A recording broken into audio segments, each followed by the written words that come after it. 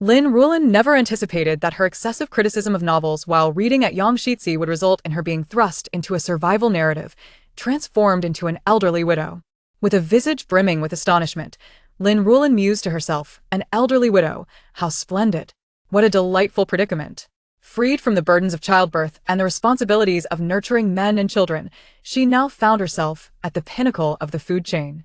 How delightful.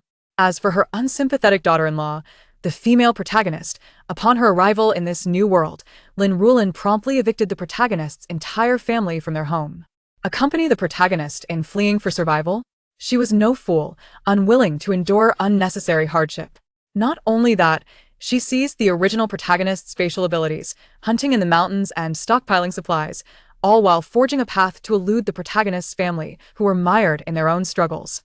While the protagonist faced myriad hardships with her family in tow, Lin Ruolan meandered leisurely as if on a grand tour.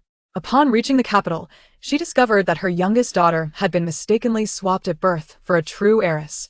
This pampered young lady, upon returning to her agricultural roots, found fault with everything around her. Striving for her daughter's success? Apologies, but that was an impossibility.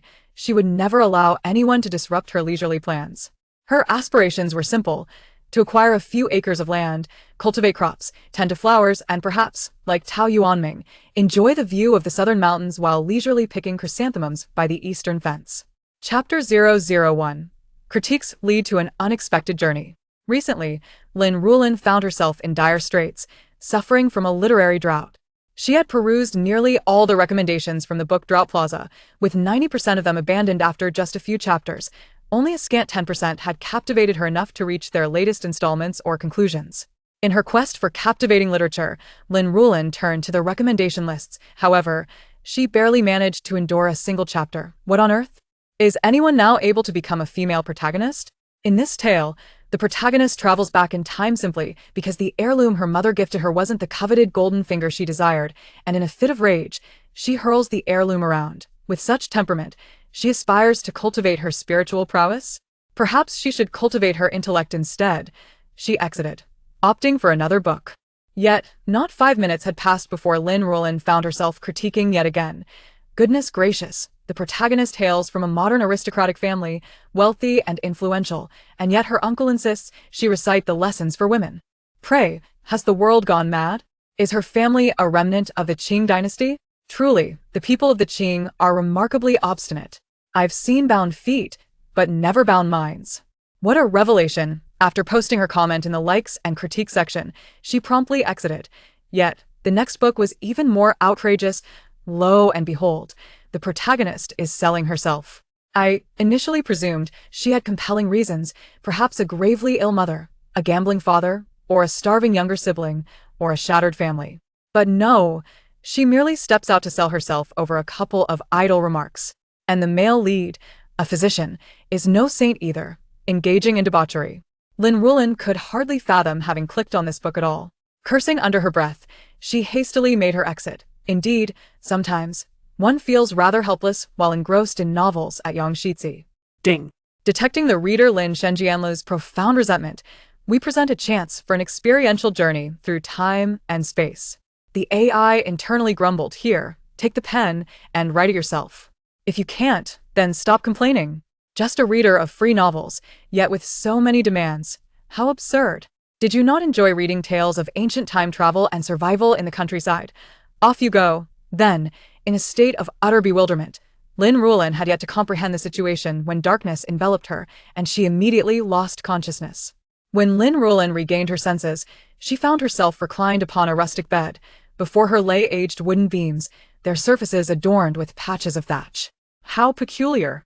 Why is there thatch on the roof? Shouldn't it be tiles? Turning her gaze, she noticed the walls constructed of earthen bricks, uneven and mottled, bearing the marks of time's passage. Lin Ruolan furrowed her brow in contemplation. Just moments ago, she had been lying in bed with her phone, critiquing novels. How had she suddenly found herself in this unfamiliar setting? Ah, that's right. Just before losing consciousness, she seemed to have heard a phrase. Could it be? Had she genuinely traveled through time? All because of her literary critiques. And is time travel now so casual? Just as Lin Ruolan finished her thoughts, darkness descended once more, and she fainted again. She had hoped to reopen her eyes and find herself back in the modern world, but alas, fate had other plans. Instead, she merely absorbed the memories of the original owner, the widow Lin. The original owner also bore the surname Lin, aged 38, having become a widow a decade prior after her husband's demise. Without a pillar to support the household, life had become quite arduous. Fortunately, the original owner was industrious and resilient, toiling from dawn till dusk to raise her children. The original owner had 3 sons and 2 daughters. The eldest, the third, and the fourth were sons, while the second and youngest were daughters. All her sons were married. The eldest, Lin Manjin, married to Li, had a son and a daughter. The daughter, Lin Dia, was 5 and the son, Lin Xiaohe, was 3. The eldest daughter had already wed, moving to the neighboring Zhao family village, where she now had 2 daughters and was rumored to be expecting again. The third son, Lin Manin, wed Ji, and their daughter had just turned 1. The fourth son, Lin Mansong, had recently married. His wife, Su Huanyang, was merely 16 this year. The youngest daughter, Lin Manxiu, aged 13, had yet to be betrothed. With a total of 11 family members, naturally, the more people there were, the greater the conflicts. Currently, the recently married fourth son's household had fallen into disarray, prompted by an incident in the wife's family. Her parents had met with an unfortunate accident, leaving them deceased.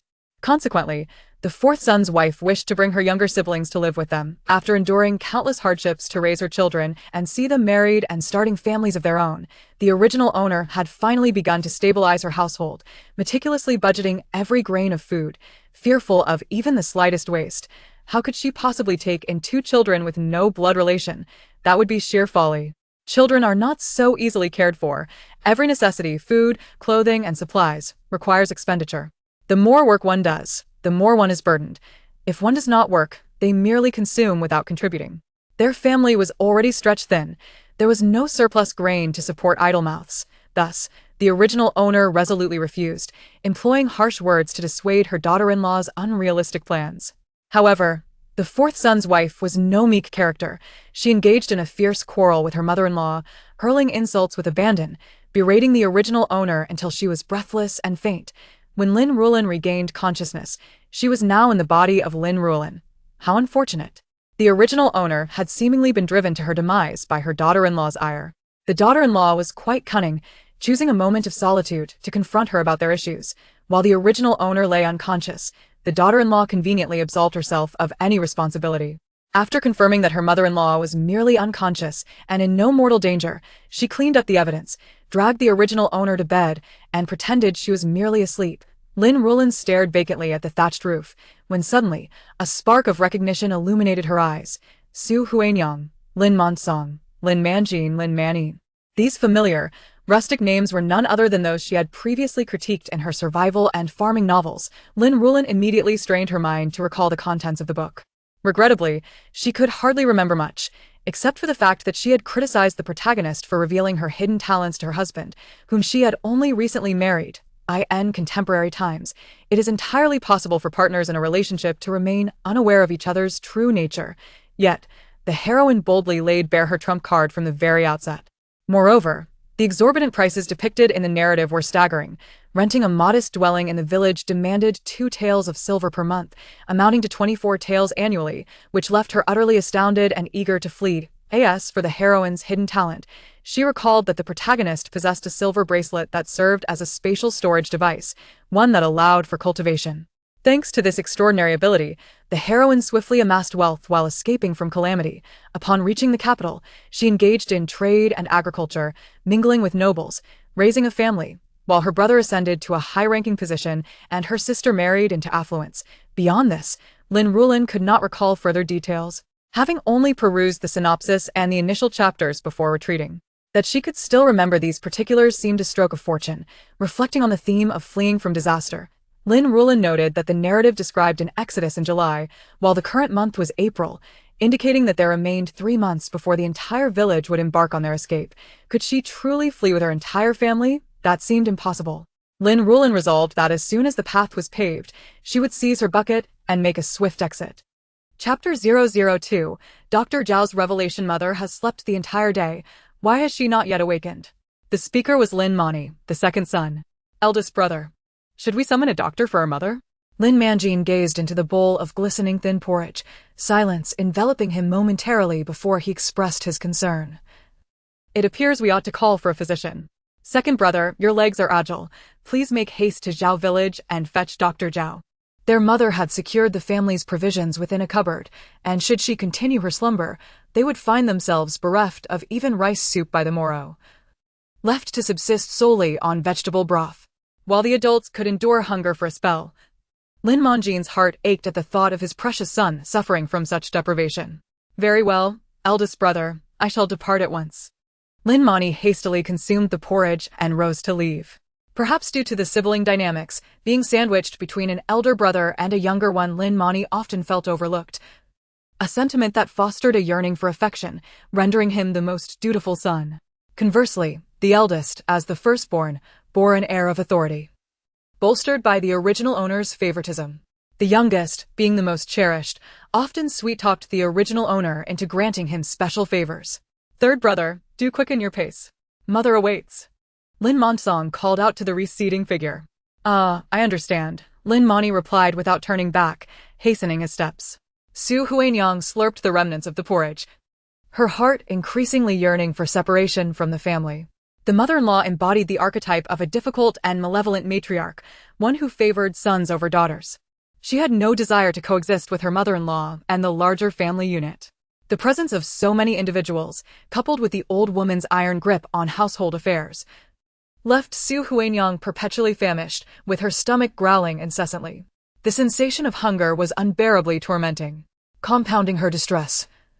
The family's finances, encompassing the earnings of both genders from labor and embroidery, were all siphoned by the old matriarch, leaving nothing for them to retain.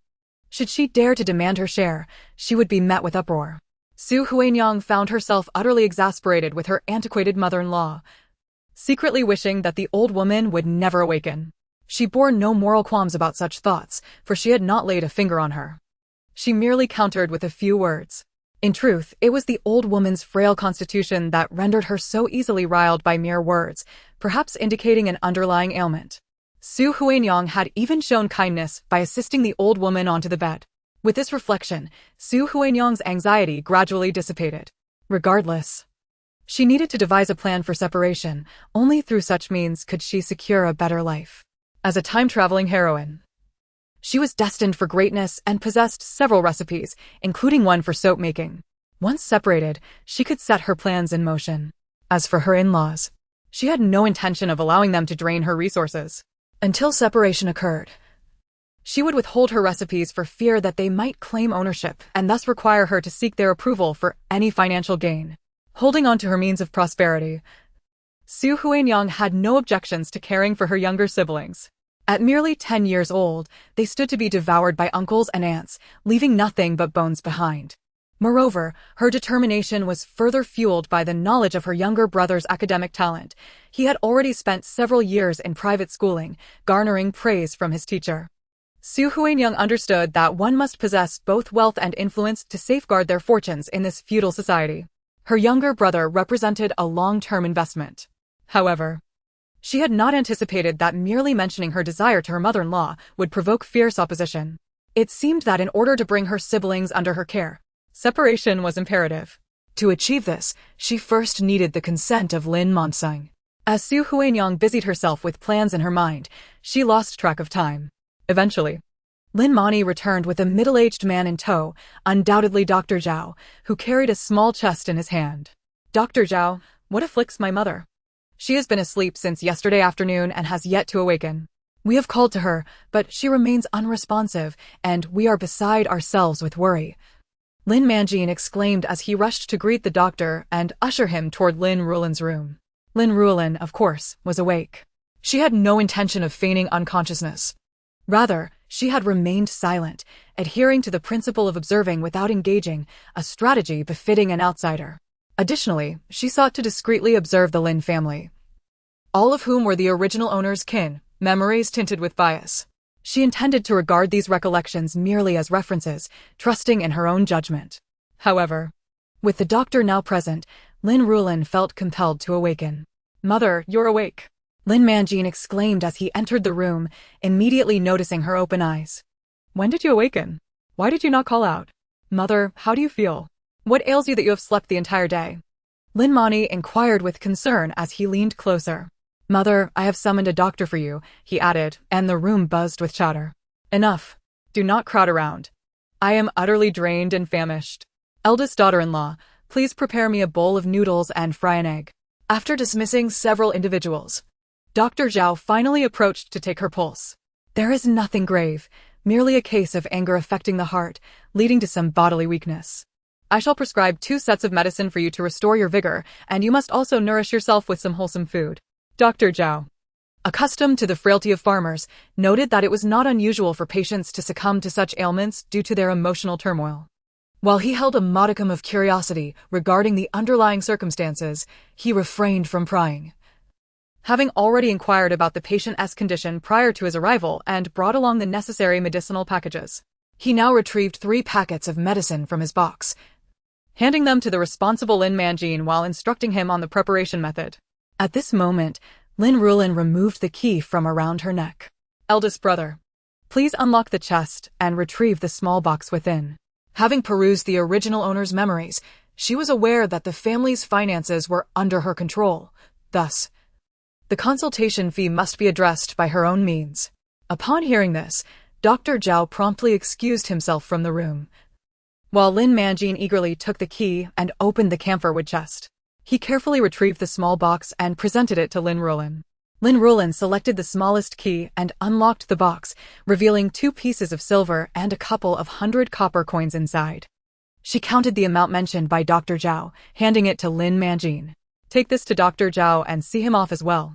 Following the original owner's memory, she entrusted these matters to Lin Manjin, while the others in the room offered no dissent. Once the crowd had dispersed, Lin Ruolan finally found the opportunity to attend to her personal matters. After concluding her business, she promptly returned to bed, her body feeling utterly drained, longing only to rest. The eldest daughter-in-law was quick and efficient. In no time, she returned with a steaming bowl of egg noodles. Eldest brother, summon all the adults in the household. I have matters to discuss. Having satisfied her hunger, Lin Ruolan now felt invigorated enough to confront the circumstances that had led to the original owner's demise. Chapter 003. The separation begins. The lingering aroma of egg noodles filled the room, causing those who entered to swallow hard in temptation. You troublesome daughter-in-law. How dare you speak back to me, causing me such distress since your arrival? You unfilial wretch. Lin Ruolan's tirade began, wielding a vocabulary accumulated from her previous life, raining down a barrage of reproaches upon the new bride. She recounted the events of the previous day, lamenting that the 4th son should never have married such a wasteful woman. 4th, your wife nearly drove me to my grave with her insolence. Will you choose her over your own mother? Su Huanyang's expression darkened. She had not anticipated the old matriarch would turn her ire upon her so swiftly after awakening. Mother, you must not slander me. I did not cause your fainting spell. You were merely asleep in your chamber, slumbering for an entire day. Su Huanyang was unwilling to concede her culpability. Though she cared little for reputation, she was acutely aware of the societal norms of the time. Lin Mansong, the 4th son, cast a skeptical glance at his newlywed wife, instinctively disbelieving his mother's accusations. The couple had just embarked upon their marital journey, a time typically filled with sweetness and harmony. Given that Huanyang was a sensible woman, it seemed implausible for her to have caused such a disturbance. It was likely that his mother, feeling somewhat envious of his attentiveness to his wife, was merely stirring trouble. Mother, Huanyang is not that kind of person. You must be mistaken, Lin Mansong defended his wife. As for his mother's assertion that Huanyang wished to bring her younger siblings to live with them, he had initially opposed it. However, Huanyang had mentioned a family recipe that could lead to prosperity if they were to take her siblings in. She had insisted, though, that the recipe be reserved for their personal use until after they had divided their household. Lin Ruolan, witnessing her son stand up for his newlywed wife, felt a surge of disappointment and anger. Am I, as your mother, to be unjustly accused? 4th, your wife is not a virtuous woman. You should heed your mother's advice and divorce her. I shall find you a better match. Lin Ruolan deliberately exaggerated the situation, hoping to seize the opportunity to separate their households. 4th, you must be out of your mind. How could I possibly forsake my wife so soon after our marriage? If word got out, what would become of my reputation? Mother, even if you are displeased, you cannot unleash your frustrations upon my wife. If I were to divorce Huanyang, how would she survive? I shall not acquiesce to your unreasonable demands. Tomorrow, I will procure 2 tails of meat from the market to nourish you. Please, cease this commotion. Seeing her son attempt to placate her, Lin Ruolan's temper flared. They say that once a man marries, he forgets his mother. Today, I bear witness to this truth. Fourth, you no longer trust your own mother. How bitterly I suffer. After 10 years as a widow, nurturing my son with painstaking effort, only for him to become someone else's. My heart is truly shattered. As she berated him, Lin Ruolan's hands struck the bed frame, her emotions running high. Lin Manjin, Lin Manin, and the eldest daughter-in-law sat in silence, wary of provoking the elderly matriarch's wrath and becoming her scapegoat. At that moment, Lin Montxang sensed an opportune moment to propose a separation. Mother, if you cannot accept us and deem us unfilial, then let us part ways. Once separated, we shall no longer be a burden to you. We will still provide you with support during the festivals. Lin Manjin and Lin Manin were taken aback by their younger brother's bold suggestion. Fourth, what nonsense is this? Mother merely expressed her anger towards our sister-in-law. How has it escalated to a point of division? Brother, while our parents are alive, we do not separate. To propose such a thing is unfilial. The usually reticent Lin Manin interjected, horrified by the prospect of division. Separation was a grave matter, and Lin Manin had never considered it. Moreover, with separation came the burden of labor, which would fall solely upon the 4th son.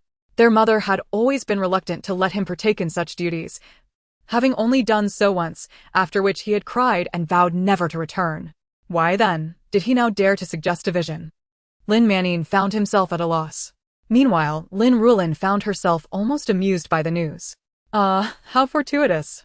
It seems 4th and his wife have resolved their differences in private, otherwise, this proposal would not have emerged so boldly. My heavens!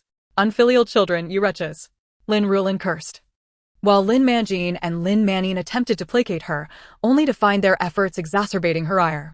Mother, perhaps separation is the answer, Lin Montxang insisted, now kneeling beside Su Huanyang. We are unfilial. He bowed thrice, and Su Huanyang, albeit begrudgingly, followed suit. Mother, I know you never approved of Huanyang from the start. Yet she is the wife I have chosen, and will be the mother of my future children. If such discord arises so soon, it is clear we cannot coexist.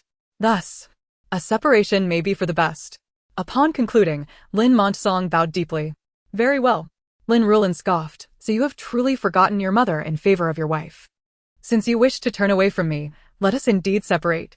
You lost your father at an early age, and I have toiled to raise you through these years, expending countless efforts. Now I provide for your marriages and offspring. I have done right by you. Even in death, I shall not feel remorse before your father. Lin Ruolan spoke with a mixture of pain and despondency, turning to her 2 remaining sons. And what of you 2? Do you also wish to separate? In truth, Lin Ruolan yearned to expel the original children from her life entirely, desiring solitude. Regrettably, this was ancient times, and such a dream was impractical. Lin Ruolan recalled the customs of neighboring villages. The idea of not separating while parents still lived was not merely rhetoric. Most families waited until the elder generation had passed before considering division. However, there were always exceptions, such as when a stepmother appeared and found her stepchildren disagreeable, leading to separation, or when irreconcilable conflicts made cohabitation untenable. Mother, I do not wish to separate, Lin Manin declared, startled by the notion. I will continue to honor you alongside Hua. The eldest daughter-in-law tugged at her husband's sleeve, wishing for separation, but forgetting her position as the eldest daughter-in-law meant that, even if separation occurred, their mother would still reside with them. Lin Manjin understood this sentiment clearly. Mother, we do not wish to part ways. Should we separate, you will still be with us. What is the point? Furthermore, without separation, the 3rd son could continue to share the burden of labor with the 4th. Only a fool would choose to divide. Moreover, he still had his pride. He understood the cunning nature of the 4th son, and if he and his wife sought separation, it was undoubtedly because they had some hidden advantage. As brothers, the elder wished to keep his younger brother from living a comfortable life away from the family. Why should their mother have to accompany him?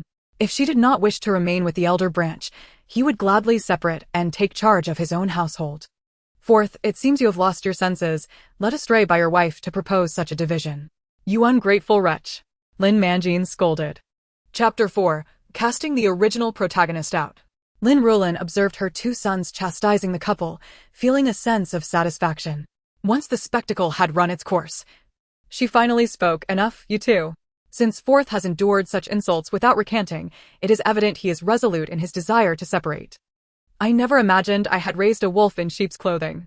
Fourth, you would rather nurture your wife's kin than acknowledge your own mother. I am truly despised. Forget it. If we are to separate, let it be a complete division. Lin Ruolan paused momentarily before continuing. I shall divide the household among the three of you brothers, thereby granting myself some tranquility. This way, you will have no grounds to blame me for my lifetime of toil, and it is high time I took a respite. From now on, each of you will provide me with 100 caddies of grain annually, along with a silver tael for my old age. Of course, filial piety during festivals should not be neglected. Adhering to local customs, Lin Ruolan outlined her demands. As for me, I shall keep Monshio with me for these initial years. Once she marries, I will be left to fend for myself, and when I am too old to wash or cook, the three of you shall take turns caring for me. Mother, I do not wish to separate. Lin Manin exclaimed, kneeling before Lin Ruolan with a thud. This unexpected display startled Lin Ruolan. Goodness, will the youngest truly be unable to let go? I just yearn for a peaceful life. Yet, the crux of the matter lay in the fact that she was not the original owner. Even with the original's memories, living together would inevitably lead to exposure. Moreover, there was a troublesome transmigrator eyeing her, the very heroine of this tale. Should her true identity be revealed one day, the likelihood of mutual understanding would be exceedingly slim. In fact, betrayal would be far more probable. It was prudent to maintain a safe distance to avoid becoming collateral damage. She recalled that at the outset of the story, the original owner had already passed away, and the separation was thus inevitable. Aligning with the narrative's trajectory, the division seemed prudent.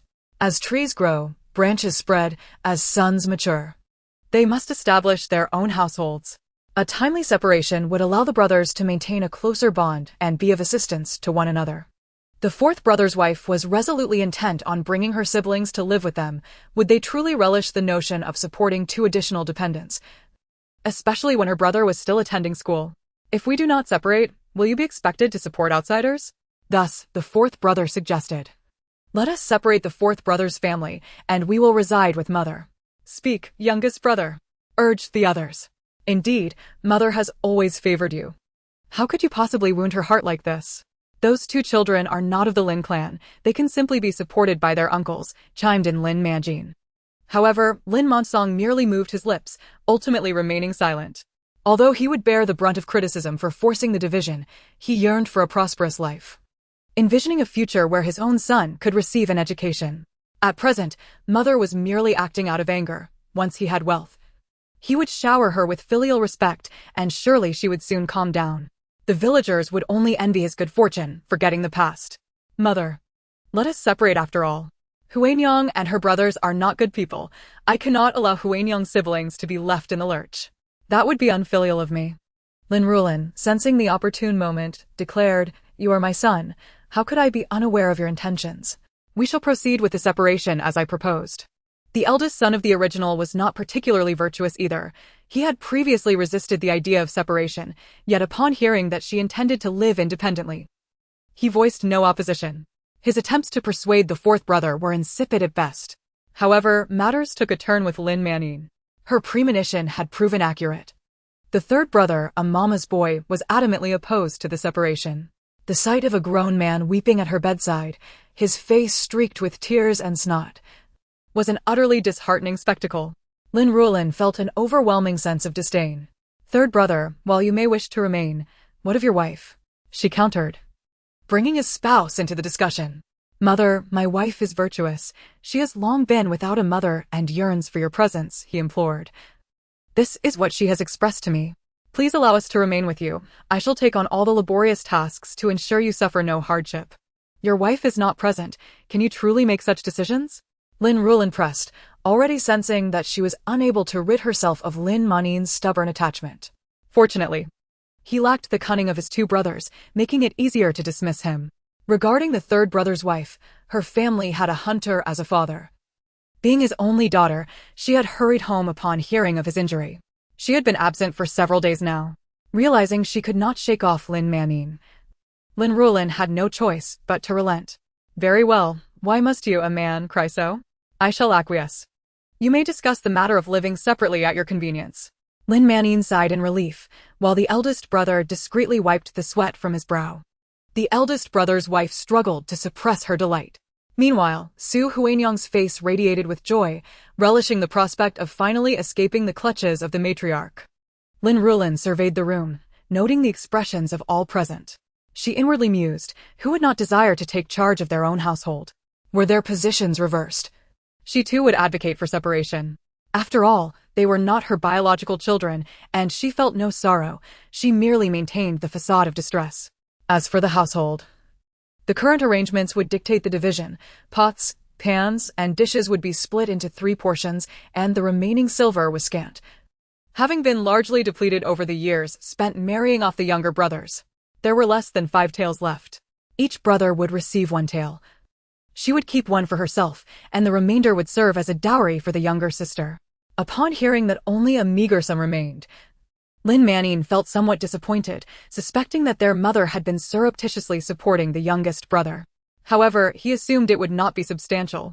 After all, she would be reluctant to part with much.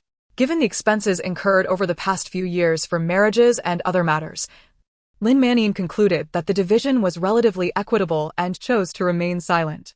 Lin Ruolan was well aware of the family's finances, having frequently coaxed resources from their mother. As for Lin Ruolan, he had not given it much thought. Their family was inherently poor, and having nearly 5 taels as surplus was already beyond his expectations. After receiving his share, he would entrust it to their mother for safekeeping, confident that his wife would concur.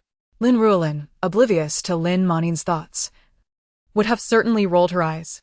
As for the remaining 5 acres of paddy field and 7 acres of dry land, each of you shall receive 1 acre of paddy and 2 acres of dry land. I shall retain 1 acre of paddy for myself, while the eldest, being the firstborn, shall receive an additional acre of paddy and dry land. Does anyone have any objections? The brothers all shook their heads in agreement.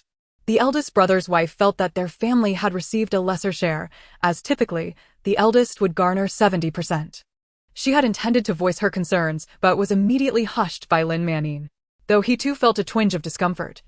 He recognized that their family had already benefited by not supporting their mother, and thus had no grounds for complaint about receiving less elsewhere. Most importantly, he feared that if a dispute arose, their mother might refuse to proceed with the separation altogether, resulting in a far worse outcome. Since there are no objections, let us summon the village chief to draft the separation deed. Chapter 005, Successfully Securing the Space. Upon learning of the Lin family's intent to separate, the village chief and several elders were taken aback. After unsuccessful attempts at persuasion, they chose to abstain from interference. Ultimately, the arrangements had been mutually agreed upon, and the children were in accord, leaving them with little recourse. After drafting the separation deed and affixing their seals, the matter was settled. 4th brother, you must keep a close watch on your wife, otherwise, she may become quite ambitious, the village chief remarked as he departed. The elders chimed in, clearly expressing their dissatisfaction with the couple. Lin Ruolan's expression darkened, while Su Huanyang felt a surge of indignation, but dared not voice it. Compelled to endure the village chief and the elders' admonitions, Lin Ruolan silently rejoiced in the presence of his younger brother, Lin Ruolan, who bore the brunt of their reproaches. Otherwise, it would undoubtedly have been him receiving the elders' scoldings. That night, Lin Ruolan and his wife engaged in a heartfelt conversation. My dear, he lamented, for your sake, I have not only wounded our mother's heart but also strained the bonds with my brothers. You must treat me well moving forward. After being thoroughly berated earlier, Lin Ruolan sought reassurance from Su Huanyang. Is the remedy you mentioned truly reliable? If it fails, we will lose everything. He regretted his impulsiveness, believing he should not have heeded his wife's urging to separate their household. Perhaps he should have waited until she produced tangible results, to ascertain that her concoctions were indeed valuable and marketable before making such a drastic decision. Su Huanyang, perceptive to the implications of her husband's words, quickly responded, rest assured. My formula is a treasured heirloom passed down through generations. You are aware that my family did not originate from this area. My maternal lineage was once affluent. However, unscrupulous individuals coveted our ancestral recipe and we refused to part with it. In her storytelling, Su Huanyang spun a tale effortlessly, leaving Lin Laosi in awe. Is what you say true? Why have I never heard you mention this before? How long have we been married? We scarcely knew each other prior to this. This isn't about our separation. I wish for us to have a prosperous life together, which is why I confided in you, Su Huanyang replied. After a moment's pause, she continued, tomorrow, we shall venture to the town to procure some raw materials and gauge the market value of our goods. However, the prices in town are likely to be lower. If possible, we should consider heading to the county, which would be more advantageous. Once we accumulate some wealth, we could relocate to the town or even the capital. As a woman transported from the 21st century, Su Huanyang had no intention of remaining in rural obscurity. Life in the mountains was far from convenient. A simple shopping trip to town required over an hour's walk, totaling nearly 5 hours for a round trip. In her modern life, she had never traversed such distances without the aid of taxis or public transport. Thus, she resolved to earn money and relocate, preferably to the county first, then to the capital. The town, in her eyes, was hardly appealing, merely comprising a few shops, lacking the infrastructure and convenience of the county or capital. Yet, these aspirations were for the future. For now, the priority was to visit the town to purchase raw materials and assess market conditions. Other matters could be addressed later. Lin Laosi was so captivated by his wife's ambitious vision that he found it difficult to sleep through the night. He was not alone in his restlessness. At the main house, another couple lay awake, both amused yet feeling a bit disadvantaged by the recent developments. Is this a dream? The head of the household mused. We have truly separated, and our mother is not living with us anymore? Even now, Li Chuanqing, Lin Laoda's wife, felt a sense of disbelief. Lin Laoda, too, marveled at the unexpected turn of events. Is it real? Did I not sign the separation document? Did I not give you the money? Isn't the grain stored in our house? He posed these questions in disbelief, suspecting that their mother had been flustered by Lin Laosi's wife. For such fortune could hardly have befallen them otherwise. It was indeed splendid news, though they lamented the inability to call upon their second brother for labor in the future, which they considered a significant loss. While they could pay to exempt themselves from labor, their lack of savings posed a dilemma. Light tasks they would undertake themselves, but for heavier burdens, they would have to purchase their peace. Contrarily, Lin Laosan celebrated the separation, eager for more of his mother's affection. The mere thought filled him with joy. Lin Ruolan, meanwhile, was exhilarated by the prospect of escaping the burdens of an extended family. The original owner of this body had a little private stash of money over a tael of silver she had saved. As it was her private fund, she intended to keep it for her own use. Additionally, the original owner had a wedding bracelet, which now adorned her wrist. Previously, there had been a silver hairpin, a silver ring, and a pair of silver earrings, but those had been spent during times of hardship, leaving only the bracelet. The sight of the silver bracelet triggered thoughts of the protagonist's golden opportunity, seemingly originating from that very bracelet. Could it be? Suddenly, Lin Ruolan sprang from her bed, a realization striking her. Was Su Huanyang's golden opportunity derived from the original owner? Surely not. She felt a shiver run down her spine and delved into the original owner's memories. Among all the children, the original owner had favored Lin Laosi the most. She had once promised that upon her passing, the silver bracelet would be bestowed upon him. Even the rest of the family was aware of this arrangement. According to the original storyline, the original owner had died due to Su Huanyang's provocations, which meant that the bracelet would have inevitably fallen into Su Huanyang's possession. Having observed Su Huanyang closely that day, Lin Ruolan noted that she possessed no adornments. When she married, her dowry was meager, just 2 old garments and a red wedding dress. The fabric for that wedding dress had been one of the original owner's gifts. Had there been any accompanying silver jewelry, it would have been worn for display at her wedding. Clearly, Su Huanyang did not have any. This indicated that the protagonist's golden opportunity was almost certainly derived from the original owner. And now, it still lay upon her wrist. Ecstatic, Lin Ruolan silently screamed in her heart. Seizing the moonlight, she quietly rose from her bed, rummaging for the original owner's sewing supplies, and took a needle to prick her finger. Blood dripped onto the somewhat aged silver bracelet, which promptly absorbed it entirely. Witnessing this, Lin Ruolan's excitement intensified. This was a breakthrough. Yet, she did not immediately sense the spatial transformation. She promptly pricked her finger again, extracting more blood. After what felt like an eternity, Lin Ruolan lost track of how many drops she had spilled before the silver bracelet emitted a bright flash and vanished from her sight. Was it now lodged in her mind? Had the heroines in novels bled so much? She could not recall any such instances. Was it possible that this golden opportunity bore discrimination? As she pondered this, Lin Ruolan suddenly found herself in a vast desert. Damn! Lin Ruolan cursed loudly. Why does the heroine possess a thriving space with rivers and streams, a veritable paradise, while I am relegated to a barren desert devoid of even a drop of water? How outrageous! This bracelet is rightfully mine. The original owner is mine. Fuming with indignation, Lin Ruolan found herself at the mercy of this diminished space. It was entirely reasonable for the kidnapper to cast her into such a wretched environment, but it was infuriating. After venting her frustration for some time, she resolved to live her life with dignity, determined to rise beyond her circumstances. Reflecting positively, although this desert space leaves much to be desired, it is nonetheless a space capable of storing items. Moreover, in encounters with malevolent individuals, one could seize a handful of sand to obscure the enemy's vision or even conjure an artificial sandstorm. It serves as a commendable refuge. At the very least, it allows for the storage of various essentials, such as firewood and miscellaneous items. Regrettably, this vast expanse of desert is characterized by scorching temperatures, hovering around 30 degrees. Perhaps it could also serve as an excellent drying area? Lin Ruolan took a moment to absorb her surroundings. This desert space was eerily still, devoid of even the slightest breeze. The specifics of this phenomenon would require further verification on the morrow. Though this golden finger had been significantly downgraded, it remained a golden finger nonetheless.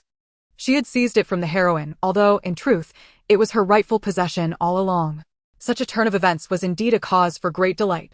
Like the other members of the Lin family, Lin Ruolan tossed and turned throughout the night before finally succumbing to slumber. The following day, Lin Ruolan rose early. Now that the family had separated, and with the third brother's wife absent, the responsibility of preparing meals fell squarely upon her shoulders. In that moment, she couldn't help but feel grateful for her rural upbringing, which had equipped her with the skills to utilize a traditional stove. The family's grain had been divided the previous day, with each household receiving merely 2 bags of brown rice. Relying on the generosity of the eldest and third households, it would be prudent to temper her expectations. However, to Lin Ruolan's astonishment, as soon as she opened the door, she found her third brother, who had been chopping firewood in the yard, pausing his efforts upon hearing her movements. "Mother, I've cooked porridge. Once you're done washing up, feel free to eat," he announced. Lin Ruolan was taken aback. She had not anticipated enjoying such a luxury. This revelation truly surprised her, as the original owner's memories did not include any mention of her third brother's culinary skills. When the children were younger, the original owner had been too preoccupied to cook, thus relying on Lin Manwei as the sole option. In this era, most men considered kitchen duties to be solely a woman's responsibility. To engage in cooking would be seen as a loss of face for a man, subject to ridicule. Consequently, the original owner had never permitted her sons to cook. Nonetheless, she chose not to inquire how her third brother had acquired the skill. After all, it was merely a pot of thin porridge. In her estimation, anyone with hands could manage such a task. After years of exposure, it would be abnormal not to know how. Thus, Lin Ruolan nodded impassively and proceeded to the kitchen. Indeed, the kitchen held a bowl of brown rice porridge, surprisingly containing an egg as well. When they divided the household, they had also shared the accumulated eggs, with each household receiving a hen. In the past, eggs from the family had typically been sold in town for cash. Only under special circumstances, such as supplementing the children's diet every 10 days or providing for a daughter-in-law during her confinement, did they receive any. Lin Ruolan had initially thought that a bowl of thin porridge would suffice. However, the current situation exceeded her expectations. Her third brother was indeed as filial as the original owner's memories had suggested. Perhaps keeping the two of them together was not such a bad idea after all. With the impending famine in 3 months, even if she decided to save some money for travel expenses and escape with a travel permit, having a man in the household would undoubtedly prove advantageous. Sighing, she realized that she would need to adapt to local customs in the days to come. In a short while, Lin Ruolan had eaten her fill and washed the dishes. She then lit a fire to boil some water for herself and began preparing medicine. "Mother, you should rest in your room. I'll handle these tasks," her third brother chimed in after finishing chopping wood. Seeing his mother busy, he hurried over to assist. Lin Ruolan, feeling restless after a day of inactivity, thought it best to engage in some activity. Have you finished your fieldwork?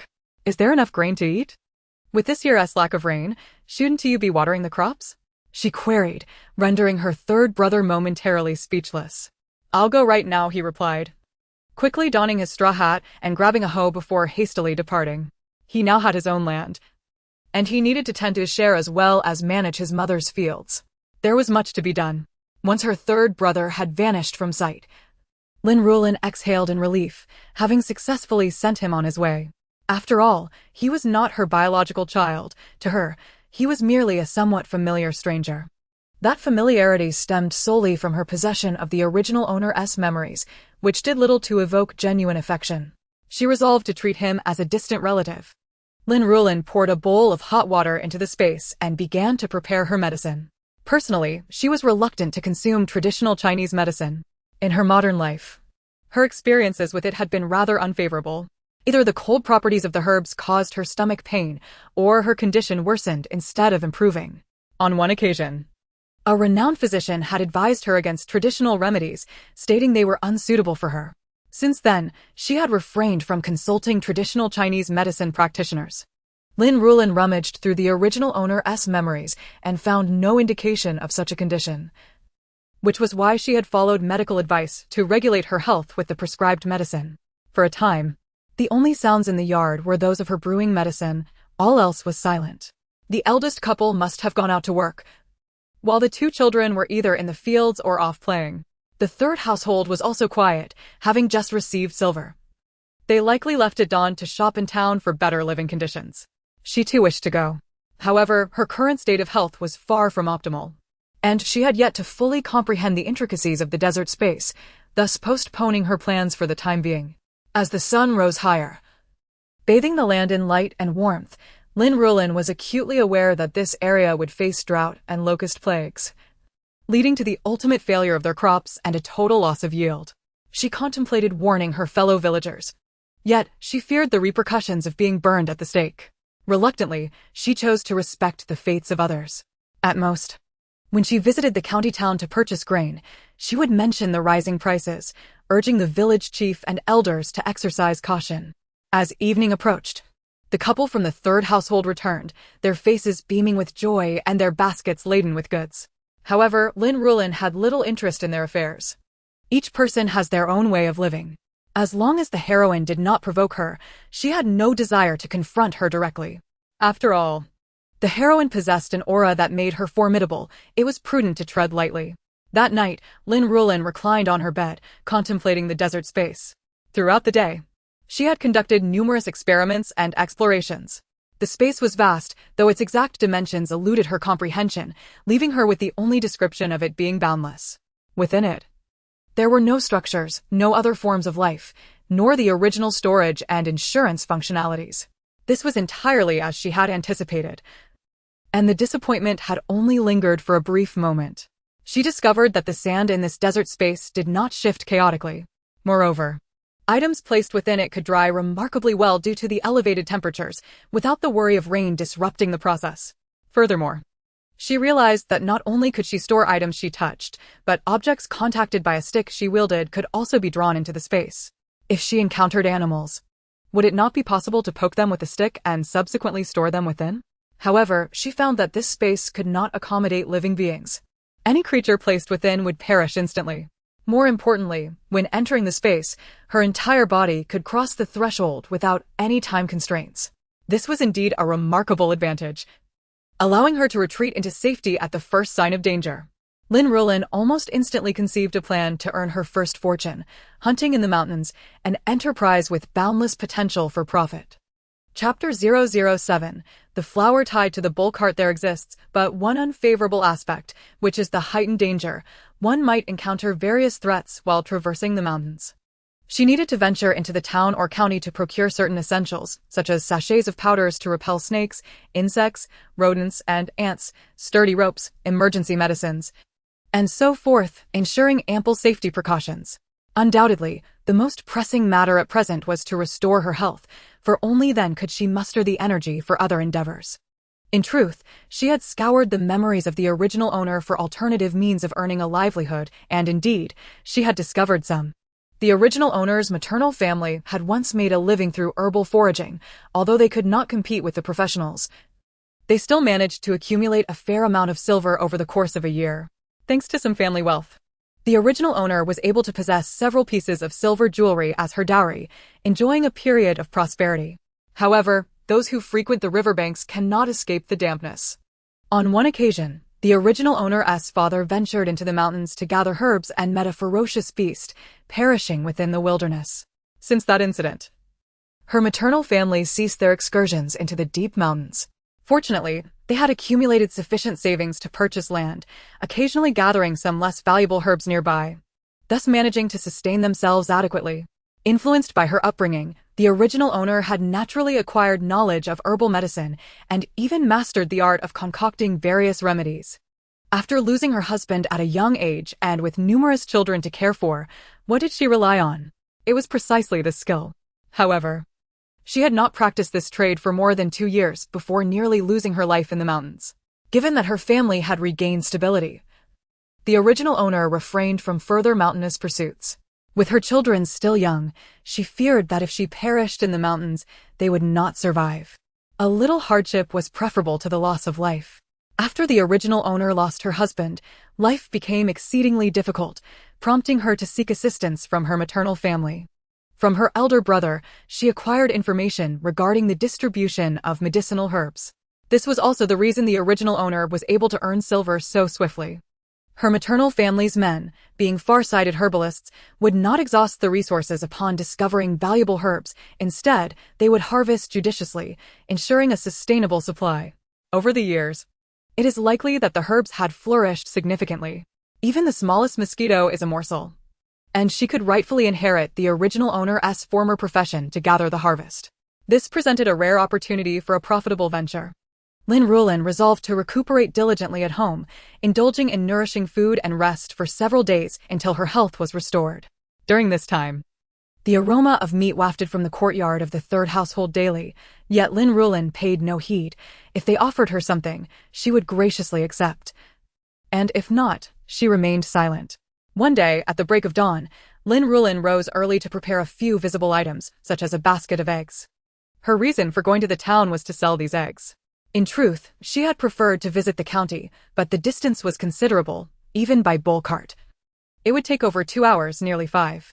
Thus, she opted for the closer town instead, planning to hunt before making her way to the county for further sales. The previous day, she had already informed Lin Ruolan of her intention to sell eggs in the town, so in the morning, she merely nibbled a few bites before grabbing her basket and a small backpack, setting off. The village had a bull cart that traveled to the town every other day. And since Lin Ruolan found even a mere 1,000 meters painful to walk in her modern life, she naturally chose to travel by cart. The fare was quite inexpensive. Merely a copper coin. Lin Ruolan paid without hesitation. "Oh, Mijin's mother, don't you usually walk to the town? Why would you indulge in a bull cart today?"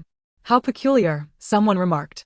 "Oh, I forgot, your family has separated. You can now manage solely on your own, so why not treat yourself to a bull cart?" Lin Ruolan, before she could even settle into her seat, she was already subjected to veiled mockery. Upon lifting her gaze, she discovered it was Zhang Dazue, the original owner's nemesis. Of course, Zhang Dazue was not her real name. Her actual name was Zhang Dahu, but her mouth was notoriously large. Not only was she figuratively loud, but her physical mouth was also quite prominent. This woman had a penchant for collecting and disseminating gossip, being astutely aware of the affairs of others. In modern times, she would undoubtedly make an excellent entertainment journalist or paparazzo. Alas, she was born in the wrong era. After a brief moment of internal lamentation, Lin Ruolan swiftly retorted, "Am I consuming your grain? What concern is my family separation to you? With so much free time, you ought to worry more about your own household. I wonder which family your son has his eye on?" Mentioning her son's marriage sent a pang of anguish through Zhang Dazue's heart. "How dare you bring that up? It wasn't he, your good-for-nothing fourth son, who ruined everything. My son would have been married long ago. The recent banquet was for my son and Huanyang," she shot back. Zhang Dazue was well aware of how to provoke, immediately resurrecting old grievances. Lin Ruolan's expression shifted. Recalling that Zhang Dazue's son had originally been engaged to the Su family, only for Lin Laosi to insert himself upon seeing Su Huanyang's beauty. He had pressured the original owner, offering a bride price higher than the Su family's, thus ensuring Su Huanyang's marriage to Lin Laosi. This caused the original owner to harbor resentment towards the daughter-in-law. Not to mention, her son lavished attention on the future in-laws while neglecting his own household. This stark contrast only deepened the original owner's discontent. However, seeing her son's infatuation, she had no choice but to endure. Now, with Zhang Dazue bringing up the matter, her countenance could hardly remain pleasant. Of course, she personally did not care. In modern times, marriages and divorces were commonplace. There was truly nothing surprising about it. Yet, standing before her was the original owner's arch-rival, compelling her to adhere to the original owner's temperament. Perhaps your family simply can't afford the bride price. If I were you, I would do well to contemplate methods of earning money. With wealth, what daughter-in-law could one not have? Even the daughters of wealthy merchants and landlords would be eager to wed. Lin Ruolan struck a chord with precision, at the very least. Possessing a clever mind and the ability to read and excel in examinations would attract the attention of young ladies from affluent families. You, Zhang Dazue, furious and humiliated, retorted. Oh, you old widow. I'm merely showing concern for you, and here you are waiting for me to respond. Zhang Dazue spat. If I had money, would I endure your ridicule? If my son had that ability, I would have long since dealt with you and driven you out of Linjia village. But let us not stray from the point. I cannot compare to you in terms of bringing misfortune to husbands. Zhang Dazue swiftly launched a personal attack, seizing upon the original owner's vulnerabilities. Lin Ruolan genuinely wished to avoid a verbal spar with Zhang Dazue, not wanting to provide entertainment for the onlookers. Just then, she noticed someone approaching and called out, Sister Wang, there's still room here, come and sit beside me. Lin Ruolan patted the empty spot next to her, inviting the other to sit beside her. Zhang Dazue turned to see it was Wang, the widow, and her expression shifted dramatically. Lin Ruolan couldn't help but chuckle inwardly. Here comes Zhang Dazue's nemesis. We have the upper hand now. Chapter 008, Shopping in the Town. As for why Zhang Dazue's expression changed, there was a reason behind it. The widow surnamed Wang was the woman with whom her husband had been unfaithful. Zhang Dazue had indeed quarreled with her husband over this matter, even threatening him with divorce, but regrettably, her husband was unperturbed.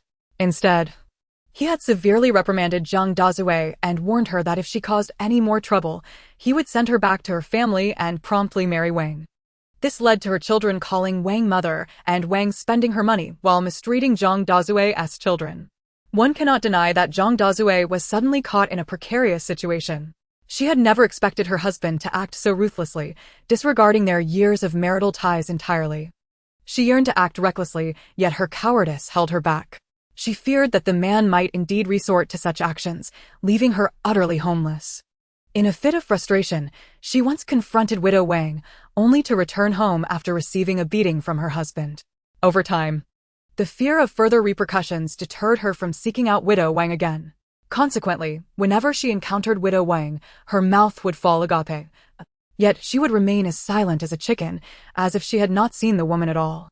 However, Lin Ruolan noticed the contorted expression on Zhang Dazue's face, clearly indicating her intense displeasure towards Widow Wang.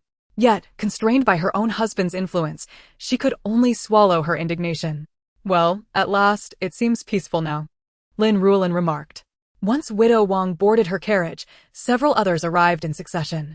The ox cart was fully loaded, and the old man loose snapped his whip, setting the cart in motion. After a swaying journey of over an hour, they finally reached the town. Uncle Lu, I shall take your ox cart again on my way back. Here's the fare, I'll pay you in advance, Lin Ruolan said, fearing that he might not wait for her. By paying up front, she hoped he would feel obliged to wait for her should any unforeseen circumstances arise. Very well. I will wait here until the end of noon, Uncle Lu reminded her, but do not miss the time. I can wait no longer than the beginning of the afternoon.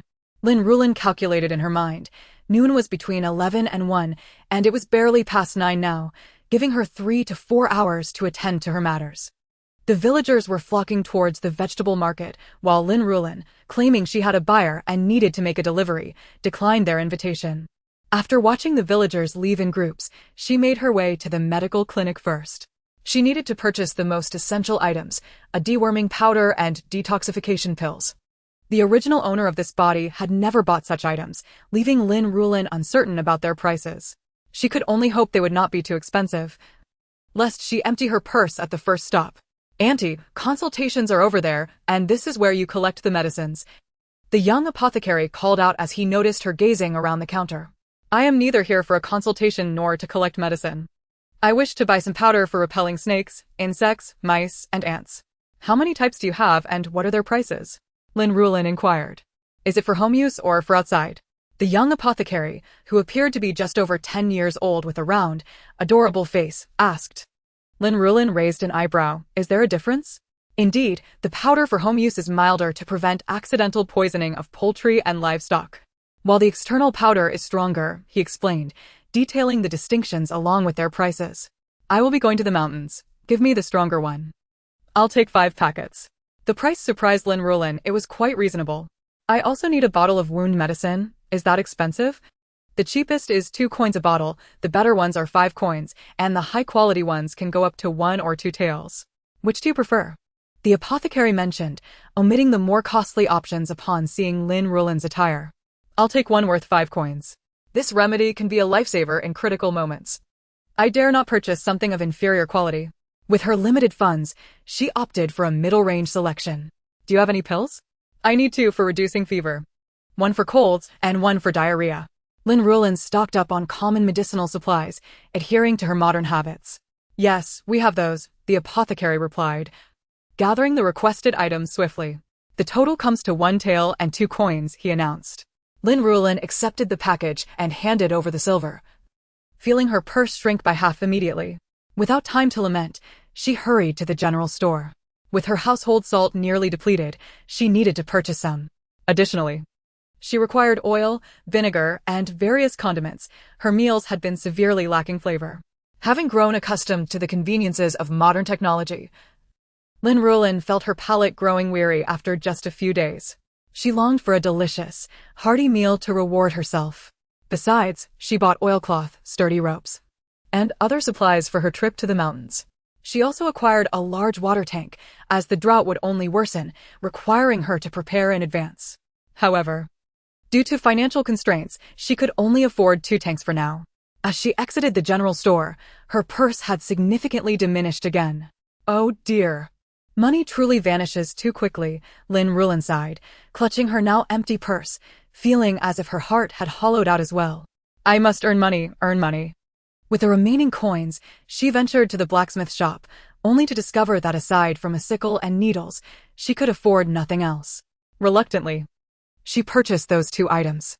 "Well, now I'm completely broke," she lamented, with just over 100 copper coins left. "This life, one cannot afford to be without money. A life devoid of funds is truly miserable." Initially, she had planned to buy some grain at the grain store, but with so few copper coins left, she reconsidered. "I might as well save this for emergencies." Nevertheless, she still inquired about the grain prices at the store, only to find they had risen slightly. "By 2 to 3 coins. Not much, but still significant." The clerk at the grain shop looked at Lin Ruolan with disdain as she merely inquired without making a purchase. As she turned to leave, he sneered, Poor wretch." Lin Ruolan could not help but retort, "I haven't encountered such an arrogant shop assistant in ages." "Is this grain shop yours?" The clerk, taken aback, replied, "No, how could my family afford a grain shop?" "Then why act so haughty? You must be just a clerk who can be dismissed at any moment, right?" "Ah, indeed," she continued, "you should be cautious. Or you might find yourself out of a job without realizing it." With that, she turned away, having silently resolved never to return to this grain shop for her purchases, opting instead to buy in the county town. As for the clerk, he wouldn't last long in this position. I wish him well. Upon returning to the general store, Lin Ruolan found that the clerk had moved the water tanks from the backyard to the front. "At last, you've arrived. I thought you might not come," he said, a hint of impatience creeping into his voice after waiting for a while. Lin Ruolan smiled. "How could I not come? I've spent money here. I can't just vanish. I just went to the grain store to check on the prices and found that everything has gone up a bit since last year. There has been little rain, and this year's harvest remains uncertain." The clerk nodded in agreement. "Indeed, we common folks rely on the weather for our sustenance. If the heavens do not smile upon us, it will be a hard year. Lin Ruolan thought to herself, not just a hard year. Young man, I've arranged to meet someone over there shortly. Can you help me carry the water tank to that alley? I'm worried it might hinder your business if left at your door. While Lin Ruolan had been out, she had scouted for a convenient spot to store her items in the space. There was a dead-end alley devoid of people, making it an ideal location. However, she did not anticipate that while she was gathering her items, she would nearly be discovered. Chapter 009, Nearly Discovered. In the cluttered dead-end alley. After ensuring that the general store clerk had left, Lin Ruolan quickly surveyed her surroundings. Confirming that no one was in sight and that no one was paying attention to her direction, she swiftly and decisively pulled the 2 water tanks into her space. After collecting the water tank, Lin Ruolan noticed that her backpack felt somewhat heavy. As she contemplated whether to stow the items within, a sudden commotion reached her ears. Rapid footsteps echoed nearby, as if someone were fleeing for their life. Catch the thief. Quick, catch the thief. The urgent shout of a middle-aged man accompanied the cacophony of hurried steps. Lin Ruolan swiftly adjusted her backpack and hurriedly exited the alley. However, just as she was about to leave, a shadow darted past her with such swiftness that she barely recognized it as a person.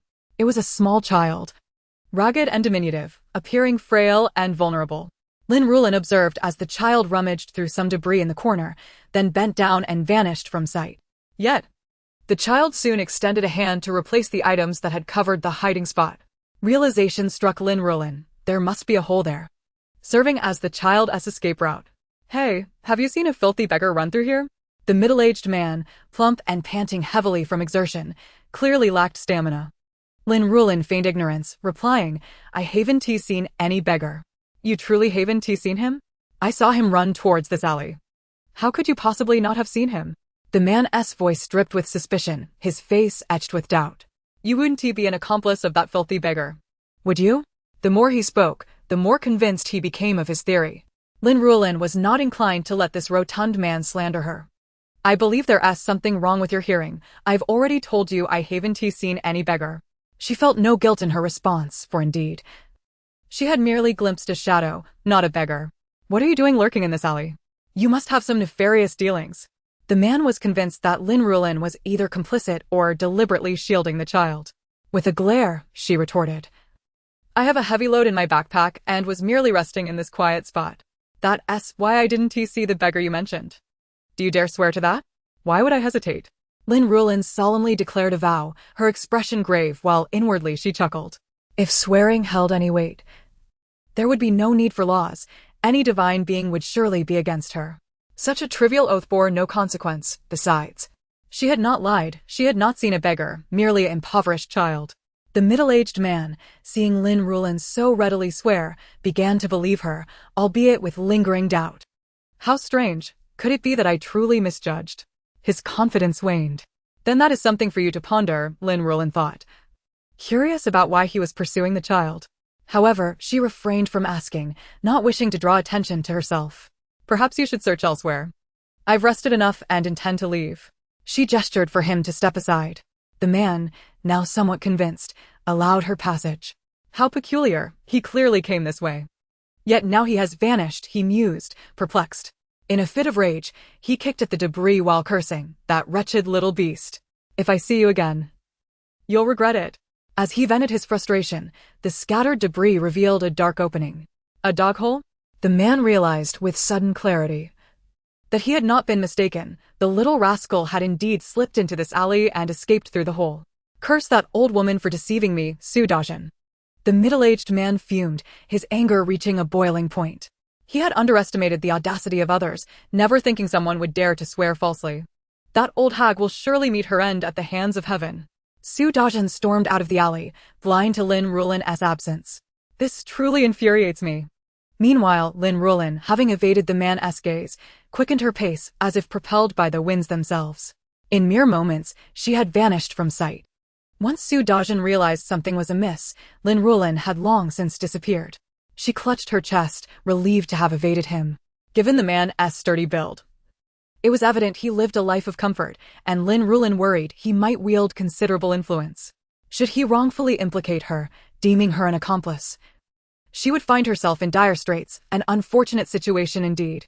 They say that in the halls of justice, without wealth, one finds no voice. Should she be entangled in such affairs, escaping unscathed would be a formidable challenge, especially given her current impoverished state. Initially, Lin Ruolan had intended to find a noodle shop for a warm meal, but now she opted for a bun shop, purchasing 10 meat buns to take with her. She wished to buy more for sustenance, but her limited funds and the perishability of the buns deterred her. 10 was just the right amount. As she walked, Lin Ruolan unwrapped 2 buns to eat, placing the remainder in her backpack. Taking the opportunity to stow away other items, she utilized her spatial storage for those less heat-sensitive belongings. The interruption caused by the middle-aged man had deprived Lin Ruolan of several items, leaving her with ample time when she finally reunited with old Lu at the city gate. By the heavens, have the eggs already sold? Old Lu exclaimed, astonished at how swiftly things transpired. Didn't you say you had more to attend to? How could you return so soon? Yes, they've already sold. I mentioned I would deliver them to the family, and they were home. They found my eggs satisfactory and bought them all, Lin Ruolan replied, pleased with the outcome. You must have encountered quite the generous patrons, old Lu remarked. It's still early, will you take a cart back or walk? Lin Ruolan looked up at the sky, estimating she had about half an hour to an hour left. No, I'll take the cart. Walking for 3 hours is simply out of the question. Old Lu chuckled. Very well then, find a place to rest for a bit, and we shall depart when the time is right. Sounds good. They settled in a spacious area near the city gate, where guards were visible, ensuring their safety. Lin Ruolan chose a spot beneath a large tree to rest. Before long, she felt a faint tremor beneath her feet. Her gaze shifted towards the end of the official road, where a group of individuals was approaching. Chapter 010, Riders on Majestic Steeds. Lin Ruolan's eyes widened as she fixated on the procession, quickly discerning that each rider was mounted on a fine steed, unmistakably of no ordinary status. This inevitably brings to mind the dynasty in which she currently resides, a country known as Deqian, which does not exist in the historical accounts she is familiar with. However, upon reflection, she realizes that this is, after all, a fictional world, and it is entirely natural for her not to have heard of it. The present Deqian has endured nearly 2 centuries, with the emperor having reigned for at least 30 years. In the memories of the original owner, the emperor has always been this very individual, who is now quite advanced in age.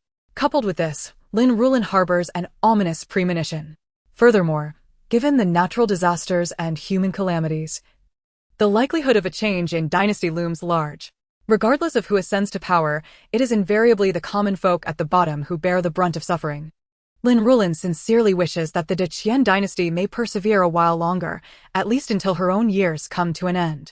As for her demise, once departed, the torrents of chaos would be of no concern to her. Approaching the city gates, the once galloping steeds began to slow their pace. This allowed Lin Ruolan to observe more clearly. Each horse gleamed with a fine sheen, brimming with vitality, particularly the leader among them. Not only were the horses in excellent condition, but the aura exuded by their rider was also formidable. They were undoubtedly individuals of wealth and influence. The guards at the city gates recognized the stature of these visitors and, upon receiving a token presented by them, immediately bowed in deference and granted passage. Witnessing this, Lin Ruolan's curiosity regarding the origins of this group intensified. Nevertheless, her intrigue did not compel her to approach. In this ancient era, where human rights were non-existent, offending the wrong person could spell disaster, not just for oneself, but for an entire family. It was best to observe from a distance. In the ensuing moments, Lin Ruolan closed her eyes to rest, her mind occupied with contemplating the route she would take to the mountains the following day. With money in her possession, she felt a sense of security. She was in desperate need of financial backing to bolster her courage. Time slipped away swiftly, and soon, old Lu's ox cart was filled to capacity. This time, Lin Ruolan made no effort to invite Widow Wang, instead opting for the most secluded corner of the cart. The group of elderly women were incessantly chattering about one household or another, and she had no desire to partake in their gossip. Thus, she leaned against the back basket, feigning weariness and closing her eyes to rest. The journey swayed along, and by the time they returned to Linjia village, the sun had begun its descent in the sky. Once home, Lin Ruolan collapsed onto her bed, taking a considerable time to recuperate. This outing had nearly drained her. She resolved that her future residence must be closer to the city, otherwise, each excursion would be fraught with trouble. not to mention the toll it would take on her health. Why hadn't a spiritual spring appeared to ease her burdens? Lin Ruolan's mind wandered greedily at the thought. If only she could sip from such a spring and be rejuvenated instantly. As she lay there, a sudden thought struck her. She had forgotten to visit the embroidery room to check on the original owner's youngest daughter. The girl, named Lin Manxiu, was merely 13 years old, possessing deft hands and an innate talent for embroidery. Last year, while selling embroidered handkerchiefs, she had caught the attention of the owner of an embroidery workshop. The original owner had resolutely sent her daughter to learn the craft, allowing her just 2 days off each month. In just a year, she had reportedly received several commendations from her employer. Due to her inability to return frequently, the original owner had made it a point to visit her daughter whenever she traveled to town. Yet now she had forgotten. Lin Ruolan could only console herself that a few more days would bring the holiday, and this lapse was of little consequence. Once sufficiently rested, Lin Ruolan rose to prepare dinner. Since the family had split, the main household and the third branch had constructed their own kitchen, making this space exclusively hers. However, she found herself somewhat vexed. Cooking was never her preference, and she particularly disliked the rudimentary earthen stove. When would Lin Manin's wife return? She resolved to inquire with Lin Ruolan during dinner. She longed for the days when she could eat her fill without concern for the others, unlike now, where she was exhausted, able to snack at her leisure, while Lin Manin, who worked in the fields, could not afford such luxury. The only consolation was that now, culinary skills were not required to be elaborate. A pot of mixed grain porridge sufficed, which certainly alleviated some of her burdens. Lin Manin returned, hoe in hand, just as dusk began to fall. Upon his arrival, Lin Ruolan immediately invited him to dinner, though she herself had already eaten. Waiting for others to return for a meal? That was out of the question. How is your father-in-law doing? Have you visited him? Lin Ruolan inquired. On the day of their division, Lin Manin had insisted on gifting her the silver he had received, but she had steadfastly refused. A man should not be left with not a single coin to his name. He might choose to go without, but he had a wife, and potentially children in the future. She had no desire to be the one bearing the weight of every trivial matter, only to be overwhelmed by them later. Lin Ruolan, accustomed to a modern lifestyle, simply wished for a more carefree existence, unencumbered by excessive burdens. Mother, I visited this morning and even brought some food from home. He Lian said her father is doing much better. He will return once he can manage on his own, Lin Manin replied. Lin Ruolan nodded, sensing the situation was not as dire as she had imagined. Very well, you take care of your father-in-law's matters. The original owner was not particularly familiar with her in-laws. They were a widower and a widow, and it was not suitable for them to interact too frequently. The marriage had been arranged while the original owner's husband was still alive. Mother, I also caught 2 fish to send over. My father-in-law was polite with me, Lin Manin added. Lin Ruolan, feeling exasperated, thought, enough of this nonsense. I shall be going to the mountains to gather herbs tomorrow. It may take me 2 or 3 days to return. Initially, Lin Ruolan had considered using a visit to her maternal home as an excuse for her trip. But after some contemplation, she abandoned that notion. It would be too risky if anything went awry. And they sought her out at her maternal home only to find no one there. That could be disastrous. It was better to be straightforward. What did you say? You're going to the mountains? Lin Manin exclaimed, alarmed. Mother, it's dangerous up there. Have you forgotten what happened that year? He abandoned his meal and began to implore her earnestly. You've only just recovered. What need is there to go to the mountains?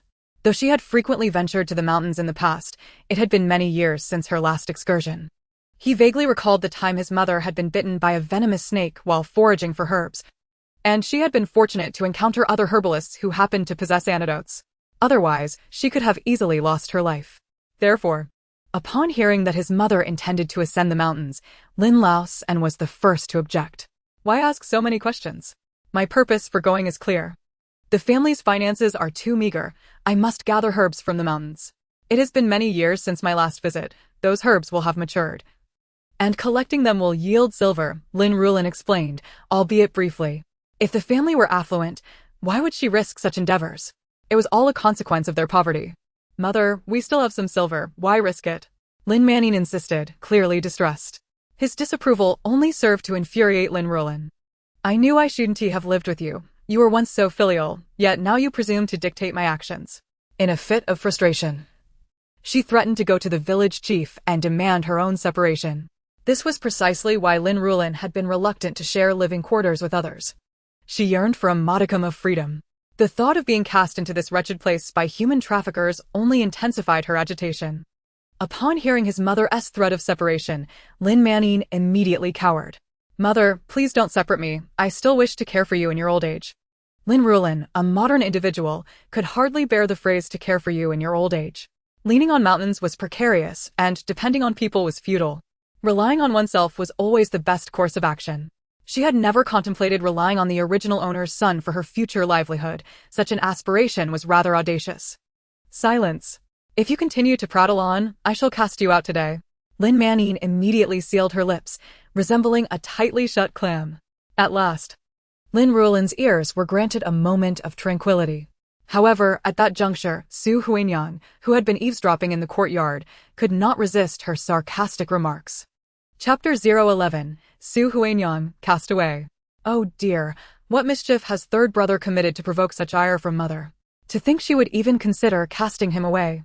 Mother, truly, after living half a lifetime, how can your temper still be so fierce? The last time I merely uttered a few words. You claimed I had caused you to faint. Why do you love to faint so much? In my opinion, that day you deliberately lied about fainting to tarnish my reputation. Mother, you simply cannot bear to see me thrive. You wish to ruin me. How could you be so heartless? Upon hearing this, Lin Ruolan's expression turned icy. She seized the wooden bucket meant for washing pots and splashed its contents directly onto Su Huinyang. She had no desire to be at odds with Su Huinyang, but that did not imply she was averse to confrontation. If not now, then when? A wail erupted in the courtyard. Mother, why are you throwing dirty water on me? Look at your filthy mouth and soiled self. Consider it a bath. What else could it be? You ungrateful wretch. Am I not showing you leniency by not having expelled you from the Lin family the other day? And now you dare to overstep your bounds. Lin Ruolan was already irked by this female protagonist, for upon seeing her, she was reminded of her own abandonment in this dismal place, and the shrinking space that filled her with frustration.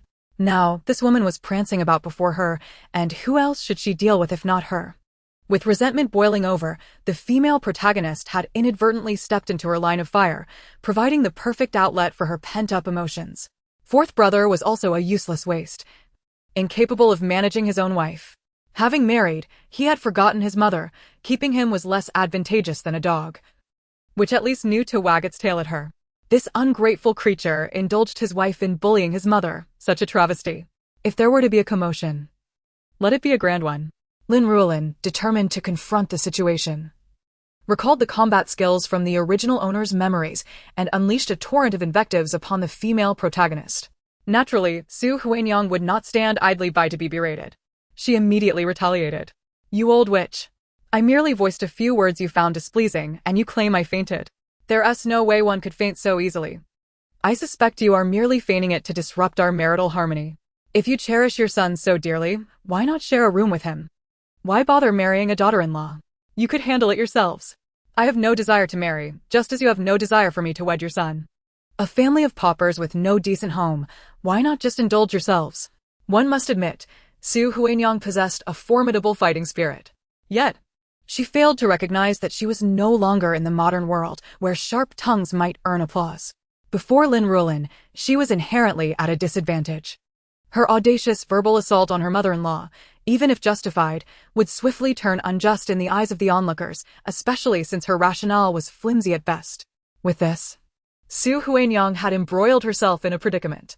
Let me assure you, if you do not allow me peace, I shall not grant you any respite either. Su Huinyang declared defiantly. Lin Ruolan could hardly contain her amusement. She had not anticipated that the female protagonist's intellect would be so mediocre, so readily stepping into her trap.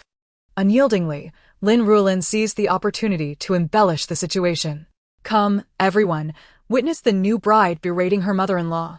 Alas, my life is truly wretched. I toiled to raise my son and, in kindness, arranged for him to wed, only to have such a disgrace enter our home. What misfortune has befallen our family? Oh, my dear husband, I am ashamed to face you. Lin Ruolan's performance was nothing short of spectacular. From the very outset, I sensed you were no good. With your beguiling demeanor, I opposed fourth brother's union with you, yet he, ensnared by your charms, threatened me that if he could not marry you, he would remain a bachelor for life.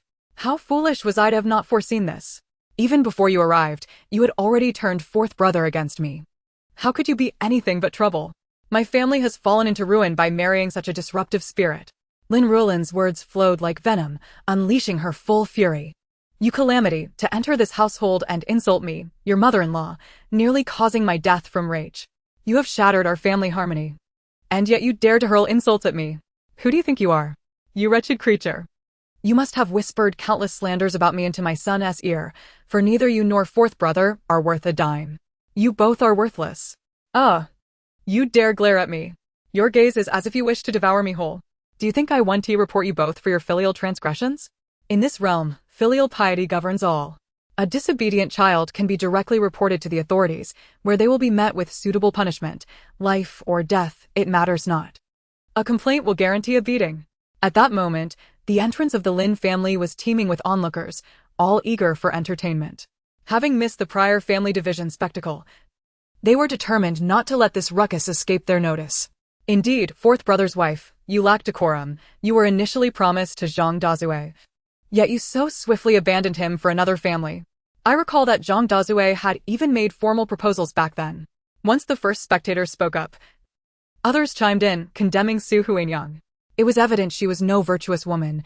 Not only had she caused her mother-in-law to faint, but now she brazenly insulted her before a crowd, revealing her poor character. It was clear that Lin Laosi had lost his senses to have married her. He would surely come to regret it. As I see it, Lin Guozhen exhibited remarkable forbearance, allowing a newlywed daughter-in-law to act so brazenly towards her. Had I been in her position, I would have broken her legs. Look at her shamelessness, utterly unafraid of the gaze of men as she stands soaked through. Among the crowd, many were women, particularly seasoned wives like Lin Ruolan, who instinctively sided with her. After all, no one wishes for their children to be ungrateful. As for the men, young or old, their eyes were fixated upon Su Huanyang's drenched figure, feasting their gaze upon her. In that moment, Su Huanyang was oblivious to the scrutiny. Her anger had caused her to tremble violently. In her former world, women enjoyed the freedom to dress as they pleased, even donning bikinis at the beach. Now, with the crowd pointing and jeering, she found herself engulfed in scorn and derision. It dawned on her that she was in the past, and her reputation was utterly shattered. You old hag, I shall have your life. Su Huanyang. Her features contorted in rage, shouted as she lunged at Lin Ruolan. Lin Ruolan had anticipated Su Huanyang's furious assault and deftly sidestepped her attack. Now, Su Huanyang's misdeeds were undeniable. She had the audacity to publicly assault her mother-in-law. TSK, there would be no absolution for her this time. Lin Ruolan emerged victorious. Su Huanyang, seething with rage, charged in a fit of fury. Alas, she did not manage to unleash her pent-up frustration on her mother-in-law. Instead, she was kicked out, sent flying through the air. Chapter 012, A Resounding Victory. Lin Laosan, what are you doing? Lin Montong was alarmed to find a crowd gathered at his doorstep, sensing that something was amiss. After much effort to squeeze through the throng, he discovered that his wife had been kicked out by San Go. Lin Montong's rage flared, but his intellect far surpassed that of Su Huanyang. Indeed, he was a man of this era, well-versed in its survival rules. He understood that the gathering of so many people indicated a significant incident had transpired. Furthermore, with his wife currently in distress, it was possible that she was in the wrong. San Go, even if Huanyang has erred, such a heavy hand is unwarranted. If she is at fault, it is my duty as her husband to correct her. The pain of seeing his wife mistreated struck Lin Montong deeply. Yet, she had insulted his mother and even struck her. Had I not reacted swiftly, it would have been my mother who suffered the blow from your wife. Little brother, your wife is truly no good. Perhaps you should consider finding another. Lin Montong found himself at a loss for words. Meanwhile, Lin Ruolan cast a discreet glance at Lin Manin, realizing that the son she deemed most foolish was, in truth, rather complex. In fact, Lin Ruolan had overestimated Lin Manin. His kick had been instinctive, and by the time he comprehended the situation, it was too late. Faced with his brother's accusations, he felt a twinge of panic. However, he was adept at self-reassurance. He had acted to protect his mother, and thus felt no guilt. He merely spoke the truth. The onlookers eagerly recounted the events, and upon hearing them, Lin Montong's countenance darkened. He had not anticipated that his wife had instigated the conflict and even sought to strike his mother. The voices of the villagers criticizing Su Huanyang echoed in his ears, accompanied by her feeble justifications. His face flushed with alternating shades of red and white. Ultimately, he raised his hand and, with a resounding slap, struck Su Huanyang across the face. Su Huanyang, unaccustomed to such treatment and entirely unprepared, received the blow with a resounding force. Her cheek immediately swelled, and a buzzing sensation enveloped her head, rendering her nearly deaf to the surrounding sounds. "You Lin! How dare you strike me?" Su Huanyang fumed, ready to retaliate. Yet, she was swiftly silenced by Lin Ruolan's low growl. "Shut your mouth and kneel before my mother to apologize, or we will not be able to settle this matter." In truth, Lin Ruolan wished to convey that should she continue to defy him, he would consider divorce. However, with aspirations to prosper alongside his wife's family, he refrained from breaking her spirit entirely. Su Huanyang, glancing around, suddenly realized her predicament. Not a single soul stood by her, not even her husband. What could she do but swallow her pride? She told herself, 30 years east of the river, 30 years west, fortune shifts like the tides. Next time, it will be that old witch who suffers. Su Huanyang vowed to exact her revenge 1,000-fold, ensuring that the old witch would live in misery. As thoughts of tormenting Lin Ruolan filled her mind, her fierce expression gradually softened. "Mother, it is the daughter-in-law's fault. She was blinded by her own folly and should not have spoken back to you." As for the desire to strike, Su Huanyang refused to acknowledge it as her wrongdoing. Anyone would react poorly to such insults from that old witch. Her response was entirely reasonable. Seeing his wife admitting fault, Lin Ruolan quickly interjected, "Mother, we are all family. Blood ties are unbreakable. Huanyang recognizes her mistakes. Please forgive her this once." He then bent down to bow as a gesture of sincerity. Lin Ruolan, recognizing the moment, responded, "Thank you, Mother." Lin Ruolan led Su Huanyang to bow again before rising to take her away. As he stood, he noticed a large wet patch on her clothing. Realizing that she had endured such humiliation for so long, Lin Ruolan's anger surged, but he understood that now was not the time to unleash it upon Su Huanyang. He had to suppress his fury, storing it within. Su Huanyang, upon turning away in a secluded spot, clenched her teeth in rage, trembling with indignation. As the crowd dispersed, their expressions filled with lingering curiosity, particularly Zhang Dazue, who thought to herself, "You quarreled with me just yesterday, taking out your grievances on Widow Wang. Next time, I will use this incident to mock you." She felt fortunate that her son had not married Su Huanyang. For who would have thought that the Su family would harbor such a character? News of the Lin family's troubles spread like wildfire overnight, and Su Huanyang's reputation became irreparably tarnished. Whenever people encountered her, they pointed and whispered with disdain. Su Huanyang seethed with anger but felt helpless. She could not silence their chatter, nor could she sew their mouths shut. Thus, she retreated into her home, her heart steeled for the work ahead. People are often swayed by self-interest. Once she became prosperous, those ignorant folk would surely come crawling back, eager to curry favor with her. At that point, she would wield the power to dictate her terms. Yet, as she pressed her palm against her swollen cheek, Su Huanyang lamented that Lin Ruolan's strike had indeed been excessively harsh. Her ears continued to buzz throughout the night, leading her to suspect something was amiss. Terrified, she stealthily sought out Dr. Zhao for treatment. Unfortunately, he could offer little solace, diagnosing her with nerve damage that could result in a persistent ringing, or worse, permanent hearing loss in that ear. Upon receiving this diagnosis, Su Huanyang's hatred for Lin Ruolan intensified. What a useless man! Instead of addressing issues, he resorts to violence against his wife. If he can strike me over the old witch, what will happen next? Will every disagreement with that old witch make me unfilial, only to be beaten by him at home?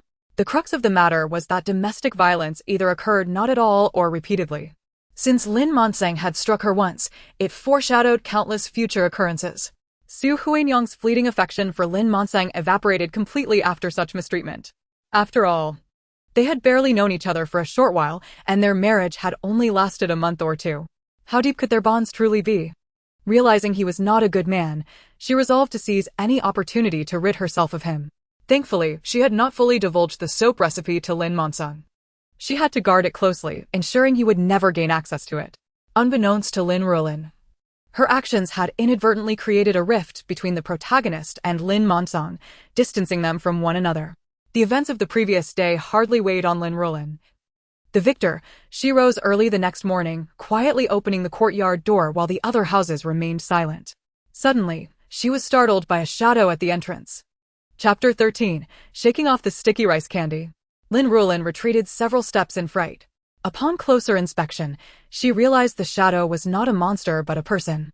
Lin-san, you reckless fool. Were you trying to scare me to death? Lin Ruolan clutched her racing heart, immediately exploding in anger. What are you doing standing at the door? Who stands guard at the entrance so early in the morning? Lin Ruolan took a deep breath several times, and only then did her racing heartbeat gradually calm down. Hee mother, it wasn't my intention. I was merely concerned for your safety on the mountain. So I thought I would accompany you. Lin Ruolan scratched his head, speaking sheepishly. Lin Ruolan truly broadened her horizons. Previously, she had only encountered the archetype of mama's boy or mama's girl in humorous online videos, but to her astonishment, one had materialized in her life after her unexpected transmigration, and it was none other than her own family member. What a calamity. You needn't come with me.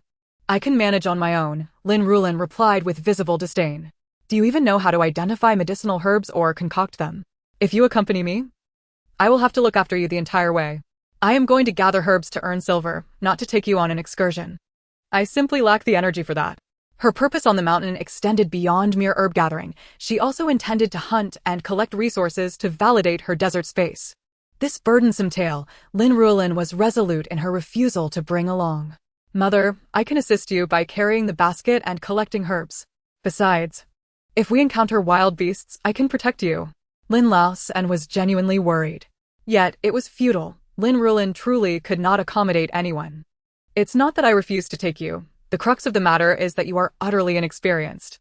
I do not wish to be encumbered by a burden.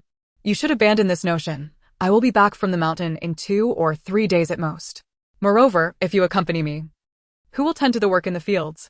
Our entire family relies on the harvest for sustenance. If the yield is poor, your mother will surely be furious with you. Not only that, but your father will not spare you either. With that stern remark, Lin Ruolan shrank back, frightened. Mother, I understand. I want to go. What else could he do? It was his mother speaking. Her words were resolute, indicating her firm decision not to take him along. Mother, here are 2 eggs I boiled for you this morning. Please take them with you, he said, shoving the eggs into Lin Ruolan's embrace. The eggs were still warm, and Lin Ruolan naturally accepted them. Previously, she had sold the eggs she had saved up to herself just yesterday. These 2 eggs were likely just retrieved from the coop by Lin Ruolan. Seeing her dutiful son, Lin Ruolan's expression softened considerably, like a slap followed by a sweet date. All right, mother knows you are the most filial. Mother, please remember to prioritize your safety.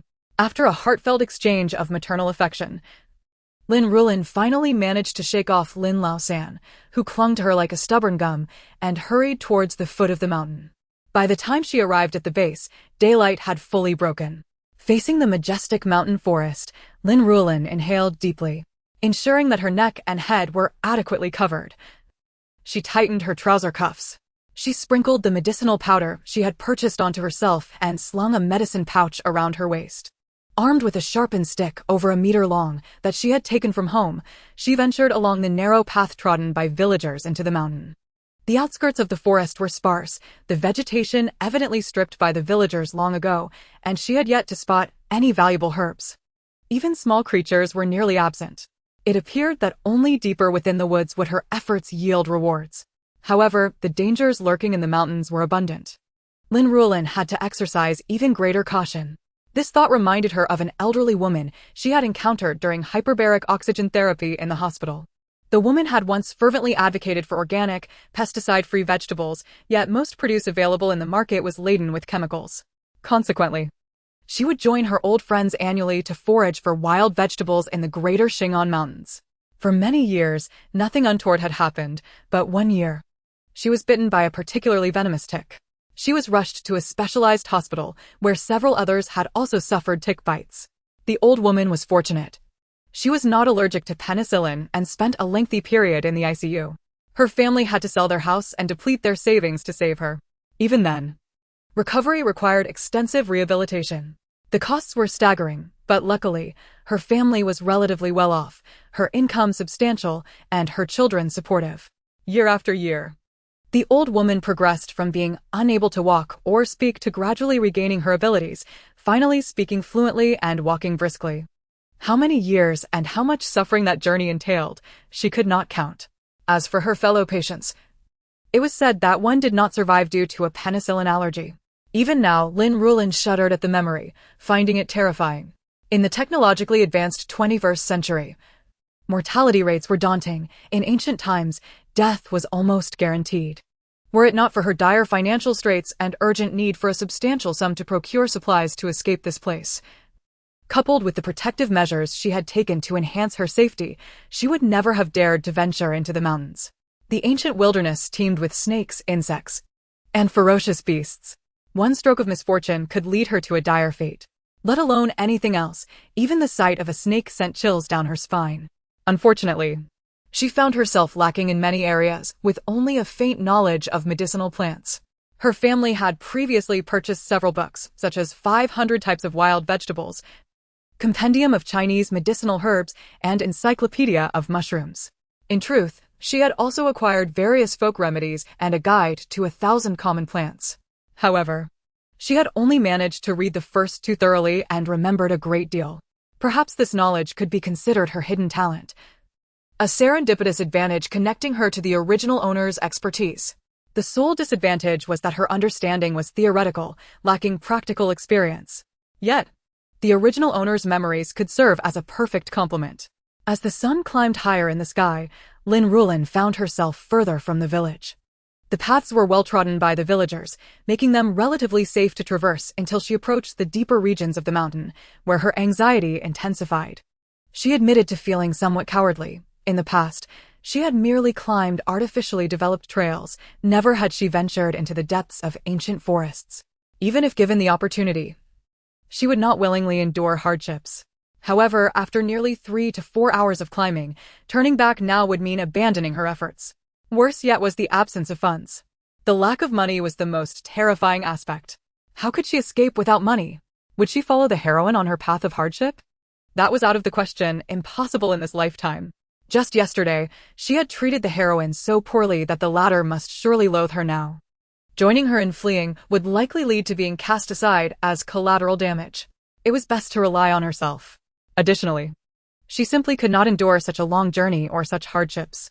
She recalled that there had been deaths in the Lin family during their escape from disaster. Therefore, rather than join the heroine's flight, she would gamble for a better outcome. Besides, one must venture into the tiger's den to capture the tiger cub. Lin Ruolan encouraged herself, mentally preparing for the challenge, and finally stepped into the depths of the mountain. Chapter 014: The Large Footprints at the Cave Entrance. Upon entering the depths of the mountain, Lin Ruolan immediately sensed the difference. The vegetation was denser, and there were no pathways to guide her. Occasionally, she caught glimpses of small animals darting through the forest, but they were too swift for her to identify. When she encountered mature medicinal herbs along the way, she picked them indiscriminately, regardless of their value. Unfortunately, it was not autumn, so there were no chestnuts or wild fruits to be found. Otherwise, her bounty could have been more plentiful. What is even more disheartening is that Lin Ruolan visited several of the original owner's treasured locations, only to return empty-handed. She suspected that other herbalists had already harvested the mature medicinal herbs. With little to show for her efforts, Lin Ruolan felt discontented. Yet, she had no choice but to console herself, reminding herself that, even in the absence of valuable herbs, there was no reason to succumb to despair. She collected broken branches and timber, which appeared quite decent, and scooped up the rich soil. She gathered dry leaves and decayed wood, tossing them into her spatial storage, along with various stones of all sizes, uncertain when they might prove useful. With time on her hands, Lin Ruolan also chopped some firewood and left it in her space to dry. After all this, she decided to embrace a thorough cleaning mode, recognizing that what seemed useless now might not remain so in the future. Better to stockpile for the time being. After toiling for a considerable period, Lin Ruolan noticed the sun beginning its descent and sought a suitable place to spend the night. The ideal location for an overnight stay was, naturally, a cave. Fortunately, the original owner had pertinent memories, saving her a good deal of trouble. The cave was not far from a water source, indeed a splendid choice. However, upon cautiously entering the cave, Lin Ruolan discovered signs of previous habitation. There was even a rudimentary stove made of stones, with a significant amount of ashes inside, remnants of firewood nearby, and dried grass that had clearly been used for bedding. All these indications suggested that someone had rested in this cave not long ago. Lin Ruolan couldn't help but think of the medicinal herbs that had been completely stripped away. With a sigh, she feared that the original owner's secret base had been thoroughly exposed. She sincerely hoped that the previous occupants had overlooked a few spots, allowing her not to return empty-handed. A gentle breeze rustled the leaves, and the chirping of unknown birds added a delightful charm to the forest. Looking around, Lin Ruolan felt assured of her safety in the vicinity. After tidying up the cave, she squatted by the stream to wash her face, instantly feeling refreshed. With nothing else to do, she attempted to store some water in her space. Regrettably, no matter how much water she deposited, the desert seemed to absorb it like a sponge, akin to a bottomless pit. Unfazed, Lin Ruolan persisted for over half an hour, only to find her efforts futile, as the moisture merely dampened the sand, which soon evaporated. It appeared that nurturing the land in her spatial realm with water was almost impossible. What a splendid space! Yet it could not be cultivated. Lin Ruolan sighed, feeling the innate agricultural instincts of her Chinese heritage had nowhere to manifest. However, she recalled her country's impressive efforts in desert reclamation, having seen news reports showcasing the transformation of deserts into arable land and oases. With sufficient manpower, resources, and financial investment, such achievements were possible. Thus, she believed that with diligent care, her desert space could yield some produce, albeit she lacked the means at present. Most importantly, she needed to focus on acquiring wealth. Soon, Lin Ruolan turned her attention to the stream. All creatures, including humans, required water. Perhaps she could adopt a patient approach, waiting for opportunities to present themselves. A rough plan began to form in her mind. The stream was crystal clear, the water shallow, with a bed of sand and stones shaped by years of erosion. She had yet to spot any fish, but perhaps in deeper waters, she could catch some. Gathering necessary supplies. Moreover, resources near water sources tended to be particularly abundant. Yet, this was the season of flourishing grass and chirping birds, not one for harvest. Following the stream for several hundred meters, Lin Ruolan discovered various edible wild vegetables, likely overlooked by the previous herbalist. She welcomed the find, grateful for any sustenance. While they seemed insignificant now, in dire circumstances, every blade of grass would be invaluable. Before the sun fully set, Lin Ruolan carefully washed the gathered greens and spread them out on a wooden plank in her space to dry. Once the sun dipped below the horizon, she returned to the cave, kindled a small fire, and prepared a pot of vegetable porridge. She also heated up the remaining 2 buns, thus enjoying a rather satisfying dinner. After her meal, Lin Ruolan retrieved a large stone from her space to seal the cave entrance securely. Dusting off her hands, she marveled at the seemingly unremarkable stone, which had proven useful after all. This desert space indeed possessed immense potential. The efficacy of a golden finger, after all, depends on the skill of its wielder. If she encountered more substantial stones in the future, she would certainly collect them for use as weapons or for construction. Such versatility was incredibly convenient. By the time Lin Ruolan felt full and content, night had fully descended. After a day of climbing, her body ached and her feet throbbed. It was only after soaking her feet in warm water that she began to feel more at ease. As darkness enveloped the landscape, Lin Ruolan felt a hollow ache in her heart, longing for her phone. Despite having been here for several days, she still struggled to adapt. She realized it would take considerable time to acclimate to a life devoid of phones, tablets, and electronic devices. How arduous this was. Another day passed filled with intense yearning for the modern world. With no entertainment at her disposal, Lin Ruolan opted for an early bedtime. However, the hour was still too early, and she found herself unable to drift off to sleep. Frustrated, she began contemplating her plans for the following day. After a lengthy contemplation, just as she was on the verge of slumber, the distant howl of wolves startled her awake. Goodness, could there really be wolves? Lin Ruolan felt a twinge of fear. The sound seemed to echo from far away. Waiting in the darkness, her eyes wide open, she heard no approaching howls, and gradually, her anxiety subsided. Yet, the myriad of unknown animal sounds throughout the night prevented her from achieving restful slumber. Upon awakening in the morning, she felt somewhat lethargic. After lingering in bed She gradually regained her clarity and strength. Outside, the sun had begun to rise, illuminating the surroundings. As Lin Ruolan moved the large stone blocking the cave entrance, she noticed a series of footprints at the cave's mouth. Recognizing their origin, she felt a chill run down her spine. Oh my, could there be bears in these mountains? What if they catch my scent and mistake me for food? The thought was utterly terrifying. Lin Ruolan had once been particularly enamored with wilderness survival programs, especially those hosted by Bear Grylls. She had watched them numerous times, some even multiple times over. Earlier, she had poured some used water at the cave entrance, making the soil damp and soft. At that moment, 2 large paw prints were clearly imprinted in the ground, resembling those she had observed in Bear Grylls shows. Fortunately, she had previously scattered some animal repellent powder, otherwise, the bear might have knocked at her door. It was possible it could return at night. Lin Ruolan felt a flicker of inspiration. Having already experimented with using insects and mice, she realized that any living creature she stored in her space would perish instantly, making them perfect for hunting. The plan for gathering medicinal herbs has been temporarily shelved. The hunt is on. Although Lin Ruolan felt a twinge of uncertainty within her, she knew she must strive for a better future. Without hesitation, she swiftly packed her belongings and stowed them in her spatial pouch before embarking deeper into the forest. To hunt effectively, one must venture further in, where the prey is more abundant. This time, Lin Ruolan exercised greater caution.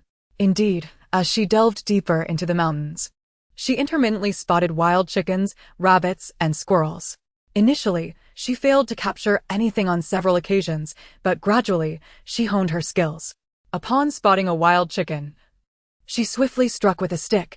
After a brief chase and struggle, she finally secured her prize. It was undeniably challenging. Lin Ruolan, drenched in sweat, pondered that merely relying on this method would yield insufficient game. She would need to employ the strategy she had previously devised. However, the bait she had was scant. She needed to gather more. With determination, Lin Ruolan pursued the chickens and rabbits, exhausting herself before finally collecting 3. This time, instead of stowing her catch away, she sought a sturdy tree near a water source, where she began to gut her prey with a kitchen knife. Truth be told, this task filled her with trepidation and a quiver of anxiety. She had never before butchered an animal herself. Such tasks were always handled by the vendors at the market. If they refused, she would rather abstain from purchasing or consuming anything. Thus, this was her first experience of taking matters into her own hands. Trembling, she managed to prepare the game, cutting it into pieces and scattering them about. She then arranged several ropes beside the meat, carefully purchased from the general store in town. At last, they were proving useful. She had experimented at home and discovered that she could utilize the ropes just as she did with sticks to transport items into her spatial pouch, provided the distance was not too great. Once she ensured that most of the bait lay within her striking range, she climbed the tree and settled on a sturdy branch. Now began the waiting game. Lin Ruolan consumed a bowl of porridge she had made the night before, feeling a resurgence of energy. After inspecting herself, she noticed the lingering sense of herbs and sweat, prompting her to change into fresh clothing and stow away her medicine pouch. The pouch had proven quite effective. But should any wild animals catch wind of her scent, her efforts with the wild chicken and rabbit would be in vain. She could not allow that to happen. Additionally, she took care to strike the branches of the tree with her stick. Her greatest fear was snakes, some of which had a penchant for climbing trees, so she needed to remain vigilant. While Lin Ruolan busied herself with the hunt, Lin Ruolan back in Lingjia village was consumed with worry for his mother's safety. He longed to seek her out, but she had forbidden him to ascend the mountain. Naturally, the crux of the matter was that even if he ventured up, he wouldn't know where to search for her. His mother was increasingly stubborn with age. No matter how he pleaded, she insisted on going alone. As he toiled in the fields, he muttered incessantly to himself. Coincidentally, Lin Ruolan was working in the adjacent plot and overheard his brother's grievances. Unable to restrain himself, he inquired, "Lao-san, what are you saying? Isn't mother at home?" Upon hearing his elder brother's voice, Lin Ruolan paused his work. "Brother, mother went up the mountain to gather herbs. I fear for her safety and wished to dissuade her, but she would not listen." As he spoke, Lin Ruolan felt a pang of injustice. If only it were his elder brother speaking, perhaps their mother would have heeded the warning. "What? Mother went up the mountain? How was I not informed?"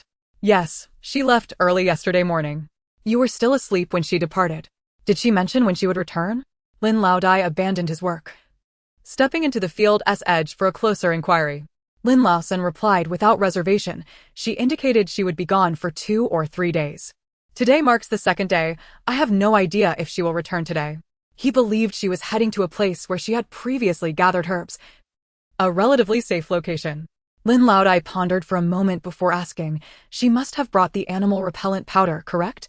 As the eldest, Lin Laodai was most knowledgeable about their mother's herb-gathering expeditions. He had once been intrigued by the profits she made and had wished to learn the trade himself. However, after their mother's ordeal on a previous trip, he lost all desire to pursue it, fearing he might earn a living only to lose his life. Nevertheless, he had picked up a few tricks over the years, occasionally gathering slightly valuable herbs to sell at the town's clinic. Over the years, he had managed to save a little money, even without his wife's knowledge. Lin Laosan nodded. Mother bought some when she went to town the other day. That should alleviate some concerns. She is experienced. It's still early in the year, and snakes are not typically a threat until May through October. She should be fine. Lin Laodai felt a wave of relief wash over him. From now on, remember to inform me of such significant matters. If Mother is collecting herbs, she is bound to bring back plenty of valuable items. As he reflected on this, Lin Laodai harbored some resentment towards the ruckus caused by the third family, wishing they hadn't insisted on dividing the household. Had it not been for their insistence on separation, the money earned from their mother's herb gathering would have benefited the entire family. During the division, the eldest family would undoubtedly have received a substantial share. His younger brother seemed to be blinded by foolishness, insisting on marrying that troublemaker. Such frustration simmered within Lin Laodai, visibly manifesting on his face. "Brother, are you angry?" Lin Laosan inquired cautiously. Previously, he was always the first to be informed of important matters, while he often learned the news last. Now, it seemed their mother did not wish to involve him as much since the family division. Suddenly, Lin Laosan felt a flicker of importance, sensing that he had gained their mother's attention, which brought him a modicum of satisfaction. "You must always inform me of mother's affairs," Lin Laodai concluded, acknowledging that although Laosan lacked ambition, he was still a useful messenger. Lin Laodai held a certain authority in the household, so Lin Laosan nodded in agreement, not daring to refuse. He gazed into the distance, wondering how their mother was faring, hoping fervently for her safety. In the depths of the mountains, perched upon a tree, Lin Ruolan had been waiting patiently when, at last, a rustling in the underbrush signaled the arrival of something. The sounds of snorting and grunting drew closer, accompanied by the snapping of low shrubs. Lin Ruolan focused intently, not daring to blink as she kept her eyes fixed on the thicket. Moments later, the first thing she spotted was a pair of long tusks. What a surprise! A wild boar. The realization struck her, though she merely experienced a fleeting shock. She recalled that wild boars are omnivorous, feasting on both plant roots and hunting small creatures, such as wild chickens and rabbits. The bait she had set beneath the tree was indeed on the wild boar's menu. With each step, the boar drew nearer. However, it seemed cunning. After glancing about cautiously, it approached the bait only when it sensed no immediate danger. Lin Ruolan held her breath, watching intently until she saw the boar step onto one of the ropes. Instinctively, she tugged gently, and in an instant, the wild boar vanished from sight. Lin Ruolan immediately entered her space to inspect, only to discover that the wild boar had, as she anticipated, ceased to breathe. A wave of elation washed over her. This was a substantial catch. The wild boar weighed no less than 200 jin, and even at a meager price of 10 won per jin, it would amount to 2 taels of silver. Lin Ruolan's eyes sparkled with delight at the sight of the wild boar. Having successfully hunted one, her hypothesis was validated, and she resolved to seize a grand opportunity to maximize her profits. With her mind set on her calculations, Lin Ruolan promptly released the wild boar from her space. Seizing the moment while the boar was still fresh, she used a sharp kitchen knife from her home to slit its throat and let it bleed out, collecting the blood in a large wooden basin. Once the bleeding subsided, she returned the boar to her space and splattered its blood across the ground. The scene was gruesome and somewhat unsettling, even causing Lin Ruolan a twinge of fear. She could only reassure herself that enduring this hardship would lead to a lifetime of happiness. With the promise of a brighter future ahead, her spirits gradually lifted, and her fear began to wane. She then organized her ropes, gathering more for her endeavor. Without even pausing to retrieve the wooden basin, she swiftly climbed into a sturdy tree. The temperature within her space was quite high, and Lin Ruolan feared the boar might spoil. Thus, she hung the boar on a branch to keep it safe. Time trickled by, and soon she awaited the arrival of more wild boars. Indeed, wild boars typically lived in groups, attracting one naturally drew in others. Lin Ruolan marveled at her good fortune. She had already managed to capture 3 wild boars, a commendable yield. Yet, there lingered a sense of dissatisfaction within her, as she felt the boars were still too inexpensive. The money was insufficient for her journey. She hoped that the bear, which had previously caught her scent, might wander over. Bears were far more valuable than wild boars. Bear paws were regarded as one of the 8 delicacies in ancient times and were even offered as tributes in certain dynasties. Although the original owner was unaware of the prices, she had heard tales of hunters who captured bears over a decade ago, reaping a fortune and subsequently becoming affluent. Lin Ruolan fervently wished that the bear, destined to cross paths with her, would soon make an appearance. To entice it, she again spilled the blood of the 2 wild boars, creating an increasingly bloody scene beneath the tree. However, her fear had dissipated, replaced by thoughts of the bear and wealth. This method served to distract her from her trepidation. In truth, large beasts like bears and tigers typically have their territories and rarely venture beyond them. Yet, Lin Ruolan's actions had transformed the area into a bloody tableau. The scent would undoubtedly attract carnivorous creatures from afar. Soon enough, a pack of wolves, numbering 20 or 30, arrived. As soon as they encroached upon her territory, Lin Ruolan swiftly gathered her prey into her space. The remaining wolves, bewildered by the sudden disappearance of their companions, erupted into frenzied howls. The cunning Wolf King quickly discerned Lin Ruolan perched in the tree. With a fierce howl, he rallied the pack to attack her. Faced with such a multitude of wolves, Lin Ruolan felt her legs tremble with fear. Internally, she was torn between panic and exhilaration at her good fortune. The older wolves approached, akin to a delivery at her doorstep. In a matter of moments, Lin Ruolan had captured the majority of the wolves into her space. Only the Wolf King and 2 of his loyal guards remained. Confused and frightened by the sudden loss of their comrades, the Wolf King was equally astonished. The 2 guards, tails tucked, whined nervously at their leader. Lin Ruolan could detect their fear in their voices. The Wolf King, though reluctant, was ultimately overwhelmed with trepidation. After several pitiful howls, he hastily retreated with his remaining 2 followers. Alas, it was a pity. Lin Ruolan had hoped to wipe out the entire pack. She lamented the cunning of the Wolf King, who proved to be quite clever. As for pursuing him, that was out of the question. Lin Ruolan valued her life too much to invite unnecessary peril. Safely in her tree, she could become prosperous without further ado. Subsequently, Lin Ruolan hung the captured wolves from the branches. Anyone passing by during the day would be horrified to see so many carcasses suspended in the open air. In truth, she hadn't wished for such a scene, but preserving her spoils necessitated it. Having read countless novels, she was aware that items were typically stored in spaces for preservation. Her approach was indeed unorthodox. While she grumbled, she remained vigilant, listening and watching for any signs. With the bounty of wolves amassed, she had indeed gained significantly. Yet, the bear she coveted had not yet been captured, and Lin Ruolan dared not descend. Should it launch a surprise attack, she would be caught unawares, jeopardizing her life. With only 1 life to live, she was not willing to take such risks. Furthermore, with the wild boars and wolves drawn to the area, she surmised that the bear could not be far behind. Patience was key. As the sun climbed higher, noon approached, and Lin Ruolan's stomach growled in protest. However, the pervasive stench of blood left her utterly devoid of appetite. She had prepared a pot of vegetable porridge the previous day, but the clay pot held only a meager amount. After all, she had taken the kitchen knife, but could not carry off the iron pot meant for cooking. Her son still required sustenance. Now that the porridge was finished, it would spoil in the sweltering heat of her space, nearing 40 degrees. Yet, not eating was not an option. Reluctantly, Lin Ruolan stepped into her space, swiftly igniting a fire to fry 2 fragrant farm-fresh eggs to quell her hunger.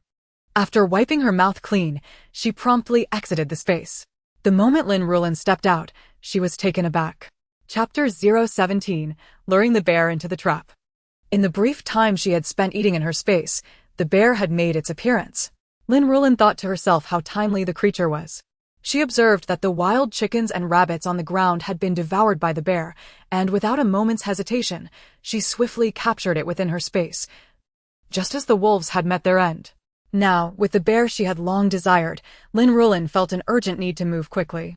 She immediately gathered all her captured prey into her space, sheltering them beneath a makeshift shade of stones and branches to prolong their freshness. After stowing away her tools, she hastily covered the bloodstains with a mound of sand. Thus, the sand proved useful after all. Once everything was tidied up, Lin Ruolan dared not linger. She was eager to descend the mountain and sell her bounty in the county town.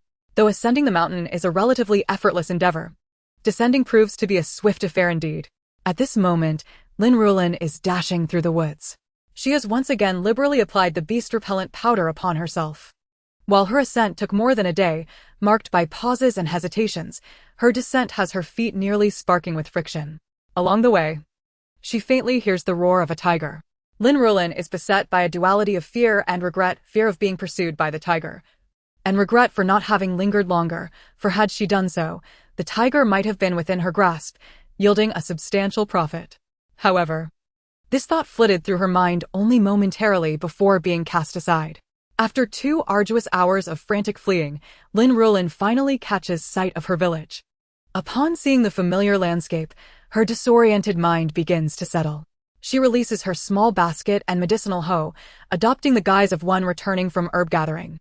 After splashing some water on her face, tidying her disheveled hair, and adjusting her attire, she gingerly descends the remainder of the mountain. Third brother, what brings you here? As Lin Ruolan reaches the foot of the mountain, she spots Lin Ruolan scanning the surroundings. Goodness, surely he cannot be waiting for me. To her surprise, Lin Ruolan feels a pang of realization. Mother, why have you returned so late? Did you not know how worried I was during your days in the mountains? I couldn't eat or sleep well at all. Lin Ruolan's incessant chatter resembles that of a monk reciting scriptures. Any lingering sentiment of gratitude in Lin Ruolan's heart swiftly dissipates. Enough of your ramblings. Am I not back safe and sound? What is there to worry about? Mother, you must have endured quite a bit up there. Donghua has returned today and prepared a meal, eagerly awaiting your return. At this, Lin Ruolan pauses. Well then, I have tasks to attend to. She must meet with the other members of the Lin family. Lin Ruolan is not inclined to converse, merely enduring the ache in her feet as she hurries along. She cares little for the family dynamics. All she desires now is a meal, a bath, and a good night's sleep, so she can rise early the next day to exchange her spoils for silver in the county town. Mother. She hears a young woman greet her as she steps into the courtyard. Lin Ruolan nods in acknowledgement. Third brother's wife has returned. How is the father-in-law? Since the woman has greeted her, Lin Ruolan feels obliged to engage in a bit of social nicety. Father is not severely injured. He can already get out of bed. I had a neighbor keep an eye on him. I'll visit again in a few days. Donghua succinctly reports her maternal family's affairs. Very well. Just let me know when you plan to visit your family. Donghua is somewhat taken aback by her mother-in-law's amiable demeanor today. However, recalling her absence over the past few days, she understands her husband's family had suddenly divided, and her mother-in-law, having been heartbroken, had been somewhat distant. Though not particularly agreeable, her mother-in-law is certainly preferable to those who torment their daughters-in-law in the village. Donghua harbors no grievances against her mother-in-law. In fact, having lost her own mother at a young age, she feels a certain closeness to this elder. Thank you, mother. I've prepared the meal. You can wash your hands and eat. She recalls that upon her return, she found no kitchen knife and had searched everywhere, only to discover from her husband that her mother-in-law had taken it. Ultimately, she had to borrow a knife from her sister-in-law to prepare the meal. Meanwhile, Lin Ruolan, having overheard the conversation, prepared a basin of water for her mother-in-law. Well, let Lin Ruolan be a little bothersome. He does serve a purpose. Having resolved her personal matters, Lin Ruolan eagerly ladles rice into her bowl. She is nearly starving, and after devouring 3 bowls in quick succession, she pats her belly in satisfaction. Seated nearby, Donghua breathes a sigh of relief, grateful she had made extra rice, otherwise it would not have sufficed. In truth, the meal is quite splendid, featuring cured meats from Donghua's family, along with chicken, mushrooms, and fresh wild vegetables. For a farming household, this is indeed a feast. Lin Ruolan consumes the majority of the spread in a whirlwind, feeling somewhat embarrassed by her voracity. Third brother, please boil a pot of water for me. I've been up in the mountains for several days and need a good wash. Of course, mother, I'll get right to it. Lin Ruolan, ever the doting son, smiles happily at his mother's request. Once it's ready, bring it to my room. After issuing her commands, Lin Ruolan turns her attention to her granddaughter. Where is Arya? Why haven't I seen her?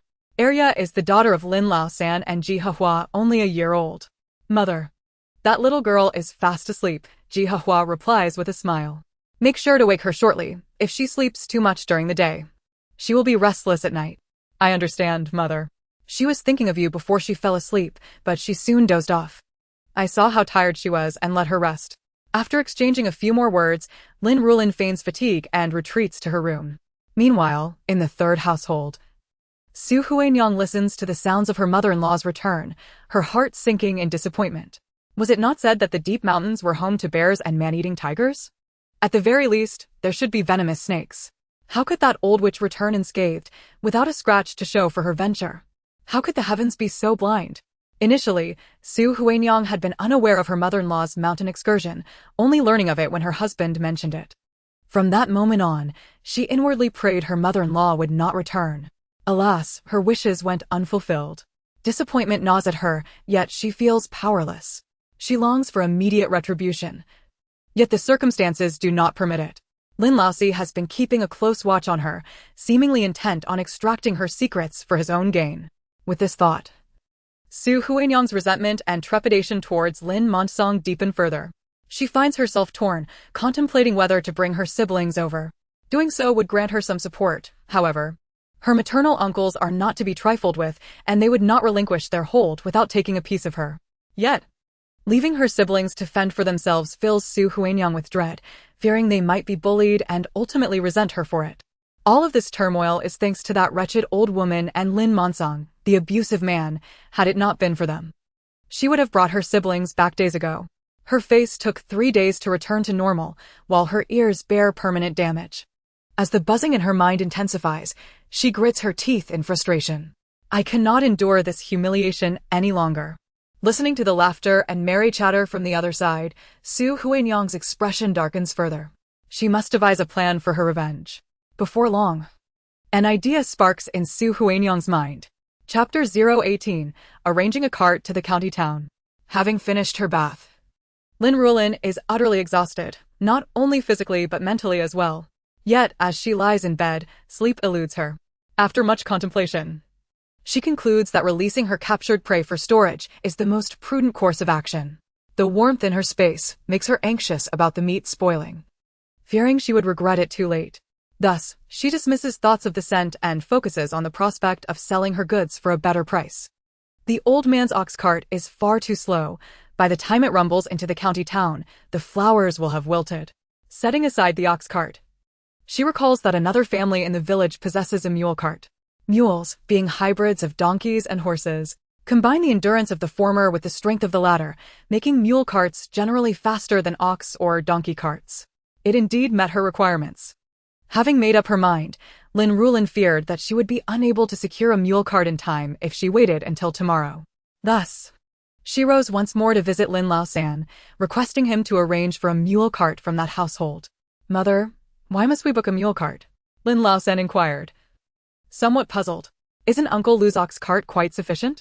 We have always traveled by ox cart. Lin Ruolan waved her hand dismissively. I need to go to the county town. Although Uncle Lu's ox cart is durable, it is far too slow. A single trip would nearly take my life. The mule cart from Uncle Ma is swift, and I shall take it to the county. But Uncle Ma's mule cart charges more than the ox cart, Lin Ruolan replied timidly. Lin Ruolan was at a loss for words. You needn't worry about the expense. I shall pay for it myself. I certainly do not wish for my old bones to be jostled apart by an ox cart. Lin Ruolan retorted, Mother, let me cover the costs. I have money. Oh please, with your meager silver, save it for your wife and daughter. I've come into possession of valuable Ganoderma. It far surpasses your wealth. There's no need for your filial piety. As she spoke, Lin Ruolan produced 5 copper coins as a deposit. The journey to the county town was considerably longer. Hence the price was significantly higher, particularly since she was hiring the cart. Upon hearing that his mother had found Ganoderma, Lin Ruolan's face brightened with joy. Mother, your luck is extraordinary. You actually found Ganoderma. Of course, I am quite fortunate, Lin Ruolan replied. The only misfortune lies in the fact that the fourth has married that troublesome woman. Lin Laos and found this topic difficult to respond to. Mother, what kind of Ganoderma did you find? May I see it? I've never seen Ganoderma in my life. Go away, what is there to see? Just be careful not to damage it.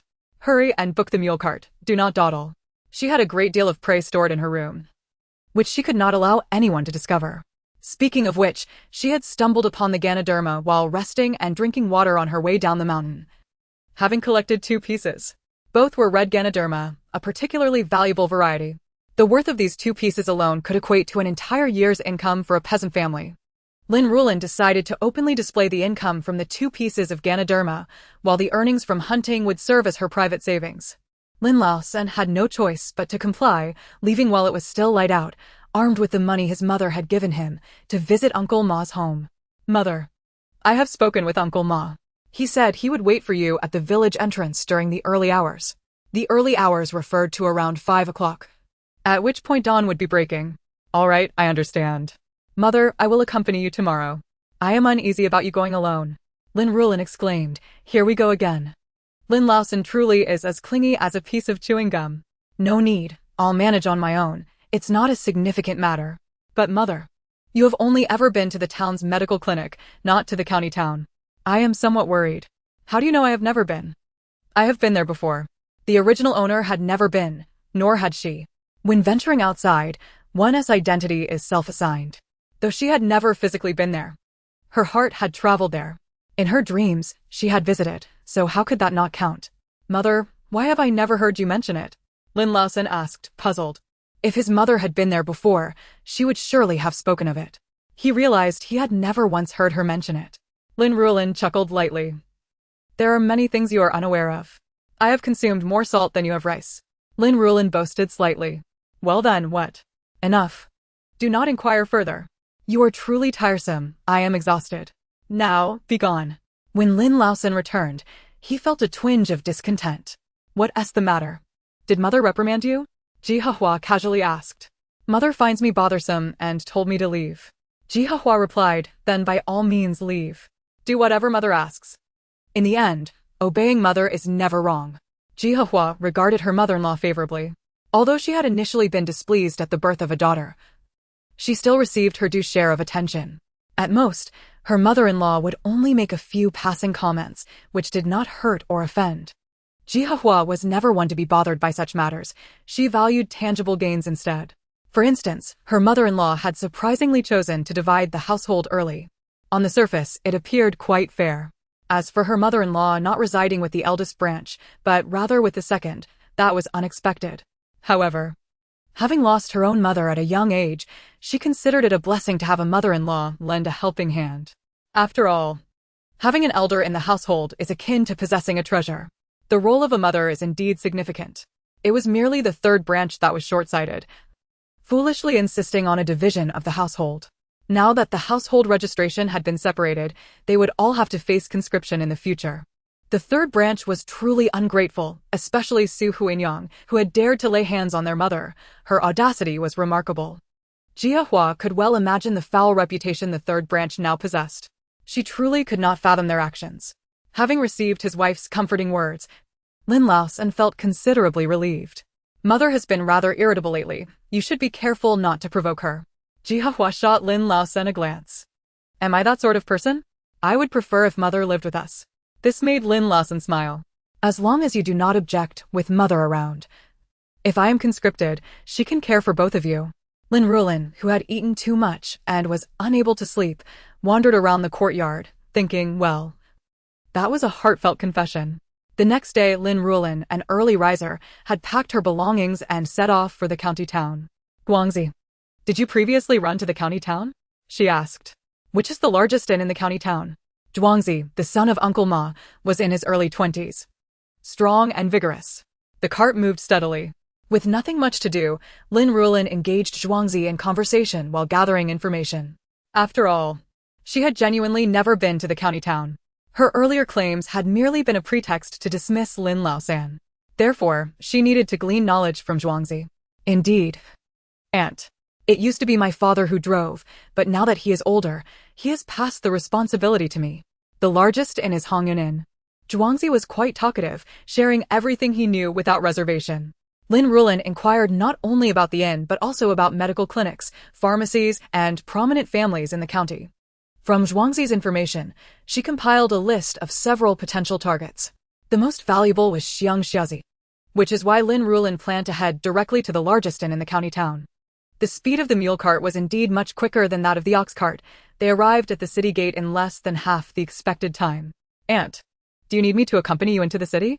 There was quite a queue of people waiting to enter the city, forming a long line. Lin Ruolan was aware that entering the city required payment, significantly more than in the town, and livestock also incurred a fee. "No need, I can manage on my own. I have some medicinal materials to purchase and a few other matters to attend to. If all goes well, I will return in an hour. If not, it may take 2. Nearby the city gate was a modest tea stall, where Lin Ruolan ordered a pot of tea and 2 buns for Zhuangzi. Although he initially protested, Lin Ruolan had already paid, leaving him no choice but to sit down and enjoy the tea and buns. He thought to himself that he would need to repay this money. The line moved quickly, and upon paying the fee, Lin Ruolan swiftly made her way to the rental location, securing a pushcart. She then sought out a secluded spot, releasing Xiangxiazi and placing him onto the cart. Alongside several wolves she also let out. These quarry, Lin Ruolan had already executed her camouflage, piercing the head of the bear, breaking the legs of the wild wolf, and smashing their heads. Each met a different demise. She covered them with a layer of oilcloth and then wheeled her cart towards the Hongyun restaurant.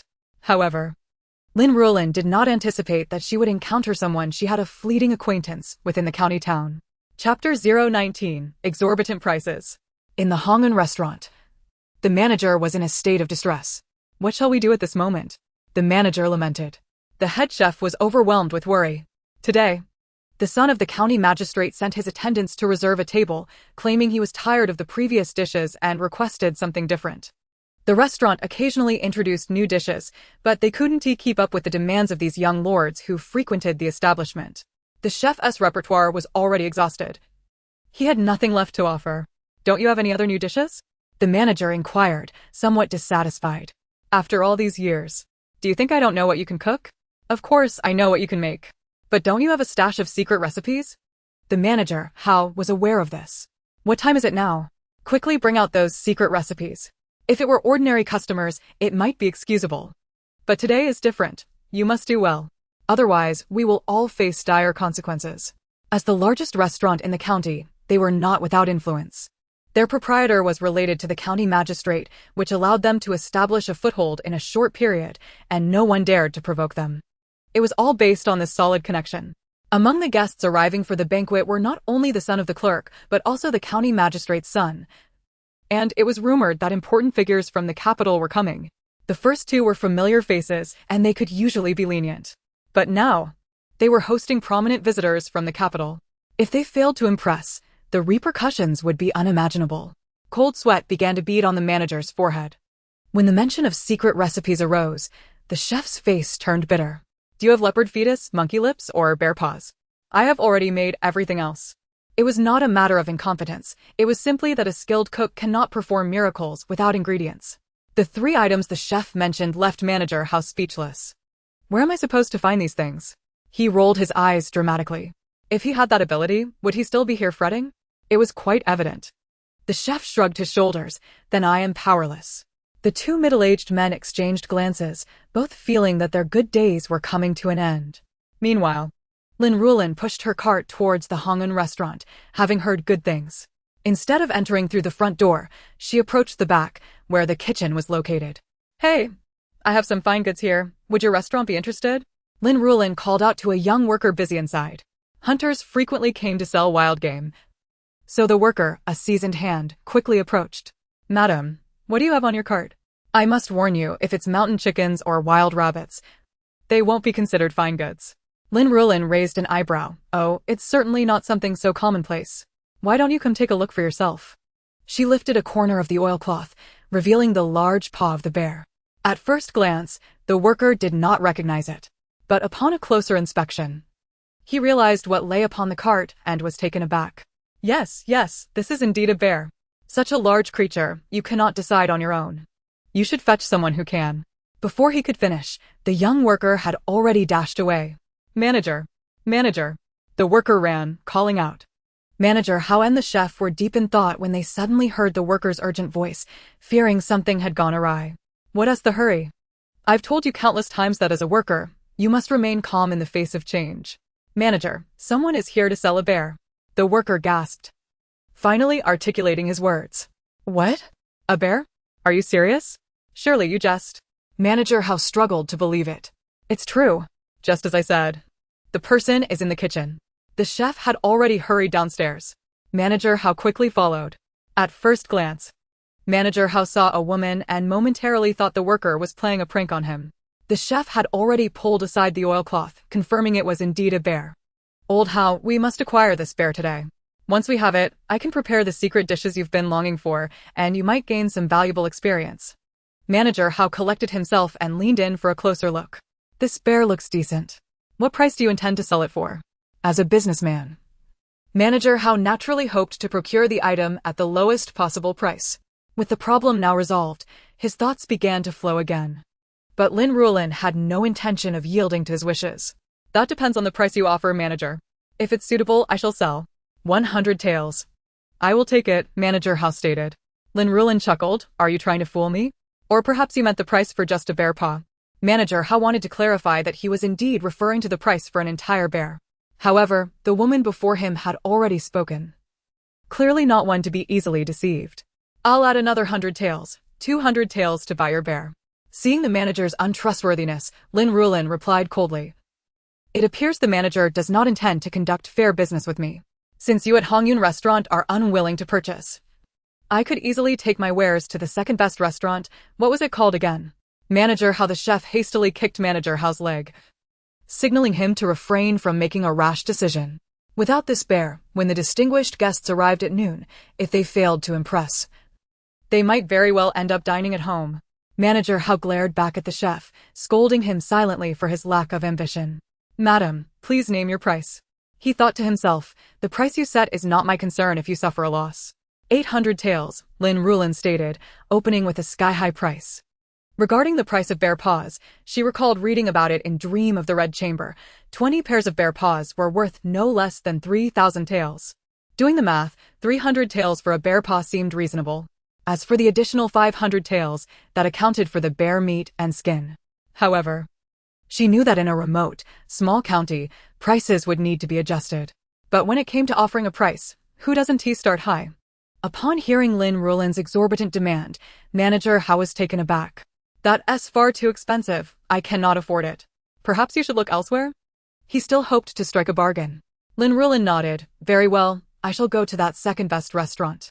With that, she covered the oilcloth, pushed her cart, and left without a trace of longing. Seeing her about to leave, the chef's face turned a shade of green from anger. You, Manager Hao, seem intent on losing your position at this restaurant. How could you conduct business in such a manner? The chef was infuriated, wishing he could take charge of the negotiations himself. Yet, these matters were usually handled by Manager Hao, which was why he had remained silent. Yet here, Manager Hao had acted greedily, and the chef could only wonder why he had to be so avaricious. Having worked together for several years, the master craftsman was undoubtedly aware of the little schemes lurking in his heart, primarily driven by a desire to enrich his own pockets. However, was this truly the opportune moment to pursue profit? If today's tasks were not executed to perfection, their positions could very well be jeopardized. The more he pondered, the more his anger swelled. In a fit of frustration, he delivered a kick to his counterpart before hastily following behind. Dear sister-in-law, do wait a moment. We can certainly negotiate the price. Lin Ruolan thought to herself, success in my manipulation. Chapter 20, A Profitable Venture. The innkeeper was filled with frustration, for he was acutely aware that another tavern would not be able to accommodate the bear. Thus, he had no fear of the other party refusing to sell to him. Otherwise, he would not have been so assertive beforehand. Yet, now, the master craftsman had muddled the situation, leaving him in a state of vexation. Whether to be angry or not was a dilemma. Then came the phase of outrageous pricing, followed by immediate compensation. After an intense negotiation, the bear, along with 7 or 8 wolves, was ultimately appraised at over 400 taels and sold to the Hongyun Tavern. Lin Ruolan had hoped to sell for an even higher price, but the innkeeper adamantly refused to budge. He candidly stated that if they traveled to the capital, the price would indeed be higher, but the journey was long, and by the time they arrived, the meat would have spoiled. Reluctantly, she acquiesced with a huff. Lin Ruolan accepted 400 taels in silver notes, with the remainder consisting of various small denominations of silver. Once the money was secured, she hastily pushed her cart away. As for the innkeeper's suggestion to send good items her way in the future, apologies, but she intended to engage in a one-time transaction. Subsequently, she visited 2 more taverns and successfully sold all her goods. Additionally, she ventured into a herbal shop to sell rasher mushrooms, totaling over 100 taels. In truth, she understood that properly tanned hides would command a significantly higher price, but she lacked the expertise. This profit would have to be begrudgingly left for others to reap. With her newfound wealth, Lin Ruolan began her shopping spree. She stocked up on common medicines for headaches, stomach ailments, and other ailments, acquiring several packets of beast-repelling powder, a few bottles of superior wound ointment, and a dozen mosquito-repellent sachets. Moreover, she purchased spices such as cinnamon, star anise, and dried ginger, though costly. They were durable and even reusable. Therefore, she limited her quantities to 2 taels each, sufficient to last her a considerable time. After leaving the herbal shop, Lin Ruolan proceeded to a store specializing in water jars.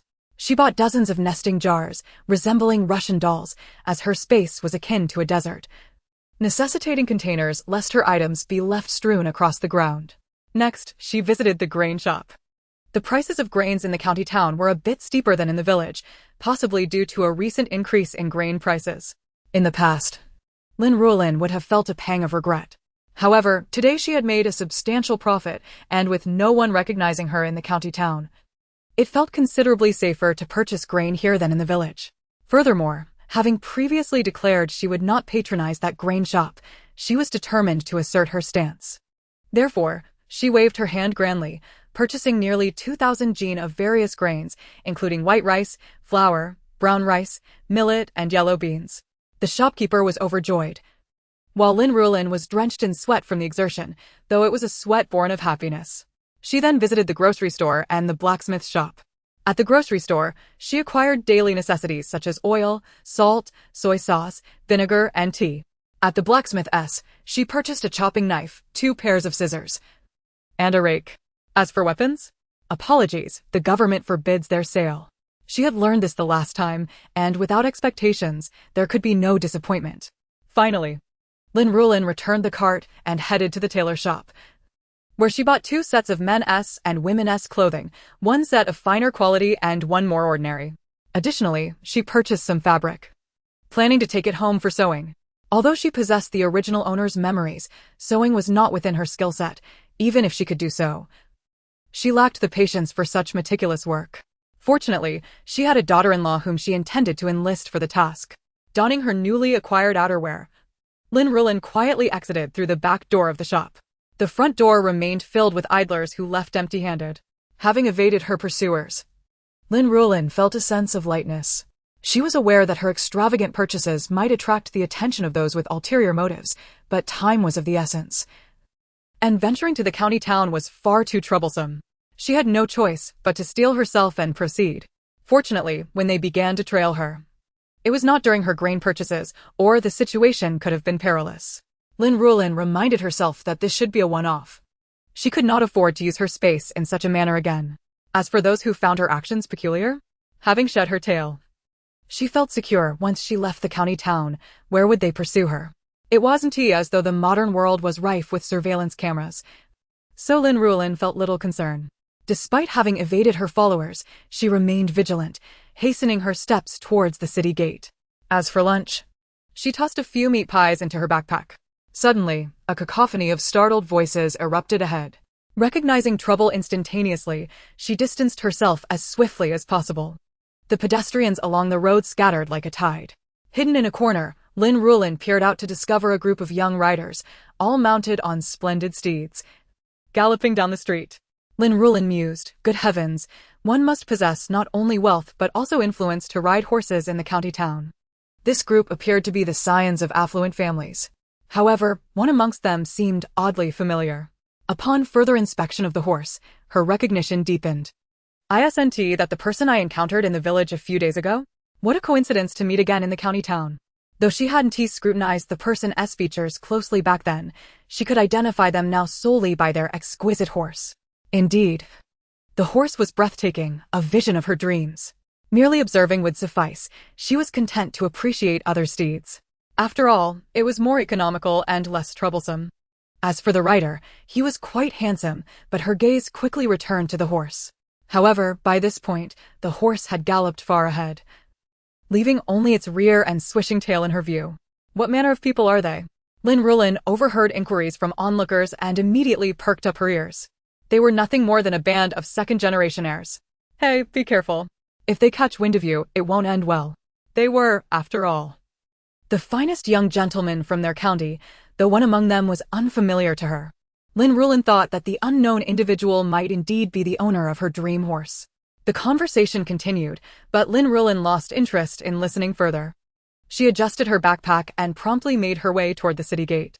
As Lin Ruolan departed the county, the group of young riders headed straight for the Hongyun Tavern. In the most prestigious private room on the top floor, the atmosphere was lively as they exchanged toasts.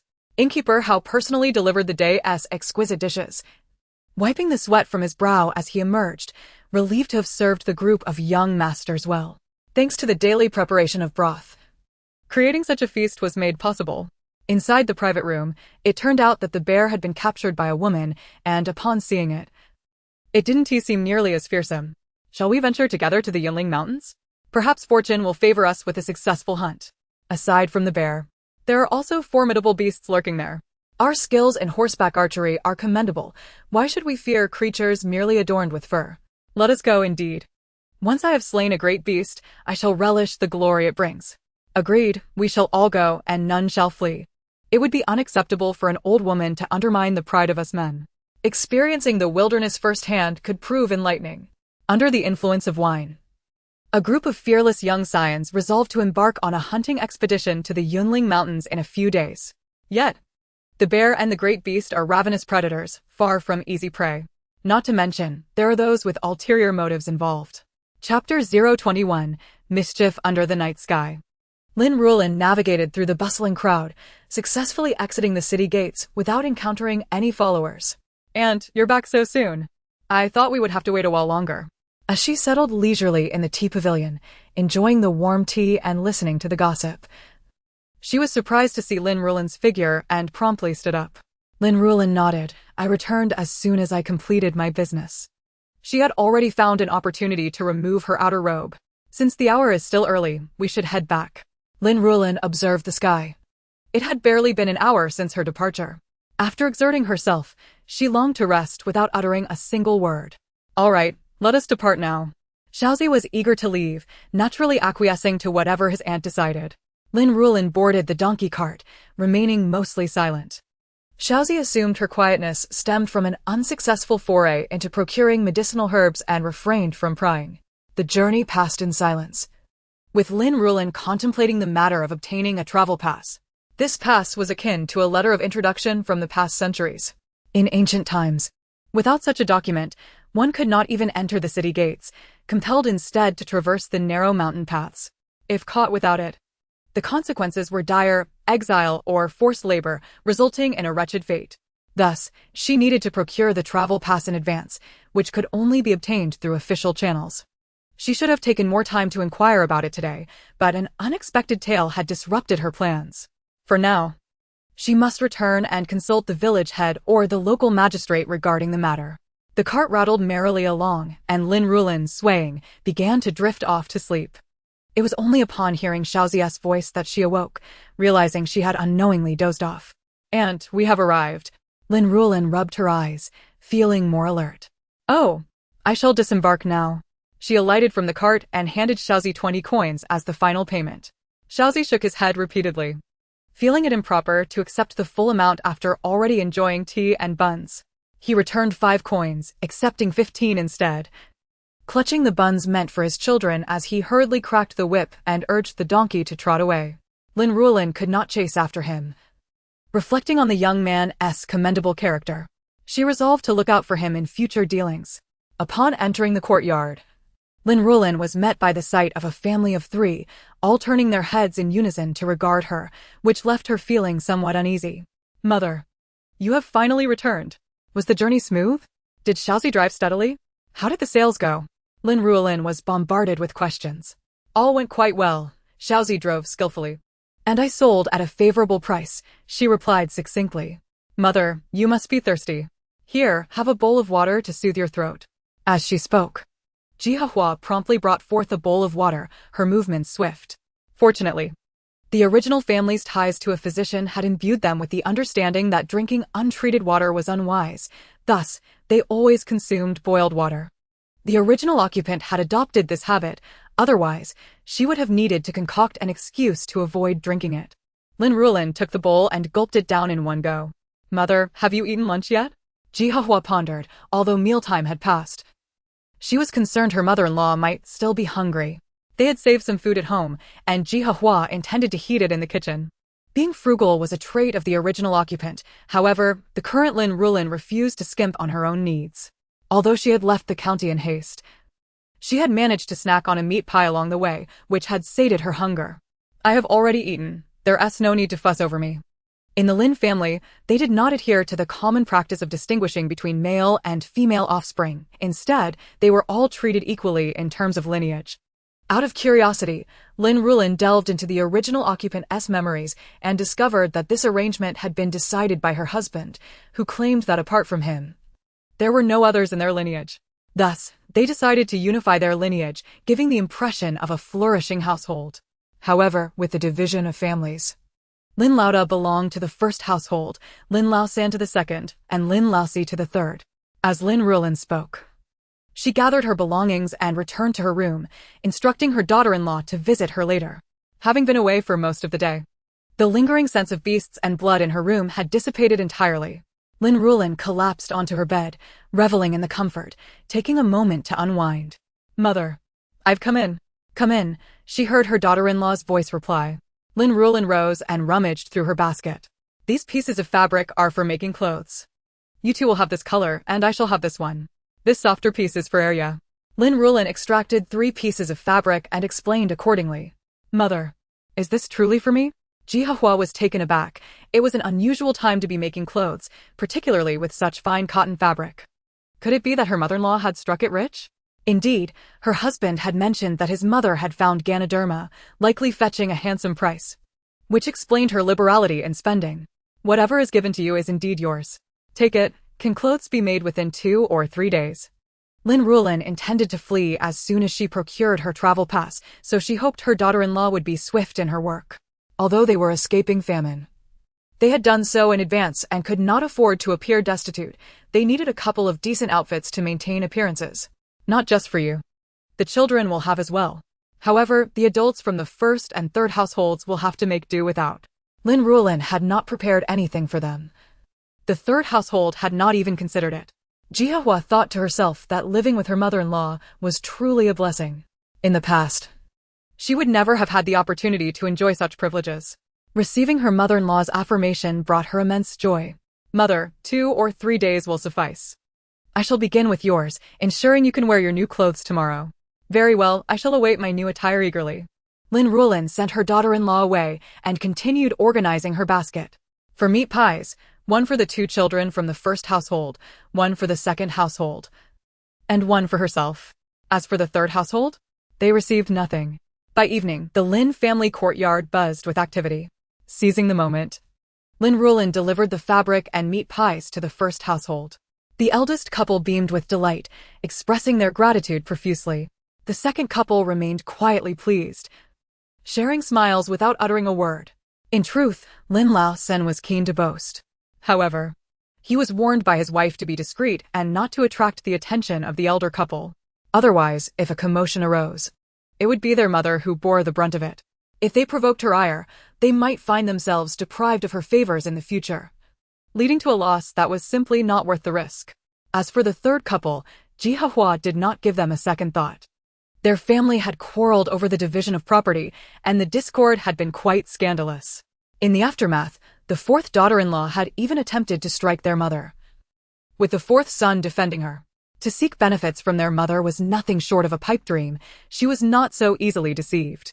Living in the same courtyard, how could the fourth couple remain unaware of the provisions and fabric that the other two families had received? Although Su Huanyang looked down upon their meager offerings, she was nonetheless seething with indignation. This biased old hag was deliberately targeting her. The more Su Huanyang pondered over it at night, the more irate she became, especially with Lin Laosi snoring thunderously beside her, exacerbating her frustration and preventing her from falling asleep. With a look of disdain, she pushed away the large hand resting on her waist, then retrieved a small bundle from beneath her pillow and stealthily descended from the bed. The moonlight in the courtyard was dim, and a shadow lingered momentarily before the door that Lin Ruolan must pass through, before vanishing without a trace. Chapter 022, Inquiring about the Route Pass. After several days of relentless toil, Lin Ruolan collapsed into a deep slumber. So soundly did she sleep that she did not even stir until the sun had risen high in the sky. Instinctively, she reached for her phone to check the time, only to grasp at emptiness and remember that she had been abducted by a trafficker into the pages of a book, and a cannon fodder at that. A mobile phone? Such a notion was utterly unattainable. With this thought, Lin Ruolan's spirits sank further, compounded by the aches in her body, leaving her in a decidedly foul mood. Since she had already overslept, she might as well indulge in a little more lounging. However, her plans for a leisurely morning did not last long. Nature called, and she had no choice but to rise. Hurrying to the outhouse, she emerged with an expression of sheer agony. The latrine was truly unbearable. Lin Ruolan found herself at a loss for words to describe it. Fortunately, she had the somewhat less torturous option of using straw for wiping instead of the reused bamboo pieces. Otherwise, her suffering would have been compounded. This simply would not do. She could not endure such a harsh existence. She needed to escape quickly, perhaps purchase a better dwelling or even construct one that suited her tastes. Otherwise, each visit to the outhouse would necessitate donning a mask of despair. After freshening up in the courtyard, Lin Ruolan turned to see Jihahua, the third daughter-in-law, gathering a handful of beans. Were they to be stir-fried for lunch? The Lin family did not make tofu, nor did they possess a stone mill. So frying them was the only option. Jihahua placed the beans into a bowl. Indeed, mother, today I was particularly fortunate and stumbled upon a handful of beans. Each one is plump and round, though the quantity is rather scant, which is why I gathered some of our own beans to fry for lunch. With a beaming smile, Jihahua radiated joy, evidently in high spirits. Lin Ruolan found this somewhat peculiar, but thought little of it. Your luck is indeed remarkable. Where did you find them? I might go see if there are any left. Lin Ruolan casually remarked. Jihahua gestured towards the door leading to their mother's quarters, suggesting that perhaps someone had carelessly dropped them. Lin Ruolan thought to herself, surely, it cannot be a rat. She recalled not having seen any such thing the previous night. Could it genuinely be a rat? Or perhaps remnants discarded during transport? Regardless, she decided it was not worth her concern. After all, this was her own home, and it was unlikely that family had left them behind. Lin Ruolan realized the truth, though she did not grasp the severity of the situation at that moment. We ought to purchase some rat poison for our home, otherwise the grain will be pillaged by that large rodent. You can handle that on your own, she thought to herself as she planned to leave in a few days. The issue of rats was simply not her concern. Mother, I am warming some porridge in the pot. Please have a little before you starve yourself. As Lin Ruolan entered the kitchen and savored the warm vegetable porridge, she reflected on how fortunate it was to have a daughter-in-law. There was no need to cook or wash dishes, nor to do laundry. Cleaning was no longer her responsibility either, it was simply splendid. Meanwhile, Su Huanyang, overhearing the exchange between the mother and daughter-in-law, trembled with rage. The beans were certainly not dropped by a rat, they had been deliberately scattered by her, hoping to ensnare the wicked mother-in-law who traversed that path daily. Yet, Jihahua, in her folly, had ruined her scheme, resulting in the waste of her precious handful of yellow beans. It was infuriating beyond measure. She could not fathom how that old witch could always be so fortunate. Soon, a spark of inspiration ignited in Su Huanyang's mind, leading her to concoct another plan. However, this venture could not occur until the following night. To her credit, Su Huanyang had learned from her past mistakes. She would no longer engage in any nefarious activities overtly, fearing that, like last time, she would wound the old witch not at all, only to be met with universal condemnation, akin to a misstep that left her in an embarrassing predicament. Lin Ruolan remained blissfully unaware of Su Huanyang's scheming. If given the choice, she would rather not encounter Su Huanyang at all. The mere sight of her reminded Lin Ruolan of her own role as cannon fodder, a diminishing existence. Thus, even when she spotted Su Huanyang in the courtyard, she pretended not to see her. After having her fill, Lin Ruolan tidied up the dishes and, noticing that the day was still young, decided to take a package of inexpensive pastries purchased from the county town to the village chief's home. Aunt Ho-Hot, Aunt Ho-Hot. Are you at home? Aunt Ho-Hot was the village chief's wife. Lin Ruolan felt it more appropriate to address her as such rather than by her husband's title. Who is it? Who's there? Aunt Ho-Hot, busy with chores in the main room, emerged upon hearing the voice. Upon seeing Lin Ruolan, she was slightly taken aback, as they typically had little interaction. What brings her here today? Is there something amiss? Aunt Ho-Hot opened the fence and welcomed Lin Ruolan in. Aunt Ho-Hot, is the village chief home? I wish to inquire about something. Lin Ruolan genuinely had no knowledge regarding the ancient household registration and route pass matters, nor did the original memories contain any relevant information. Hence, she thought it best to consult the village chief, who might be able to assist her. While speaking, she pressed the pastries into Aunt Ho-Hot's hands. Seeing Lin Ruolan's gesture, Aunt Ho-Hot understood that this was no ordinary visit. It was uncommon for someone to bring gifts when calling upon her. She felt hesitant to accept. Aunt Ho-Hot initially refused to take them, but after Lin Ruolan insisted several times, she reluctantly accepted. Lin Ruolan breathed a sigh of relief. As she truly despised and struggled with such social interactions, she simply was not adept at it. Yet, one must adapt to local customs when navigating through life. After accepting the pastries, Aunt Ho-Hot went to the kitchen to prepare a bowl of sweet water for Lin Ruolan. My husband has gone to the fields and has yet to return. However, he should be back shortly. Will you wait here, or shall I fetch him? Lin Ruolan quickly waved her hands. No, Aunt, you need not trouble yourself. I can go to the fields just as easily. How could I let you go look for him? I will call for him right away. After all, you brought something for us, so we must return the favor. Aunt Ho-Hot was very warm and efficient. As luck would have it, she encountered the village chief just as she stepped outside. After relaying the situation to him, the village chief was somewhat surprised. The gravity of the matter suggested that it could not simply be dismissed as trivial. The two exchanged greetings before taking their respective seats. Village chief, I wish to inquire about the procedure for obtaining a travel permit, Lin Ruolan stated forthrightly, articulating her purpose without preamble. The village chief was momentarily taken aback by Lin Ruolan's words, though the surprise was fleeting. It was not uncommon for residents to move in and out of the village. A travel permit? Was she planning to leave or merely visiting relatives? The chief's mind raced with suspicion, pondering why he had never heard of any affluent relatives from the Lin family before. Hadn't they just divided their family property days ago? Lin Ruolan smiled gently, urging him to listen attentively to her carefully crafted narrative. You see, times have been rather harsh lately, so I intend to seek out a distant relative. I have heard that this relative has come into some fortune, and I hope to benefit from their good fortune and find some employment. Anything would be better than toiling in the fields. Which distant relative are you referring to? Do enlighten me, the village chief prodded further. Lin Ruolan had meticulously prepared her story over several days, tailoring it to align with the realities of the Lin family's situation. Thus, the village chief, listening intently, found no cause for doubt. He offered caution, reminding her that life outside the village was fraught with challenges, and that their land was their foundation. He then proceeded to outline the materials and steps necessary for obtaining a travel permit, advising her on whom to consult. In essence, he divulged all he knew to Lin Ruolan. If you are to leave, what will become of your land? As the village chief, he felt compelled to inquire about this matter. I plan to lease it to the villagers for the time being. Should I find the outside world unwelcoming, I can always return to cultivate the land once more. In truth, she longed to cast off all obligations and flee without a care. Initially, she had considered selling the land, but she quickly dismissed the idea, recognizing the uproar it would cause. Lin Ruolan did not wish to attract unwarranted attention or encounter unforeseen complications. Additionally, as a member of the Lin family, selling land to outsiders was an unspoken taboo.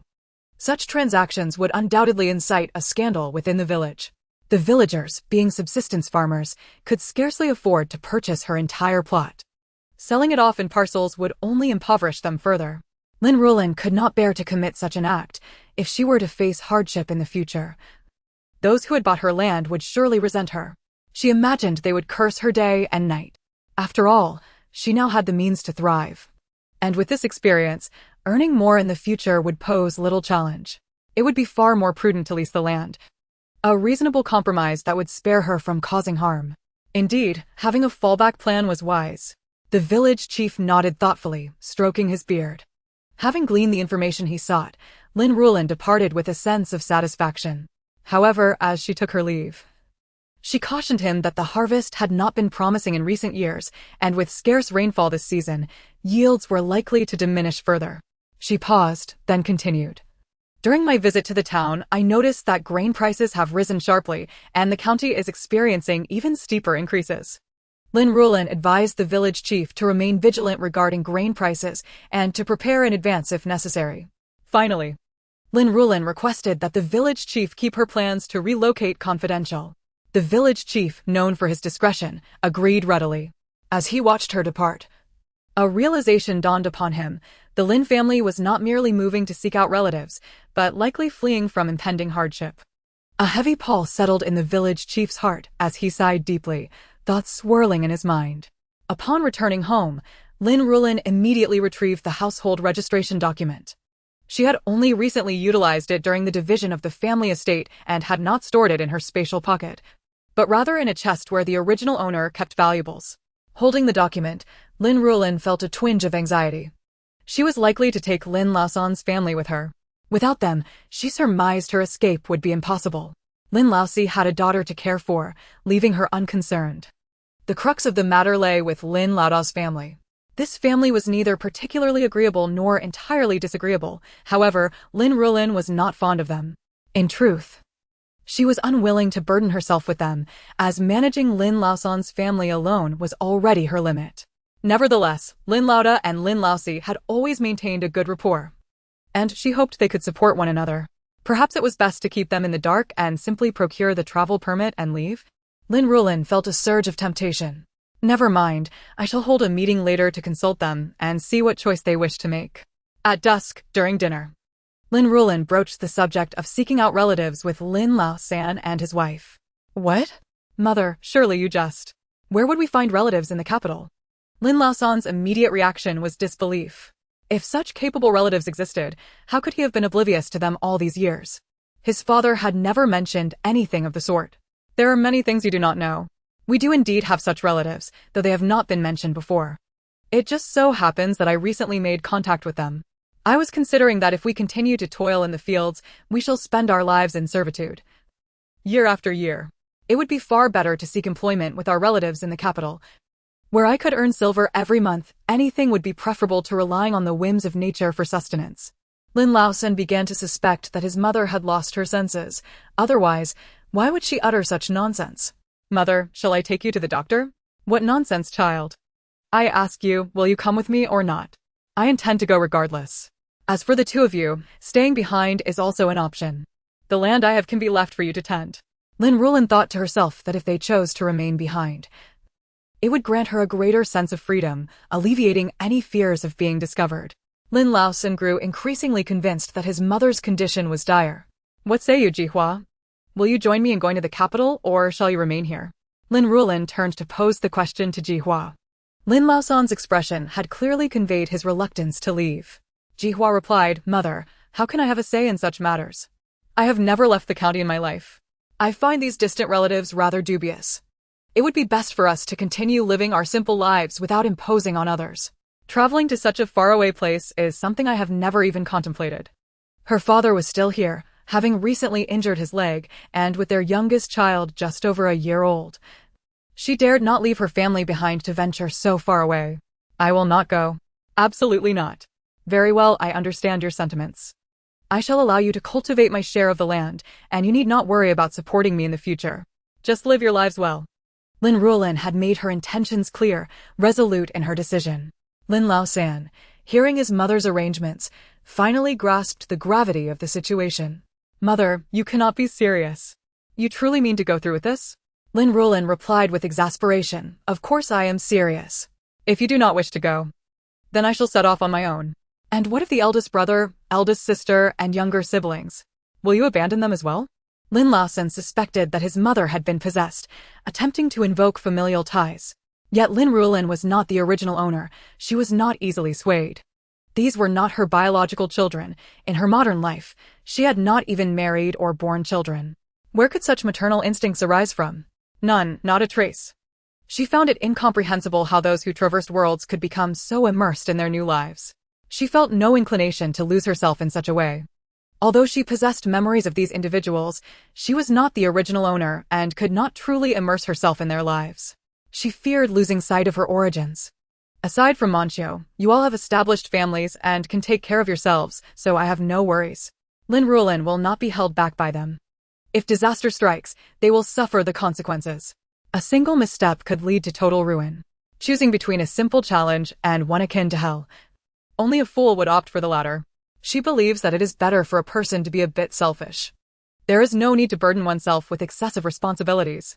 Moreover, no one can accompany another for a lifetime. Ultimately, they will part ways.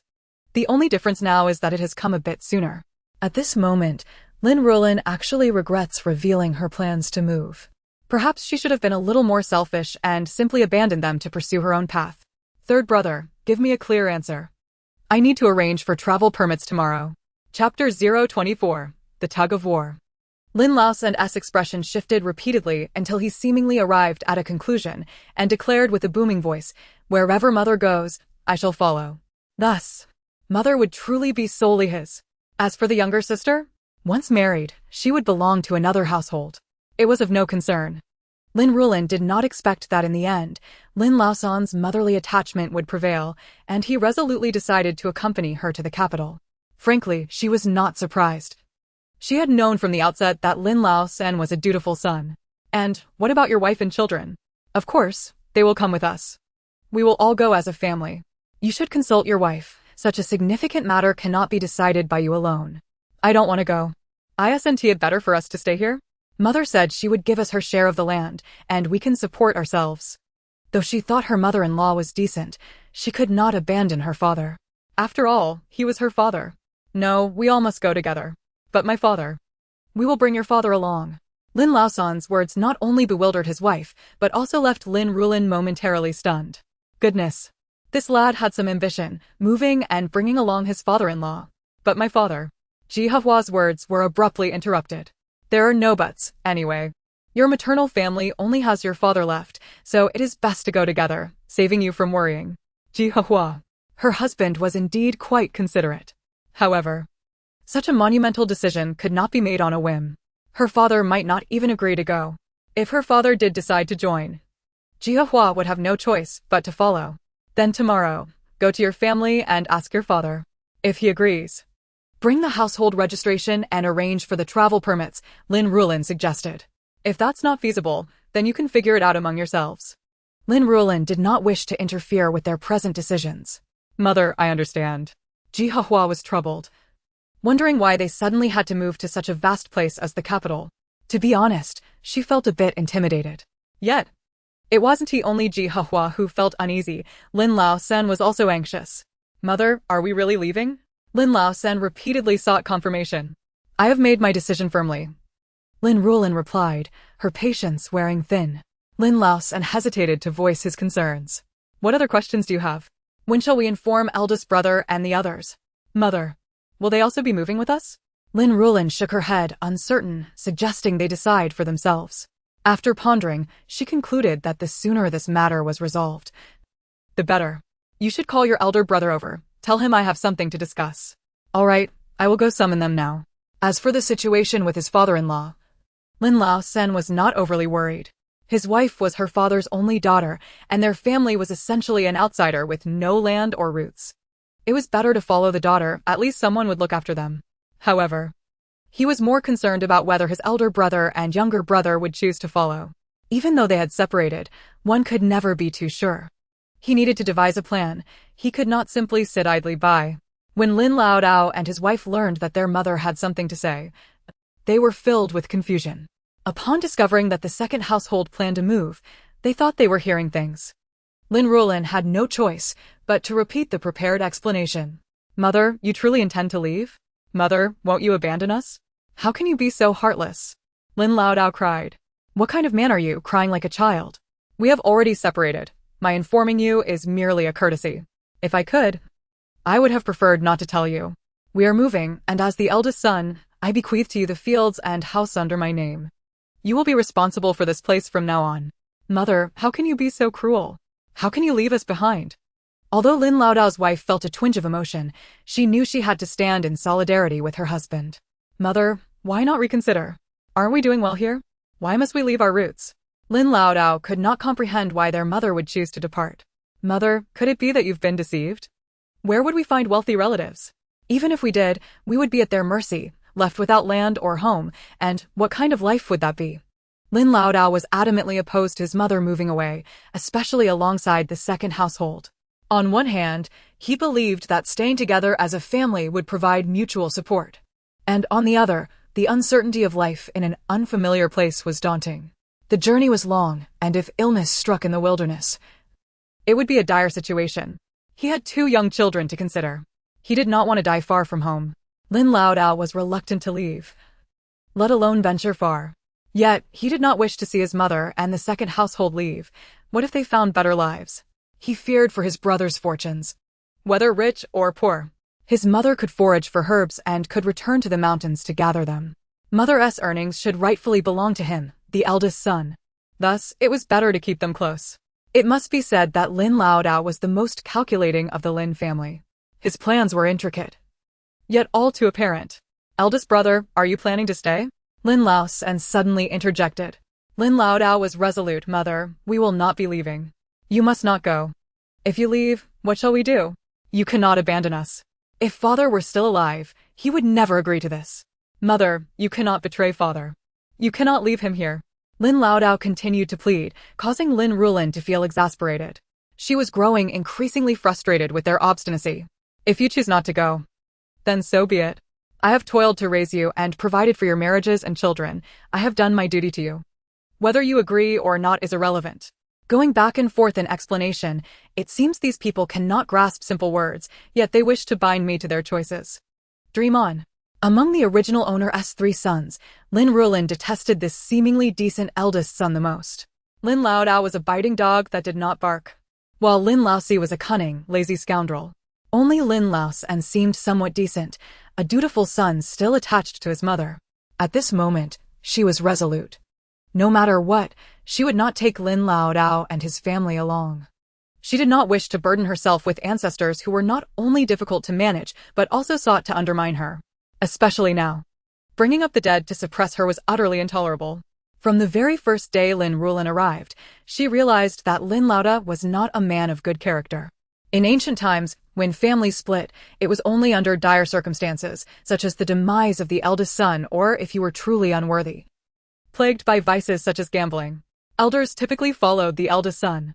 However, Lin Ruolan merely feigned reluctance before eagerly accepting the responsibility, clearly indicating his desire to shirk the duty of caring for the elderly. Naturally, Lin Ruolan held such a morally deficient individual in disdain. Big brother. At that moment, Lin Ruolan suddenly spoke up. Despite all the prior discussions, even Big Brother's tears and invoking their father proved futile. Lin Ruolan was now resolute that their mother must leave. With that in mind, he declared, Big brother, we shall take our leave. I will even tend to your land without demanding a single coin in rent. It will be a gift. Not only that, but he was also willing to give up his house. He could hardly believe that Big Brother would remain unmoved. It could be said that Lin Ruolan had indeed invested significantly to ensure the preservation of the main household. Upon hearing this, Lin Ruolan halted his cries, momentarily stunned by such a fortunate proposal. The thoughts of Big Brother's wife became equally animated.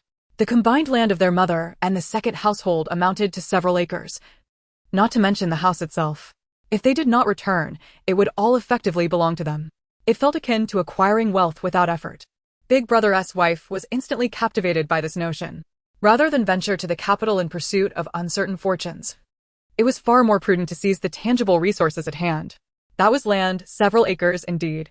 Converted to silver, it would amount to dozens of taels. She tugged at her husband's sleeve, and being her husband who shared the same bed, Lin Ruolan understood her intent. Yet, he could not simply acquiesce. Doing so would undermine his position. Thus, he resorted to the same tactics he had employed during the family division. claiming he could not bear to part with their mother and felt too embarrassed to accept the land and house, hoping she would choose to live with him instead.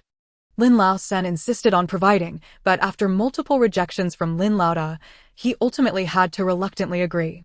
Lin Ruolan reflected that Lin Ruolan was not devoid of cleverness. Meanwhile, Lin Ruolan and his wife remained ever eager to gain an advantage. Very well, let it be so. It seems satisfactory enough, she mused. Once the arrangements were settled, Lin Ruolan suddenly inquired, "Mother, have you spoken to the younger brother about this matter?" He was concerned that his younger brother might contest their claims. Lin Ruolan shook her head. "I have not mentioned it to him. He is unfilial, and I have no obligation to him, nor does he have any claim over this. You need not feel compelled to inform him." Lin Ruolan thought to himself that while their mother had previously held the younger brother in high regard, her deepest affections were reserved for him. Even he had been relegated to the sidelines. Now, with such a significant decision, their mother was unwilling to inform the younger brother, clearly indicating that she had been deeply hurt by the actions of the third household. He considered that if his own son were to behave similarly, it would infuriate him as well. However, upon further reflection, he realized that had it not been for the rift between their mother and the younger brother, the land and property would not have come to him so easily. The couple exchanged a glance, falling into silence. That night, Lin Ruolan lay in bed, finally feeling a sense of relief. She had managed to address the issues with the first and second households quite thoroughly. As for the third household, she had never truly included them in her considerations. However, tomorrow she would have to see what Lin Ruolan's in-laws had to say. Consequently, it would take another day to arrange the travel permits. During the day, it seemed the third household was not home. It was not until nightfall, after Lin Ruolan and the others had concluded their discussions and dispersed, that the couple from the third household returned. From the commotion, it appeared they had been quarreling. Lin Ruolan was not particularly concerned with the specifics of their disagreement. With a day free ahead of her, she pondered whether she might explore the mountains. Within the third household, Lin Ruolan and Su Huanyang were indeed embroiled in a dispute. Earlier that day, Su Huanyang had gone to her maternal home with Lin Ruolan, hoping to bring her younger siblings back. Naturally, they had failed. Her maternal uncle was opposed to the idea, asserting that her siblings belonged to the Su family, which was not lacking in members, making it impossible for her to take them away for her own upbringing. After prolonged negotiations, her maternal uncle finally relented somewhat, allowing her to take her siblings only on the condition that the properties and assets left by her parents remained behind. Su Huanyang could never agree to such an outrageous demand. Her brother was still alive, and the household was not devoid of male heirs. How could she relinquish all her family's estate to her uncle? She intended to secure some funds from her maternal family, as her current resources were insufficient, and she wished to expand her production. Thus, she would not entertain such a losing proposition. After protracted discussions, they finally called upon the village head and clan elders, which led to an agreement of sorts. Su Huanyang could take her siblings under her care, but the estate would be split in two, one portion for her uncle and the other for her siblings. With neither side able to gain more, they had no choice but to consent. It was too late in the day for Su Huanyang to bring her siblings home, so she instructed them to prepare their belongings for tomorrow. Consequently, she remained oblivious to the events that transpired in the Lin household that day. In the dead of night, Su Huanyang stealthily rose again. This time, she returned to her usual clandestine spot, where she busied herself for a while before slipping away quietly. It must succeed, she fervently urged herself within. Regrettably, it seemed fate was not on Su Huanyang's side. Lin Ruolan rose late into the day, only to find Su Huanyang bustling about in the courtyard, frequently glancing towards Lin Ruolan's room. This old hag, how can she still be abed at this hour? Is she a pig capable of such deep slumber? Why hasn't she simply slept herself to death? Lin Ruolan opened the window, only to catch sight of Su Huanyang in the yard. What a stroke of bad luck this morning, she muttered under her breath, turning away from the window to avoid seeing Su Huanyang. After tidying herself, Lin Ruolan stepped out of her room. Just as she was about to cross the threshold, she sensed something amiss. Why is this patch of ground so dark and oily? As she stepped over the threshold, she noticed a section of stone pavement marred by a dark, greasy stain. Cautiously, she crouched down to investigate. What is that smell? Lin Ruolan wondered, leaning closer to sniff. It was the unmistakable scent of oil, perhaps cooking oil? Had it been accidentally spilled? "Jiang Hehua, are you around?" she called out. Jiang Hehua had returned to her maternal home and was currently in the main room sewing clothes. Upon hearing her mother-in-law's voice, she set her fabric aside and hurried out. "Mother, what is it?" Lin Ruolan pointed to the ground. "Did you spill oil here by accident?" Jiang Hehua looked down and exclaimed, "Oh dear, so many ants." "Mother, it wasn't me. It must have been the eldest sister-in-law or perhaps the children playing mischief." Jiang Hehua speculated that it was the children from the main household, as the eldest sister-in-law was quite frugal. Had she spilled such a large amount of oil, she would have made a fuss about it first. Her own children were still too small to reach the stove. Only the children from the eldest brother's family had the ability to do so. At that moment, the eldest brother's wife returned from outside, her face bright with delight. "Mother, what are you all doing standing here? Surely there isn't yet another delightful surprise to be shared?" She continued, with Mother moving out. "She can only take a small portion. The remainder will all belong to me." The eldest daughter-in-law found herself increasingly elated as her thoughts wandered, her smile widening with each passing moment. It was nothing significant. They were merely discussing who had spilled the oil from the container at home. Yet, the eldest daughter-in-law remained cheerful. "It certainly cannot be from my household, for our oil jar is already empty.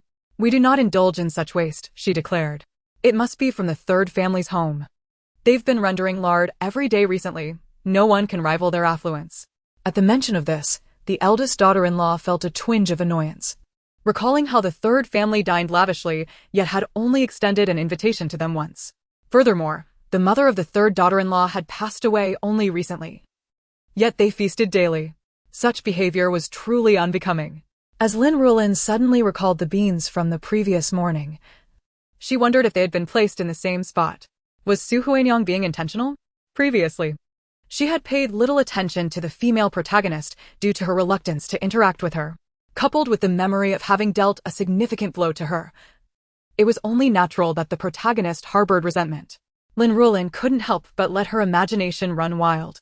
Could it be that the beans and the oil were intended to cause her to stumble? It must be said, Lin Ruolan had unraveled the truth. "Fourth daughter-in-law, come here." Chapter 26. Is the money sufficient? Lin Ruolan turned to call Su Huanyang, only to discover that she had vanished from the courtyard without a trace. "Where is she? Wasn't she just hanging laundry here?" Ji Hehua asked, puzzled. "She must have noticed something amiss and fled," Lin Ruolan replied. It seemed that Su Huanyang had indeed intended harm against her. With the woman gone, Lin Ruolan felt no inclination to summon her back. What good would that do? She would merely deny any wrongdoing, claiming it was an accident. Why would she admit to intentional malice? Certainly, she was not foolish. "Forget it, I am leaving soon. It's best not to stir up trouble." Breakfast consisted of a bowl of rather lukewarm porridge. Consuming it daily had become tiresome for Lin Ruolan. Yet, she had no other options and resolved to view it as a means of weight loss. Life in the city was undeniably better. It was no wonder that the youth of yesteryear preferred urban living. Everything was more convenient there. One could sample various local delicacies from different street vendors. Shaking her head, Lin Ruolan dismissed her cravings from her mind. The fabric she had given Ji Hehua 2 days prior was ready. "Mother, the new clothes are finished. I forgot to show you yesterday. Try it on to see if it fits. If not, I can make adjustments," Ji Hehua said, bringing the attire to her. Lin Ruolan took it back to her room to try on. The fit was perfect, no alterations were needed. "All right, Mother, I will return to make more clothes. I need to complete them within 2 days.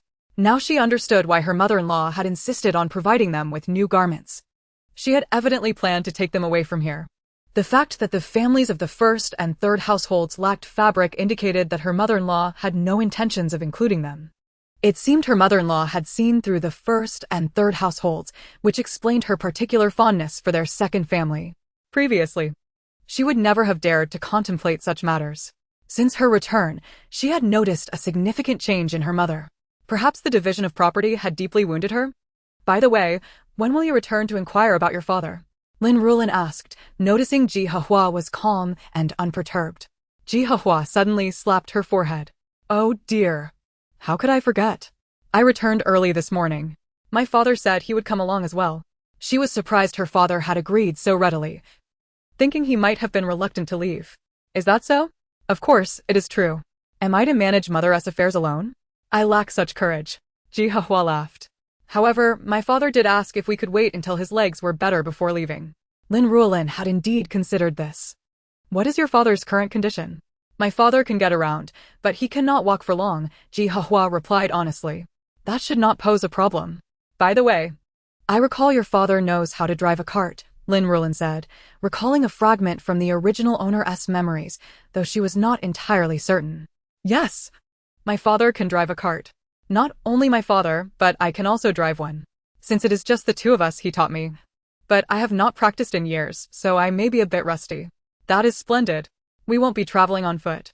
Has your father obtained his household registration? If so, we can apply for travel documents tomorrow and buy a mule cart as well. Lin Ruolan's words startled Donghua. We haven't obtained it yet, mother. Do we have that much money? She asked, somewhat incredulous. They had only recently divided their household, and both were well aware of how much silver remained. Unless her mother had secretly stashed away some personal savings during the division, which seemed unlikely. Mother, we don't even know how much we'll need for the journey. Do we have enough funds? If not, I still have a couple of taels of silver, Donghua offered. Lin Ruolan shot Donghua a look of exasperation. What can you do with just a couple of taels? Keep it for yourself. I have my own silver. At this point, Lin Ruolan glanced around to ensure no one was listening before whispering, Don't you remember I foraged for Ganoderma? That stuff is quite valuable. She did not disclose the exact amount it was worth, for in truth, the Ganoderma was not as valuable as she claimed. She merely wanted to create a plausible source of income.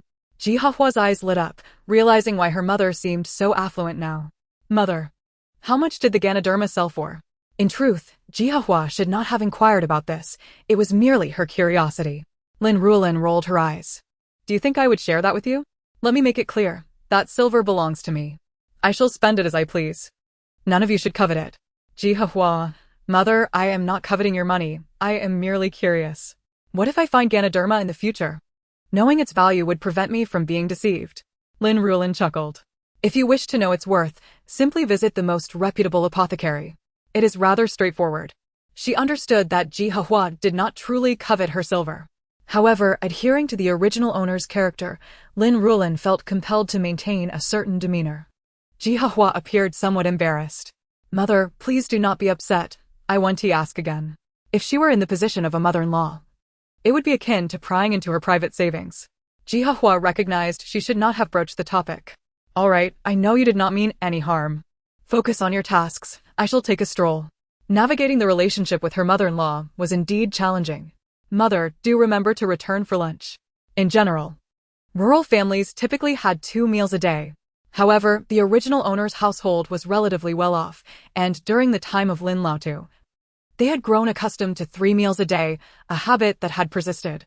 I understand. I am merely going for a leisurely walk, Lin Ruolan replied, waving her hand as she stepped outside. She first made her way to the riverbank. The drought had already begun to manifest. The water level in the river had significantly decreased, exposing portions of the riverbed. The temperature was also considerably warmer than in previous years. While the drought was concerning, it was not yet life-threatening. The calamity of the locust plague has wreaked havoc, devouring every trace of greenery in its path. This dire situation is precisely why Lin Ruolan insists on departing ahead of schedule. While drought allows for the collection of water and grains in advance, and even if the village runs dry, one can venture into the mountains to seek sustenance. With such vast mountains, a water source can surely be found. However, when food is depleted, it cannot be cultivated in a short span. Without food or wild vegetables, and compounded by drought, it becomes a matter of life and death. Fleeing is imperative. As Lin Ruolan traverses several hundred meters along the riverbank, she suddenly spots something resembling a human form protruding from the riverbed. Could it truly be a person? From a distance, her vision is unclear. Thus, she quickens her pace and jogs towards it. The closer she gets, the more convinced she becomes that it is indeed a human being. A wave of fear washes over Lin Ruolan at the thought of it being a corpse. Though hesitant, she gradually approaches. To her shock, she stumbles back in fright. Chapter 027, Su Huanyang's Subtle Thoughts. Goodness, it is indeed a person. Lin Ruolan clutches her heart, which pounds wildly in her chest, feeling a chill run down her spine. It is a man, a young, injured man. The majority of his clothing is stained with blood, tattered as if slashed by a sharp weapon. Additionally, his face and hands bear numerous small wounds. Summoning her courage, Lin Ruolan steadies her gaze. It soon becomes evident that the man's chest rises and falls, indicating he is still alive, albeit gravely injured and unconscious. Now arises the dilemma, should she save him or not? The wounds clearly suggest he has crossed paths with formidable enemies. Each cut is a testament to a lethal assault, and it is likely that those who inflicted the injuries are still in pursuit. Rescuing him could very well lead his assailants to her doorstep, resulting in a catastrophic outcome. Lin Ruolan is not one to indulge in pessimism, but the likelihood of such a scenario is high. She is reluctant to take the risk. In modern society, one could simply call the authorities and summon an ambulance. Yet, this is a feudal era where lives are valued little. Death is often met with indifference. As Lin Ruolan's internal conflict rages, she suddenly hears another voice. Her keen ears recognize the owner as the protagonist, Su Huanyang. Realizing the heroine's arrival, Lin Ruolan instinctively hides in a patch of grass. A premonition stirs within her. This might be an opportunity meant for the heroine. While she could seize it, what would be a boon for Su Huanyang may not be the same for her. Lin Ruolan surmises that since the human trafficker has already appeared, the opposing party must be aiding the heroine. If she were to rescue him, she might gain nothing but considerable trouble. Lin Ruolan is averse to complications and wishes for them to remain at bay. At that moment, Su Huanyang is returning with her younger siblings. Su Yunyang, the younger sister, is lively, bouncing ahead as they walk. Soon, she spots the anomaly. Sister, there seems to be a person over there. Su Huanyang follows her sister's gaze and discovers a figure lying there, seemingly lifeless. She rushes over. He's still alive. Monsong, come quickly. Alone. Su Huanyang cannot lift him and must call for Lin Monsong's assistance. However, Lin Monsong is hesitant. Huanyang, do we really need to save this man?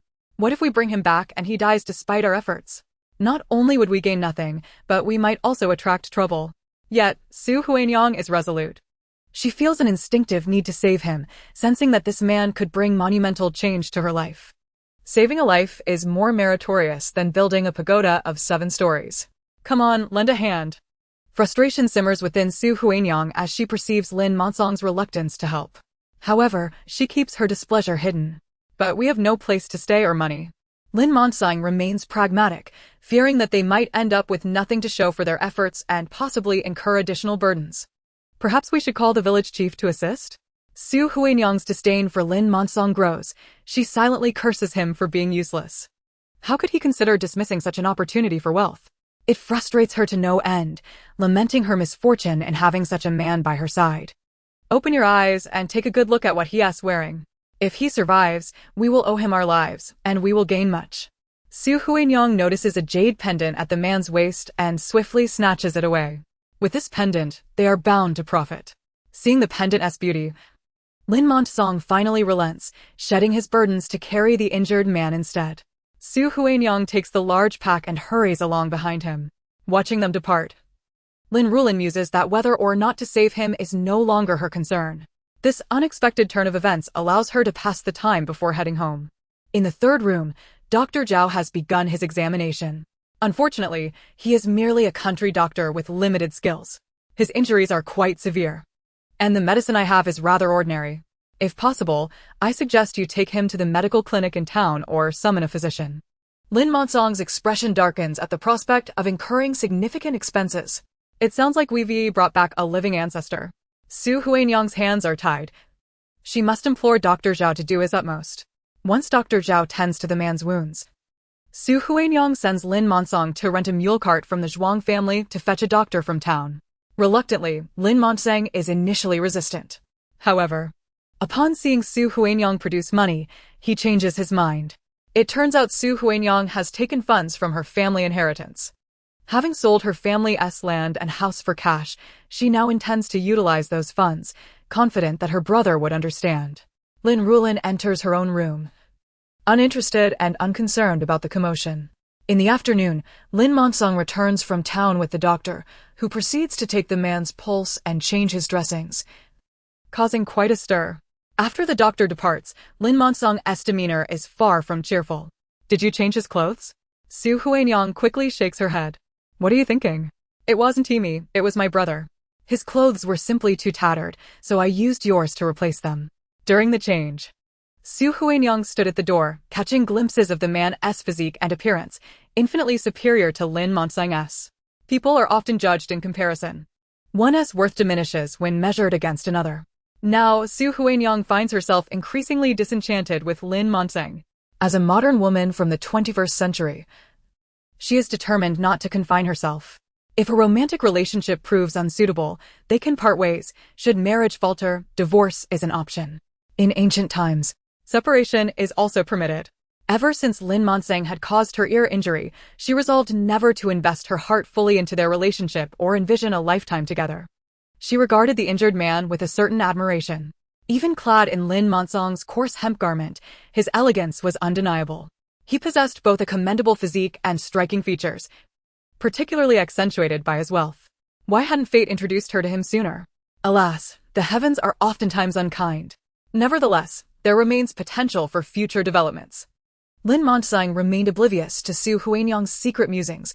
Were he aware, he might have inflicted grave harm upon her. Su Qing'an, her younger brother, stood silently by. The abrupt loss of their parents had dealt a crushing blow to him, the most affected among the three Su siblings. He had previously been shielded from familial matters, living the life of a young master untouched by the burdens of the household. Yet, the tragedy within mere days had fostered a significant maturation in the boy. He was solely focused on his studies, oblivious to any other pursuits. His desire to learn burned brightly, yet living with their uncle would render such aspirations impossible. Thus, when his elder sister proposed to support his education, he felt a surge of joy and readily acquiesced, entrusting the family estate to her and agreeing to reside with her henceforth. Inside the room, Lin Ruolan busied herself with her belongings. Yet a sense of unease crept over her. In her previous apprehension, she had overlooked the fact that she had encountered the injured man before. He was none other than the wealthy scion she had seen twice before, mounted on a magnificent steed. How curious it was that he had found his way to their humble village. Was he on a spring excursion? Yet, their locale offered little in terms of scenic allure or novelty. What could compel a wealthy youth to venture here? Alternatively, was he fleeing from pursuers, lost and desperate? This latter possibility loomed large in her mind, intensifying her sense of insecurity. Initially intent on obtaining travel documents the following day, she now resolved to act swiftly and decisively, fearing that the flames of chaos might engulf her as collateral damage. Third sister-in-law, cease your work for a moment. We can attend to your garments later. Hand over the household registration. We must visit your family, she instructed. Mother? Why do we need the registration? Jihahua was bewildered. Naturally, to procure travel documents from the yamen. Lin Ruolan lowered her voice, wary of being overheard by the third household. Weren't we supposed to go tomorrow? Is today not feasible? Lin Ruolan's heart raced. If they borrowed the mule cart from the Zhuang family, they could return today. But mother, the third household has already rented the Zhuang family's cart. They may have already departed. Su Huanyang had just overheard commotion from the third household. Someone was ill and had summoned a doctor. Oh, how careless of me to overlook that detail. Lin Ruolan lamented. Perhaps we should forego the bullock cart from old Lu in the village. By the time we reach the county, it will already be dark. What is the point? Old Lu would surely be displeased with us staying overnight. Then let us return to your maternal home and retrieve your father's registration. We can set off first thing tomorrow to avoid wasting time. For now, that was the only course of action. Jihahua wanted to protest the haste, but the resolute expression on her mother-in-law's face made it clear that her objections would be futile. So she acquiesced. When visiting her in-laws, Lin Ruolan deemed it inappropriate to arrive empty-handed and brought along a dozen eggs and a piece of cured meat. This gesture left Jihahua somewhat astonished. Her mother seemed less stingy than before. How delightful. She hoped this newfound generosity extended only to their family. Jihahua's maternal home was located in a neighboring village, not far away. Carrying her child, she walked beside Lin Ruolan, who bore a basket. They ambled leisurely, without haste. Mother, the river seems to have receded significantly, remarked Jihahua as they strolled along the riverbank, now heading in the opposite direction of Lin Ruolan's earlier journey. Indeed, it has diminished considerably. This year may not bode well, Lin Ruolan replied nonchalantly. Jihahua's heart sank. Could this be a reason for her mother's desire to relocate? She posed the question. I am uncertain. The harvests have not been favorable in recent years. This year is unlikely to improve, she responded. Jihahua fell silent. In the Lin family's courtyard, Su Huanyang engaged Lin Monsong in light conversation. Why has the man we rescued not yet regained consciousness? Lin Monsong mused, feeling the burden of hosting such a large man in their modest home. With the third household only allotted 2 rooms, the arrival of his brother-in-law and sister-in-law had already strained their living conditions. Now, with an additional male guest, the arrangement became increasingly untenable. He fretted over how long this stranger would stay. The first household also had only 2 rooms, but the second household had a young child, leaving 1 room available. I just called out, but no one was home. Later, I will borrow a room from them. Otherwise, we simply cannot accommodate everyone. Su Huanyang nodded nonchalantly. You handle that matter. After the humiliation I suffered at the second household, I have no desire to engage with them. In her heart, she regarded Lin Ruolan and Lin Ruolan with equal disdain. Lin Monsong, wishing to avoid discord with his brothers, remarked, "Why have you become so difficult to please? You used to be so agreeable." A pang of anxiety gripped Su Huanyang. She was not the original, and her temperament was inherently different. The original was a diligent and virtuous woman, but she was not. Initially, she had acted in accordance with the original's persona, yet as time passed, her true nature began to surface. Your brother hit me. What was I supposed to do? Su Huanyang retorted sarcastically. Do you wish for me to be trampled underfoot to satisfy your sense of pride? What do you mean by that? I never said such a thing. Lin Monsong realized that since the day he had reluctantly struck her, she had remained displeased with him. He had already apologized for that incident. Yet she persisted in dredging it up. In his mind, he had never considered it significant. After all, what man in the village did not occasionally strike his wife? He believed he was among the more lenient, having only chastised her for a serious mistake. Many others, fueled by drink and ill temper, often resorted to violence. To him, it was trivial. Su Huanyang's anger intensified at Lin Monsong's apparent indifference to her suffering. You damaged my ear. I shall remember this for a lifetime. And what do you wish for me to do? Should I allow you to strike back? Lin Monsong valued this wife he had painstakingly won over, which was why he lowered himself to apologize. Su Huanyang considered retaliation, yet knew she could not. What purpose would it serve to strike you? I would only have to tend to you afterward. Is that not a loss for me? She shot him a disdainful glance. Then how can I earn your forgiveness? I truly regret my actions. If you wish to make amends, then you shall offer me the silver bracelet you mentioned as a gesture of apology. The silver bracelet? That belongs to my mother. Did you not assert that eventually it would be mine? Su Huanyang scoffed, for she cared little for the tarnished old bracelet. This is not merely a matter of failed attempts. It is a desire to incite Lin Monsong, the favored son, to pierce the heart of the old woman. It is essential to recognize that Lin Monsong is indeed the apple of that old woman's eye. Presently, she harbors the intention of having her beloved son betray this old matron. Should he succeed, her joy would be such that she might indulge in an extra bowl of rice today. Conversely, if he fails, the old woman would still be vexed by her own son. Regardless of the outcome, she would find a measure of satisfaction. Su Huanyang gazes at this prospect with eager anticipation. To Lin Monsong, however, this gaze resembles the longing for a silver bracelet. He reflects on how his wife's affections have waned in recent days and, in an effort to please her, resolves to give it a try. After all, his mother has stated that it is intended for him. It merely amounts to receiving it a little earlier than anticipated. Very well, I shall make an attempt. Lin Monsong does not guarantee success, as there is a possibility that his mother might refuse. Yet, he feels a sense of inner confidence. Upon receiving Lin Monsong's response, Su Huanyang remains somewhat dissatisfied. She cannot shake the feeling that the bracelet rightfully belongs to her. Until it is in her possession, her mind remains restless. After all, she has traversed such a long way. Where is her golden opportunity? Could it be that bracelet? Chapter 029, The Sale of Land by the Ji family. Lin Ruolan, accompanied by her daughter-in-law and granddaughter, makes her way to Ji family village. Upon their entrance into the village, they encounter 2 individuals who stand out among the crowd. Lin Ruolan casts a fleeting glance, her gaze lingering not for long. However, Ji Hua stares a moment longer, only to be caught by their awareness, causing her to shrink back in fright, unwilling to look further. Once they have distanced themselves, Lin Ruolan speaks. Hua, are those individuals from your village? Although phrased as a question, Lin Ruolan holds a firm belief in her heart. Ji Hua shakes her head, asserting that they are certainly not from their village, which is populated by simple farmers lacking such grandeur.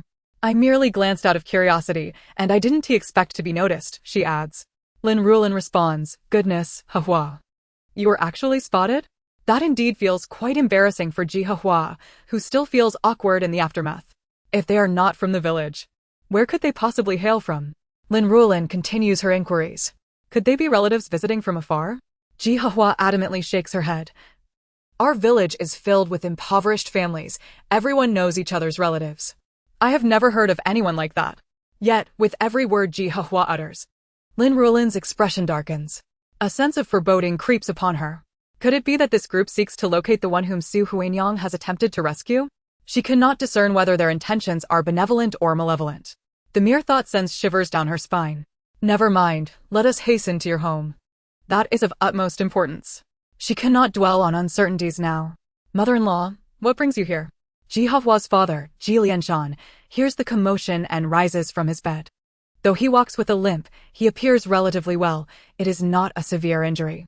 I have come to retrieve your household registration. I intend to procure a travel permit tomorrow, Lin Ruolan states forthrightly, revealing her purpose. Although Ji Lianshan has heard about this from his daughter, he did not anticipate such urgency. Has something happened at your home, mother-in-law? Why the haste? Ji Lianshan questions, suspecting they might have encountered some considerable trouble, prompting their frantic desire to flee. Lin Ruolan hesitates to divulge the true reason. After all, is the weather not pleasantly mild? Moreover, who knows how long it will take to secure that permit? There is no need to rush. I have yet to settle matters at home. My leg is not in the best shape either, Ji Lianshan insists, growing increasingly convinced that his in-laws must be embroiled in some predicament. I brought Hua back to assist you. As for how to address the situation, you may deliberate amongst yourselves. I shan't intrude, he adds. The Ji family once enjoyed a more favorable condition, but following Ji Hua's mother's serious illness, their resources were drained in pursuit of medical care, ultimately failing to save her. Consequently, they sold their land and their sole mule cart during that time. In recent years, Ji Lianshan has managed to scrape by through hunting and working as a laborer. Life has become rather arduous. Since you've mentioned it, mother-in-law, could you enlighten me as to why the need to relocate? Please do not attempt to deceive me with tales of seeking distant relatives. I would not be fooled. Lin Ruolan is taken aback. Could it be that the one directly involved is blinded by their situation, while the observer sees clearly? How could Ji Lianshan discern the oddities so swiftly? Momentarily, Lin Ruolan finds herself at a loss for words. Noticing her reluctance to refute his statement, Ji Lianshan concludes that his suspicion is confirmed. Observing Ji Lianshan's unsettling expression, Lin Ruolan hastily interjects, "You are overthinking it, dear in-law. I genuinely intend to seek refuge with distant relatives, but I also harbor the concern that this year may indeed bring calamity, thus I plan to leave early." Ji Lianshan appears skeptical, unconvinced by her words. "Is that so?" he inquires, his brow furrowing. "Indeed, it is so. I have not wronged anyone. Neither has your daughter nor anyone else I know of. Beyond that, I cannot say." Lin Ruolan adds, "Furthermore, do not concern yourself with others. Hua is dutiful and cares for you deeply. Otherwise, I would not have made this visit today." In truth, Lin Ruolan's underlying thought is to distance herself from the significant troubles associated with the protagonist. Whether good or bad, she wishes to sever ties with the main character. Having intercepted the protagonist's space, she certainly intends to flee as far as possible. Should she be drawn back in, there would be no refuge for her to lament. Lin Ruolan offers Ji Lianshan some comforting words and paints a rosy picture of the future, leading him to believe much of her narrative. Phew. She has successfully navigated this conversation. Ji Lianshan is indeed sharp-witted. Perhaps he will serve as an ally on this journey. On the way, Ji Lianshan asks why other children are not accompanying them, to which Lin Ruolan shifts the blame onto them, claiming they are unwilling to leave their home. After a brief exchange, Ji Hua returns with the village head. Lin Ruolan, however, chooses to withdraw, cradling the child away from the scene. Before long, the village head emerges from the Ji residence, all smiles. "Mother, has everything been arranged? Shall we return shortly? If there is no rush, I can prepare a meal for father before we depart." "That is fine, just do not delay too long." "Mother, I will be quick." Lin Ruolan has had an early dinner at the Ji household before departing. Upon returning to the courtyard, she finds Lin Lao Sand in a state of agitation. "Mother, where have you all been? I returned home to find you all gone. I was terribly worried." Lin Ruolan refrains from answering, leaving the explanation to Ji Hua. Her current concern lies with the matters of the neighboring third house. She strained her ears to listen, but detected no commotion from that direction. Instead, she summoned Lin Laosi over. "Mother, are you there? I have something to discuss with you." Lin Laosi responded to his wife's call, naturally determined to make an effort. "What is it? Speak." Lin Ruolan harbored a disinclination towards the protagonist, Su Huanyang, and similarly found no favor in the male lead, Lin Monsang. Indeed, Lin Monsang is the male protagonist of this narrative. Lin Ruolan truly could not discern any remarkable qualities in Lin Monsang that warranted his elevation to the status of the male lead. Perhaps his only merit was his sweet tongue, treating the female lead with some kindness? However, after Lin Laosi slapped the female lead, their relationship seemed to have cooled. And they even quarreled at times. Rumor had it that the male lead had rendered one of the female lead's ears deaf, which incited her ire. If she were in her position, she too would be furious and would seek retribution. "Mother, it has been several days. Why are you still angry with me? Please do not be upset. I apologize." It must be said that Lin Laosi had some skill in humbling himself to offer massages. It was an invitation that could not be refused. Lin Ruolan, recalling the original owner's memories, indulged for a moment before speaking. "What is it? Speak." Lin Laosan, while conversing, continued his tasks and casually observed the silver bracelet on his mother's wrist. "Mother, where is your silver bracelet? Why is it missing?" Chapter 030. The Demand for the Silver Bracelet. Lin Laosi noted that both of his mother's wrists were bare and pondered whether she had given the bracelet to the eldest brother. The mere thought of this possibility cast a shadow over Lin Laosan's expression. "Oh, the bracelet? I sold it." Upon hearing Lin Laosi mention the silver bracelet, Lin Ruolan's heart sank. That silver bracelet was her golden finger, having long since been claimed and integrated into her consciousness. In other words, it had vanished. Yet now, with Lin Laosi bringing it up, Lin Ruolan could not help but take it seriously. "Mother, how could you sell it? Was it not promised to me for the future? Mother, how can you go back on your word?" Lin Laosi was nearly beside himself with rage. Throughout the years, his mother had always stated that the bracelet would eventually belong to him. He had long considered it his own possession. Now that she claimed it was no longer available, Lin Laosi had every reason to be incensed. "Lin Ruolan, I truly did not expect Lin Laosi would come to demand the bracelet from me. Such a miscalculation. Had I known, I should have purchased a similar bracelet beforehand to placate him. Alas, hindsight is a precious commodity. I did mention that. But I also stated that once you have a son, the bracelet would be transformed into a longevity lock. As of now, you still do not have a son. Why the urgency?" Lin Ruolan promptly rebutted Lin Laosi. "Mother, you did not say it like that at the beginning," Lin Laosi retorted angrily. "Mother, did you give the bracelet to the eldest brother?" Among the three brothers in the family, aside from himself, the eldest brother was the one his mother cherished most. As for Lin Laosan benefiting from this, that thought never crossed his mind. "I did not give it to your eldest brother." Lin Ruolan, visibly displeased, reassured him. "I have stated that once you have a son, I will give it to you. Why do you refuse to listen? At worst, I will buy another to compensate." "No. Mother, you must give it to me today." Lin Laosi grew increasingly convinced that the bracelet had already found its way to Lin Laodai. He insisted that his mother retrieve it. Lin Ruolan's temples throbbed with frustration. "If you cannot comprehend human conversation, then leave." Lin Ruolan felt that today had truly opened her eyes. This was indeed the male protagonist, and he seemed to believe himself perfectly matched with the female lead. "Mother, you are deceiving me." Lin Laosi's eyes turned red. He knew he should not be quarreling with his mother. However, his wife had been rather indifferent towards him these past few days. Today, he finally had a chance to win her back, only to falter in front of his doting mother. Caught between his wife and his mother, Lin Laosi found himself in a precarious position. Seeing him on the verge of tears, Lin Ruolan sighed. "I still have the money from the bracelet, which I haven't spent. I will give you the money. You can buy it yourself. But remember, when your son turns 1, there will be nothing else." "Mother, I only want the bracelet, not the money." "That bracelet is your dowry. I wish to keep it as a family heirloom." "Lin Ruolan, you have not even had a son yet. And you are already thinking of the next generation. That is quite a stretch." All right. I will bring it to you tomorrow. Now go home. Your presence vexes me." The latter was a heartfelt confession from Lin Ruolan. Upon hearing his mother finally relent, Lin Laosi wiped away his unshed tears and instantly brightened. He assumed that his mother would go to the eldest brother to reclaim it tomorrow. Thus, he left in high spirits. Su Huanyang, upon seeing the joy on his face, asked, "Did your mother give you the bracelet?" "What do you mean, my mother? She is your mother too. In the future, do not speak as though you are an outsider." "Where is the bracelet?" Su Huanyang extended her hand, demanding it. Lin Laosi, unable to produce it, replied, "Mother said she would give it to me tomorrow." "Why tomorrow? Why not give it directly? What is the point of this delay?" Su Huanyang suddenly felt an ominous premonition. Surely, that old hag did not intend to part with it and was merely deceiving him with empty words. Mother said she sold the bracelet, but I do not believe it.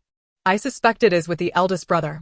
He is the best at feigning poverty and has the only male heir of our family. So he must be feeling quite smug. Lin Laosi rambled on about the rifts between him and his two elder brothers. Su Huanyang, though uninterested, patiently listened. She believed Lin Laosi's words. In this backward feudal society, any family with a bit of wealth would not sell their jewelry. Therefore, that old woman was indeed lying. Lin Ruolan, I truly did deceive him, but it was a benevolent falsehood. Thus, the couple awaited the next day with anticipation for the bracelet to arrive unbidden. However, when the morrow dawned, they found the second house eerily silent, devoid of any sound. Lin Laosi and his companions had gone to the fields, only to discover that the eldest brother was the only one tending to the crops. "Eldest brother, have you seen mother?" "She is not home. I am looking for her."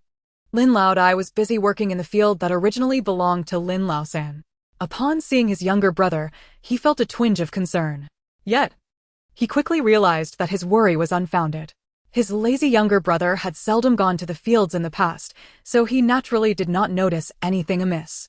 "I do not know. I saw mother last night." "What do you mean, she is not home? Where else could she be?" Lin Laodai pondered, wondering if mother's previously mentioned plan to move was now being acted upon. Upon seeing his elder brother's unusual expression, Lin Laosi assumed it was due to guilt over taking his bracelet. "Eldest brother, you must not take anything belonging to mother. She promised it to me long ago." "Lin Laodai, has mother promised you something?" No wonder she had so readily agreed to give Lin Laosi the house and land. He was puzzled as to why she would be so harsh with the younger brother. It turned out mother had indeed promised to secretly supplement him. It seemed that the herbs mother had sold had fetched quite a sum, and it was highly likely that she had not revealed all her wealth during the division of property.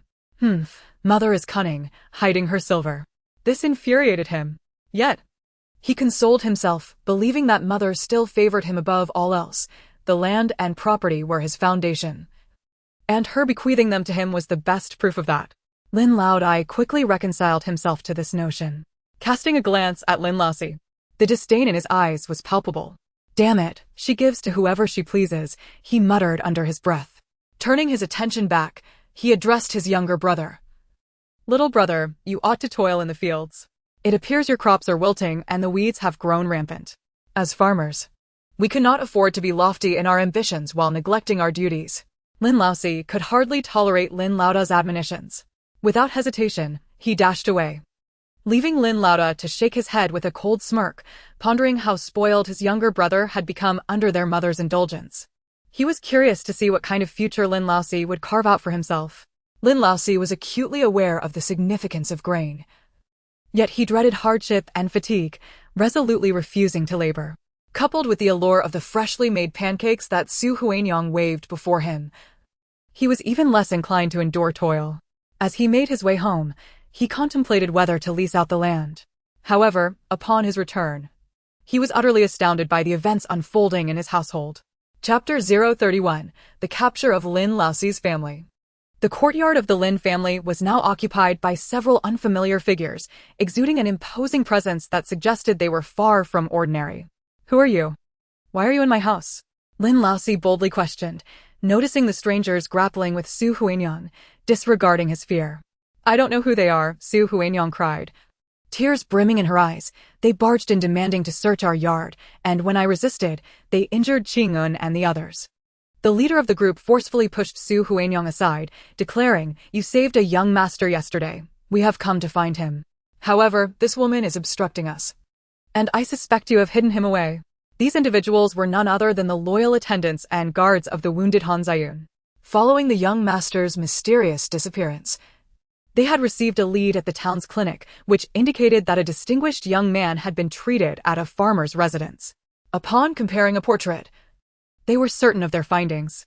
With urgency, they had ridden over at dawn, even bringing the physician along to guide them swiftly to this location. Unbeknownst to them, Lin Ruolan and her companions had encountered their search party the previous day, but had mistakenly gone in the wrong direction, failing to locate the right village in time. Step aside. If anything happens to our young master, I will ensure you pay with your lives, proclaimed Han Ziyun's personal guard, clearly holding a position of authority among the group. With the young master missing, he was filled with trepidation. Lin Laosi realized these individuals were not to be trifled with. Huanyang, come here. He beckoned, while Su Qingyun and Su Yunyang had already hidden in a corner. At that moment, Lin Laosi was oblivious to anything beyond his immediate concerns. Perhaps it was a case of misfortune befalling the Dragon King Temple. We are all in this together, he chuckled nervously, recounting the events of yesterday. Throughout his tale, Su Huanyang tugged insistently at his sleeve, yet Lin Laosi paid her no mind, which only fueled her frustration. Su Huanyang, not as naive as her husband, recognized the potential threat these individuals posed. Yet, Lin Laosi divulged every detail without hesitation, demonstrating a lack of fortitude. The handsome young man among them was evidently of considerable influence, and it was unlikely that an ordinary person could have inflicted such harm upon him. They could very well be the perpetrators rather than allies, and their demeanor suggested they were anything but benevolent. So, you claim you rescued our young master? Asked one of the attendants arrogantly, looking down his nose at Lin Laosi. Indeed, we did save him and even paid a substantial sum for the physician's services. But I wonder what compensation, Lin Laosi began, his words trailing off as the gravity of the situation dawned on everyone present. The attendant exchanged glances with his companions, who promptly sprang into action, kicking open doors and commencing their search.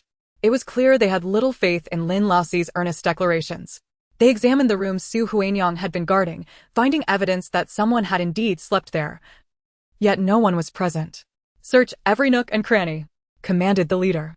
Yes, came the response. Su Huanyang was bewildered. Had the man not been in this very room? How could he have vanished so inexplicably? Lin Laosi shared her disbelief, insisting, no, I checked just before leaving. He was right there. Huanyang, do you realize? Lin Laosi mused, still clinging to the hope of gaining favor from these men, only to find himself facing dire consequences instead. I don't know where to find him.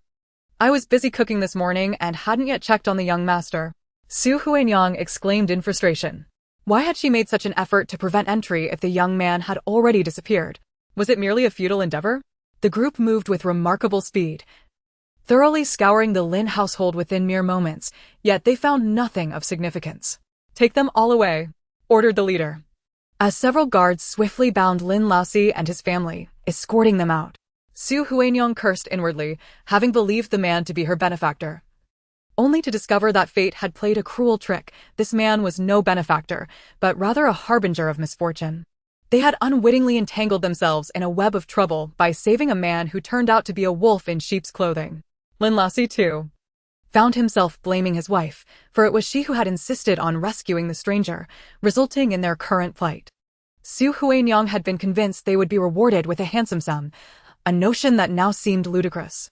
Su Qingyun and Su Yunyang, having never witnessed such turmoil, trembled in fear, realizing the gravity of their situation. Had they known this would be their fate, they would never have come to live at their eldest sister's home. And now, in just a day, they faced calamity. Meanwhile, the rest of the Lin family was in the fields, blissfully unaware of the chaos that had befallen Lin Laosi's household. When they eventually received word from the villagers that Lin Laosi's family had been apprehended by officials, Lin Laoda's wife fainted in shock, her legs giving way beneath her. What shall we do? She cried, panic-stricken. Fortunately, Lin Laoda remained composed. The authorities had only apprehended Lin Laosi's family, not them, indicating that the trouble stemmed solely from Lin Laosi's actions and did not involve them. As Lin Laoda shared his thoughts with his wife, she gradually regained her composure, realizing her legs were steadier than she had thought. I had a feeling that Lin Laosi and his wife were up to no good, causing such a tremendous mess. Thank goodness Mother left early this morning, otherwise we might have been implicated as well. Once she had calmed down, Lin Laoda's wife began to vent her frustrations. Enough. We must focus on gathering information. If Mother returns, We will surely face her wrath if we are unprepared. With Lin Laoxi's family taken and themselves remaining unscathed, it was inevitable that the matriarch would direct her ire towards them.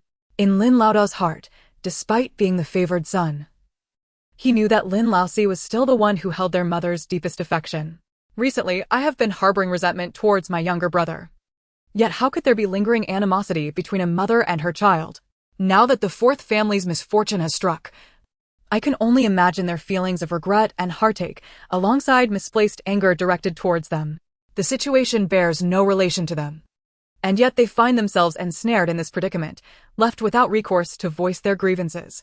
Just as the eldest Lin family hurriedly made their way home, the straw pile near the latrine in the Lin family's backyard suddenly stirred. Chapter 032. The Person in the Straw Pile. Han Ziyun, concealed within the straw, wore a pallid expression, having fallen victim to betrayal by those he once trusted. His disbelief in humanity was profound, particularly in regard to those who had tended to him not long before. Upon awakening that morning, he was met with hunger and thirst, and upon discovering that his wounds had been tended to, he recognized that he had been rescued. Surviving such calamity, Han Ziyun silently vowed vengeance in his heart, no longer underestimating anyone.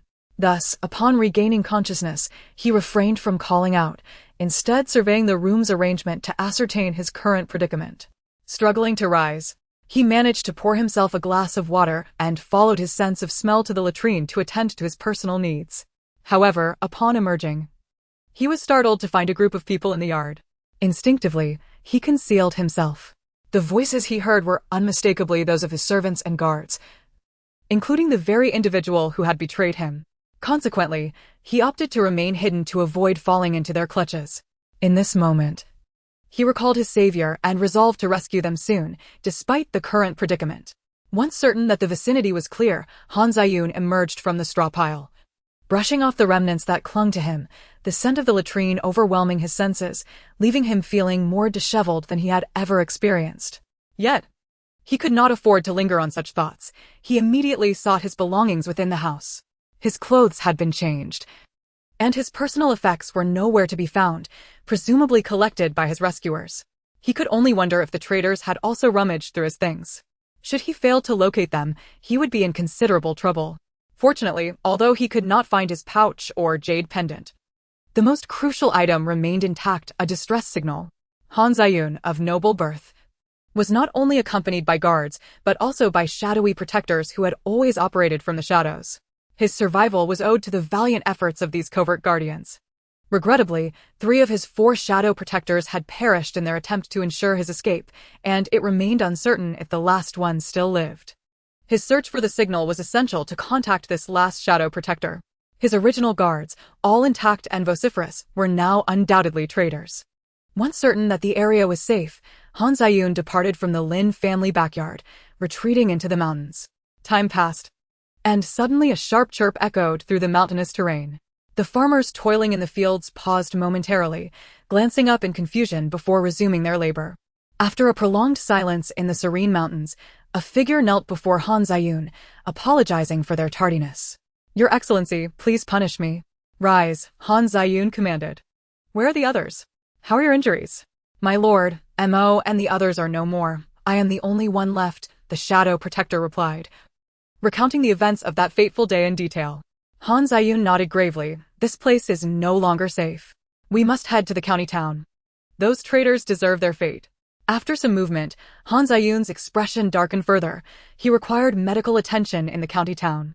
While the physicians in the capital were undoubtedly superior, he could not afford to wait that long and thus settled for the county town as a second option. It was said that a physician there hailed from a lineage of imperial doctors, suggesting a satisfactory level of skill. Traveling to the county town would also afford him the opportunity to deal with those treacherous servants. Meanwhile, Lin Lauda rushed into his own courtyard. Confronted by the wreckage of his home, the couple felt as though the sky had fallen upon them. "Oh, those wretched scoundrels!" exclaimed Lin Lauda's wife, immediately cursing as she dashed towards her hidden stash of silver, terrified that their life savings would be stolen by thieves. Fortunately, the silver remained untouched. Emerging from beneath the bed, Li Chuanqing breathed a sigh of relief. "Thank goodness I hid it well." Lin Lauda, upon hearing his wife's words as he stepped inside, wiped the sweat from his brow. Get everything in order, and then come out. Our home is a mess, and we need to clean up. The couple, along with their 2 children, worked tirelessly. Midway through their efforts, a group of onlookers arrived. Lin Manjin, what trouble has your brother caused to get himself arrested? The earlier commotion had left the villagers too fearful to gawk. It wasn't until the crowd had dispersed that Lin Monsang and his family returned to inquire about the situation. Do not speak nonsense. The 4th brother has done nothing wrong, Lin Ruolan vehemently denied, still oblivious to the unfolding events. In light of the current circumstances, even if it were true, Lin Ruolan would never admit it, especially since he was entirely in the dark. I heard he has offended someone interjected, a person living near the Lin family. I caught wind of something. Could it be that Lin Monsang had truly committed a crime? I suspect so, otherwise, why would they have taken his whole family? Do you know who those 2 children with Lin Monsang were? Someone else asked. You don't know? They were Lin Monsang's sister's children. They just arrived yesterday. What a stroke of bad luck for them, to be embroiled in this just after arriving at the Lin family. Isn't it true that the Lin Monsang family has had a string of misfortunes this year? Who knows? Perhaps they have committed some wrongdoing and are now facing the consequences. As the villagers' gossip grew increasingly malicious, Lin Monsang's face turned ashen, resembling overcooked liver. Li Chuanqing, more direct in her approach, brandished a broom to shoo them away. I'll beat you scurrilous gossipers. You lot can't even afford a decent meal and still wish to gawk at our misfortunes? Away with you. Fortunately, Li Chuanqing was formidable, and her fierce display soon dwindled the crowd of onlookers. What, are you remaining out of pity, hoping to lend us some silver? Let me be clear, I want to return a single coin. Li Chuanqing, I see your chickens are quite productive, laying an egg a day. And you, Dogsy's wife. Your pig seems fine. I could use one. When can I come over? Li Chuanqing's bold retorts sent the remaining bystanders fleeing, each proclaiming their unwillingness to provoke her further. Dear, sit down and have a drink to catch your breath, Li Chuanqing said, seeing her husband's frustration. Don't let their words weigh on you. We haven't done anything wrong, so we need not fear the ghosts at our door. She raised her voice intentionally, ensuring that those lingering behind could hear her clearly. Enough, let us head home. If we linger, Li Chuanqing will truly lose her temper. We can't afford to provoke them. Lin Ruolan, whose countenance remained grim, sipped some water, gradually calming down. Earlier, the 4th brother had spoken to him with such bravado. How could everything have changed in such a short span? Lin, the elder, still could not believe that such calamity would befall them. It must be that the 4th family's couple has stirred up trouble. It is futile to ponder over it now. I will inquire with the village head shortly. You stay home and tidy up. And wait for your mother and the others to return. Sigh, as the head of the household, I shall heed your words. On the way to the county town, Lin Ruolan was riding in a mule cart belonging to the Zhuang family, engaging in casual conversation with Zhuangzi. Suddenly, the sound of galloping hooves approached from behind. Guangzi, upon hearing it, promptly steered the cart to the roadside. Those riders were on horseback, and as a mere cart driver, he could not afford to offend them. Due to the sweltering weather, the cart curtains were partially lifted. A cloud of dust billowed past, and Zhuangzi let out a startled cry. Dear aunt, this is bad. I think I just saw Monsang on that horse. What nonsense are you spouting? Lin Ruolan was taken aback. I mean, your Monsang has been captured. I also saw his wife. There seem to be others, but I don't recognize them. Lin Ruolan furrowed her brow. Zhuangzi, are you certain you did not mistake him? Absolutely. I grew up alongside Monsang. How could I possibly misidentify him? If it were just Lin Monsang, he might have doubted himself, but with Su Huanyang trailing behind. Who in the village doesn't know her? And, has something happened in your family? Should we not follow and take a look? Internally, Lin Ruolan was reluctant to involve herself in the affairs of the protagonists. The capture of these individuals likely stemmed from the trouble that arose after their heroic deeds yesterday. Logically, since the protagonists saved someone, the man should not repay kindness with enmity. Clearly, something must have gone awry. Reluctantly, she decided to follow. Not out of a desire to rescue them, but out of fear of being implicated herself. Very well, Zhuangzi cracked the whip, and the mule quickened its pace, trotting along. Throughout the journey, Lin Ruolan contemplated the situation. She surmised that in the original narrative, Su Huanyang and the others were not meant to face such adversity. Their misfortune likely arose because she had interfered with the female lead's space. In the text, Su Huanyang had acquired a space with a spiritual spring for cultivation and a warehouse for preservation. In the original story, There would have been no need to summon a doctor after saving someone. A few sips of spiritual spring water would suffice for a swift recovery. Perhaps the individuals would have left Lin's village that very day, thus avoiding any subsequent troubles. As for the other two whom Zhuangzi did not recognize, she surmised they were likely Su Huanyang's recently returned siblings from her maternal family. Lin Ruolan sighed. She truly did not care for Su Huanyang and her troubles. However, she had not fled yet. What if she were to be entangled in their mess? Thus, Lin Ruolan resolved to assess the situation first. Unfortunately, the horses ahead galloped swiftly, leaving her mule cart in a cloud of dust, unable to keep up. Fortunately, there was only one official road leading to the county town. It was likely those individuals had taken Lin Laosi and his family to the county. Given their brazen demeanor, with some inquiry, she should be able to glean relevant information. However, she could not afford to neglect her own business in town today. If she acted quickly, she could create a time gap and flee before they implicated her. Yes, that is the plan. The mule trotted swiftly, and they arrived at the county town gate within half an hour. Lin Ruolan paid Zhuangzi and instructed him to return home. And, didn't we agree to enter the city together? Why the sudden change of heart? Since Zhuangzi's family was well-versed in the ways of the town, she had intended to seek his assistance in selecting a mule.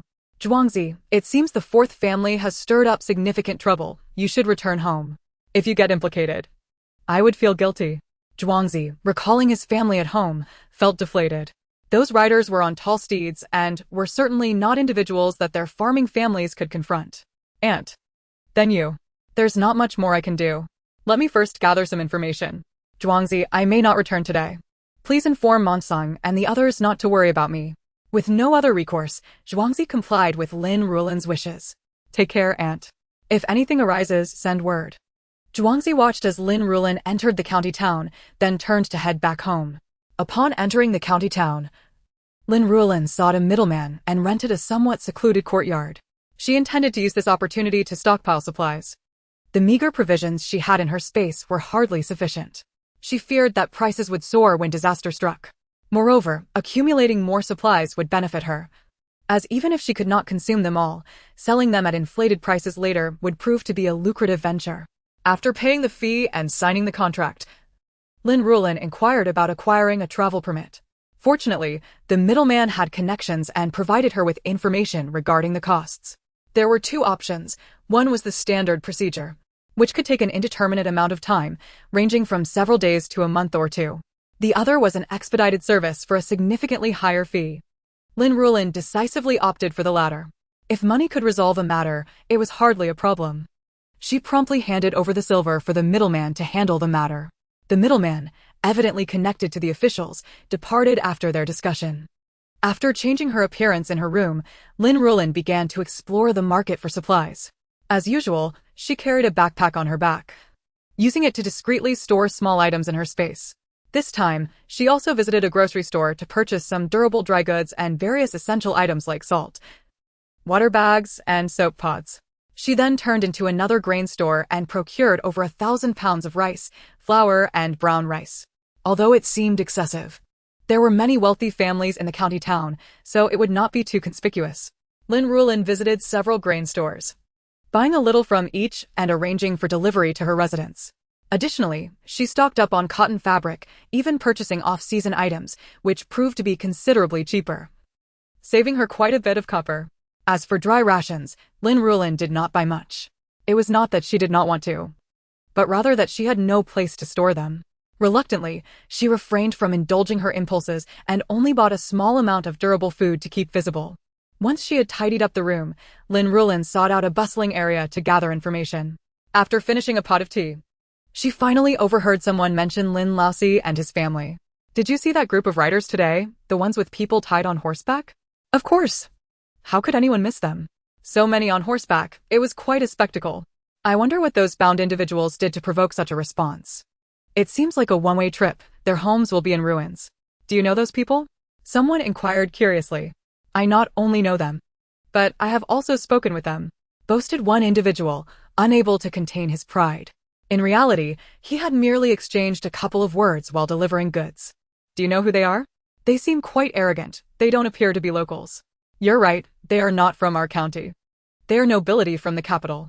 Seeing that everyone was intrigued, he seemed eager to share more information. The young imp eagerly divulged all the information he possessed. Lin Ruolan lowered her head in contemplation, convinced that his words bore truth. That group must indeed hail from the capital. Did the nobleman reside at the county office? Lin Ruolan suddenly interjected in a hushed tone. Not at all. They reside in the finest abode in our county, came the reply. Lin Ruolan mused that she was well aware of the county's prime residence and resolved to investigate it later. In truth, she harbored little concern for the safety of Lin Laosi and his companions. After all, one was the female lead and the other the male lead. They were adept at turning peril into safety, a mere basic skill. However, the fate of those around them was less certain, where a single misstep could render them mere cannon fodder. Her primary worry was whether she would once again find herself in such a precarious position. Having acquired valuable information, Lin Ruolan departed from the tea house. Yet, no sooner had she stepped outside than she was jolted by a small rascal. "Hey, you little scamp," Lin Ruolan began, only to realize that her pouch had vanished from her waist. Goodness, she had encountered a thief. However, Lin Ruolan remained unperturbed, for her pouch contained not a single coin. In fact, it was filled with a few small stones, which would surely infuriate the little pickpocket. Hee. Once in a secluded spot, the small rascal beamed with excitement. This was the fat sheep he had been eyeing since dawn. However, upon opening the pouch, his expression turned to one of bewilderment. What is this? Stones instead of silver? Where's the money? The little rascal doubted his own vision, wondering how it could possibly contain anything but gleaming coins. Yet, upon repeated inspection, he confirmed that it was indeed filled with stones. There wasn't even a copper coin. He had been duped. Fuming with indignation, the little rascal reflected on how, despite the numerous dangers he had faced since entering this line of work, he had always managed to escape unscathed, until now, when he had stumbled upon an old woman and met his match. How infuriating! Hey, little rascal, are you feeling disappointed? Lin Ruolan's voice floated from behind him, startling the boy. You? What do you mean by you? He stammered. My pouch is quite nice, isn't it? Lin Ruolan chuckled mischievously, thoroughly enjoying the moment. Although she had initially intended to let the matter slide, she found the little rascal oddly familiar and decided to investigate further. Upon closer inspection, she recognized him as the same boy who had once fled through a dog hole, nearly dragging her into trouble. For the first time, the little rascal felt a twinge of guilt at being caught. Yet, he quickly regained his bravado. I didn't steal your silver. Your pouch was full of stones. No silver at all. Here, take your pouch back. With that, he tossed the pouch into her arms and attempted to flee. However, he had overestimated his own abilities and underestimated his opponent. Lin Ruolan had been prepared for this slippery little thief. As soon as he made a move to escape, she seized the collar of his garment. The little rascal kicked and struggled, desperate to break free from her grasp, but to no avail. Lin Ruolan's grip was firm and unyielding. You stole my pouch, so you must work for me, she declared, a spark of inspiration igniting within her. The little rascal lamented his small stature, realizing he needed to eat more to grow. However, after his earlier escape, he found himself destitute, living from hand to mouth, which had left him considerably undernourished. Only after taking up thievery had his circumstances improved, yet he was still not fully restored. What do you want me to do? He asked, feeling weary. I must clarify, I won't engage in any illegal activities. Lin Ruolan raised an eyebrow, amused. Oh, I didn't expect you to possess such principles at your tender age. But, she shifted her tone, who are you fooling? Stealing is indeed a crime. Don't tell me this is your first time. Taken aback, the little rascal stammered, but I truly am a novice. He felt compelled to sweeten his words. Beautiful sister. Please consider my inexperience and let me off this once. Lin Ruolan chuckled at the boy's charming words, finding him rather entertaining. Calling me sister won't help. I want to be swayed by your fabrications. The little rascal, feeling cornered, thought, calling her beautiful sister is as far as I can go. I cannot bring myself to call her sister, I too have my principles. Truly, I did not mean to steal your pouch. Besides, it contained not a single coin. Why bother quarreling with a mere street urchin? He began to feign innocence. My mother and sister are waiting for my return home. Lin Ruolan finally set him down, feeling fatigued from holding him. Do you think I would buy your tales? Your shifty eyes betray you. I advise you to cooperate with me. I won't have you work for free. I'll pay you. You have no money in that pouch. You must be the real deceiver, he retorted. Yet, recognizing his precarious position, he dared not retort further. So, what do you require of me? The little rascal, deflated, wished to extricate himself from her grasp. You needn't do anything strenuous. Just keep an eye on a certain household for me. Perhaps you could enlist your mother and sister for assistance? Lin Ruolan shared the specific address and task she had in mind and urged him to prioritize his safety. She trusted that this clever little rascal would take care of himself. With that, Lin Ruolan procured a piece of silver from her bosom, weighing approximately 2 taels. The little rascal's eyes lit up. Real money was on the table. Who would want to remain a thief? He quickly agreed, contemplating that if necessary, he could hire a few other street urchins. After some discussion, having received the silver, the little rascal had let down much of his guard. Mistress, may I inquire how you concluded that this is not my first time? Let us not dwell on that. It's a matter for adults to discuss, Lin Ruolan replied, dismissing the topic. It's simply because I've witnessed you pilfer before. She casually recounted the events of that day in the county's alleyway, emphasizing how close he had come to getting her into trouble. It left quite an impression, otherwise I might not have recognized you. Rendered speechless, the little rascal realized he had been exposed from the very beginning. You don't sound local. How did you end up here? Lin Ruolan's curiosity about him was not without reason. Though young, he possessed a delicate appearance and a charming demeanor, and his accent indicated he was not from the region, nor even from the surrounding province. This sparked her intrigue and speculation. I want to tell you, he replied, having learned to be clever since his arrival. Otherwise, he might still be enslaved elsewhere. Matters of escape were best left unspoken, particularly those of the past. Lin Ruolan did not press him further, despite his youth. He was no fool. As she parted ways with the little rascal, Han Ziyun was already galloping towards the county seat. In the opulent storeroom of the grandest mansion on the western outskirts of the county, Su Huanyang crawled over to Su Qingyan, emitting a few muffled sounds. The group had not only been bound hand and foot, but also had their mouths gagged, evidently to prevent them from raising an alarm.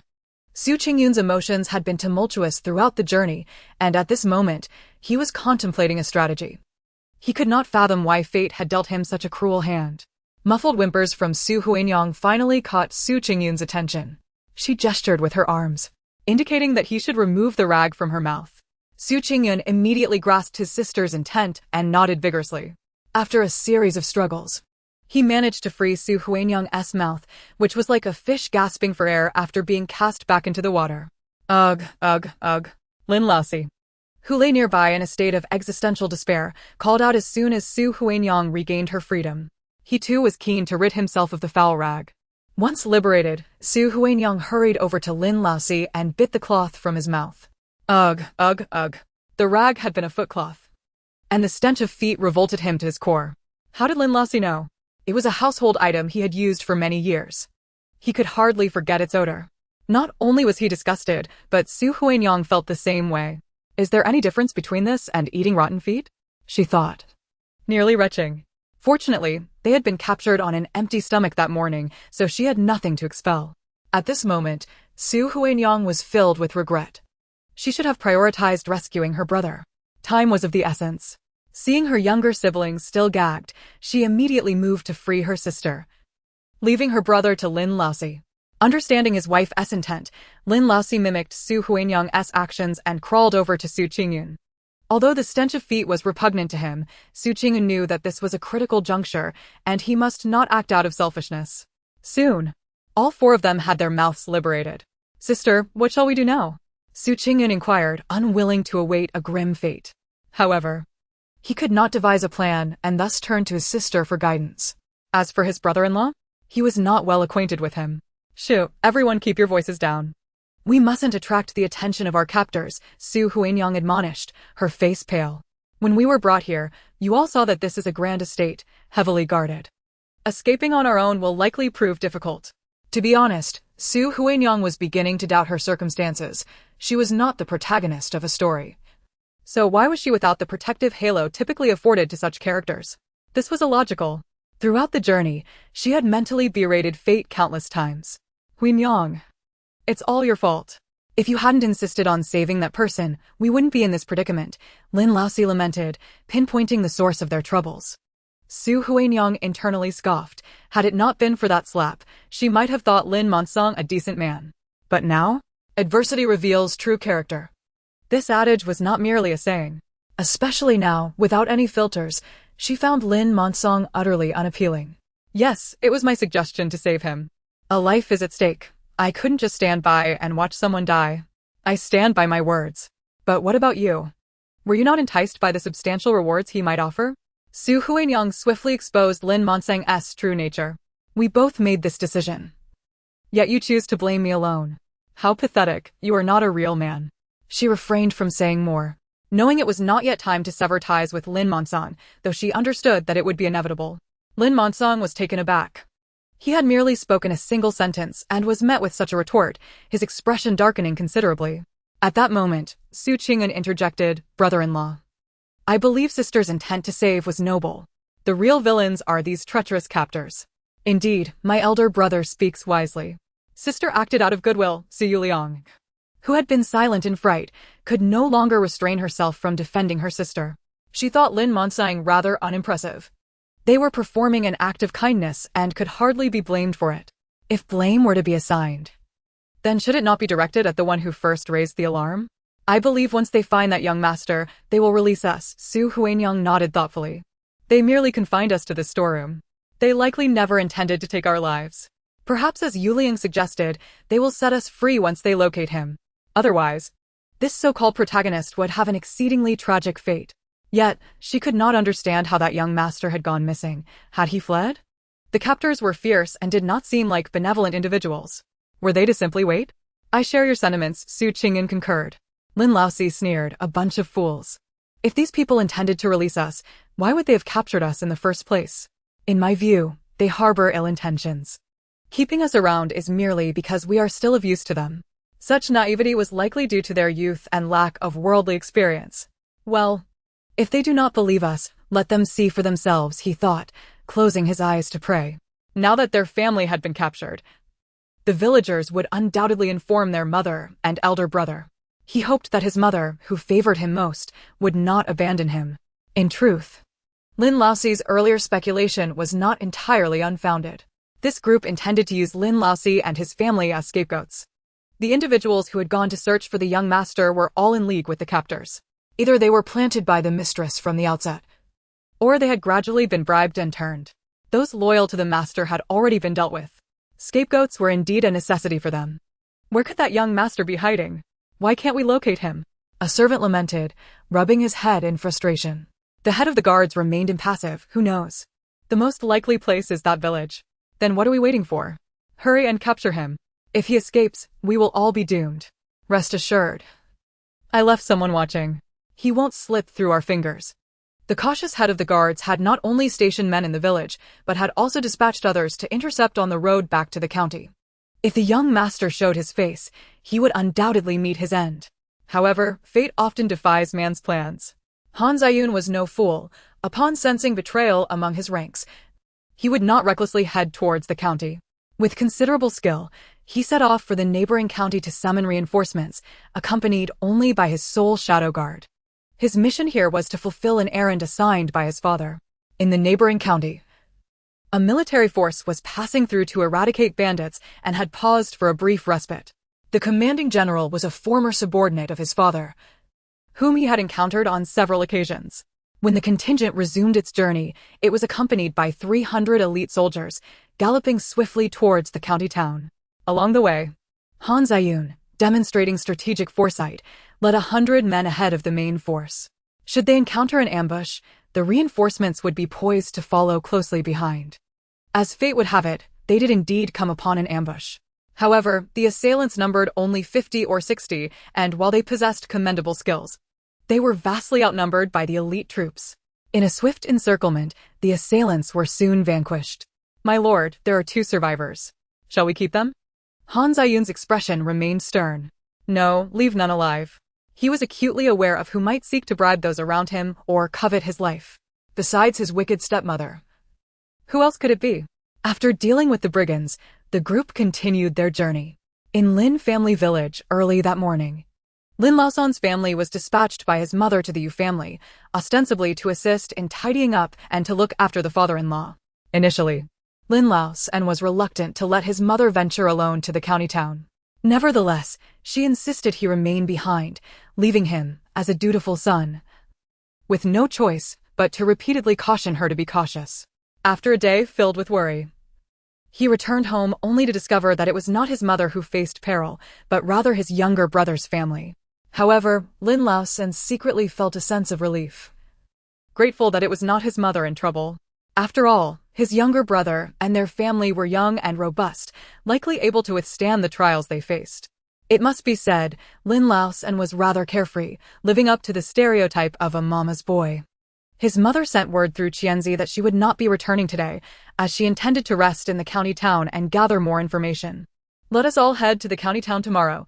That way, we will be better prepared for any eventualities. Very well.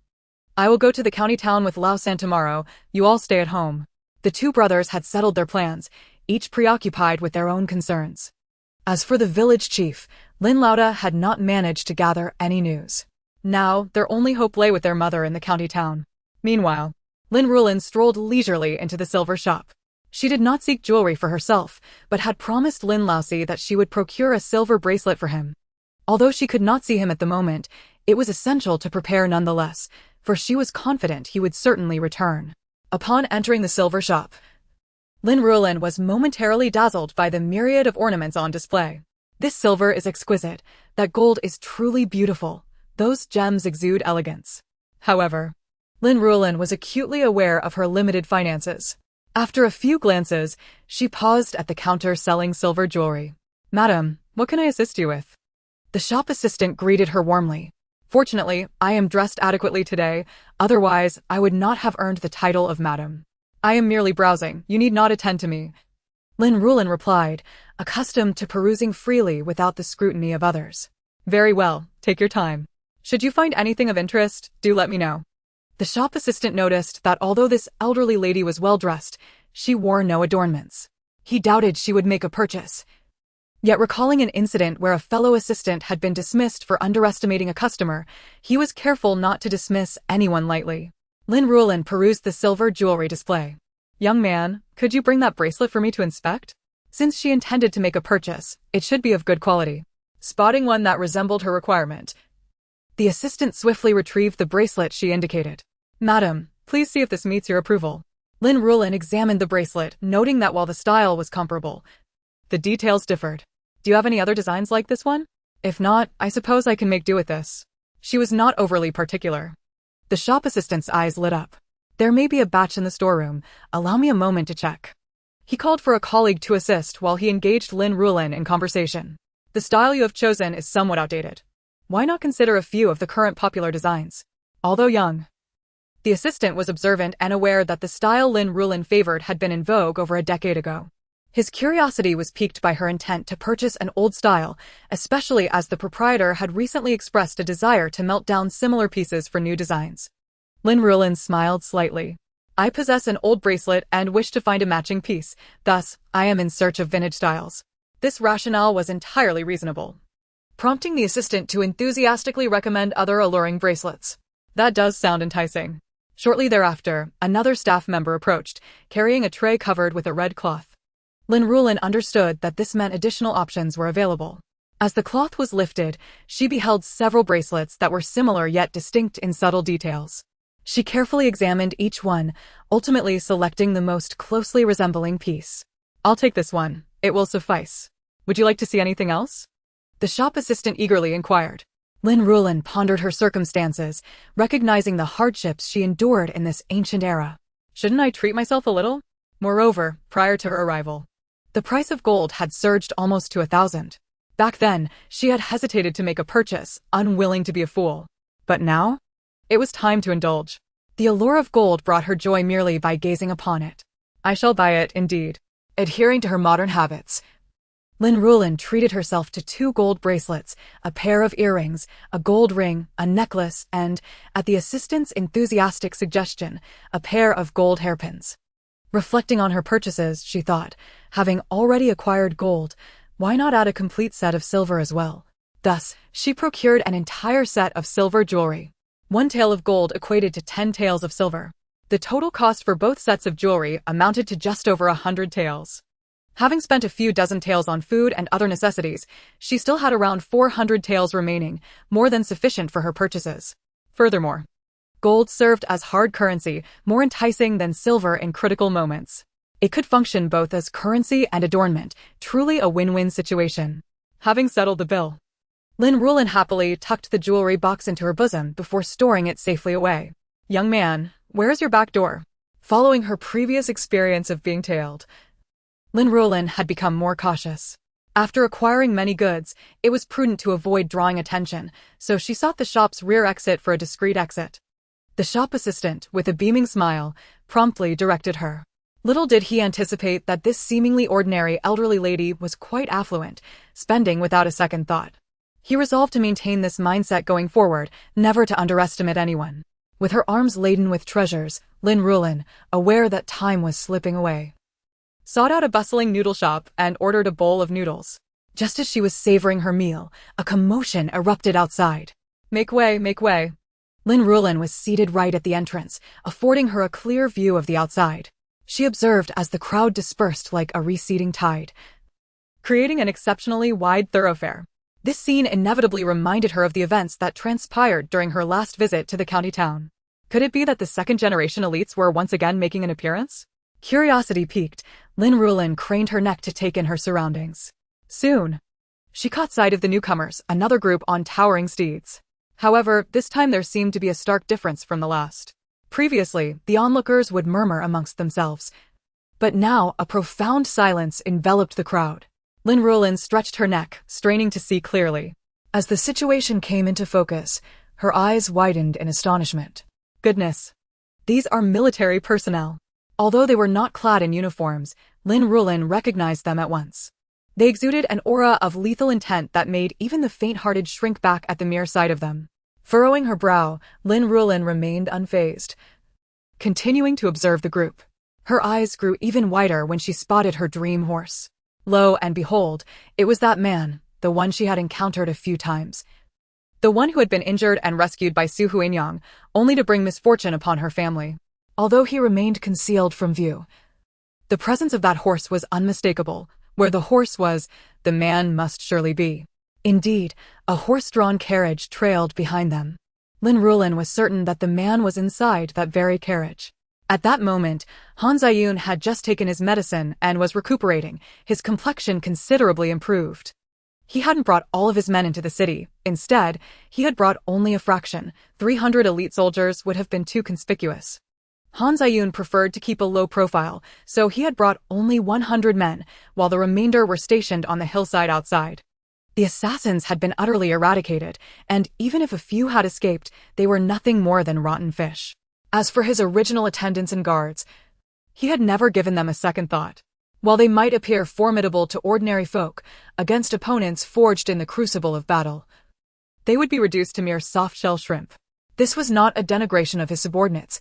He was simply aware of everyone's capabilities. Lin Ruolan watched the group depart, then lowered her gaze to continue her meal. She needed to finish her noodles promptly. If they became congealed, they would lose their appeal. Afterward, she intended to stroll down that street. She hoped not to involve little Doozy in any trouble. Lin Ruolan felt a flicker of concern for the little boy, though she harbored ulterior motives as well. Yet, now was not the time. She would have to wait a little longer. Life in the capital was not easy, and perhaps she could forge some connections and find a patron. In doing so, her days would surely become more pleasant. In the grand estate of the West City, a commotion ensued. What do you intend to do? Let go of my wife. Stop. Release my wife. Lin Laosi exclaimed as he witnessed two men attempting to take his wife away. His previous reservations vanished in an instant. She was his wife. If these two men succeeded in abducting her, what good could possibly come of it? Oh, you country bumpkin, you possess quite the audacity, sneered the dark-faced guard with a smirk, his intentions evident. Bored from his vigil in the courtyard, he contemplated that, since he had nothing better to do, he might as well take the youngest and most beautiful Su Huinyang out for a bit of amusement. However, it seemed he had changed his mind. If you want us to release her, that can be arranged. You may exchange yourself for her. The dark-faced guard appeared unsatisfied, adding, "We intend to take her for some interrogation. It all depends on whether you are willing to part with your wife." Perhaps they were anticipating a dramatic spectacle. Lin Laosi glanced at his wife, whose eyes were filled with hope despite her silence. He then regarded the sinister expression of the dark-faced guard, his heart torn with conflict. Finally, through gritted teeth, he declared, "I will take my wife's place. Do not drag her away." He was merely a man. And while he could endure a beating and humiliation, the thought of his wife being captured sent chills down his spine. With his wife's younger siblings pleading nearby, Lin Laosi's emotions surged, and he acquiesced. The two guards, somewhat disappointed, had expected a dramatic confrontation between the couple. They hadn't anticipated that the man would not play along with their scenario. Fine, we shall give him a few lashes later for fun, they thought. The remaining guards were also not to be overlooked. They intended to ensure that everyone was sufficiently tormented, for if the master discovered that the perpetrator remained unscathed, their lives would be forfeit. Ultimately, not a single one of Su Huanyang's group would escape unscathed. Well then, since you have knelt and pleaded with us, we might as well grant you your wish. Just be sure you don't regret it later. The dark-faced guard said with a sinister grin as he dragged Lin Laosi away. Su Huanyang trembled at the sight. This was her first encounter with such a dire situation. Had it not been for Lin Laosi stepping forward, she would have been taken by two grown men. The mere thought of that outcome sent shivers down her spine. Why couldn't she have transmigrated as a princess or a noble, or at the very least, as the daughter of a gentry family? Instead, she was just an ordinary peasant woman, devoid of any background or advantages, not even a golden finger to her name. She felt utterly cursed. Yet, the fact that Lin Laosi had stood up for her in this moment of crisis deeply moved her, and she silently prayed for his safety. As Lin Laosi was dragged away by the two burly men, fear gripped his heart. He pleaded incessantly along the way, insisting that they were innocent, that they had not harmed the young master, that he had left of his own accord. But the two men remained indifferent to his protests. Lin Laosi found it odd. Were they not searching for the young master? Why did it seem they were completely disinterested in his fate? Just as his confusion mounted, the two men brought him into a room. The interior was surprisingly clean and tidy, albeit furnished with whips, clubs, and various sharp implements, alongside several items whose purposes Lin Laosi could not discern, but which made his skin crawl at the mere sight. What do you intend to do?" He cried out in terror as he saw one of them approach with an unfamiliar object. "No, we did not kill the young master. He is still alive." "Are you fools? I have told you he is alive. Why do you torment us instead of searching for your master? Help! Help!" As the villains drew nearer, Lin Laosi's face grew increasingly pale with fear. "Is anyone there? Someone is trying to kill me. Come quickly." Bound and helpless, he could only roll on the ground to evade their grasp. In the face of imminent danger, his voice rose high and shrill, soon attracting the attention of others. Chapter 038. Underhanded Tactics. "Hey, what are you doing? Why the commotion?" came the voice of a young man from outside the courtyard. "Oh, just dealing with the family we brought back today." Upon seeing that the newcomer held a higher status, the two guards immediately adopted a deferential demeanor. "Take care then. This courtyard is quite close to the street. If things escalate, the commotion might attract too much attention. You really should be more thorough in your work." They acknowledged their mistake, one of them kicking Lin Laosi as they did so. With a heart-wrenching scream, Lin Laosi curled up into a ball, his cries piercingly unpleasant. "Make sure to silence him," he ordered, clearly exasperated with the lack of efficiency displayed by the two guards. "If this happens again." With that, he left in a huff. Lin Laosi felt a chill run down his spine. He had thought he was being rescued, only to realize they were comrades of his captors. It was over, truly, it was over. As soon as the guards saw the man leave, they bent down to remove Lin Laosi's shoes. The stench that followed was unbearable. Watching the two ruffians turn away in disgust, Lin Laosi was dumbfounded, but also filled with elation. Suddenly, he realized how fortuitous it was that he hadn't washed his feet in days. His wife had insisted he clean them daily, but had he complied, fate would surely have dealt him a harsher blow today. This habit of neglect had quite literally saved his life. Lin Laosi was clever and knew that opportunities must not be squandered. With a swift motion, he flipped himself upright and delivered a powerful kick to the most vulnerable part of one of the men. In an instant, chaos erupted, accompanied by cries of agony.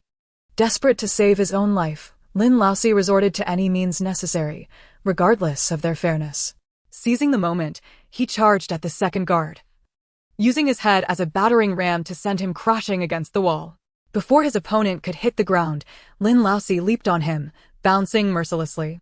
The two guards had never encountered such an unexpected turn of events and were momentarily taken aback by Lin Ruolan's ferocity. They intended to retaliate, but the pain they endured rendered them helpless. They could only grasp at Lin Ruolan, their eyes ablaze with fury. Their fate was sealed, their manhood was irretrievably lost. Lin Ruolan skillfully dodged their attacks, his hands still bound. He resorted to cunning tactics to outsmart them. The anguished cries of the guards filled his ears, causing his heart to race. Though he possessed the courage to fight back, he lacked the resolve to take a life. All he could think of was returning to rescue his wife and family. In a moment of ingenuity, Lin Ruolan managed to snatch the dagger from one of the guards, crouching down to wedge it between his toes to sever his bindings. Realizing he could not leave the two men to continue their raucous cries, he turned back and grabbed a chair, using it to knock them both unconscious. He then bound their hands and feet with rope and stuffed their own foul socks into their mouths. Only then did he feel secure enough to flee. As for the individual who had left earlier, Lin Ruolan had heard some commotion but assumed the guards were merely feigning compliance and paid it no mind as he hurried on his way. Fortune, it seemed, was on Lin Ruolan's side. He had been observant of his surroundings upon arrival, and retracing his steps took but a moment. The distance was short, and Su Huanyang and the others soon heard the agonized screams of the men. Su Huanyang instinctively thought it was Lin Ruolan who was in distress, but upon realizing the cries came from multiple voices, she sensed something was amiss. Could it be? Had Lin Ruolan turned the tables on them? To her astonishment, she soon spotted Lin Ruolan, his face etched with urgency, kicking open the door. Backlit by the sun, his figure appeared imposing. Huanyang. Lin Ruolan paid no heed to his disheveled appearance and immediately crouched to cut the ropes binding his wife. After freeing her, he swiftly released his brother-in-law and sister-in-law. His movements were rapid. By the time Su Huanyang regained her composure, they were already liberated. Wife, we must flee at once. But we are unfamiliar with this place. Where can we run to? Su Qingyun interjected. I remember the way. Then what are we waiting for? Let us hasten. Without time for further questions, Su Huanyang followed Su Qingyun's lead. Unfortunately, even though Su Qingyun had memorized the route, the presence of numerous individuals in the house complicated their escape. They moved stealthily, but upon encountering others, they were forced to take detours, leading them to become utterly lost. Meanwhile, in the West City streets, Han Ziyun had stationed guards to block the alley, preventing any potential escapees. Moments later, his group arrived at his temporary hideout. The doorman, recognizing not only the return of the young master, but also the large entourage, was paralyzed by fear, collapsing to the ground. He could barely muster the strength to alert anyone before his subordinates silenced him and pinned him down. In a matter of moments, the group efficiently apprehended everyone within the courtyard. Young master, everyone is here, reported one of Han Ziyun's men. Seated in a chair, Han Ziyun sipped from his teacup, then commanded, interrogate them thoroughly. They must divulge all they know. Young master, we have also discovered 4 suspicious individuals in the courtyard. Additionally, there are 2 seriously injured, reported another subordinate, his demeanor unusually grave, even shifting uncomfortably as he spoke. Bring them forth for inspection. Han Ziyun glanced at the newcomers, finding them unfamiliar. However, Lin Ruolan and his family recognized him instantly. His visage was etched in their memories. Had it not been for his timely intervention, they would not have suffered such indignities. Especially Lin Ruolan, who had nearly. Yet, Lin Ruolan refrained from divulging the specifics of what had transpired to Su Huanyang and the others. This was a secret he intended to keep to himself, never to be spoken of.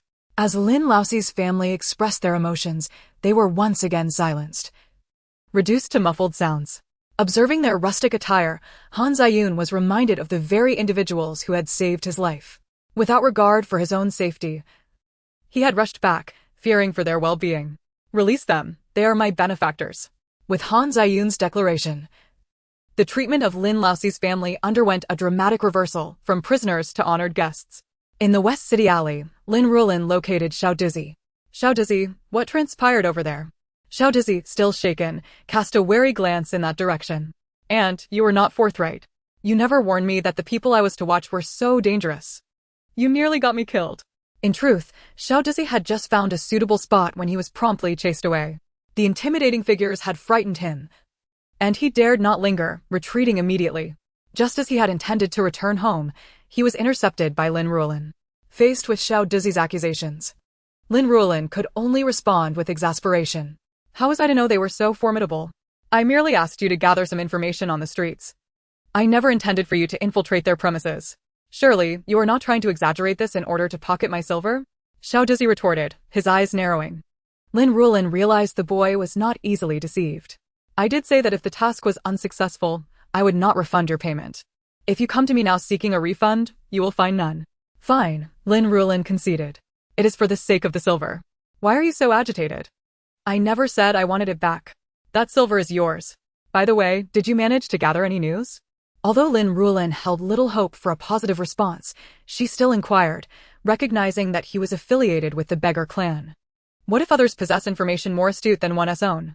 It is indeed noteworthy that the little one, Xiao Dizi, has disclosed a piece of news that Lin Ruolan was previously unaware of. Chapter 39, Inquiring into Xiao Dizi's background. What news? Pray, do enlighten me. Lin Ruolan expressed her curiosity, for after all, that individual was a benefactor to the heroine. Xiao Dizi raised his right hand, rubbing his thumb and forefinger together. A heart gesture? Lin Ruolan queried, oh fie. This little scamp is such a money grubber. Determined not to indulge such unscrupulous behavior, Lin Ruolan resolved to stand firm. I have already paid my dues. If you choose not to speak, so be it. Perhaps this business transaction shall remain unsatisfactory, and there will be no future dealings. With that, she turned on her heel, her movements decisive and brisk. Xiao Dizi thought to himself, this lady is not easily trifled with, and her temperament is rather impatient. Wait, auntie, please don't go, just a moment. It was rare to earn money through proper means, and Xiao Dizi hoped for another opportunity, for after all, such a gullible target was indeed hard to come by. Internally, Lin Ruolan celebrated her strategic advantage. Speak, what sort of news has you so thoroughly ensnared? Reluctantly, Xiao Dizi revealed, according to reliable sources, that young master has yet to take a bride. It is said he has been engaged thrice, yet each time, either the betrothed perished or was left incapacitated. Consequently, he has garnered a reputation as a husband killer. Lin Ruolan found herself at a loss. What use was this information to her, as she had no daughter to wed to him? Before she could articulate her thoughts, she remembered that she indeed had an unmarried daughter under her care. Just a few days prior, it had been the young man's day off. Yet he had failed to return. This was not her biological child, and thus Lin Ruolan had not given it much thought. Otherwise, she would not have forgotten about her altogether. You claimed he was a benefactor, did you not? Even if you have no daughter, you could always introduce him to another. To her astonishment, Xiao Dizi seemed remarkably knowledgeable. Before Lin Ruolan could decline, a rumble emanated from Xiao Dizi's stomach. Enough of this idle chatter. Look, your stomach is growling with hunger. Come, I shall treat you to a meal. Really? Xiao Dizi clutched his belly, somewhat incredulous at Lin Ruolan's unexpected kindness. He couldn't shake the feeling that such generous gestures were often laced with ulterior motives. However, as a mere street urchin, he possessed little of value to incite envy. Hesitating momentarily, his appetite ultimately prevailed, and he eagerly followed Lin Ruolan to a nearby tavern. Lin Ruolan ordered 3 dishes, 1 meat and 2 vegetable dishes. Where are you from, little one? She inquired, for she had already eaten noodles earlier and was now ordering food solely for Xiao Dizi. One should not speak while eating, he replied without lifting his head. Lin Ruolan raised an eyebrow, observing Xiao Dizi devouring his meal with gusto, causing her own appetite to awaken. She casually picked up a pair of chopsticks and joined him. Once their meal concluded, Lin Ruolan resumed their earlier conversation. Xiao Dizi, I observe that your manner of eating does not suggest you hail from a farming background, and your accent is not local either. From whence do you originate? And how did you come to be here? Xiao Dizi rubbed his full belly, his defenses slightly lowered. I was abducted by human traffickers and sold to this region. Lin Ruolan had already suspected as much. Do you recall where your home was? I am to travel to the capital in a few days. If it aligns with my route, I could escort you back. Xiao Dizi stood up in shock. You are going to the capital? Is that true? Lin Ruolan nodded, confirming her intentions. Indeed, I plan to go to the capital soon. I felt compassion for your plight and wished to perform a good deed. The true reasons for her journey were far more intricate, but she deemed it unnecessary to sully the atmosphere with such details. Xiao Dizzy's expression was one of skepticism and hesitation. He had endured considerable hardship since being cast adrift. In the past, he had naively promised great rewards to those who would return him home, but no one had believed him. Even if they did, the journey was fraught with peril. He had been lost for over a year. Though he had encountered kind souls, he had never met someone as genuinely good-hearted as Lin Ruolan. Xiao Dizzy hesitated, contemplating whether to share his story. Lin Ruolan did not press him, simply waiting in silence. Should he choose not to speak, she would not insist. She was not adamant about taking him along. If you wish not to disclose, consider it unasked. The hour grows late, and I must take my leave. Upon hearing Lin Ruolan's intention to depart, Xiao Dizzy felt a surge of urgency. Wait. My family is from the capital. If you are going there, please take me along. I can be your errand boy as long as you are willing to bring me with you. Once he opened his mouth, Xiao Dizzy poured forth his tale as if spilling beans from a bamboo tube. It turned out that Xiao Dizzy's father held a minor official position in the capital. One day, while sneaking out to play, he was captured by beggars and sold to a household in the prefecture as a servant. The family was harsh, subjecting him to beatings, punishments, hunger, and cold. Over time, Xiao Dizzy could no longer endure the torment and seized an opportunity to escape. Fearing return to the prefecture, he journeyed to this place. Initially, he had some silver on him, but it was stolen. Left penniless, he was forced to beg on the streets, becoming a little beggar. However, even beggars have territories. As a newcomer, Xiao Dizzy was often robbed of his meager earnings and beaten. Eventually, Xiao Dizzy felt he could not go on, and he learned to pickpocket out of necessity. With some money, he rented a small room and stored food, managing to scrape by. You poor child. How tragic your plight has been. Very well, if you wish to return to the capital, I shall take you with me. Xiao Dizzy nodded vigorously. Auntie, I will ensure my father rewards you handsomely. Lin Ruolan replied, let us keep to auntie, shall we? Calling me sister makes it sound as if you wish to take advantage. All right, auntie. My surname is Lin.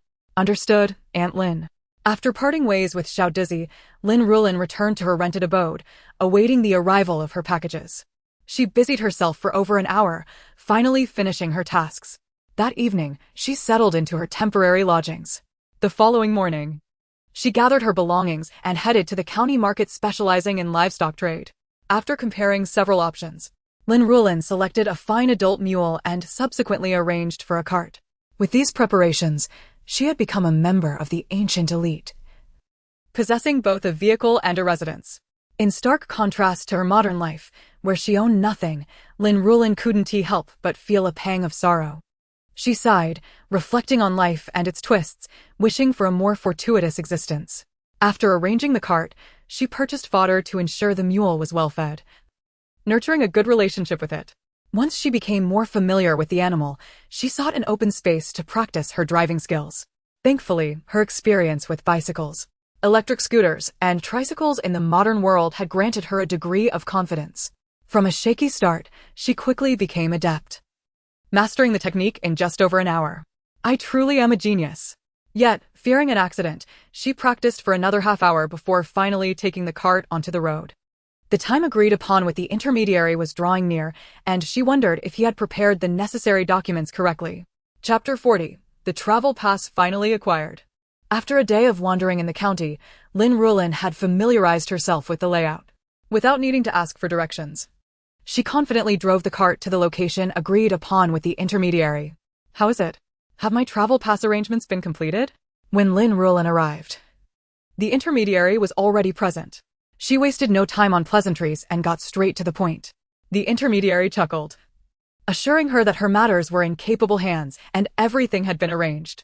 Look here, he said, revealing the travel permit. Unable to contain her excitement, Lin Ruolan immediately opened it for inspection. The document contained a wealth of detailed information, dates, locations, names, and reasons. Confirming its authenticity, Lin Ruolan promptly exchanged her payment for the document, completing the transaction seamlessly. The intermediary counted the silver, satisfied with the exchange. Lin Ruolan took the permit, bidding farewell to the intermediary, who eagerly invited her to return should she require further assistance. Today's transaction was quite lucrative for him, and he naturally hoped to attract more clients like Lin Ruolan. Lin Ruolan mused that, having secured her travel permit, she would soon be departing. making it unlikely for her to seek the intermediary's services again. Nonetheless, she replied, "All right, I shall come to you should I need anything in the future." The intermediary, pleased by her promise, smiled warmly as Lin Ruolan mounted her mule cart and set off. As for Lin Laosi, she held no concerns. Earlier that day, Xiaoduzi had informed her that a splendid feast had been prepared at their residence to entertain guests, alongside various provisions like fields, cloth, and a shop. Realizing this was all for Su Huanyang and her family, Lin Ruolan chose not to dwell on it, deciding to focus on her own affairs. After 2 trips to the county town, Lin Ruolan had memorized the route. She ambled along, guiding her mule cart towards Linjia village. However, en route, she encountered Zhuangzi, who was also driving a mule cart. "Hey, Zhuangzi, what are you up to?" Zhuangzi had spotted her cart but was taken aback to see it belonged to Aunt Lin. He quickly halted. Lin Laosan, who had been listless and preoccupied during the journey, perked up at the sound of his mother's voice. "Mother, you've returned," he exclaimed, brimming with excitement. Lin Laodai, who had been resting in the cart, peeked out and asked, "Mother, how is it in the county? Is little brother's family doing well?" They found a spacious spot by the roadside to park and converse. "Everything went smoothly in the county," Lin Ruolan replied. "I'm aware of Laoxi's family situation. I inquired about it yesterday. They should be fine. I saw the young master they rescued. He even arranged a banquet today." Lin Ruolan succinctly conveyed the situation. "You needn't worry. I suspect it won't be long before Laoxi's family returns to the village." Both Lin Laodai and Lin Laosan exhaled in relief, grateful that all was well after the frightening events of the previous day when rumors had run rampant in the village. Lin Laodai recounted the tumultuous happenings at their home, his face still flushed with anger. Zhuangzi awkwardly rubbed his nose, recalling how he had contributed to the gossip. Lin Ruolan remained unfazed. After all, people would speak as they wished. As long as it didn't concern her directly, she chose to ignore it. "Mother, did you purchase this mule cart?" Lin Laosan's attention shifted to the cart once he confirmed that the third household was in good standing. His mother had mentioned wanting to buy one, so it was likely she was the one who had made the purchase. He rubbed his hands together eagerly, ready to try his hand at driving. Lin Ruolan disregarded Lin Laosan's enthusiasm, explaining that she had just acquired it today and needed to put it to use immediately. She turned to Lin Laosan and instructed, "You should learn well from Zhuangzi. You'll need to drive it in the future." Lin Laosan readily agreed. On the other hand, Lin Laodai felt a twinge of displeasure. "Mother actually bought a mule cart. How much silver did that cost? Is she suddenly wealthy? But how did she come into such fortune? Did she perhaps gather some exceptionally rare herbs and kept it from us?" He felt a cloud of doubt settling in. If the family had not divided their assets, this cart would belong to the household, and as the eldest son, he would receive a larger share. However, now that they had separated, if their mother didn't move to the capital to join relatives, he could still use the cart. The items she purchased should also benefit him. The more he pondered, the less content he became, though he was too proud to voice his feelings. Still, Lin Ruolan caught glimpses of his true sentiments, but she chose to feign ignorance, having already allocated the land that belonged to her and Lin Laosan to Lin Laodai. The few acres could indeed buy several mules. "Mother, this mule is truly splendid. In our village, apart from Zhuangzi's family, ours is the only one with a mule cart." Lin Laodai struggled to articulate his thoughts further. This was typically a matter addressed by the women, and any issues would be discussed at home later. He suspected that his mother had indeed struck it rich. Recalling the meager silver she had given him during the division of assets, he felt it was an insult. Why should Lin Laosan receive a cart for free while he gained nothing? He perceived his mother's favoritism as blatant. "If you want a mule cart, it wouldn't be too hard. You have several acres of land. Just sell an acre and you could afford one," Lin Ruolan suggested, genuinely hoping Lin Laodai would consider selling a bit of land to save some silver. It would be beneficial should there be a need to escape famine in the future. Lin Laodai widened his eyes in disbelief. "Mother, how can you say that? For a farmer, our land is our foundation. How could we sell it for a mule?" He imagined the wrath of their father if he were to find out. Lin Ruolan retorted, "Oh, come now." Lin Laodai began to sulk, and she knew that his character would never allow him to abandon everything and leave home. "You may buy as you please. It's entirely up to you." After uttering these words, she turned to Lin Laosan, saying, "The day is getting late. Will you learn to drive from me, or will you learn from Zhuangzi?" Lin Laosan glanced between the two, scratching his head with a sheepish grin. "I'll learn from mother," Zhuangzi interjected, Didn't you just say you wanted to learn from me? I thought you could earn a bit of silver. He felt somewhat cheated. Indeed. Lin Ruolan had previously paid Zhuangzi to teach her how to drive, albeit a small amount. To Zhuangzi, however, every penny counted. Lin Laodai observed the affectionate interaction between his mother and Lin Laosan, and his heart grew heavier. Wasn't he the son she favored most? Why was she now so impatient with him while treating Lin Laosan with such kindness? Did Lin Laosan curry favor with her? Lin Laodai quickly jumped down from the mule cart, exclaiming, "Mother, let me have a turn driving our cart." He fretted that if he didn't keep a close eye, she might be easily swayed by Lin Laosan's charms. Thus, he squeezed himself onto the cart, disregarding the fact that they were novices. Lin Ruolan shrugged it off, thinking, what is the worst that could happen? Just an extra person getting hurt in case of a mishap. Along the way, Lin Ruolan explained the driving techniques while allowing Lin Laosan to take the reins. Unfortunately, Lin Laosan struggled to grasp the instructions. After several admonitions from Lin Ruolan, he finally began to show some improvement. Alright, that will suffice for today. We shall practice again when the opportunity arises. As Lin Ruolan pondered over her delay, she grew increasingly anxious about her inability to return home that day. Meanwhile, Zhuangzi had already set off in the mule cart, likely having arrived home by now. Within the grand estate on West Street in the county town, Han Ziyun, in gratitude for the life-saving assistance rendered by Lin Laoxi's family, had arranged a sumptuous feast at the Hongyun restaurant. Lin Laoxi and Su Yunyang were so engrossed in the meal that they could scarcely lift their heads. Su Huanyang, having experienced the world in modern times, remained unfazed. She nibbled delicately, exuding an air of elegance. As for Su Qingyan, having received an education, he displayed a commendable sense of decorum. Han Ziyun found himself somewhat intrigued by the composed Su Huanyang. However, adhering to conventions of propriety, he reserved his pleasantries for Lin Laoxi and Su Qingyan. Once the feast concluded, Han Ziyun clapped his hands, prompting 3 young servants to enter the courtyard, each bearing a wooden box. Upon witnessing this, Lin Laoxi's heart surged with excitement, for he knew that the fruits of his suffering had finally arrived. This is a modest token of my gratitude, and I sincerely hope you will accept it.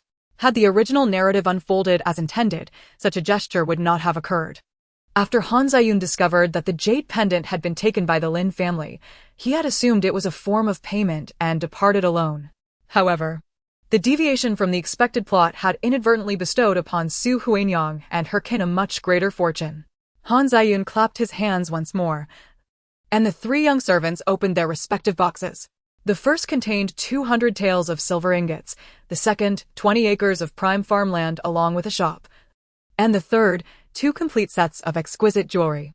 Additionally, there were bolts of fabric, clothing materials, pastries, and a cart. It was evident that Han Ziyun's offering was imbued with sincerity, comprising items of utmost necessity and value to a farming family. He had even specifically secured a county school enrollment spot for Su Qingyan, enabling him to attend once he passed the examination for scholars. Everyone was profoundly touched, everyone except Su Huanyang. She had harbored the expectation that Han Ziyun would take them to the capital, a hope that now seemed misplaced. With such a generous display, Han Ziyun was clearly intent on settling this debt of gratitude. Originally, Su Huanyang had intended to return the jade pendant to Han Ziyun. But now, she had a change of heart. A premonition stirred within her, suggesting that the pendant might prove invaluable in the future. Mother, shall we go see my younger sister? It's rather peculiar that she hasn't returned yet, especially since the holiday has passed. Lin Laodai suddenly spoke as they approached the county town. Throughout the journey, he had forged a harmonious bond with his mother and 3rd brother, and he felt the need for an additional ally. Moreover, their mother had always doted on the resourceful younger sister who shared a good rapport with him. It seemed prudent to unite their efforts. Lin Laodai's words momentarily stunned Lin Ruolan. She had intended to keep an eye on the original owner's youngest daughter. Yet, so little time had passed that she had completely forgotten. Very well, we shall stop by the town now. Lin Ruolan had little choice but to acquiesce. The town was considerably more desolate than the county. There was but one embroidery shop, reputed to have been in operation for several generations. Upon arriving at the shop, Lin Ruolan noted its impressive size and pleasant exterior. Mother, please wait here while I call for my sister, Lin Laodai said eagerly. Lin Ruolan waved her hand dismissively. Go ahead, we shall await you by that stall. Having worked tirelessly throughout the morning without a bite to eat, Lin Ruolan's stomach growled in protest. Lin Ruolan and Lin Ruolan, being two grown men, were equally ravenous. Conveniently, a food stall was located nearby, and they decided to sit down and order something to quell their hunger. "Boss, we would like 4 bowls of wontons." Wontons had existed since ancient times, though their nomenclature had varied. Initially referred to as hundan, meaning without an opening, the term slowly evolved, leading to various names such as yuntin, chaos ho, bianshi, and jinyutail, each differing by region. "Lin Ruolan, there's a bun shop over there. Go fetch a few." Lin Ruolan instructed while handing over some coins to Lin Ruolan. She was too famished to settle for merely a bowl of wontons. "All right, mother, I shall go at once." Lin Ruolan, equally hungry, eagerly took the coins and dashed off. Moments later, the wonton vendor brought over a steaming bowl. "Your wontons are ready, esteemed guest." The vendor set the large bowl down, only to realize that one of the patrons had vanished. "Would you like the other 2 bowls of wontons as well?" The vendor typically served 2 bowls at a time, as he couldn't cook more than that. Yes, the other 2 bowls can be prepared shortly." "Very well." With nimble hands, Lin Ruolan returned just as Lin Ruolan was blowing on her wontons. "Mother, here's a meat bun for you. I'll stick to vegetarian." He offered a meat bun to Lin Ruolan. She hesitated. "Why are there only 4? The coins I gave you should have been enough for 6. "Mother, I didn't pocket any. The prices of buns have risen." In truth, Lin Ruolan could hardly bear to indulge in such luxuries himself. He had intended to buy some steamed buns, but they had all sold out, so he settled for a single meat bun and 3 vegetarian ones instead. Lin Ruolan took the bun. "I never accused you of hoarding. Why are you so anxious? What are the current prices for buns?" Given that space could not accommodate perishable items like buns, she hadn't kept track of the pricing.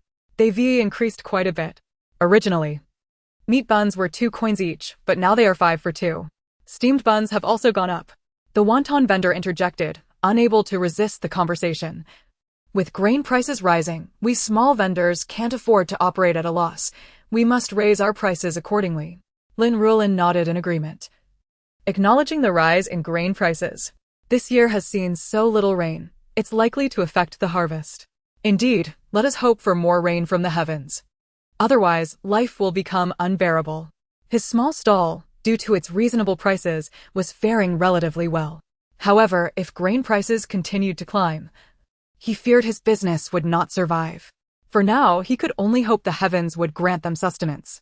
As Lin Ruolan chatted amiably with the vendor while eating, she grew curious about Lin Ruolan's prolonged absence. Just then, a commotion erupted from the embroidery shop, followed by the sounds of scolding, as 2 individuals were forcefully ejected. Lin Ruolan squinted and recognized Lin Ruolan, along with the original owner's youngest daughter, Lin Ruolan, whom she had almost forgotten. "How dare you aspire to eat swan meat? You shameless harlot, attempting to seduce my fiancé!" a young woman shouted, her anger palpable as she attempted to strike Lin Ruolan. Upon witnessing this, Lin Ruolan immediately set down her spoon and rushed forward. "What are you doing?" Lin Ruolan shouted, startling everyone, including the irate young woman. "Who are you?" the young woman retorted, clutching her chest with a look of annoyance. "My identity is of little consequence. What matters is why you are assaulting someone." Lin Ruolan cast a glance at Lin Ruolan and Lin Ruolan, noting the latter's disheveled hair and bruised face, marred by distinct finger marks. It was evident that she had endured numerous slaps, resulting in her present condition. The young woman cast a dubious glance at the suddenly appearing old lady, noting that the latter bore no resemblance to Lin Ruolan, yet shared some similarities with the man who had claimed to be Lin Ruolan's elder brother. It was evident that they were mother and son, implying that this elderly woman was indeed the mother of that shameless girl, Lin Ruolan. "Your daughter is Lin Ruolan, is she not?" Although the young woman posed it as a question, her tone was imbued with certainty. "Your daughter is a brazen hussy. She shamelessly enticed my fiancé in broad daylight. I am benevolent enough to have merely given her a beating and chased her away. Had I stripped her bare," Lin Ruolan remarked quietly to herself, "this one appears youthful yet possesses a fierce demeanor. Lin Ruolan, tell me the truth of the matter. If you are wronged, I shall seek justice for you." Regardless of what others might say, Lin Ruolan intended to first inquire of the parties involved and ascertain their account. "Mother, let us leave quickly, I beg you," Lin Ruolan pleaded, covering her face. Lin Ruolan was taken aback. Was Lin Ruolan's intellect somewhat lacking? Her words seemed to imply an admission of guilt. Was there some misunderstanding that could salvage her reputation? In ancient times, the reputation of an unmarried girl was of utmost importance. If the events of the day were to reach the townsfolk, her future prospects would be jeopardized. Although Lin Ruolan was not particularly invested, the original owner of her body had cherished this young girl, and she could not afford to shatter that image completely. Lin Manchio still concealed her face, acknowledging that her mother acted out of concern for her well-being. "Mother, I had no idea the young master was engaged. He promised he would marry me," she whimpered, her voice choked with tears. Lin Manchio truly felt wronged. The young master had assured her of marriage, yet he had quietly betrothed himself to another. Thus, when she had been flirting with him, she had been caught red-handed by the woman before her. It was a dismal fate indeed. The wealthy fiancé had flown away. Lin Ruolan frowned at Lin Manchio's lamentations.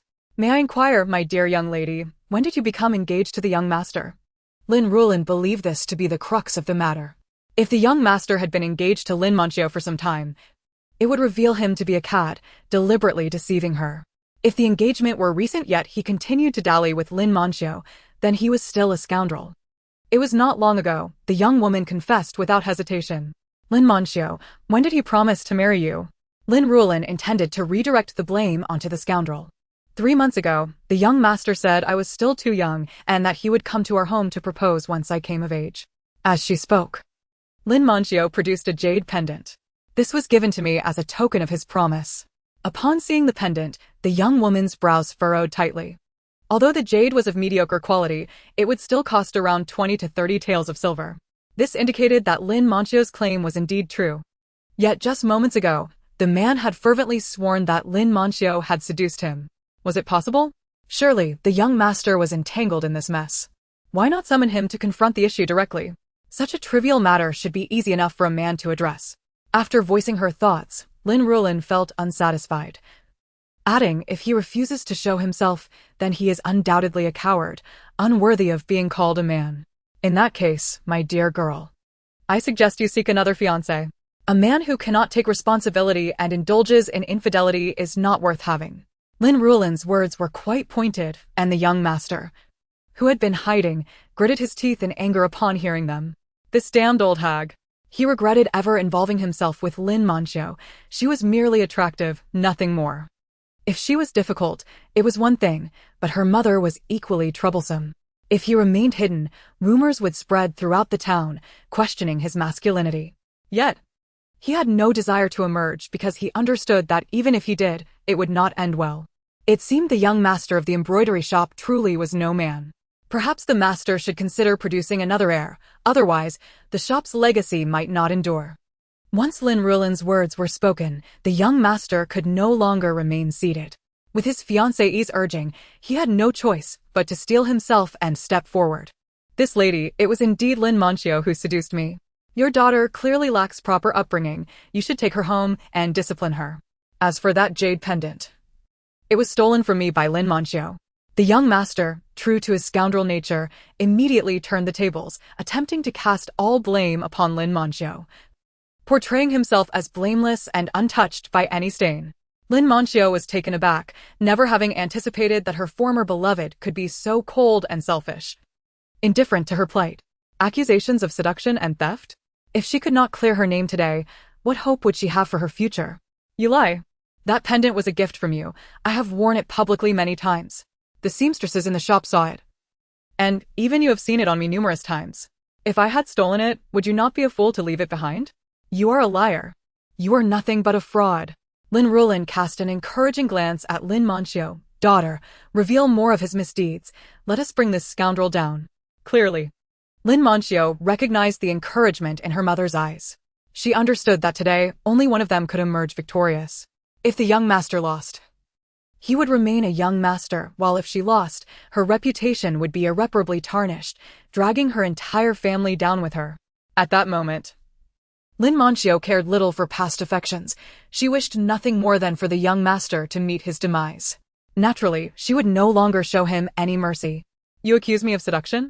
I could just as easily say that you, relying on your status as the young master, sought to seduce me. Do you think a girl as beautiful as I would ever look twice at your ugly face?" In the past, Lin Manchio had never minded the young master's appearance, as marrying a man of good fortune outweighed such concerns. Yet now, having lost everything, she found it absurd that this man would attempt to tarnish her name. The crowd gasped in astonishment. Even Lin Ruolan was taken aback, thinking to herself that this girl possessed a fiery spirit that resonated with her own. She showed no mercy towards a scoundrel, unlike those weeping flowers who wallowed in self-pity. Then, Lin Manxiu unleashed an even greater revelation. You not only seduced me, but you also attempted to woo every beautiful seamstress in the shop. This bombshell sent ripples through the audience. Shocked gasps filled the air as Lin Ruolan exclaimed, "Goodness gracious." It turned out that this young master was the epitome of a rogue. Not satisfied with merely ensnaring Lin Manxiu, he had treated all the young women in the embroidery shop as his personal harem. Today this one, tomorrow that one. Did he truly believe himself to be an emperor selecting concubines? No wonder he bore such an unsightly visage. Earlier, Lin Ruolan had wondered how such a lovely girl like Lin Manxiu could have fallen for him, an utterly unremarkable individual. It was truly unexpected. He appeared utterly incapable, yet had the audacity to entangle himself with so many women. They all worked in the embroidery shop. Had he coerced them into submission? Indeed. I have long heard that the young master of this embroidery shop is a debaucher and a frequent patron of brothels. Behold his pitiful demeanor, so utterly ineffectual. Whether he is of any use or not can easily be discerned by inquiring among the young ladies on another day. I am also privy to a certain piece of information that you likely do not know. Pray, do enlighten us. If you remain silent, how shall we be informed? Speak quickly, do not keep us in suspense. I recall that it was just last year when a tragedy struck at this embroidery shop, and surely you have not forgotten. It was said that the young woman had been with child at the time of her demise. Could it be that the child belonged to the young master? I seem to have heard whispers of this as well. That girl was somewhat related to my family, and it is said that her parents, upon retrieving her body, discarded her at a pauper's grave, deeming it inauspicious. Yet, afterward, fortune smiled upon them. Might it be that the young master took advantage of her, yet refused to marry her, leading her to despair and ultimately to her end? Your words bring to mind another incident from a couple of years back when a seamstress from the same shop met a similar fate. However, that young lady, having been dismissed from the shop, chose to end her life by throwing herself into the river. I have heard that when she was retrieved, her belly had swollen in the water. Could it be that this scoundrel was also responsible for that tragedy? The commotion outside the embroidery shop drew a considerable crowd, with many lingering to exchange their own tidbits of gossip. As the tales began to coalesce, it became apparent that there was a connection between the young master of the shop and the deceased women. The young master, visibly shaken and pale, exclaimed, You are slandering me. I am not that base a person. I shall report this to the authorities. As for whether he was indeed culpable, only he could truly know. Who does not know of your family's ties to the government? Otherwise, how could your embroidery shop be the sole one in the town? The newly established shops invariably shuttered within a few months. It is likely they were entangled in this web as well. The speaker had a relative who worked at the shop and was thus privy to certain inside information. Seizing the opportunity, he could not help but voice his grievances on behalf of his kin. Lin Ruolan, having consumed too much gossip, felt a twinge of concern that the young master might truly take legal action. Unlike the modern era, this was a time when whispers of collusion between the embroidery shop and the authorities circulated among the crowd. With her imminent departure in mind, she was disinclined to delay even a moment longer. If the embroidery shop was indeed scheming, those without power or influence would undoubtedly suffer the consequences. They could very well find themselves in a precarious situation. Thus, it seemed prudent to avoid any entanglements with the officials. Of course, should circumstances escalate to that point, Lin Ruolan was not one to cower. She had spent a considerable sum and could not dismiss the generosity of fate when it offered her assistance. The throng gathered outside the shop prompted the scoundrel to shout for his employees to disperse the crowd. Yet, the sheer number of onlookers made it an impossible task. Many among them sought to amplify the situation. The embroidery shop, having prospered for generations, was now embroiled in scandal, and they eagerly anticipated its downfall. Ready to trample it further. Why are you all congregating here? If you have come to spend money at the shop, you are most welcome. However, if your intentions are otherwise, I advise you to depart swiftly. A voice rang out from behind the crowd. Lin Ruolan turned to see a middle-aged woman, the owner of the shop. It was she who had previously recognized Lin Manxiu's talent and invited her to join the shop. What was even more surprising was that 2 constables accompanied the owner. The arrival of officials spelled trouble. As expected, upon receiving instructions from the shop owner, The constables began to disperse the onlookers. Those who feared trouble immediately fled, while others lingered hesitantly at a distance, hoping to continue witnessing the spectacle. After a brief commotion, only a few stragglers remained. "Are you Lin Manchio's mother? If there is something to discuss, we can sit down and speak amicably." "There is no need for this to escalate," the shop owner said. "Those people were merely slandering us. I am certain that my son and your daughter are merely caught in a misunderstanding." The shop owner, whose surname was Xing, was the only daughter in her family. Upon reaching a suitable age, her parents arranged a marriage for her with a son-in-law. Her only child was Xing Mao, whom she doted upon excessively. Now that the Lin family was causing trouble for her son, she was incensed, though she maintained a calm exterior.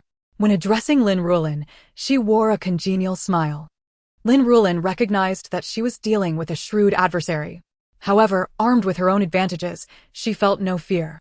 If necessary, she could simply strip the embroidery shop and its owner of their wealth. The concern was not hers to bear. "Since we have met, let us find a place to converse properly," Xing, the owner, insisted warmly.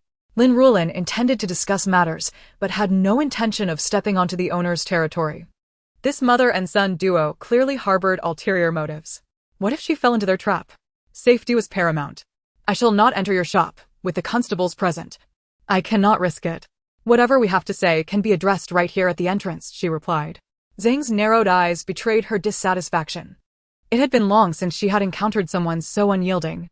Yet, she could not deny that the elderly woman before her was astute. Her deliberate accompaniment of the constables suggested preparation and ill intent. Now, with the elderly woman's refusal to engage, Xing's plans had fallen flat. It was truly infuriating. "Let us find a place to sit and talk. Discussing matters at the entrance may lead others to think I have been discourteous," Xing pressed again. But Lin Ruolan remained steadfast. "Xing, I perceive that you are a person of dignity. What is there that cannot be expressed in plain sight? In this bright day, under the open sky, it is surely the best course of action." After a back-and-forth exchange, Lin Ruolan's patience began to wear thin.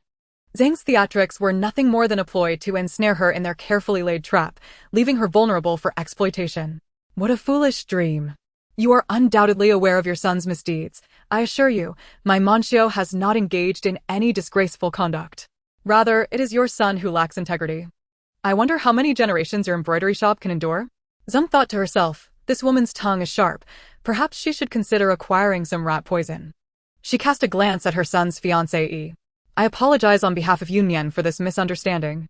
We have failed to manage the situation properly. Yunyan, you have assaulted someone. Come forth and offer your apologies." Yunyan, understanding the unfolding situation, realized what sort of man her fiancé was. Even if the accusations were baseless, having been caught in such intimate moments was no mere coincidence. She was not desperate for marriage. Why should she wear the shame of infidelity? "Xing, I do not believe I have erred in my actions. I came to the embroidery shop today and witnessed their intimate exchanges, which repulsed me. Do not attempt to shift the blame onto me. Your worthless son is a burden you must bear. Moreover, let our family's engagement be dissolved. I shall have my father come to annul it tomorrow. As for you, do not harbor resentment toward me. It is your son who has brought misfortune upon us. I will not apologize." With a flick of her sleeve, Yunyan strode away, accompanied by her maid. Surveying the scene, Lin Ruolan pulled Lin Manchio aside to converse. "Manchio, what are your thoughts?" "Mother, what do you mean by that?" Lin Manchio bore an unfortunate visage reminiscent of a pig's head, a sight that was undeniably jarring. Lin Ruolan sighed.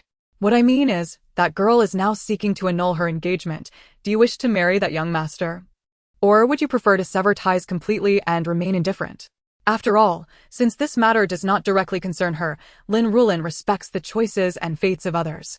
Should she make a decision for someone else and that individual later regrets it and blames her, she would find herself in a most uncomfortable position. Thus, to eliminate such a possibility, Lin Ruolan directly inquired about Lin Manchio's own thoughts. "However, let me remind you, dear, that the young master is not a virtuous man. Do not be foolish." "Mother, I am not a fool. I once believed the young master to be a good person, and since he was willing to marry me, I engaged with him. But now?"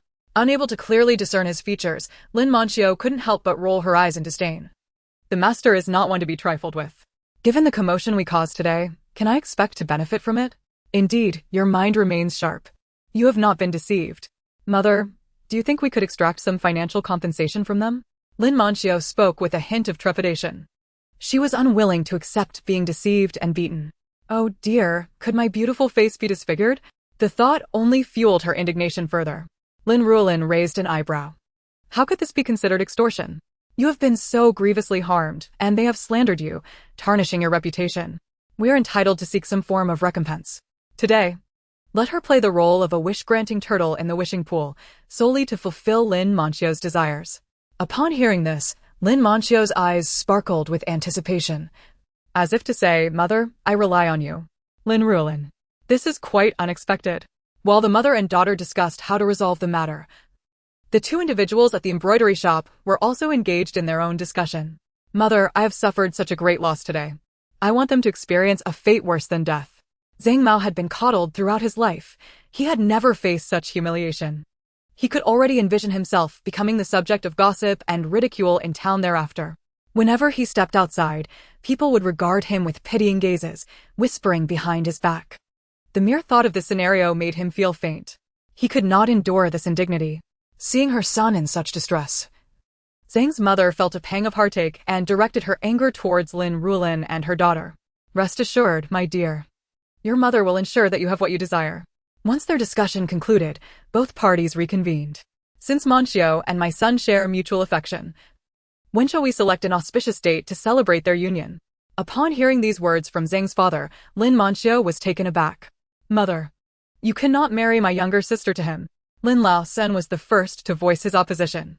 He had heard every word spoken earlier, and he knew that this young master was not a good person. Marrying into that family would undoubtedly spell disaster for his sister. In contrast, Lin Laoda's expression was markedly different. To him, his sister's reputation was already tarnished. The fact that the young master of the embroidery shop was willing to marry her was a stroke of fortune. If they did not accept this opportunity now, when would they? Marrying his sister into a prosperous family in town was something he had never dared to dream of before. If she were to be wed in town, it would elevate their entire family. What a splendid match it would be. Mother, I believe this match is indeed favorable. We should give it some thought. However, before Lin Laoda could finish his thought, Lin Ruolan cut him off. Eldest brother, shut your mouth. Do not speak. Truly astonishing. Lin Laoda was quite the unlikable character. Lin Ruolan did not need to guess why he agreed. It was all about self-interest. Mother, why do you scold me? Can you truly guarantee that my sister will marry into a better family, enjoying a life of luxury and adornment? My sister's reputation is already... Lin Manxiu felt a pang of discomfort. She had not expected her elder brother, with whom she had always had a good relationship, to wish to push her into a pit of fire. Had he been pretending all along? Elder brother, if you think this is so good, why do you not marry her yourself? Why involve me? Lin Manxiu was increasingly dissatisfied with her brother, and her tone reflected her displeasure.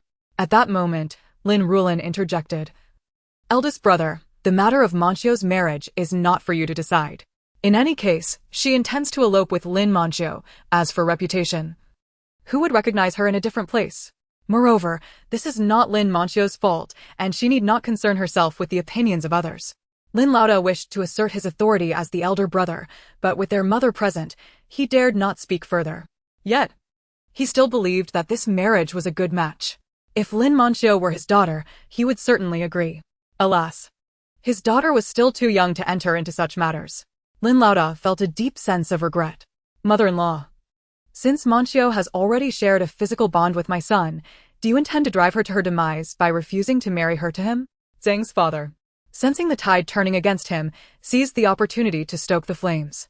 Lin Ruolan immediately retorted, your son is a scoundrel, and you are an old scoundrel. Do not presume that wearing a human disguise makes you one of us. I see your son as being even lower than a beast. You are no better. A family of wretches. Just look at your son's pitiful appearance, and yet you expect my daughter to marry him? What a grand delusion. In my decades of life, I have never encountered anyone quite like you. Even before the marriage is officially called off, you address me as mother-in-law. What are you trying to achieve?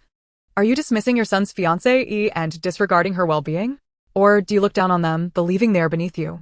With your ugly looks, you still dare to dream big.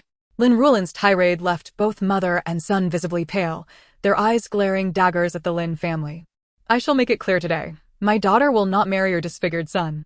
You have assaulted my daughter and slandered her. You must compensate for her medical expenses. Initially, Lin Ruolan had been disheartened, but upon hearing the mention of compensation, he immediately perked up. Yes. Do not presume that it was merely the young master's fiancée who assaulted her. It concerns you as well. After all, she is still betrothed to him. And you are all part of the same family. This is a debt you cannot escape. You must pay.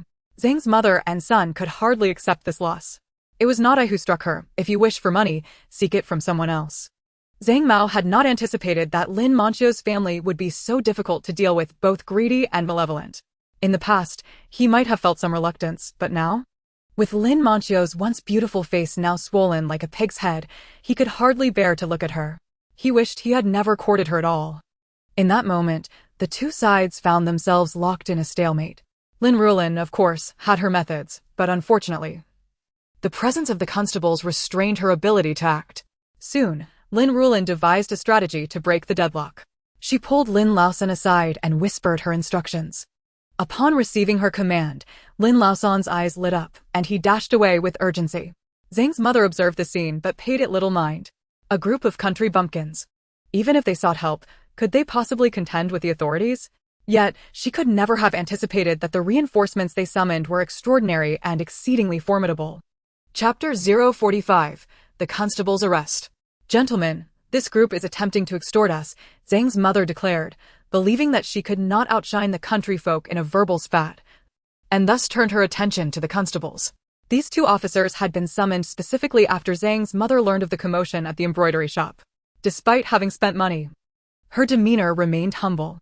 The Zhang family has managed to maintain their legacy in the town for such an extended period, primarily through their clandestine dealings. Nowadays, whenever a matter arises, they are naturally the first point of contact. The previously silent constables, akin to mutes, suddenly spoke up upon receiving a subtle cue from Boss Singh.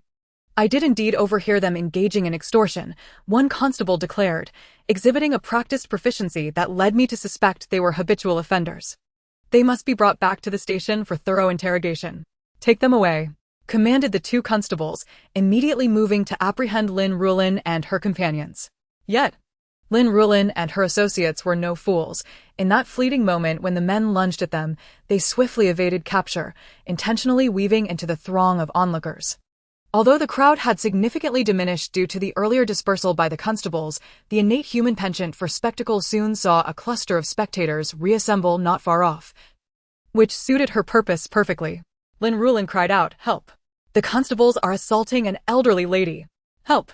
The constables are assaulting an elderly lady!" The two officers were momentarily stunned by her words. Once they regained their composure, their faces flushed with indignation. "You vile old hag. Today, I shall see you locked up in the station." The constables found it peculiar that this elderly woman appeared to possess a questionable grasp of reality. Typically, individuals would tremble in fear at their presence, unable to articulate a coherent response. Yet, here she was, audaciously slandering them. It was a scenario they had never encountered before. Lin Ruolan was unconcerned with their internal musings. As she ran, she hurled insults, inciting the constables to abandon their other targets and focus solely on her, clearly intent on capturing her first. Observing this unfolding drama, Boss Zhang's smile widened. These fools dared to provoke trouble. No, it was splendid that they did so. Watching the figures chase after Lin Ruolan, he envisioned their impending misfortune. Logically, given Lin Ruolan's advanced age, she should have been no match for two active constables. However, her extensive support from the crowd provided her with an unexpected advantage. "Who dares to trip me?" one constable exclaimed as he lost his footing and fell spectacularly. "You! Was it you?" he immediately accused the nearest bystander. The man vehemently shook his head, insisting, "Sir, it was not me. I am a timid soul and lack the courage to do such a thing. Indeed, it was not him. I was right beside him. And he had not moved a muscle." "Yes, I can attest to that." Meanwhile, the true culprit had discreetly distanced themselves from the crowd, quietly reaping the rewards of their mischief. Lin Ruolan glanced back and noted that the constables had likely engaged in many unscrupulous activities in the past. Otherwise, no one would have been willing to stand up for her in this moment. "Dongzi, what are you dawdling for? Hurry and apprehend them." The fallen constable urged his partner, who had momentarily halted. Seizing the opportunity, Lin Ruolan pushed through the crowd and made her escape. However, just as she had taken a few steps, a large group of people approached from the end of the street. Could it be that her ally, Lin Ruolan, had brought reinforcements? Squinting to get a better look, Lin Ruolan realized that the individuals running alongside the carriage were none other than Lin Ruolan himself. It seemed she was indeed saved. Lin Ruolan was genuinely astonished at how swiftly the constables had acted on Boss Sing's orders, without even a hint of their own intentions. Having lived many years, this was the first time she had found herself on the run. Initially, Lin Ruolan felt a pang of anxiety, even regretting not having made a hasty escape with her family earlier. Yet now, emboldened by the support arriving, her resolve strengthened.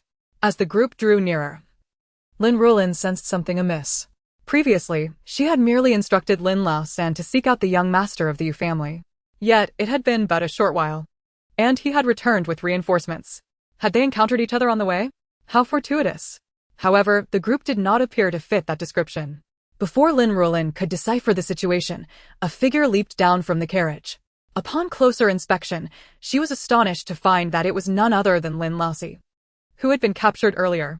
Lin Ruolan had returned so quickly? This was unexpected. She had imagined that Han Ziyun would keep them for a considerable time. Instead, they had been dispatched so swiftly. Mother, at long last, I have found you. You cannot imagine, when we spoke of yesterday's events, I was nearly in tears. Mother, I thought I would never see you all again. Lin Ruolan sniffled. By the way, Mother, what are you doing here? Third brother only mentioned that there was something going on. Lin Ruolan briefly recounted the events of the day. Observing the escorting figures, she realized they were the same soldiers led by Han Ziyun. A plan began to form in her mind. Initially, she had been wary of the constables associated with Boss Sing, feeling constrained. But now, the tide had turned. Why not leverage this newfound support?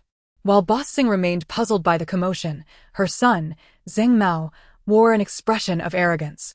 The two constables, who had previously been aggressive and intent on apprehending Lin Ruolan, saw the attire of the approaching group and their menacing demeanor evaporated. The young man's call of mother indicated that this slippery old woman was not without her backing. This was disastrous. They had offended someone formidable. At that moment, both constables were filled with regret. They should not have been so greedy for a trifling sum. A misunderstanding.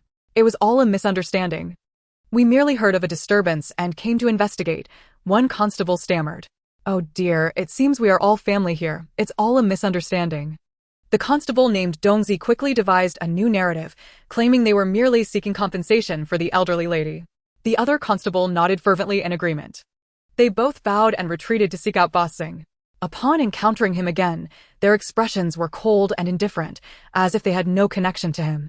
Internally, they blamed Boss Sing for not ascertaining the identities of those involved before sending them forth, nearly costing them their lives. With resentment brewing, the constables spoke with little courtesy, completely forgetting that they were being paid to resolve matters.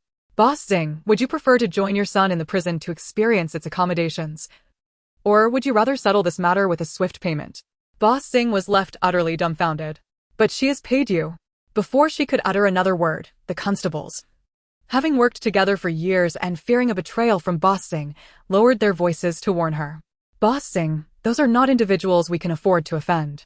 Quickly settle this matter, or we may find ourselves in grave trouble.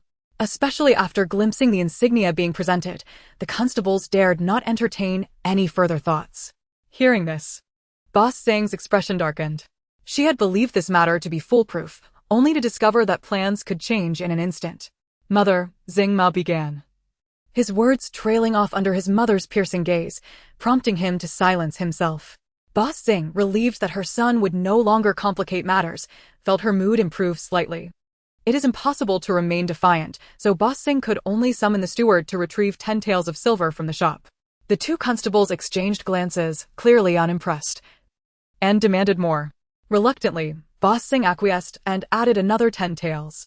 The constables took the silver and headed back, with Boss Sing and her son trailing behind in unwilling compliance. Meanwhile, Lin Manxiu and her companions had gathered around Lin Ruolan. Seeing his sister in such a pitiful state, Lin Ruolan's heart ached profoundly. Little sister, I shall seek justice for you soon. I will not allow you to suffer this indignity in vain.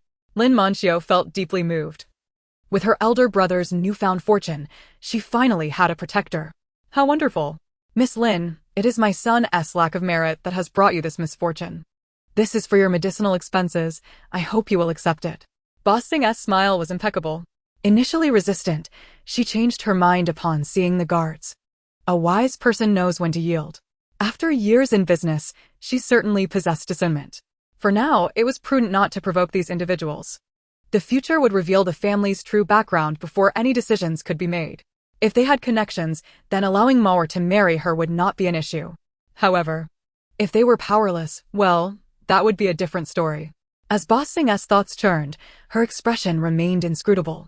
Mauer, come over and apologize to Monsieur. Though reluctant.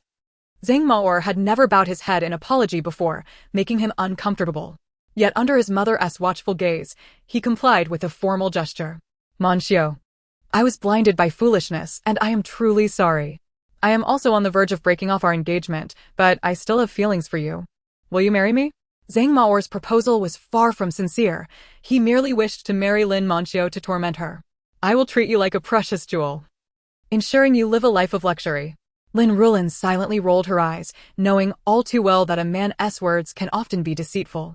Upon hearing Zhang Maoer's promises, Lin Ruolan felt restless. Little sister, he is unattractive and not worth your attention. I will find you someone better. Lin Ruolan had always preferred the beautiful. Otherwise, he would not have found himself in a love triangle. Now that he had come into a considerable fortune, he was in no position to settle for someone as plain as Zhang Maoer. Really, fourth brother? When have I ever deceived you? Lin Ruolan recalled past transgressions, snorting inwardly. From childhood, he had deceived her on numerous occasions, even coaxing things from her hands. She had once held him in low regard, but perhaps now she could trust him a little? After all, there was little to lose. Young master, we are not fated. Having received this silver today, we part ways henceforth. Marriage is a matter of personal choice, and we are no longer related. Even without her brother's support, she would not agree. Zhang Maoer's plans were in vain, his face contorting for a brief moment. Lin Ruolan, who had been observing closely, immediately sensed something was amiss. Fortunately, Lin Ruolan remained clear-headed, sparing her the trouble of intervening further.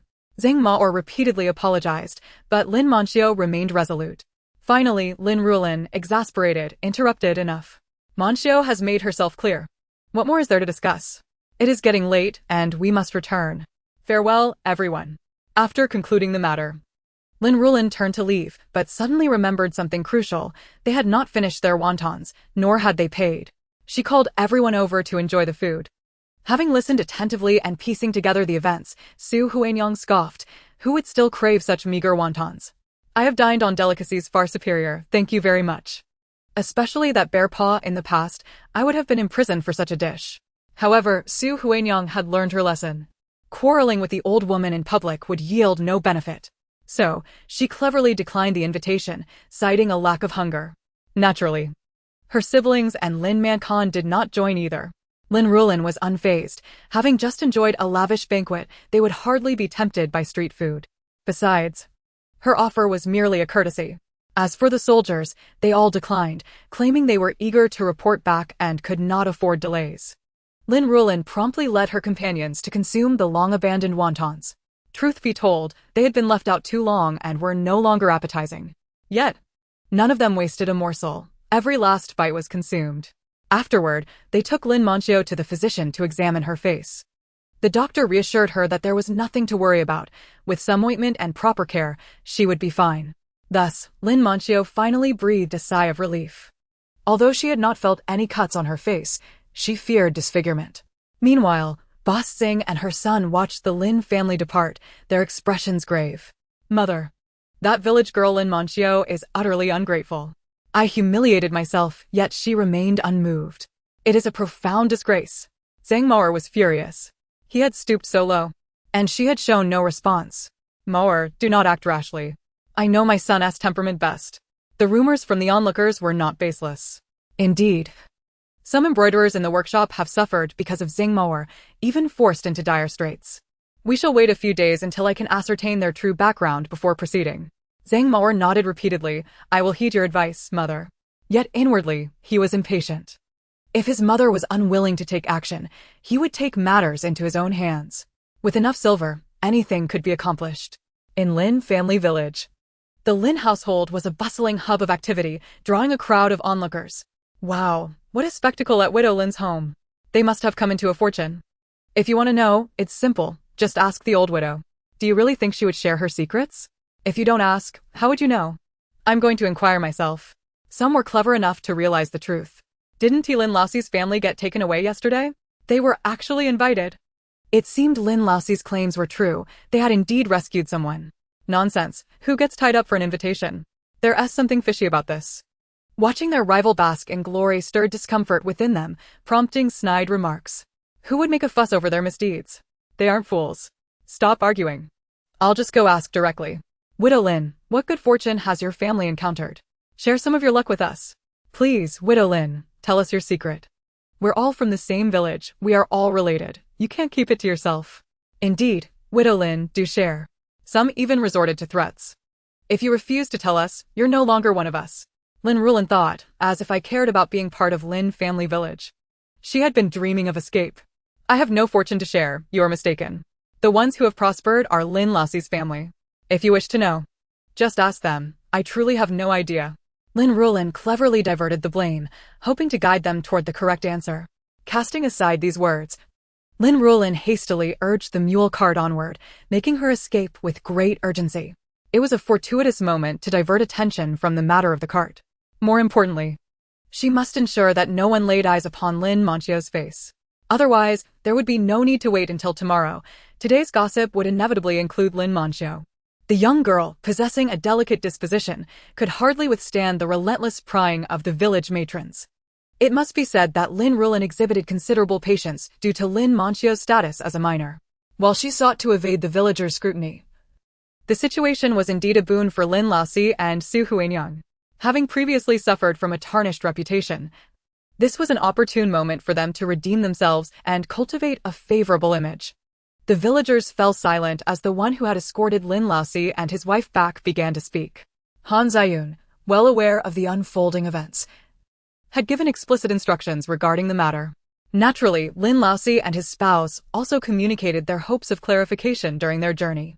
Thus, the tale unfolded. Lin Manchio and his wife are our young master's saviors, and he is profoundly grateful. In summary, the situation was elucidated. As for the items they had brought back, they were merely trivial tokens of gratitude from their young master. The villagers suddenly comprehended. I told you. Lin Laoxi is not that sort of person. How could he possibly have done something wrong to warrant being taken away? Although he was known for his idleness, the villagers were relieved to hear this. Lin Manchio interjected, such remarks are unnecessary. We merely performed a small act of kindness and never expected such courtesy from the young master, who even sent many gifts our way. I have also prepared some tokens of joy for everyone. Having grown up in the village, Lin Laoxi was all too familiar with the villagers' nature. His family had clearly benefited, and if he did not share even a little, they might harbor resentment and speak ill of him in secret. Jealousy towards the affluent and disdain for the impoverished were the norms.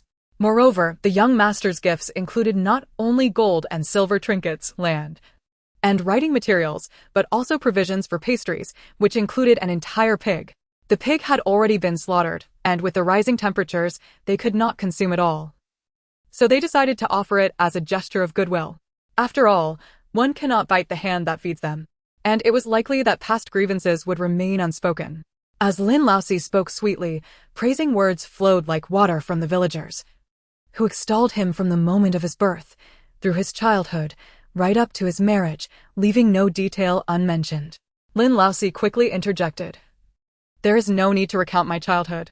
Observing the burgeoning exaggeration of their praises, he swiftly redirected the conversation.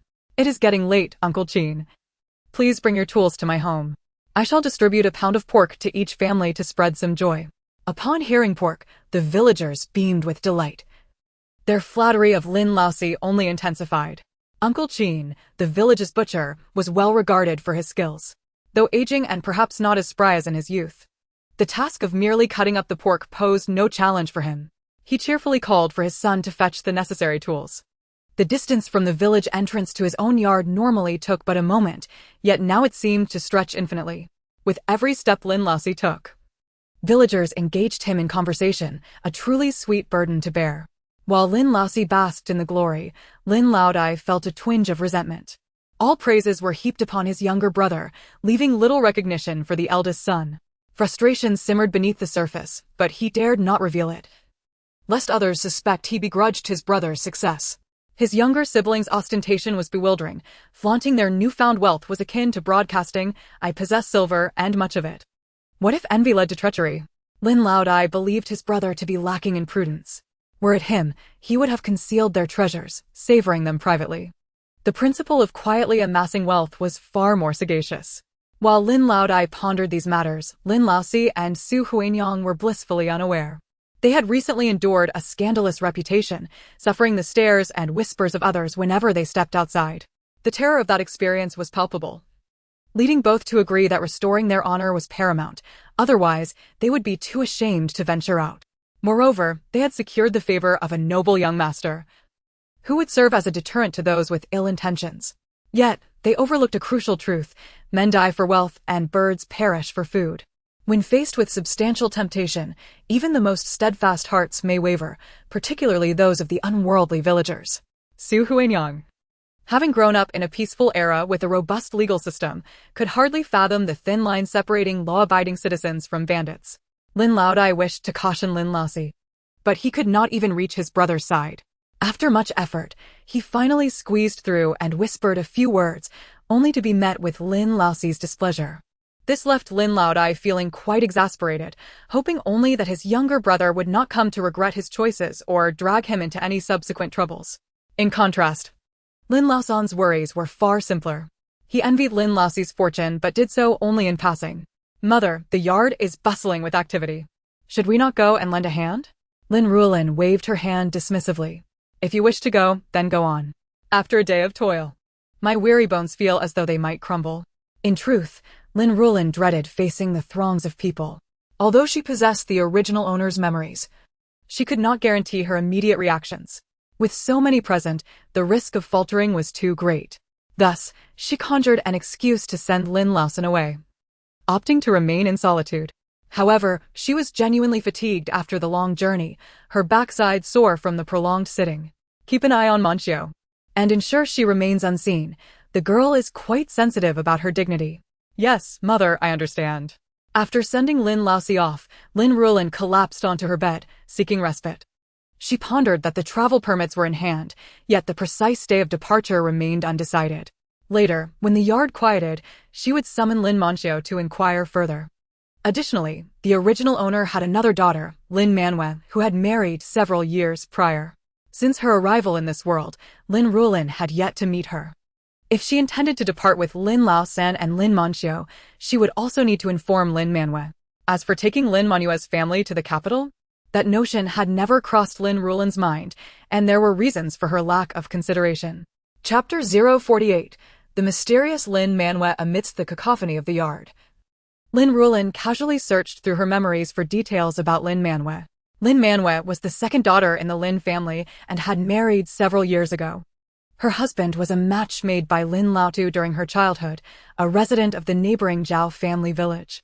When Lin Laotu passed through Zhao family village, he deemed Zhao Dezhu to be astute and promising. Seizing the opportunity while the children were still young, he hastily arranged the marriage to prevent future complications in securing a suitable match. Initially, the Zhao family posed no issues. They were merely an ordinary farming household. Later, Zhao Dezhu's parents, recognizing their child's intelligence, aspired to provide him with an education. However, the rest of the Zhao family vehemently opposed the idea of financially supporting a child from a separate household. Was education truly so easily attainable? The costs of ink, paper, and the annual tuition could easily drain their family's finances. Supporting Zhao Dezhu's schooling was simply out of the question. Furthermore, they had their own children to consider. Why would they choose to fund another's education over their own? Consequently, the matter was firmly rejected by the other members of the Zhao family. Yet, Zhao Dezhu's parents were ambitious, firmly believing that their son had a bright future ahead.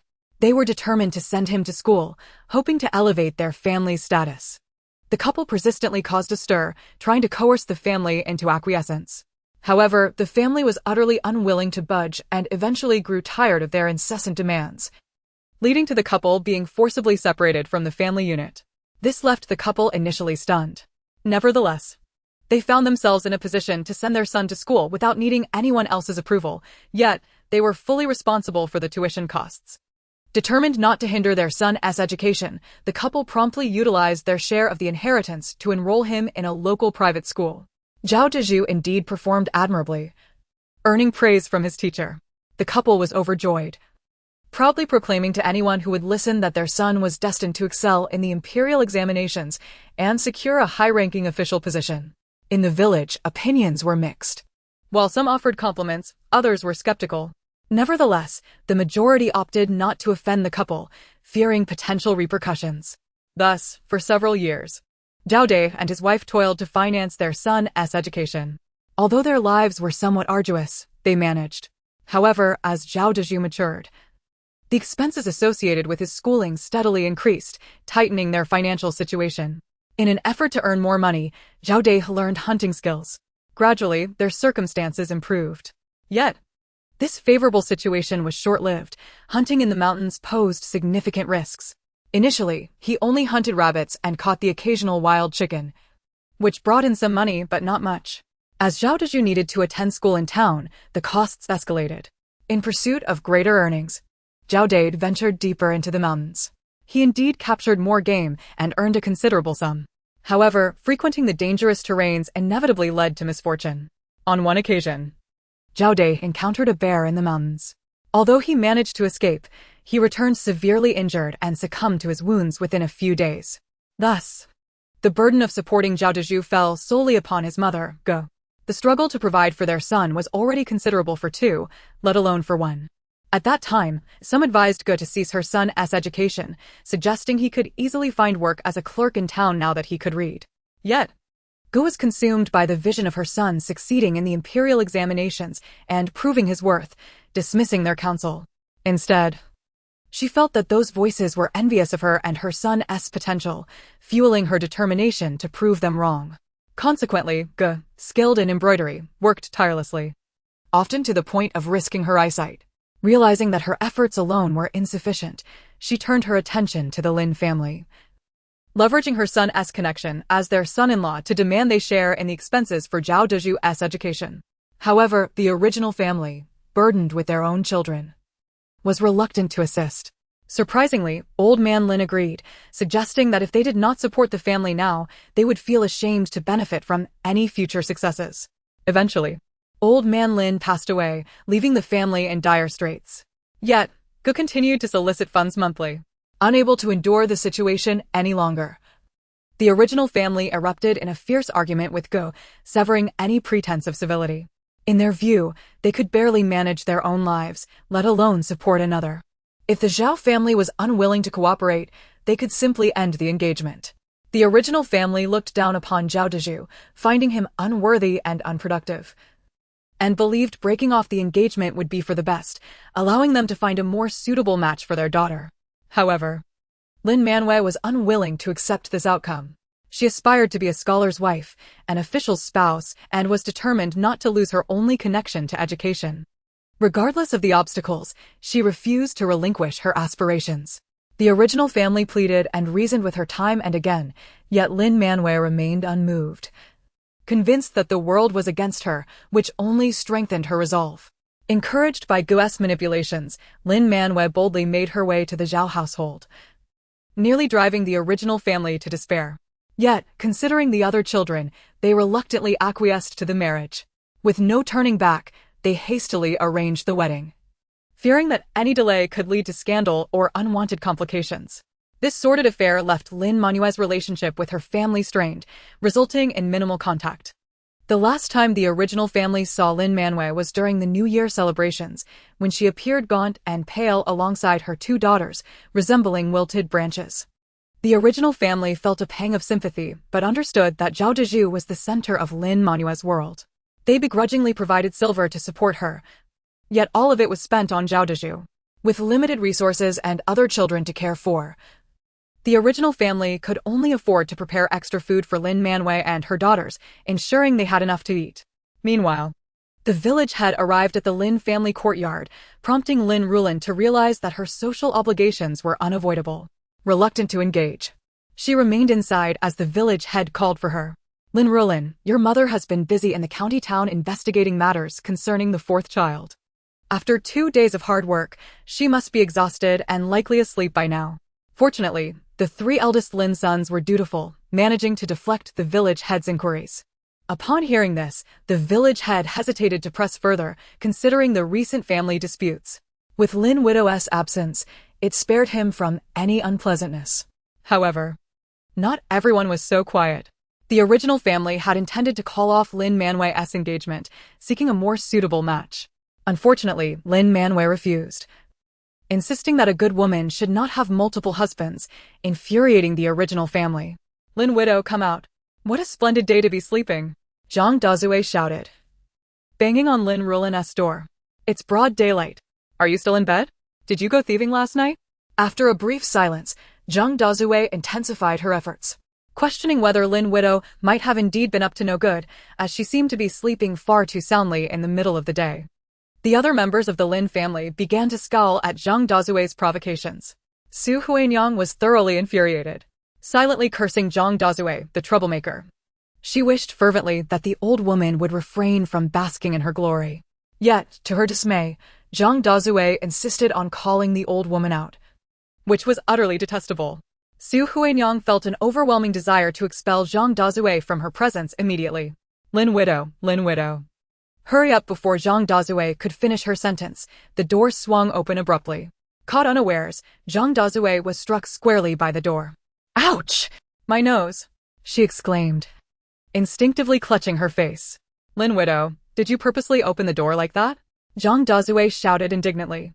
The villagers in the courtyard were drawn to the commotion emanating from Zhang Dazue's direction.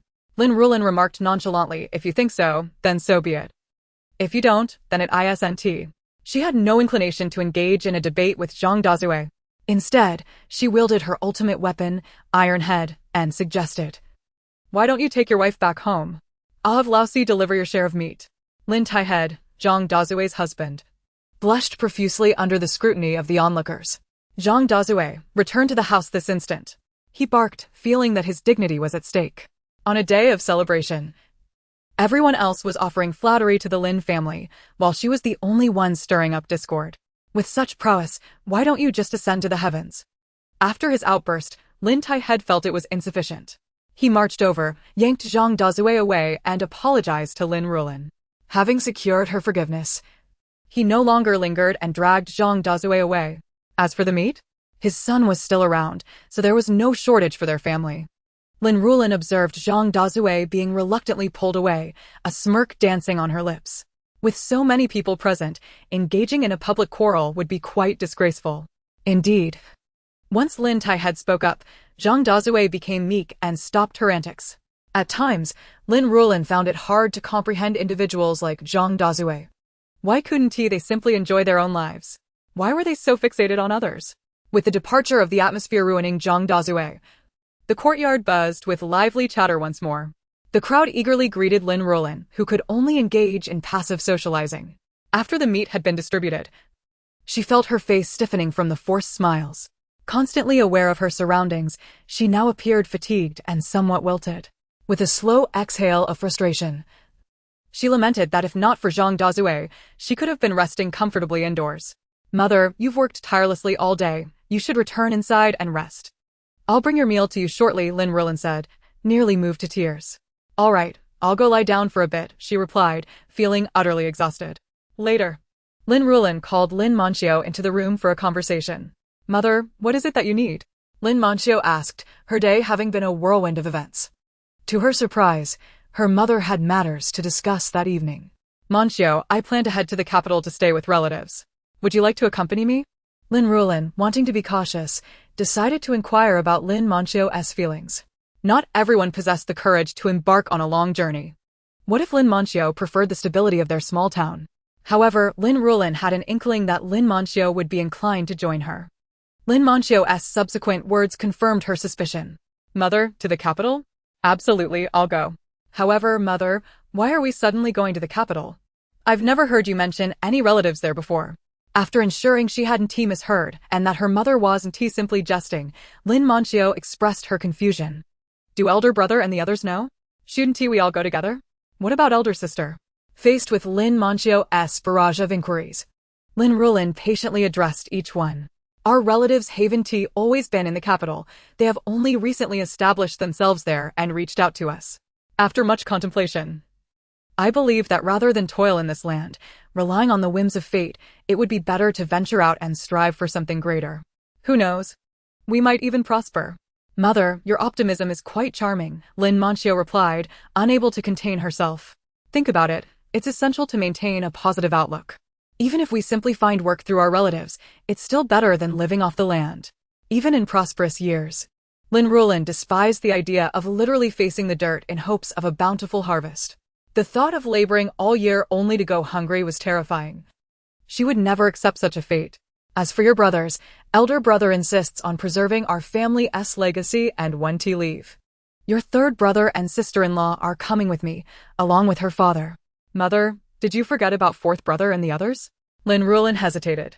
Your fourth brother and his companions are unlikely to leave, especially after acquiring so many assets today. On the journey, Lin Ruolan had briefly mentioned what sort of gifts the young nobleman had bestowed upon them. Lin Ruolan listened to tales of fields, land, and shops. While she felt a twinge of envy, she harbored no resentment. After all, they were the protagonists, blessed with a hero's aura.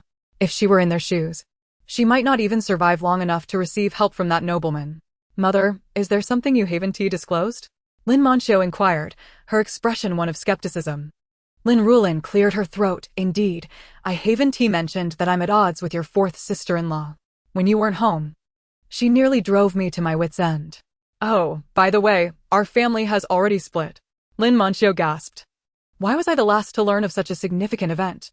It was no wonder she had felt something was amiss at home. Now she understood the reason. Mother, what has fourth sister-in-law done to provoke such anger? Lin Ruolan succinctly recounted the events of the past few days. Lin Ruolan was left speechless. Thus, Lin Ruolan turned to her. Now, I must ask you, will you accompany me to the capital, or stay with elder brother and fourth brother? If you prefer to stay, I won't oppose it. After all, your fourth brother has befriended a nobleman and will likely fare well. Mother, why don't we take elder brother and fourth brother along? Enough, I will not take them, Lin Ruolan firmly rejected. Don't persist in this.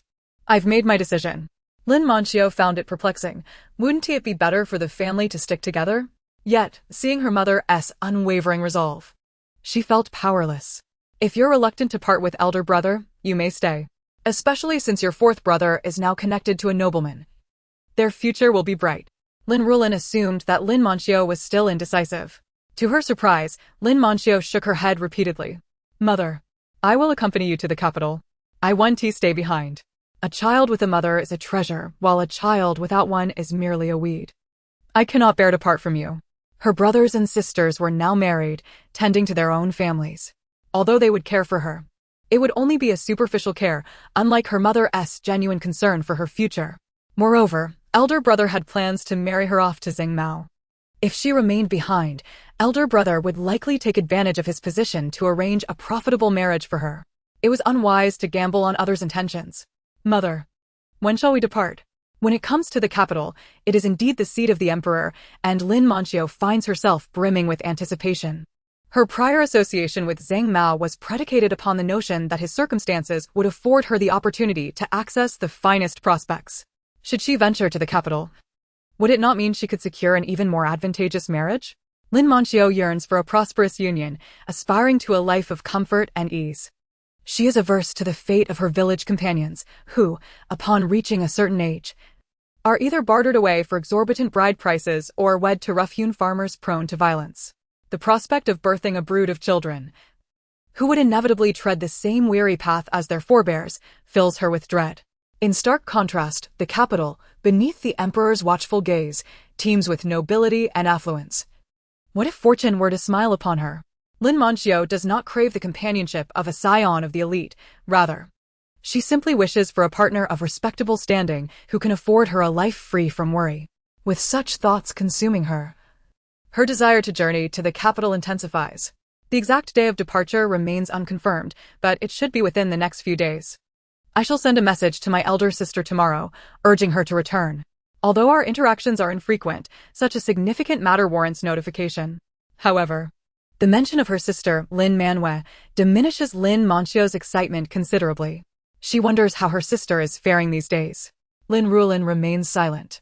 She knows all too well that life has not been kind to her. Lin Manchio considers suggesting that they bring their sister along. Yet she is acutely aware of the impossibility of such a notion. Her sister is obstinate, enduring a life of hardship while unwilling to sever ties with the Zhao family. Even if their mother were to advocate for their departure, her sister would resist, as her brother-in-law and mother-in-law would never consent. They would never relinquish their sister, whom they regard as a valuable asset. Thus, Lin Manchio ultimately refrains from voicing her thoughts. Once she arrives, I shall ensure to leave her some provisions for her journey. Lin Ruolan sighed. Meanwhile, in the adjoining room, Lin Laosi and Su Huanyang are engaged in conversation. Huanyang, are we not living a dream? I can't shake the feeling that today's events are surreal. Pinch me, lest I remain in this reverie, Lin Laosi implores. Su Huanyang rolls her eyes and gives him a sharp pinch on the waist. Lin Laosi yelps in surprise, drawing in a sharp breath. Wife, your grip is quite fierce. It hurts. If it didn't hurt, would you still think it a dream? A bit of pain is preferable, lest you beg me to pinch you again, she retorts. Lin Laosi, wincing and rubbing his side, inquires, My dear, today is a momentous occasion.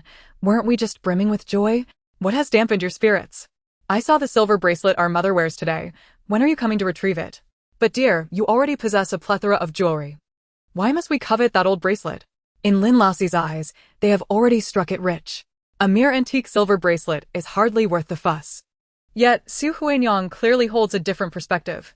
Lin Laosi, you must honor your promise. One's word should not be taken lightly. While she acknowledges that the recent windfall has much to do with Lin Laosi's efforts, she insists that the two matters should remain distinct. Really, you desire that bracelet? Su Huanyang nods. Did you not say mother agreed? How could you forget so soon? In truth, Su Huanyang does not desperately need the bracelet, but she harbors an inkling that it rightfully belongs to her.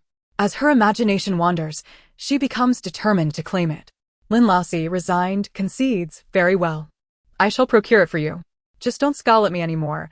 Now that we have money, let us focus on starting a family and living well. A family?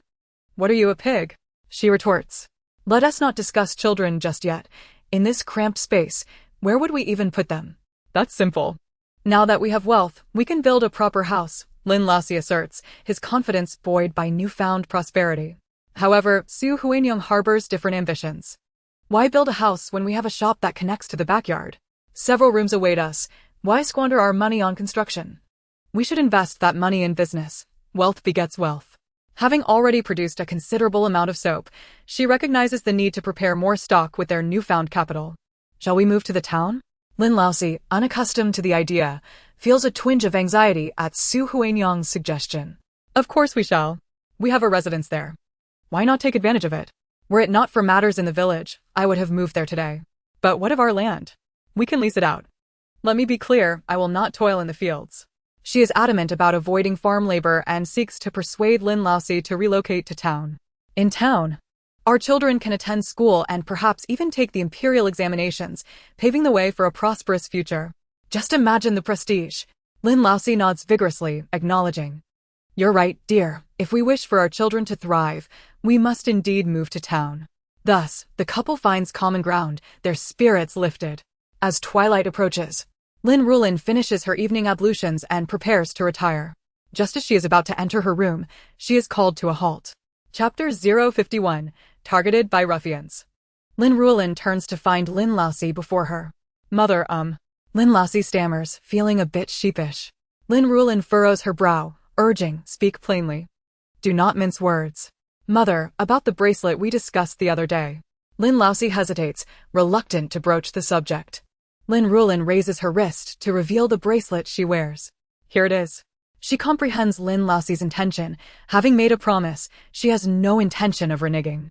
Moreover, a part of her relishes the notion of the protagonist obtaining the bracelet, only to find it lacking in any special attributes. Without hesitation, she removes the bracelet and tosses it to Lin Laosi. Here, take it today. Do not ask me for another. I have no extras to spare. Lin Ruolan is aware that their newfound wealth has afforded them ample clothing and jewelry, and judging by Lin Laosi's demeanor, it is likely that Su Huanyang has sent him to claim it. As she prepares to depart, Lin Laosi eagerly catches the bracelet and quickly stows it away. However, he feels something amiss and pulls it out to examine it closely. Mother, is this the same one? It looks somewhat different. A jolt of alarm courses through Lin Ruolan, prompting her to laugh nervously. What's different? You mean it looks shinier? I had it polished at the shop. This is, of course, a ruse to placate Lin Laosi. The original bracelet has long since melded with her being, and she would never part with it. Didn't you say you wished to keep it for your son? I would not have gone through the trouble otherwise. Look closely. It even has the tooth mark from when you were a child. Lin Laosi flipped the bracelet and, as expected, discovered a tiny tooth mark along with some minor scratches. Indeed, mother, thank you. A smile spread across Lin Laosi's face as he tucked the bracelet into his bosom. Upon returning to the house, Lin Ruolan let out a quiet sigh of relief. Oh dear, I nearly gave myself away just now. Thankfully, I tailored my actions according to the original owner's memories. Otherwise, I would surely have been exposed today. As for that tooth mark, I had deliberately had Xiaodo bite it. Lin Ruolan felt a surge of gratitude for her foresight. She thought to herself that it would be prudent to leave this place of tumult as soon as possible. Tomorrow, she would reach out to Lin Manwe, and then make a trip to the original owner's maternal home, setting out for the capital the day after. The sooner, the better. In the third room of the house, Su Huanyang examined the silver bracelet from every angle, scrutinizing it closely, but finding nothing particularly noteworthy. Isn't this your mother's dowry? Why does it look so new? Su Huanyang asked suspiciously. Mother said she specifically had it made anew, otherwise, it wouldn't be presentable. As Lin Laosi spoke, he pointed to the tooth mark he had left years ago.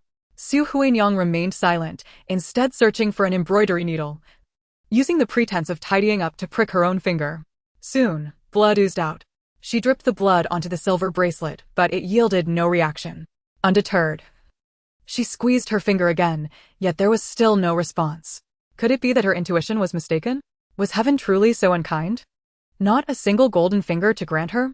With her last shred of hope extinguished, Su Huanyang felt an overwhelming urge to weep. Why can't I be granted a golden finger? It's infuriating.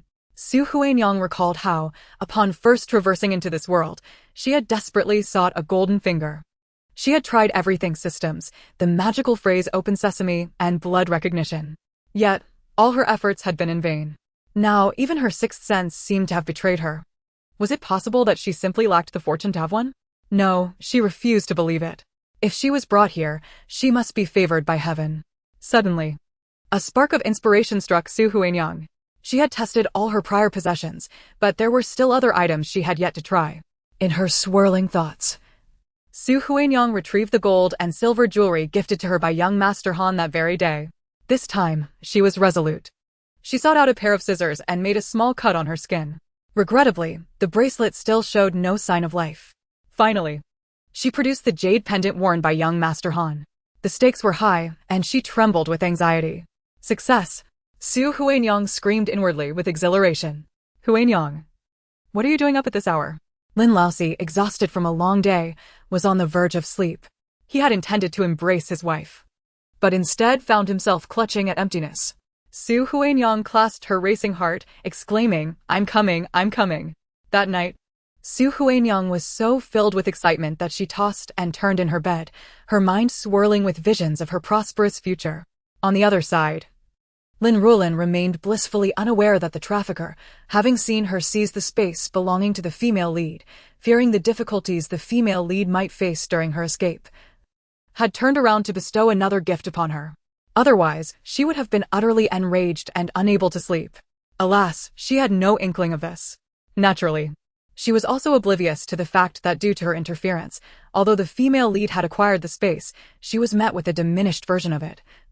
Much like herself, the trafficker had also faced penalties for his violations and could no longer meddle in this little world. At the stroke of midnight, while everyone else was lost in slumber, a house near the foot of the mountain in Linjia village remained brightly lit. Botsy, Lin Laosi has struck it rich. Should we borrow some money? Spoke the idler, Demosi, known for his mischief. Seeing Lin Laosi's prosperous demeanor that day had made Demosi's eyes glimmer with envy.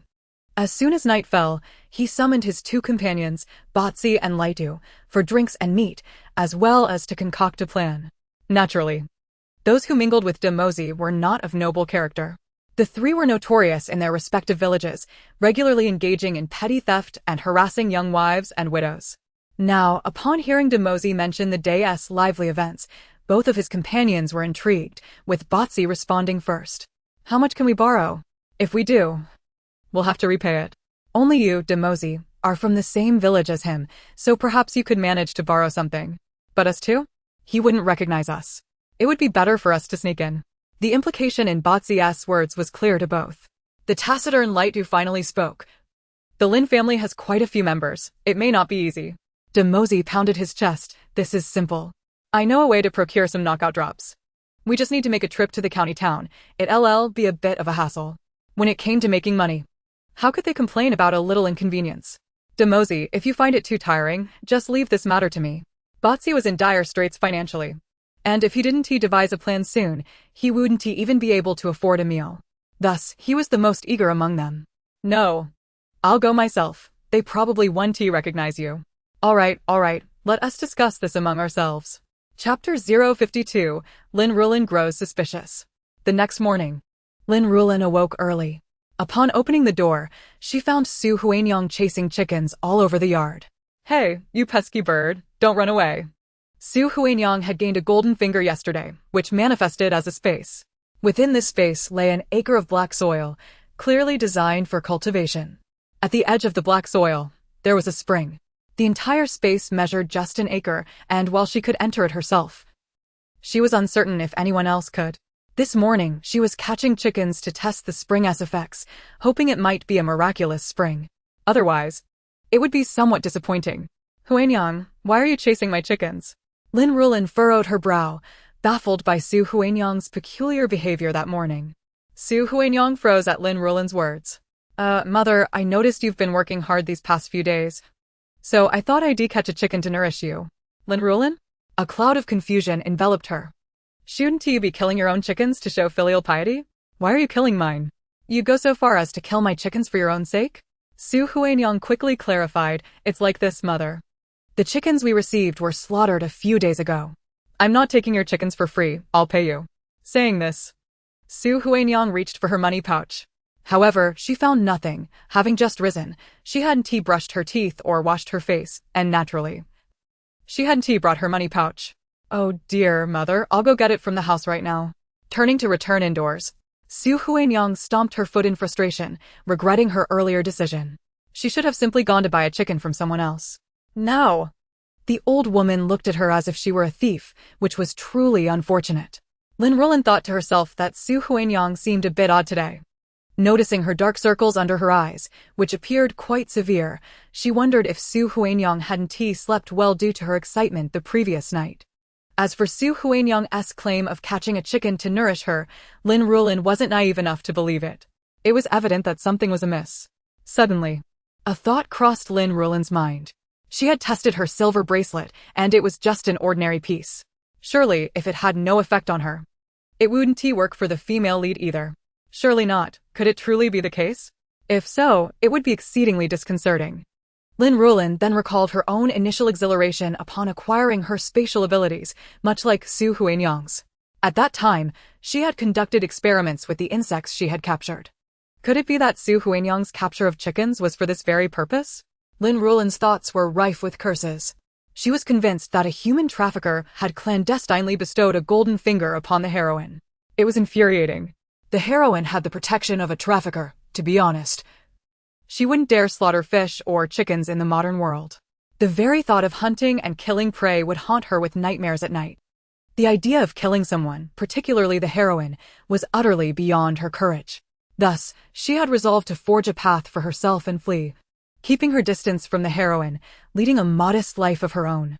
Ultimately, Su Huanyang, who had entered the house to fetch money, did not emerge again. Clearly, she had had a change of heart. Lin Ruolan was indifferent to this development. She could surmise the nature of the heroine's golden finger without needing to guess. In the original narrative, the heroine's spatial abilities encompassed vast tracts of arable land, a preservation warehouse, and a spiritual spring that bolstered health. It was likely that Su Huanyang's abilities were of a similar ilk.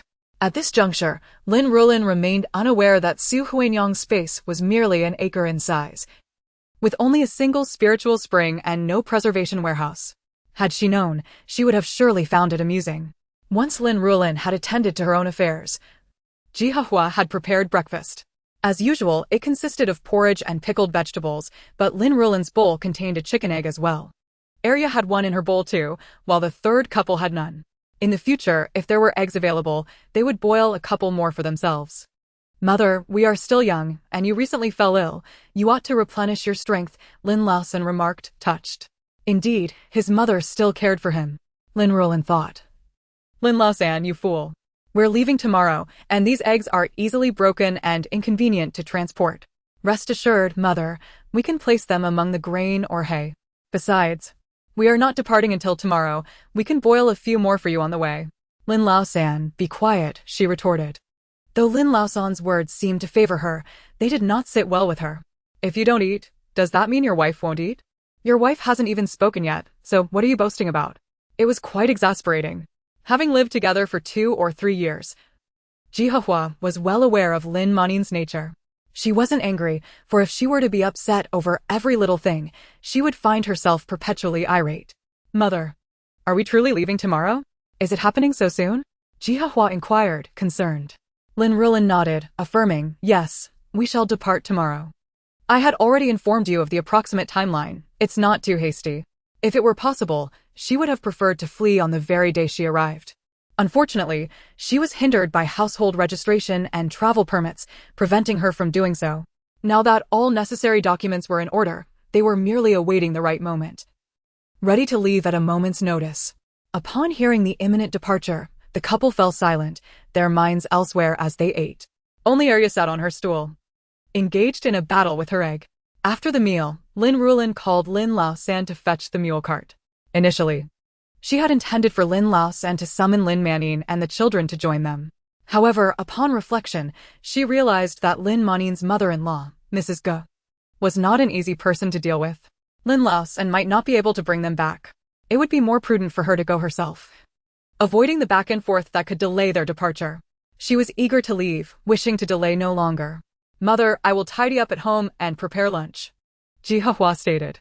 Having been married for 2 years, she was well aware of the household's dynamics. Her second sister-in-law's family would not provide a meal. Understood. You and Arya stay indoors. After yesterday's commotion, someone might be watching us, their mother advised, startling Donghua. She nodded repeatedly, Mother, I understand. I will keep an eye on Arya and ensure she doesn't wander off. With those arrangements settled, Lin Ruolan and Lin Ruolan set off for Zhao Village. Although Zhao Village was merely next door, it still required a bit of travel.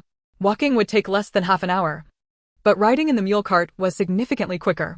As they neared the entrance to the village, Lin Ruolan called out to Lin Ruolan. Stop the mule cart by the roadside, go fetch your second sister over at Zhao's. I will wait here for her. Mrs. Ge was formidable, and Lin Ruolan feared she might encounter difficulties if she went herself. With their journey set for the next day, Lin Ruolan was determined to eliminate any potential obstacles affecting their plans. All right, Mother, I will go at once. Lin Ruolan watched Lin Ruolan's figure recede before she took the mule and found a lush patch of grass for it to graze and fill its belly. After roughly the time it takes to burn half an incense stick, she spotted a few figures approaching in the distance, 2 adults and 2 children. They were likely Lin Ruolan and her daughters, whom she had never seen before. Mother. Upon seeing her mother, Lin Ruolan rushed forward, embracing her with a flood of tears. Lin Ruolan felt somewhat at a loss. In all her years, no one had ever cried in her arms like this. The 2 children seemed startled by their mother's distress and began to weep as well. Frantically, Lin Ruolan pulled out some candy from his pocket and offered a piece to each child, who, upon tasting the sweetness, quickly forgot their tears. Lin Ruolan did not wish to push Lin Ruolan away. She decided to let her cry it out before speaking. However, to her surprise, it wasn't long before Lin Ruolan composed herself, wiping her tears, her face still etched with worry. Mother, has something happened at home? Why have you come to find me so suddenly? I asked Ruolan just now, but he wouldn't say anything. I was terrified on the way here.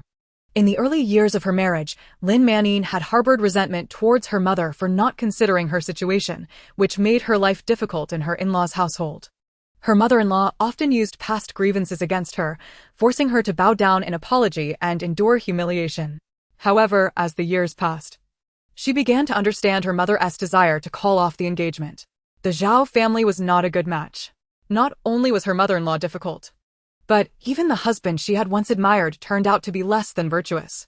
Yet now she was already married, with 2 children and another one on the way. How could she leave? Besides, she had chosen this path, and even if it meant crawling, she would see it through. Lin Ruolan observed the woman before her, whose pallor suggested she was far from the age of 20. She could easily be mistaken for 30. The 2 children resembled oversized dolls, thin and small, bearing the marks of hardship endured in the Zhao household. Lin Ruolan felt a pang of discomfort in her heart. In her own time, she had only seen such children in the news, never in real life. Yet here stood 2 before her. A sense of melancholy washed over Lin Ruolan, and she began to reconsider her intentions, contemplating bringing Lin Manin's family along. However, she was acutely aware of how unrealistic that notion was. The family was faring well enough, but her mother had indeed come to discuss something important with her. Lin Ruolan sighed deeply and then spoke. Our family has already divided. Mother intends to take the 3rd child's family to seek refuge with distant relatives in the capital. Before leaving, she wanted to come and see you. Lin Manwei was taken aback by this news. Mother, why suddenly move to the capital? Are those distant relatives reliable? They better not be swindlers. Is our home not good enough? Why must we leave? If you go, won't that mean I'll have no family left? As for the division of the family, compared to your departure, it's hardly significant. If you leave, I might never see you again. The mere thought of this brought tears to Lin Manua's eyes, threatening to spill over. Seeing her distress, Lin Ruolan hurriedly reassured her. They are reliable, I assure you. I am only taking the 3rd child's family and Xiao with me. Your elder brother and younger brother will remain. If you need anything, you can return to find them, especially your younger brother. He has recently come into some fortune. Should you find yourself in need, do not hesitate to seek his assistance. If it truly comes to a desperate situation, I hope you can rely on each other. Mother will speak to them on your behalf, and from now on, you must take good care of yourself. After much deliberation, Lin Ruolan could not help but add, why not leave the Zhao family behind and come with me to the capital? As expected, Lin Manwei shook her head in refusal. Mother, I do not wish for a divorce, nor do I want to be cast aside. I have endured for so many years. My husband claims he might succeed this year. I am so close to enduring it all. I do not want to hand my fate to another woman. Nor do I want my children to fall into the hands of a stepmother. Lin Ruolan sighed inwardly, realizing that there was truly nothing more she could do. She could only press a pouch into Lin Manwei's hands. This is your lifeline, do not spend it on Zhao Di's, do you understand? It is meant for you and the children's survival. Mother, I cannot accept this. Lin Manwei protested as she felt the weight of the pouch, which seemed to contain a substantial amount of money. How could she dare take it? Surely, this silver must be the lifelong savings of her family. How could she take it? If she did, her brothers would surely be furious with her. Mother, keep it for yourself. I can take care of myself. Lin Ruolan insisted. If you could truly care for yourself, then why are you in such a state now? You were once so fond of beauty. If we stand together now, I doubt anyone would argue that we are sisters. Lin Manwei felt the sting of her words. This silver is not just for you. It is also for your 2 children and the one you carry. Frankly, I am quite worried about you. So you must swear that this silver will only be used for you and your children. Did mother not trust her at all? Lin Ruolan, if she knew, would certainly have something to say. Those infatuated with love could truly do anything. In ancient times, oaths were of utmost importance, and having Lin Manwei swear on the spot was the best solution she could devise. Though Lin Manwei did not wish to accept the silver, she had no choice but to comply with her mother's insistence and swore under the heavens. Second child, do not think ill of my words. The Zhao family are not good people. You must be cautious of them. Do not let them sell you and then count your silver. Among the original children, Lin Manwei had suffered the most, and Lin Ruolan felt the deepest sympathy for her. If Zhao Di's is confident about passing the exam, you must be even more vigilant. There are 3 great joys in life: gaining an official position, acquiring wealth, and losing a wife. They may very well attempt to cast you aside. Lin Ruolan spoke earnestly, hoping to instill her words into Lin Manwei's heart. If Zhao Di's truly succeeds and tries to cast you out, do not hold on stubbornly. Take the children and return home. This year has been poor. If it becomes truly unbearable, stock up on food and hide it away. Lin Manwei listened, tears streaming down her face, unable to contain her sorrow. Mother, I will remember, and I will take good care of myself. Lin Ruolan glanced at the sun, realizing it was time for her to leave. Otherwise, if Gushur discovers you came to see me, she will surely torment you. Hearing that her mother was about to depart, Lin Manwei hurriedly knelt down with her 2 children to bid farewell. Lin Ruolan was startled and quickly helped them up. What are you doing kneeling with your big belly? Daughter, you are being unfilial. Enough, wipe your tears, look at your eyes, they're swollen like walnuts. By the way, I left you some good things in the house. If you find yourself in trouble, remember to search through Mother's room. This Lin Ruolan had not originally prepared. But seeing Lin Manwei's dire situation, she added it on the spot. She still had to make further preparations upon returning. As Lin Ruolan and Lin Manwei exchanged heartfelt farewells, the trio, Bozi, Laitu, and Dazue, had just awakened from their drunken stupor. Chapter 054, Pooling Money for Sleeping Medicine. The group made do with yesterday's leftovers for a meal. Dazue spoke up, brothers, that sleeping medicine costs 200 won per packet. And I do not have that much on hand. Let us pool our resources. Bozi, still a bit dazed, immediately regained his composure. Big brother. I would love to help, but I have been tight on money lately. If you hadn't called me over yesterday, I would still be starving right now. At such a critical juncture, they needed to gather funds, yet Bozi found himself with empty pockets, feeling quite embarrassed. Laitu, do you have any spare? Why don't you lend me a bit? Bozi turned to Laitu, seeking a loan. Laitu shoved Bozi away. What are you getting so close for? Laitu, please. Just lend me a little. When we split the money, I'll repay you double. Yet Laitu remained unmoved. Bozi upped the ante, triple, I'll pay you back 3-fold. Brother. Upon hearing this, Laitu finally broke into a grin. All right, 3-fold, but remember your word, Dazue. You bear witness. Dazue rolled his eyes, thinking that their group was truly destitute, unable even to scrape together 2 coins, yet needing to pool funds. The real kicker was that one of them was empty-handed. Not a single one to contribute. It was infuriating. Truth be told, Dazue wished he could kick Bozi out. However, since the matter had already been broached and Bozi was the most resourceful among them, it was unwise to change course now. Fine, as the eldest among us. I will take a small loss and contribute 71. The remaining 130 will be split between you two. Laitu, who loved to drink, could never hold on to money, with only a total of 150 when saved up. Now, losing 130 at once was painful. Yet he was even more tempted by the good fortune of Lin Laoxi's family. Yesterday, Lin Laoxi had distributed meat worth over a tael. That was more than a tael. Over 100 gene of pork. Lin Laoxi had mingled with them for a while. They had a good grasp of his character. He was notoriously stingy. Had he not struck it rich, he would never have been so generous. Laitu thought it over and concluded that Lin Laoxi must have received several hundred taels, otherwise he would not have been so free-handed. A few dozen won for several hundred taels. Laitu's momentary stinginess vanished. Absolutely. We must do this. Once we close this deal, we'll make a run for it. Laitu proposed. If we succeed, each of us could have over 100 taels. We could change our lives, build houses, marry, and have children. It would be more than enough. Upon contemplating the idyllic days that lie ahead, the heart of the Laitu swells with fervor.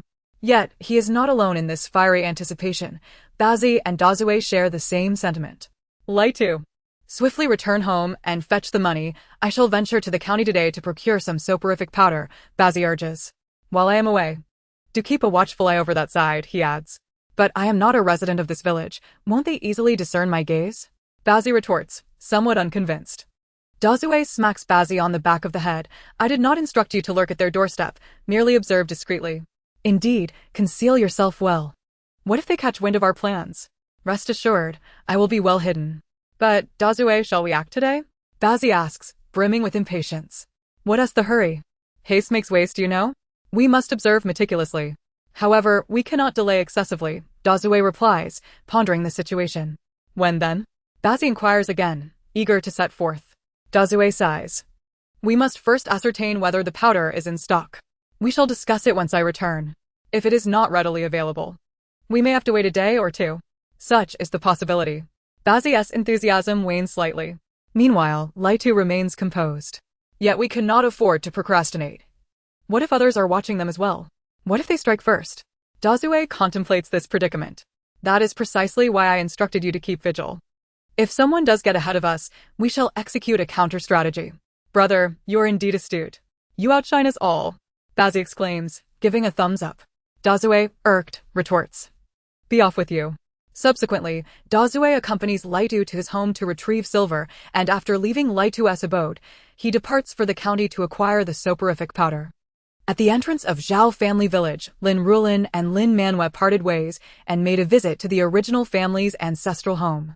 The original protagonist's parents had long since departed this world, yet the original protagonist maintained a cordial relationship with her two elder brothers. Upon arrival, only the original protagonist's sister-in-law was present in the courtyard. Lin Ruolan, unconcerned about others, directly communicated her intention to seek refuge with distant relatives in the capital. She also mentioned that this year might herald a calamitous harvest, advising them to stockpile grain. The sister-in-law was taken aback, pondering whether her sister-in-law had lost her senses. Though you have reached an age of maturity, it is hardly time to lose your wits. Why utter such nonsense in broad daylight? Lin Ruolan felt exasperated, realizing her warning was being dismissed as folly. What more can I do? She thought. She believed she had done her utmost and felt no guilt even if the original protagonist were to confront her. After leaving the original family's home, Lin Ruolan instructed Lin Ruolan to drive the cart back to Lin family village. However, near her residence, she noticed a suspicious figure lurking. Lin Ruolan, who is that person? Lin Ruolan inquired, furrowing her brow. Lin Ruolan glanced in the direction she pointed and only saw a man's silhouette. Yet, upon closer inspection, the figure had vanished. Mother. I could not identify him, Lin Ruolan mused, still puzzled. Mother, you should go inside. I shall investigate further. He does not seem to be from our village. Not from the village? A flicker of doubt crossed Lin Ruolan's mind. Nevertheless, she paid little heed, waving her hand as Lin Ruolan ventured off.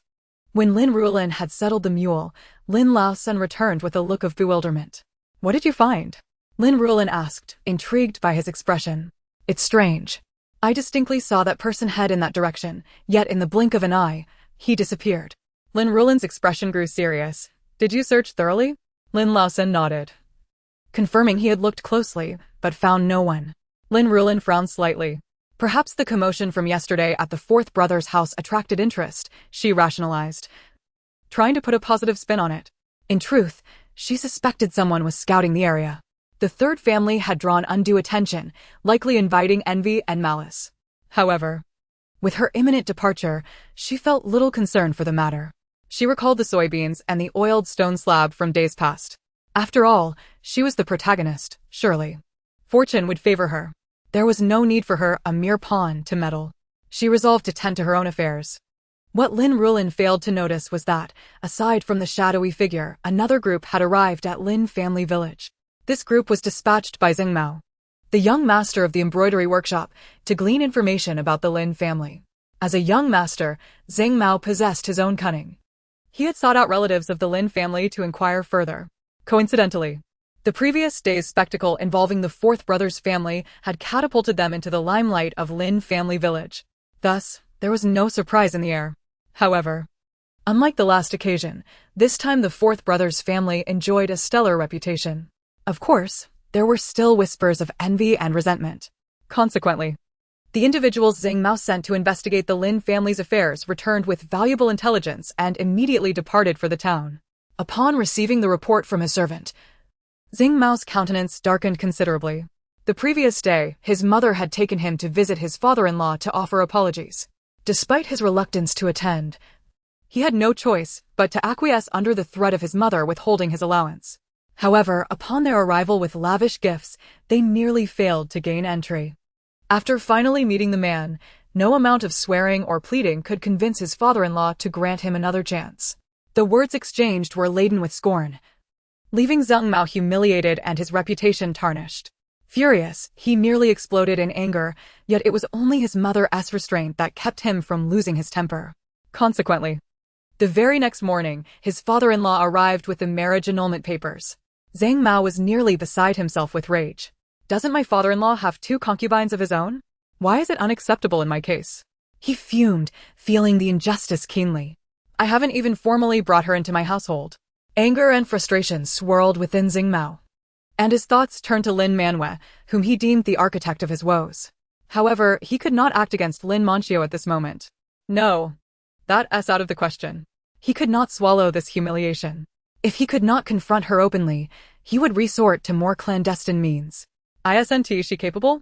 Once she falls into my grasp, I shall make her wish for death yet be unable to attain it. With this resolve, the fire of his anger began to abate slightly. He beckoned his servant closer and whispered his instructions. Do you understand? You have 3 days to accomplish this task. Yes. Young master, I shall set off immediately. In the Lin family courtyard, Lin Ruolan and Lin Ruolan were busy organizing their belongings. We only need a few pots and pans. Let us not overpack. The mattress is far too worn, leave it behind. As for clothes, since the weather has warmed, we need not bring those patched garments. We can buy new ones later. Let us not clutter up the cart, we still need to ride the mule cart. With so many items, do you expect us to walk? Jihahua quickly sorted through the items her mother deemed unnecessary. Yes, let us discard those. Just select a few decent pieces to take along. The children's things can all be packed, there's not much to carry. As she turned her head, she caught sight of Lin Ruolan moving tables and stools. Lin Ruolan shouted, Lin Ruolan, put that down. Those worthless items are not coming with us. But mother, these are made from excellent wood, crafted during father's lifetime. Regardless of their quality, I will not take them. Return them at once. The mule cart is limited in space. Are you planning to carry them like a beast of burden? Lin Ruolan, somewhat at a loss, replied, Mother, I can push the cart.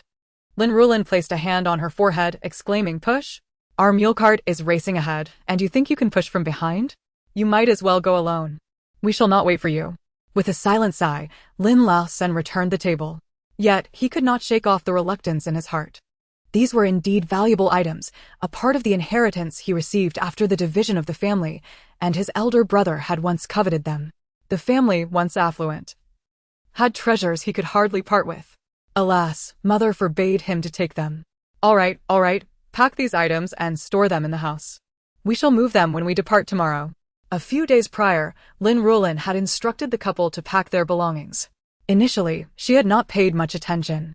However, upon visiting today, she discovered they had packed everything from worn bedding and straw mats to stools, hose, basins, water jars, and large wooden boxes.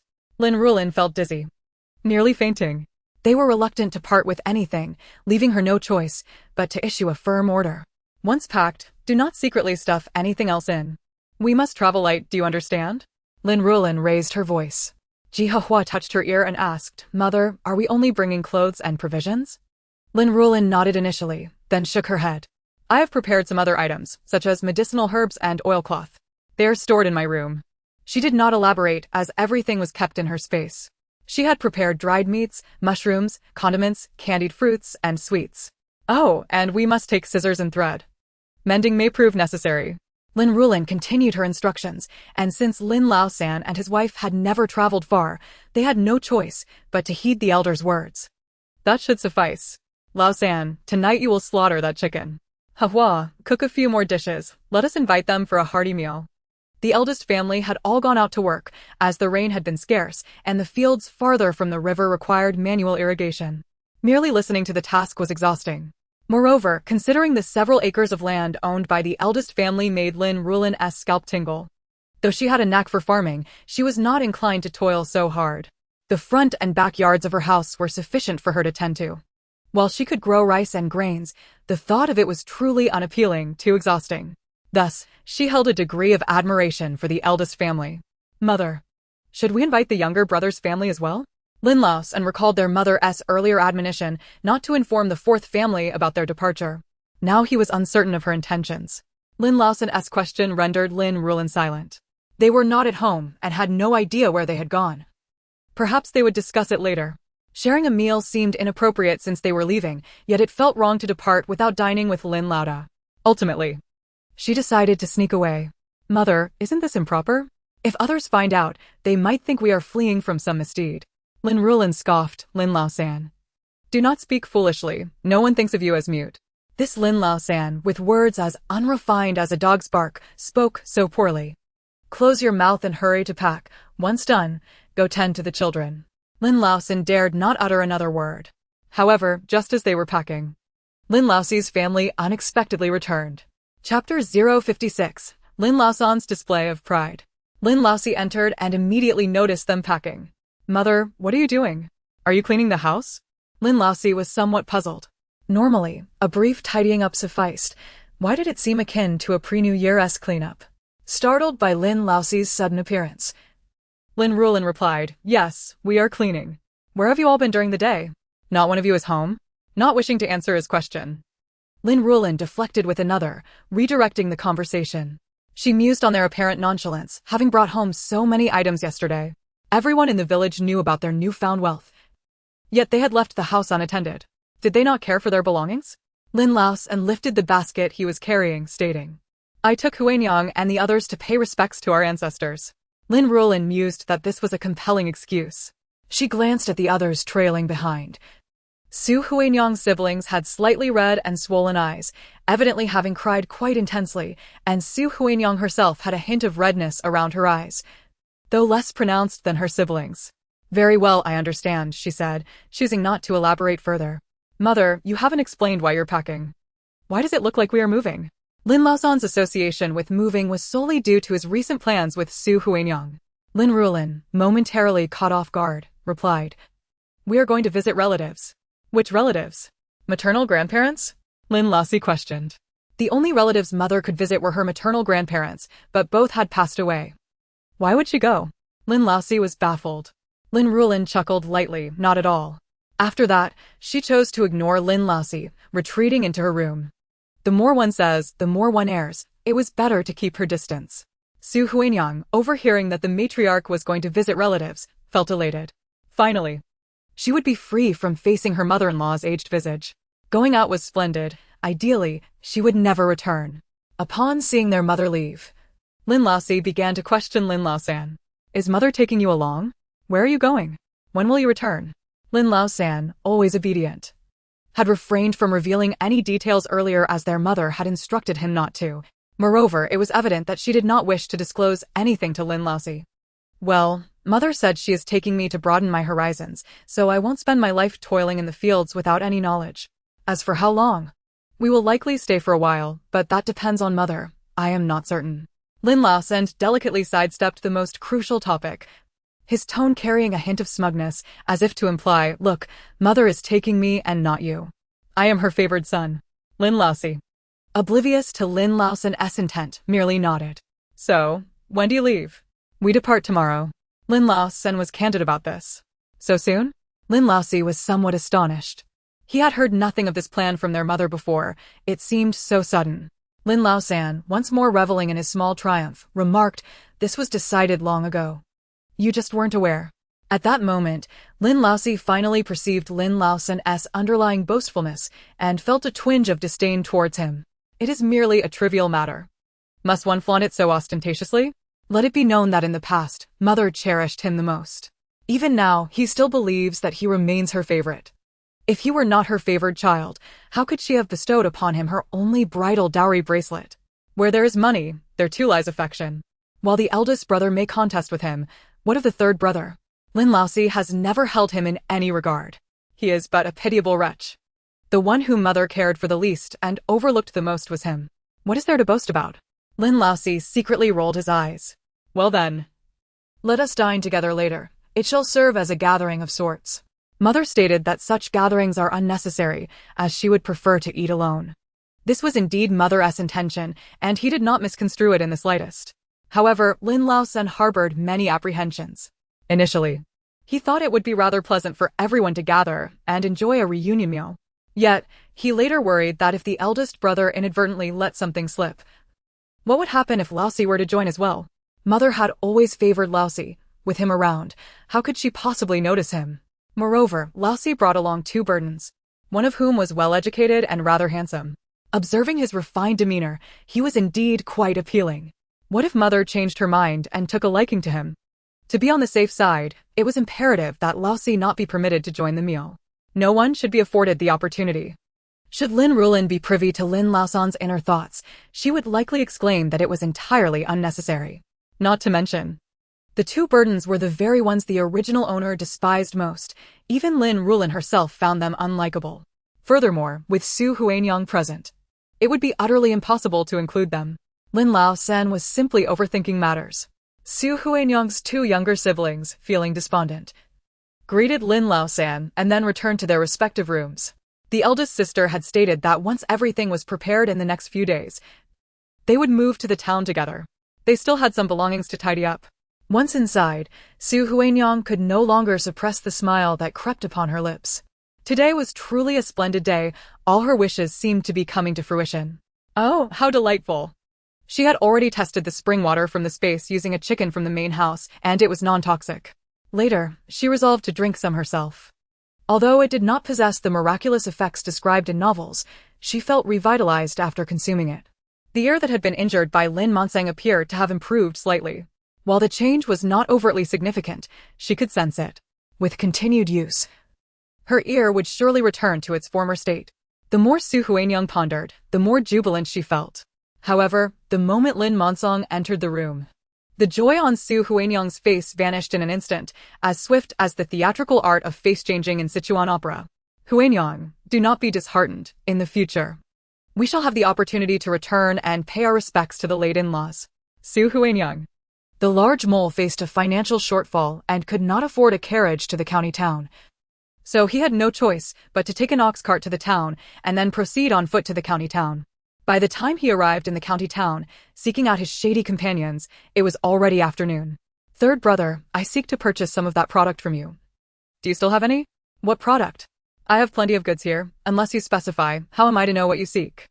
The large mole glanced around to ensure no one was watching before leaning closer to the man known as Third Brother. Third Brother. I want a packet of knockout powder, the kind that costs 2 taels of silver. Knockout powder varies in quality, and the large mole was wary of purchasing something subpar. Thus he opted for a middle ground choice. Upon hearing the request for knockout powder, Third Brother's eyes momentarily glinted with a sleazy delight. Oh! Today the powder is selling quite well. Just a little while ago, someone bought my finest stock. Chapter 057, The Coveted Knockout Powder. The large mole's heart skipped a beat at Third Brother's words. Could it be that this individual shared the same target as he? He quickly dismissed that notion. Anyone able to afford the most expensive powder would certainly not be interested in the meager offerings from Lin family village. It was undoubtedly not the case. Nonetheless, the large mole still sought to glean information indirectly. What a coincidence. They must not be from the county town, right? Third Brother shook his head. From their attire, they're certainly affluent. Beyond that, Third Brother refused to divulge further. In their line of work, there existed a code of ethics. Customer information must not be indiscriminately disclosed. If such information were to be shared freely, who would dare to purchase from him in the future? That would be tantamount to undermining his own reputation. Hearing this, the large mole could not help but mutter internally. What difference does it make whether you say it or not? Anyone who can afford the most expensive certainly must be wealthy. Clearly, Third Brother was unwilling to elaborate. The large mole refrained from pressing further. The two exchanged money for goods, and the transaction concluded swiftly. The large mole noted that if he were to set off back now, he would have to travel by night. It would not be safe after dark. So he decided to stay the night at a friend's house in the county town and return early the next morning. Meanwhile, the large mole's delay in returning caused 2 accomplices to grow anxious. Why hasn't the large mole returned by this hour? Bazi was the most anxious among them. Among the trio, he was the poorest and struggling to make ends meet. This was also due to Bazi's proclivities. Not only did he enjoy indulging in lavish feasts, but his penchant for both drinking and carousing further strained his already meager existence. Today's meal was courtesy of the generosity of the scabby-headed fellow. Why the urgency? Perhaps the large mole is delayed by matters in the county town. Did he not inform us that he might not return today? Well, that was indeed the case. It did not quell the anxiety of Bazi. Haste makes waste. Regardless, it is futile to fret over the large mole's absence. The scabby-headed one remained calm. Bazi lamented, if only I had seized the opportunity today. Lin Ruolan's family was all out, and Lin Manjin and the others were laboring in the fields. What a splendid chance it was. How could I have missed it? The scabby-headed one promptly smacked Bazi on the back of the head. What nonsense are you spouting? The village was bustling with people during the day. What if someone recognized us? As outsiders from another village, what would happen if we were caught? The scabby-headed one had always looked down on Bazi, and now his disdain was even more pronounced. To act so brazenly in broad daylight would be akin to inviting capture. Nighttime is far more advantageous, with the knockout powder purchased from the large mole. We need not fear any disturbances at home. As the sun dipped below the horizon, its golden rays flooded Lin family's courtyard, rendering it remarkably picturesque. Having finished tidying up their belongings, Lin Ruolan suddenly found herself at leisure. Not wishing to wander aimlessly and invite complications, she chose to sit in the courtyard and assist Donghua in watching the child. The little one, only a year old, was at that curious stage, needing supervision lest they put something harmful in their mouth. As for Lin Ruolan and his spouse, Lin Ruolan busied himself in the courtyard, slaughtering 2 chickens. While he killed them, he muttered to himself. As Lin Ruolan passed by, cradling the child, she overheard Lin Ruolan lamenting the slaughter of the 2 hens. He was reluctant to part with the 2 egg-laying hens. Lin Ruolan. Well, truthfully, she too felt a pang of reluctance. Yet, it was unavoidable, after all. They could not allow their hard work to benefit someone else in the end. As the tantalizing aroma of chicken wafted through the courtyard, Lin Ruolan's mouth watered with an eagerness surpassing all others. Indeed, the body proved to be more obedient than the tongue. Moreover, the third household was also preparing delectable dishes, enticing the neighbors to salivate in envy. Although one might wish to scold, it was only the day before that they had received a delivery of meat. There were those who, in their frugality, had salted the meat from yesterday to savor it gradually, instructing their daughters-in-law to slice a few pieces for a taste of richness. Others, however, had cooked all of their meat in one go, grumbling in the courtyard. The 2 children of the eldest household, despite having feasted on meat yesterday, found no deterrent to their cravings today. Lin Ruolan displayed a remarkable leniency towards the little ones, and upon seeing that the chicken was nearly ready, she generously retrieved 2 chicken legs for the children. "Thank you, Grandma. It's delicious. The meat is so good," they exclaimed. Lin Ruolan affectionately patted the child's head, encouraging, "If it's delicious, then eat more." She wished to add that she would prepare more delicious meals in the future, but the thought of her impending departure rendered her words unspoken. She called for her daughter-in-law, Donghua. "Please fetch a large bowl and serve a generous portion for the eldest household." This had been mentioned by her mother earlier that morning, so Donghua naturally did not object. She promptly took a large bowl and filled it to the brim. "Mother, does this look all right?" Lin Ruolan replied with an approving yes. Donghua then inquired, "What about the third household?" Without lifting her gaze, Lin Ruolan answered, "They are busy cooking chicken. I doubt they need it." Donghua pondered that it seemed their mother was still harboring resentment towards the third household. She had assumed it was perhaps for this reason that their mother intended to take them to the capital. Indeed, Lin Ruolan held a grudge against the 4th sister-in-law and was irked with the 4th son. Otherwise, she would not have spoken in such a manner. Donghua contemplated suggesting they send a bowl over, but then reconsidered. After all, she was merely a daughter-in-law, and if her mother-in-law deemed it unnecessary, it was best to heed her wishes. It was a trivial matter and not worth opposing her mother-in-law over. Furthermore, if her mother-in-law was unwilling to send it, they could enjoy a bit more for themselves. Why push for something that served their own interests? Today's dinner was particularly sumptuous compared to previous meals. There was chicken stew with mushrooms, fresh bamboo shoots with cured meat, a salad of wild greens, and egg custard. Lin Ruolan nearly reveled in the delightful feast. After spending 7 or 8 days in this ancient setting, today's meal was the most satisfying. This was what one called living. The previous meals of pickled vegetables and wild vegetable soup could easily be deemed a diet. As for the family of Lin Ruolan, everyone except him was enjoying the meal quite heartily. It goes without saying who wouldn't be happy with meat. Lin Ruolan, however, found no joy, for he had learned that his mother had sent a sizable bowl of meat to his elder brother's family, leaving him with naught but a chicken's backside. Mother is so biased. He fumed. Was he not her most cherished son? Hadn't she just gifted him a silver bracelet?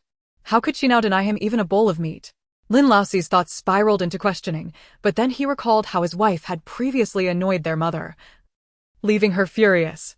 It seemed that from that moment onward, she had treated him with far less affection. Perhaps she truly had not yet forgiven him. Never mind, he mused. What enmity lingers overnight between mother and son?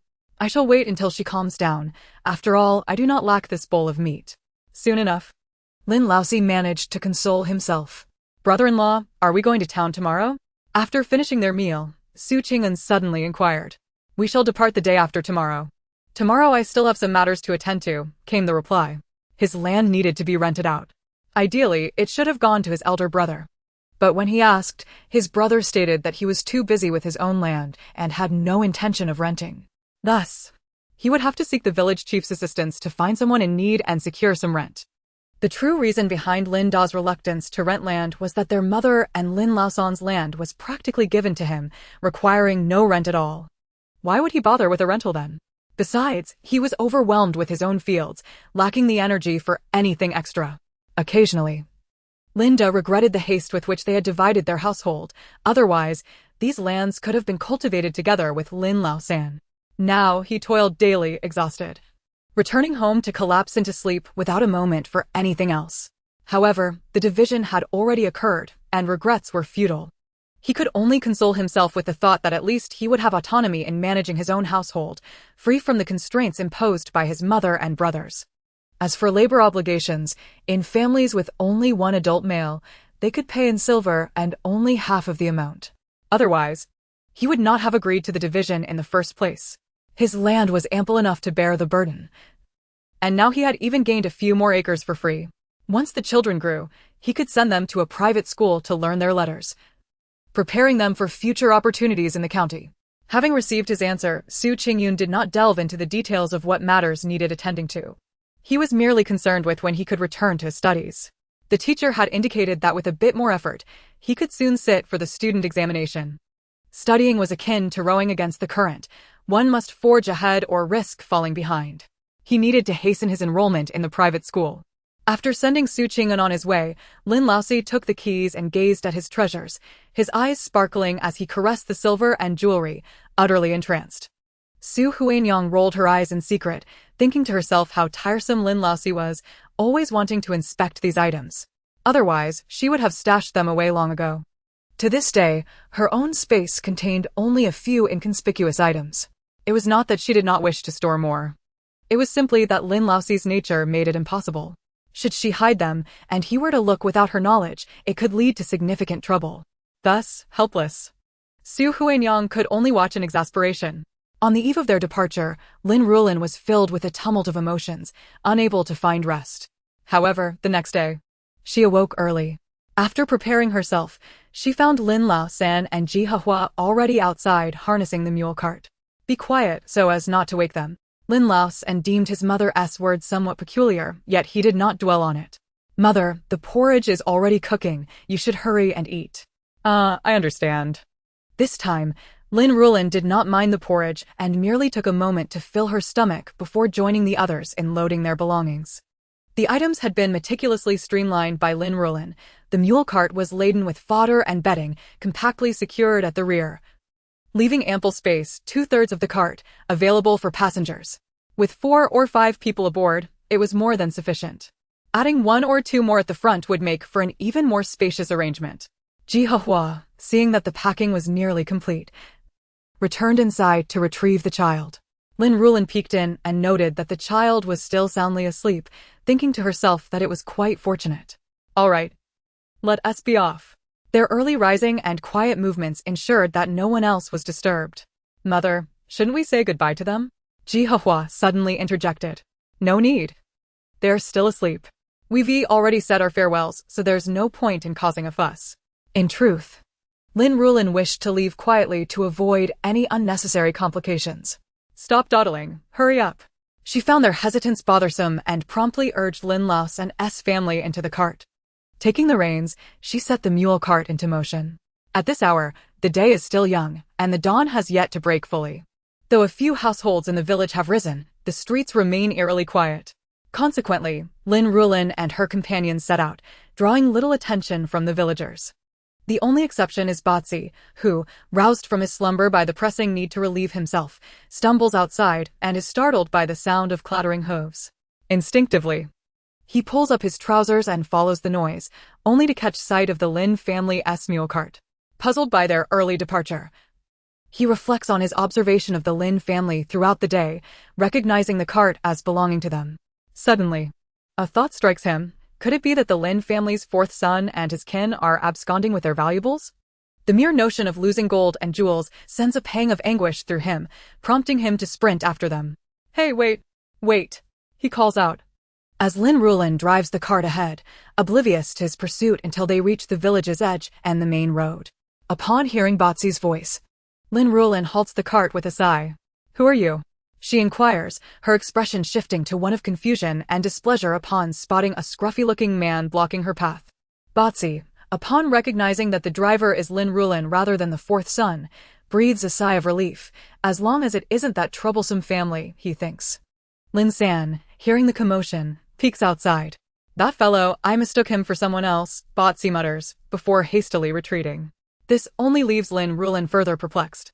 She turns to Lin San and asks, "Do you know who that was?" Then, without waiting for a response, she adds, "He doesn't seem like someone from our village." Lin San is familiar with Botsy. "Mother, he's just a good-for-nothing from the neighboring Zhao family village, the one where second sister's family lives." With this revelation, Lin Ruolan recalls a vague memory of him. What brings someone from another village here? She wonders aloud. "That good-for-nothing is close with our village's big troublemaker. I suspect they're up to no good," she muses, a flicker of suspicion igniting within her. "Was he the shadow you saw yesterday?" Lin San tilts his head in contemplation. "It could have been him, but I'm not certain." "If you're unsure, then let it be. We're leaving Lin family village soon. There's no point in getting involved in these matters." "Let them be," Lin Ruolan decides resolutely, cracking the whip as they set off. Meanwhile, in a house in the county town, the big troublemaker is preoccupied with thoughts of wealth, having risen early to hastily consume a meager breakfast before heading towards Lin family village. Unbeknownst to him, another group shares the same destination. Chapter 59, picking up Ji Lianshan for the county town. The morning air is remarkably refreshing, and Lin Ruolan finds herself quite comfortable driving the cart. The only downside is the early hour and the lingering dampness. "Mother, please rest inside. I'll handle the driving," Lin San insists, though it feels improper for a son to let his mother take the reins. However, Lin Ruolan remains unconvinced of Lin San's driving skills. She prefers to keep the steering wheel firmly in her own hands for safety. In her previous life, she had encountered smart driving technology, heavily promoted yet ultimately untrusted. Even though her current vehicle possesses such capabilities, she has never relied on them, preferring her own judgment. After all, she cannot place her faith in others, especially artificial intelligence, particularly when the technology remains imperfect. As Lin Ruolan ponders, a new story resurfaces in her mind: young women driving on the highway with smart driving activated, only to meet disaster when danger struck, resulting in tragic outcomes. "You can't drive. I can't trust you," she asserts. Lin San concedes, "Fine. Then you can sit beside me and keep an eye on things. That should suffice." This time, Lin Ruolan agrees, "All right, you drive." Instead of heading directly to the county town, they turn back towards Ji Hua's family home, intending to pick up her father, Ji Lianshan. Meanwhile, Botsy rushes back to the big troublemaker's house, colliding with the disheveled Laitu, who has also just emerged to relieve himself. "Botsy, why are you coming from outside so early?" Laitu inquires, puzzled. "I saw the Lin family's mule cart leaving and thought the fourth son's family might have fled, which sent me chasing after them," Botsy explains. Upon hearing this, Laitu grows anxious. "We can't let our prize duck slip away." "So, what happened next?" Laitu presses him urgently. "Guess," Botsy teases. Irritated by Botsy's theatrics, Laitu curses, "Damn you. Are you looking for a fight?" He raises a fist, ready to strike, but Botsy quickly pleads for mercy. All right, listen. It was the fourth son who left. It was the third son. It's no big deal. Their absence is even better." Only then does Laitu relax his fist. "We need to act quickly. I heard them say they plan to move to the town. Once they're there, it'll be much harder to act." Botsy shrugs off the concern. "As long as they don't leave before we make our move, it'll be fine. If worst comes to worst, we'll be ruthless." He mimics a knife with his hand, slashing the air. However, Laitu is apprehensive. "We're just borrowing some things. We can't go that far. If you're thinking of such things, you better drop it. I want to be a part of it." Laitu, usually reticent, bursts out with a stern warning against any lethal actions. He knows too well the consequences of such deeds. Lin Ruolan's party, driven by Lin San, progresses at an excruciatingly slow pace. By the time they arrive at the Ji family's gate, the sun is high in the sky. Lin Ruolan jumps down from the cart, thinking that indeed, it is better to have the reins in her own hands. Otherwise, Lin San's driving could very well drive her to distraction. "Father, are you up?" "We've arrived." Ji Hua calls out as she steps down, cradling her child. and shouts towards the courtyard. Inside, Ji Lianshan, already up and waiting, hears her voice and rushes to open the door. You're here. Come in, sit down. Lin Ruolan quickly interjects, gather your things, we must leave at once. Ji Lianshan pauses, taken aback by the urgency. Why the rush? It feels like we're fleeing. Is there something wrong? However, as a father, he knows he must follow his daughter wherever she leads. It's not about urgency. It's just that your son-in-law drives too slowly, and he won't let me take over. Lin Ruolan can't help but express her frustration. Lin San sheepishly scratches his ear. Mother-in-law, I can drive. I'll handle it from now on. Your legs aren't quite right. You shouldn't be doing this. Lin Ruolan immediately rebuffs. My legs are getting better and Donghua can drive too. Lin Ruolan raises an eyebrow. For now, I'll take care of it. You should teach your son-in-law a thing or two. If there were someone who could take her place, Lin Ruolan would naturally prefer not to endure hardships outside. As the group conversed, they carried a large bundle packed by Ji Lianshan. Ji Lianshan understood well that one could not bring too many belongings on a long journey. Thus, he only packed a few clothes and some money. The other household items that could not be left behind were entrusted to a neighbor for safekeeping, while the wooden furniture remained untouched. After all, there was a possibility of returning in the future, which provided him with a safety net. Having picked up Ji Lianshan, Lin Ruolan and her companions boarded a mule cart, heading towards the county town.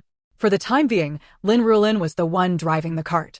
Lin Ruolan was beside her, learning the ropes, while Ji Lianshan half-lifted the cart curtain to impart essential driving techniques to Lin Ruolan.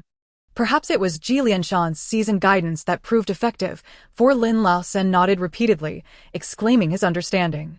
Later, when they switched places, Lin Ruolan noticed a significant improvement in Lin Ruolan's driving skills. She pondered, could it be that my teaching abilities are lacking? As they journeyed along the road, at a bend, a horse-drawn carriage suddenly sped past, and thankfully, Lin Ruolan's quick reflexes allowed him to seize the reins, otherwise they might have overturned. What kind of driving is that? Lin Ruolan couldn't help but mutter a curse under her breath. Lin Ruolan was equally indignant. He had been getting the hang of it when suddenly such a scare jolted him. Mother, that was a carriage. Wealthy folks. Lin Ruolan retorted. What does it matter whether they are wealthy or not? I am not in the mood to be insulted. They certainly won't hear me anyway. Donghua, is the child all right? Ji Donghua shook her head, reassuring them that she was fine and not frightened at all. In fact, she was quite curious. Little Arya, being a small child, was experiencing her first ride on a mule cart and her first journey away from home. Along the way, she gazed around with her bright, watery eyes, finding the swaying cart quite amusing. Nothing is wrong, let's continue on our way. We must first visit the county town, where I have some matters to attend to. Lin Ruolan had previously made arrangements with Xiaoduzi, promising to bring him along when they left. Mother, what matters do you have? Lin Ruolan inquired curiously. As we embark on this journey, it is prudent to find a merchant caravan to travel with us. It is unsafe to venture alone, especially in this chaotic ancient society. Just a few days ago, I heard that a military force had come to quell bandits. While it may be safer now, I refuse to gamble with my life or the lives of others. What if there are still remnants of danger lurking? Isn't that someone we know? Chapter 60. The Sale Contract of Xiaoduzi. Upon spotting a familiar figure, Lin Ruolan struggled to recall the name. Mother, that is the big mole from our village. But wasn't he just in the village? Lin Ruolan remarked, noticing the direction he was heading seemed to be towards the county town. Yes, it is indeed the big mole. Lin Ruolan confirmed, aware that he was a troublemaker in the village. The mule cart sped along, quickly leaving the big mole behind. Preoccupied with his own journey, the big mole failed to notice that the Lin family was the very one he had been observed by. Meanwhile, within the Lin family's courtyard, Lin Ruolan sensed something was amiss. Why is there no commotion from mother and the second household? They usually rise early, could they be sleeping in? However, he knew that Lin Ruolan was not the type to linger in bed. Curiously, Lin Ruolan approached the window of the second household and called out. But there was no response. This only heightened his suspicion. Just then, Lin Ruolan's family had yet to head out to the fields, prompting Lin Ruolan to pull his elder brother aside and ask, Elder brother, do you know where mother has gone? Lin Ruolan suddenly recalled their mother's prior mention of moving away. She might have. He hesitated, realizing their mother had not intended to inform Lin Ruolan. Nor had she ever contemplated taking his family along.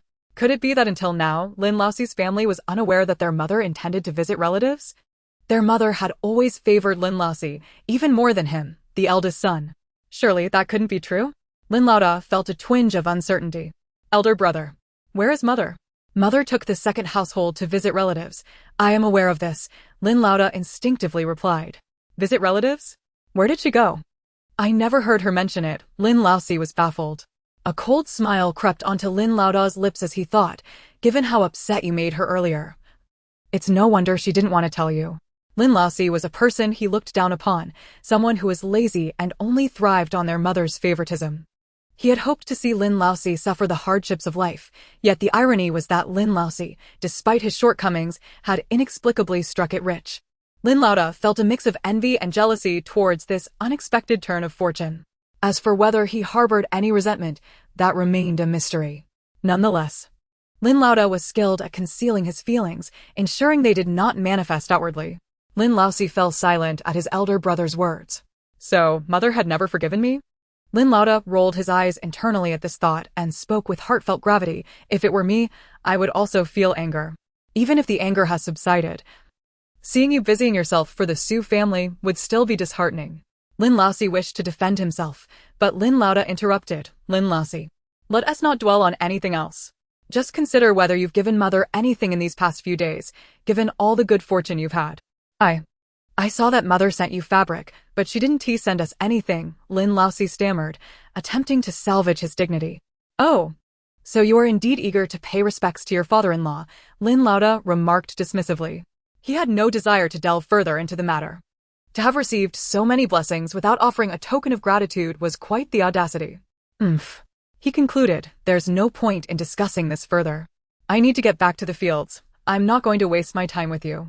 Though he said this, a sense of emptiness lingered in Lin Laoda's heart. Their mother had left without a word that morning. Unbeknownst to them, the conversation between the two Lin brothers was entirely beyond Lin Ruolan's knowledge. They had now entered the county town, and Lin Ruolan led her companions to the courtyard she had previously rented. Xiaoduzi, are you there? Xiaoduzi, open the door. The courtyard door was shut tight, and Lin Ruolan was uncertain if Xiaoduzi was inside. After knocking several times with no response, she took out her key and unlocked the door. Lin Laosan and the others were bewildered by Lin Ruolan's actions. Wait, mother, whose house is this? How do you have a key to someone else's place? Lin Ruolan casually explained, oh this? This is where Xiaoduzi lives. If she had claimed it was her rental, the others would undoubtedly have bombarded her with questions. It was simpler to say it belonged to Xiaoduzi, and in truth, it was indeed the case. No problem there. Mother. Who is Xiaoduzi? Donghua asked. Lin Manxiu also expressed curiosity, noting that the name sounded like a child's nickname. Lin Ruolan guided them into the courtyard. He is a child I met in the county town, only 7 or 8 years old. A pitiful child. Lin Ruolan briefly recounted Xiaoduzi's story, and her companions expressed their sympathy for his plight. If it weren't for the malevolence of human traffickers, Xiaoduzi would likely be enjoying the life of a wealthy young master, free from suffering. A group of individuals suddenly found themselves filled with compassion for the unfamiliar child, little Duzi. Mother, one of them inquired. Do you mean we are to take little Duzi with us? Wouldn't that be inconvenient? Sympathy aside, bringing an additional person along would indeed incur extra expenses. Having grown accustomed to a life of frugality, Lin Laosan was reluctant to shoulder the burden of another dependent. Lin Ruolan, fully aware of her son's hesitation, seized the moment while little Duzi was absent to clarify, did I not mention he hails from a wealthy family? If we return the child, surely they will not leave us empty-handed. In just 2 days, had they forgotten how Laoxi came into his fortune? Lin Laosan grasped his mother's intent at once. Mother, you truly are clever. Donghua remarked, experience indeed lends wisdom. Lin Manxiu added, if we could also benefit financially from this, it would be splendid. Ji Lianshan commended. Our matriarch is remarkably astute. This way, we will have a support system upon our arrival in the capital. As for the distant relatives she mentioned earlier, they cannot compare. They resolved not only to bring little Duzi along, but also to treat him with utmost courtesy. Although he resided in a different village, word of Lin family's fourth son's prosperity had reached him, and he felt a pang of envy. In essence, little Duzi was a veritable treasure, and they intended to care for him with great diligence. Once Lin Ruolan saw they all understood, she added a reminder. Do not fuss over him too much. We shall provide him with the same food and clothing we have.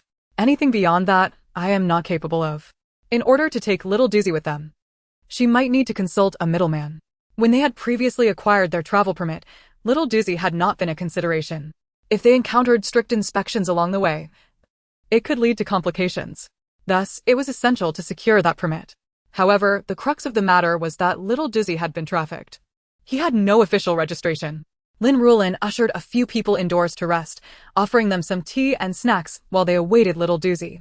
Meanwhile, the boy, accustomed to a life of freedom, could hardly remain in the courtyard. Thus, he ventured out early in the morning to explore. Upon his return, he found the courtyard gate ajar. "Auntie, you've come." The thought of returning home filled little Doozy with exuberance, and he leaped with joy. Lin Ruolan waved him over. "Little Doozy, come here. Take a look at this document." Having received an education, little Doozy recognized many characters. Sell. A contract of servitude. His face filled with terror. Chapter 061, Little Doozy signs the servitude contract. Little Doozy was shocked by the words he had just read. "Auntie, this is a contract of servitude. I absolutely refuse to sign such a document." He had suffered greatly due to such contracts in the past. Had he not been abducted by human traffickers, he would not have found himself in this predicament. His exclamation immediately drew the attention of the others. Lin Ruolan thought to himself, "Didn't Mother just say we should take good care of little Doozy? How can she turn around and have him sign a contract of servitude? This isn't an act of kindness, it's a sure path to enmity. What is she thinking?" Jihahua was equally taken aback by her mother-in-law's actions, not comprehending the reasoning behind such a decision. However, as a daughter-in-law, she refrained from interrupting her mother-in-law's affairs. Lin Ruolan remained silent, primarily due to having been scolded multiple times while driving the carriage that day, and was hesitant to speak out. Ji Lianshan, being older and more experienced, understood there must be a reason behind his mother-in-law's approach and chose not to speak either. "Auntie, I will not sign a contract of servitude." Little Doozy vehemently refused, his entire being rejecting the idea. Lin Ruolan had anticipated this reaction and was not surprised. "Little Doozy, do not be hasty. The reason I need you to sign this is because it is absolutely necessary." At this point, Lin Ruolan sighed. "Have you already forgotten that you are a runaway slave?" Little Doozy gasped. "Auntie, you wouldn't be having second thoughts about turning me in for the reward, would you?" He clutched himself, his expression one of sheer terror. Lin Ruolan playfully tapped his forehead. "What are you thinking? Am I the kind of person who would be blinded by money? Besides, what would a little runaway slave like you even be worth?" Little Doozy, covering his forehead, thought, "With how you dress, Auntie, you do seem like someone who could be tempted by wealth." However, he dared not voice this thought, fearing another painful tap. "Auntie, then why do you need me to sign this contract?" he reluctantly asked. "Isn't it obvious? It is to ensure I can take you along. You have been trafficked, and you are also a runaway slave. Without a registration, how can I obtain a travel permit for you? I have racked my brain and resorted to this last resort. Otherwise, should the officials conduct a thorough investigation, not only would you be in peril, but my entire family would face dire consequences." At this revelation, little Doozy finally understood. "Auntie, could you please explain things clearly next time? You nearly scared me to death." He patted his chest, indicating the shock he had experienced. Lin Ruolan cleared her throat to mask her amusement. "I had not yet had the chance to explain." "Then, Auntie, is it absolutely necessary for me to sign this contract?" Little Doozy asked, his fear of the document palpable. If given the choice, he would prefer not to sign it. Lin Ruolan shook her head. "You could choose not to sign, but then I would not be able to take you to the capital. After all, I cannot risk my family's safety." Without the travel permit, should they encounter rigorous inspections by the authorities, it could spell disaster for them all, and they would likely find themselves imprisoned. If little Doozy refused to sign, she indeed would not be able to take him along. She sought to enhance their situation, not to jeopardize her own safety. "Little Doozy, take your time to consider. If you choose not to sign, I may leave with the merchant caravan tomorrow."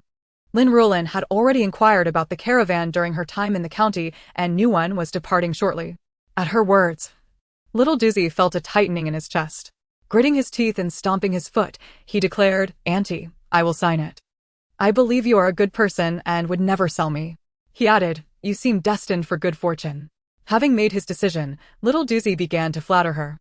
"I will ensure my father repays you well. Soon, you will be adorned in gold and silver, commanding servants, and others will see you as a wealthy matron." Lin Ruolan replied, "Very well, since you have made your decision, let us proceed with the signing." She had prepared the contract during her earlier trip to buy food, having sought the same middleman who had drafted it previously. Otherwise, the Lin family, being largely illiterate, would struggle to produce such a document. Little Doozy took the contract and pressed his handprint into the ink that Lin Ruolan provided. "Well done, Little Doozy, you exhibit remarkable resolve," she praised him. Little Doozy felt tears welling in his eyes. He had merely wished to return home. Had Lin Ruolan produced the contract earlier, he might have fled at the sight of it. "Auntie, you must not betray Little Doozy's trust," he implored pitifully. If she were to harbor ill intentions, he might truly find himself in dire straits. "Rest assured, Auntie is not that kind of person. Once we reach the capital, you will certainly be well taken care of." What more could Little Doozy say? He could only hope that Auntie possessed a kind heart. After reassuring him, Lin Ruolan promptly sought out the middleman. "Is there any issue with this contract of servitude?" To speak candidly, Lin Ruolan possessed only a rudimentary understanding of ancient household registration and travel permits. The specifics, particularly in cases like that of Xiaoduzi, necessitated consulting an intermediary. "Fear not, I assure you, this matter shall be handled with utmost precision. However, should you require urgency, the price may need to be slightly adjusted." The intermediary rubbed his hands together, his tone gentle, yet hinting at the necessity for a marginal increase. Lin Ruolan realized that evading this fee was no longer an option. "When can it be completed at the earliest?" she inquired, for that was of paramount importance. As long as it was expedited, a higher cost would not deter her. This county town was a place she wished to leave. Anxious about being discovered by Lin Laosi and his ilk, the intermediary smiled slightly, stating that this task was simpler than the previous one, merely requiring the addition of a few characters. "I can finalize it for you today," he assured her. Given the swiftness of his promise, Lin Ruolan promptly paid the deposit, without a trace of hesitation. The remaining balance would be settled upon completion tomorrow, with a simultaneous exchange of payment for the goods. The intermediary relished the prospect of earning quick coin, unconcerned about the nuances of servitude. After 2 to 3 decades in this trade, he had encountered all manner of affairs. They were but trifles. As long as there was profit to be made, he was content. Lin Ruolan further inquired about the merchant caravans. The intermediary, buoyed by his recent gain, was forthcoming with information, sharing all he knew. Armed with valuable insights, Lin Ruolan exited the moneylender's establishment and sought out the inn mentioned by the intermediary. According to him, the caravan poised to depart soon was resting at this very inn. Lin Ruolan approached the steward of the caravan. "You say you wish to accompany us to the prefectural city?" The steward was taken aback, surprised by a woman engaging in business, though only momentarily. In these times, if men were needed, there was little room for women to step into the limelight. "Indeed," she replied. "We have a mule cart with a total of 5 adults and 2 children. How much silver do you require?" The steward pondered briefly, estimating that the journey would take approximately 5 or 6 days. Since they possessed their own cart, he deemed it sufficient to accept a nominal fee. "How about this?" The steward gestured with his fingers. "Shall I collect the payment now or upon departure?" The price was indeed lower than what the intermediary had suggested, and Lin Ruolan agreed without hesitation, stating she would pay upon their departure the following morning. After leaving the inn, Lin Ruolan, finding herself with idle time, took the opportunity to purchase various items. She acquired dried fruits, candied treats, and fabrics, along with buns and pancakes to serve as dinner, thereby sparing herself the trouble of cooking. The sun began its descent in the west. Exhausted from her endeavors, De Wenzi returned home, nearly collapsing from fatigue. "Ah, De Wenzi, you have finally returned. I have missed you dearly," Bazi exclaimed, rushing out upon spotting De Wenzi. The latter deftly sidestepped Bazi and entered the house, making his way to the kitchen where he seized a gourd dipper and drank deeply from the water vat. As for tea, there was none to be had. "De Wenzi, how did it go? Were you able to procure the items?" As soon as De Wenzi set down the dipper, Bazi eagerly inquired. Having quenched his thirst, De Wenzi felt revitalized. "Of course I succeeded. When have I ever failed in my endeavors?" He produced a parcel from his garments. "Look, this is what I obtained. Simply mix this into their food, and they will not awaken until noon the following day." There existed even more potent sleeping drugs that could induce a longer slumber, though they came at a steeper price. The time required for them to borrow the items was hardly a full night. That would suffice. Bazi grinned broadly at the sight of the parcel. You, with your nimble hands, shall be entrusted with this task. Ensure it is taken care of before their return. Bazi flashed a wide smile, revealing his back teeth. Rest assured, De Wenzi, I will handle it. De Wenzi had initially recognized Bazi's agility, which was why he had recruited him for this endeavor. Today, I also observed that Lin Ruolan and the old matriarch left together, purportedly to visit relatives, and they will not return for some time. Now it is only the main family and Lin Ruolan's clan left, which simplifies matters considerably. They have shown wisdom. As they conversed about the Lin family, Lin Ruolan was not without his own troubles. Although he felt anger towards his mother for taking Lin Ruolan's family on a visit without informing him, there was little he could do now that they were gone. Furthermore, he himself was preparing to relocate to town, rendering his displeasure inconsequential. Taking advantage of Lin Ruolan and Su Huanyang's absence, De Wenzi stealthily infiltrated the Lin household, slipping into the courtyard while Lin Ruolan's family was out in the fields, leaving the house unoccupied. He discreetly administered the sleeping drug into the water jars and teapots. In the evening, Lin Ruolan returned to seek out the intermediary. My dear sister, behold, everything is in order. Please inspect it. The intermediary's face beamed with satisfaction, evidently in good spirits. Lin Ruolan received the documents, opening the travel permit to find it had been altered only by the addition of a single line, denoting Xiaoduzi's travel authorization. The bill of sale bore the official seal, affirming its authenticity. With this, Lin Ruolan felt confident that there were no oversights. A smile crept across her lips as she affirmed, "Excellent, it is indeed satisfactory." She promptly settled the outstanding balance. The intermediary, delighted to receive the silver, remarked, "My dear sister, should you require such services again in the future, do not hesitate to seek me out." Lin Ruolan responded, "That is exceedingly unlikely. I shall not be returning." However, she sweetly added, "Very well, I shall certainly consider it." The intermediary, well aware that it was improbable he would earn her patronage again, simply smiled, understanding the nature of business. After departing from the moneylender, Lin Ruolan, clutching her documents, returned to her residence with a light step. "Auntie, how did it go?" Xiaoduzi's concern was palpable. This was the closest she had been to home. Should she miss this opportunity, she feared she would have to wait indefinitely. Upon seeing Xiaoduzi waiting anxiously at the door, Lin Ruolan wasted no time in revealing the outcome. "It is all arranged. You shall leave with us tomorrow." With the assurance in Lin Ruolan's voice, Xiaoduzi exhaled a sigh of relief, appearing almost mature in her composure. At last, it is settled. As a runaway slave, Xiaoduzi had harbored fears that the arrangements might falter. "Auntie, you are truly a kind-hearted person. I shall repay your kindness." Lin Ruolan raised an eyebrow, mentally noting that this was precisely the affirmation she had awaited. "You must remember your promise. There can be no turning back." Xiaoduzi, with utmost sincerity, approached Lin Ruolan and swore an oath, vowing not to forget. "Auntie, you have returned. How did everything go?" Jihua, weary of the monotonous fare of buns and pancakes, had taken it upon herself to boil a pot of egg soup.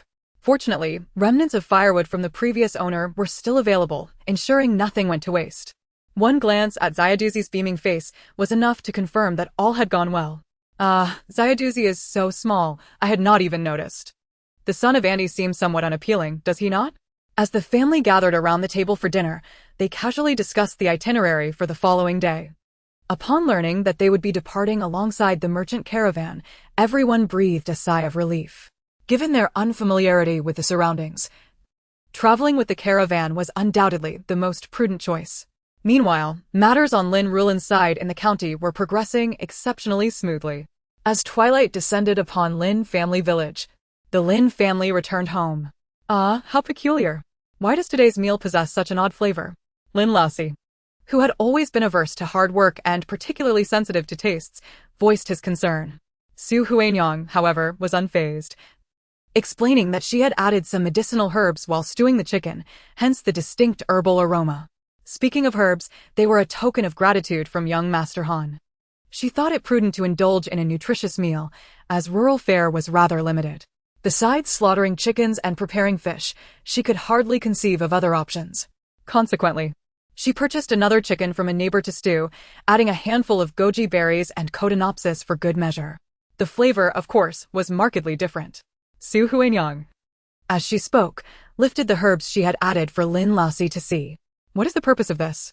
The chicken is hardly palatable now, Lin Ruolan remarked, expressing his distaste. Su Huanyang rolled her eyes, retorting, I did this out of concern for you, to nourish your body. Upon hearing this, Lin Ruolan's demeanor brightened. Realizing it was meant to bolster his health, he resolved to partake heartily.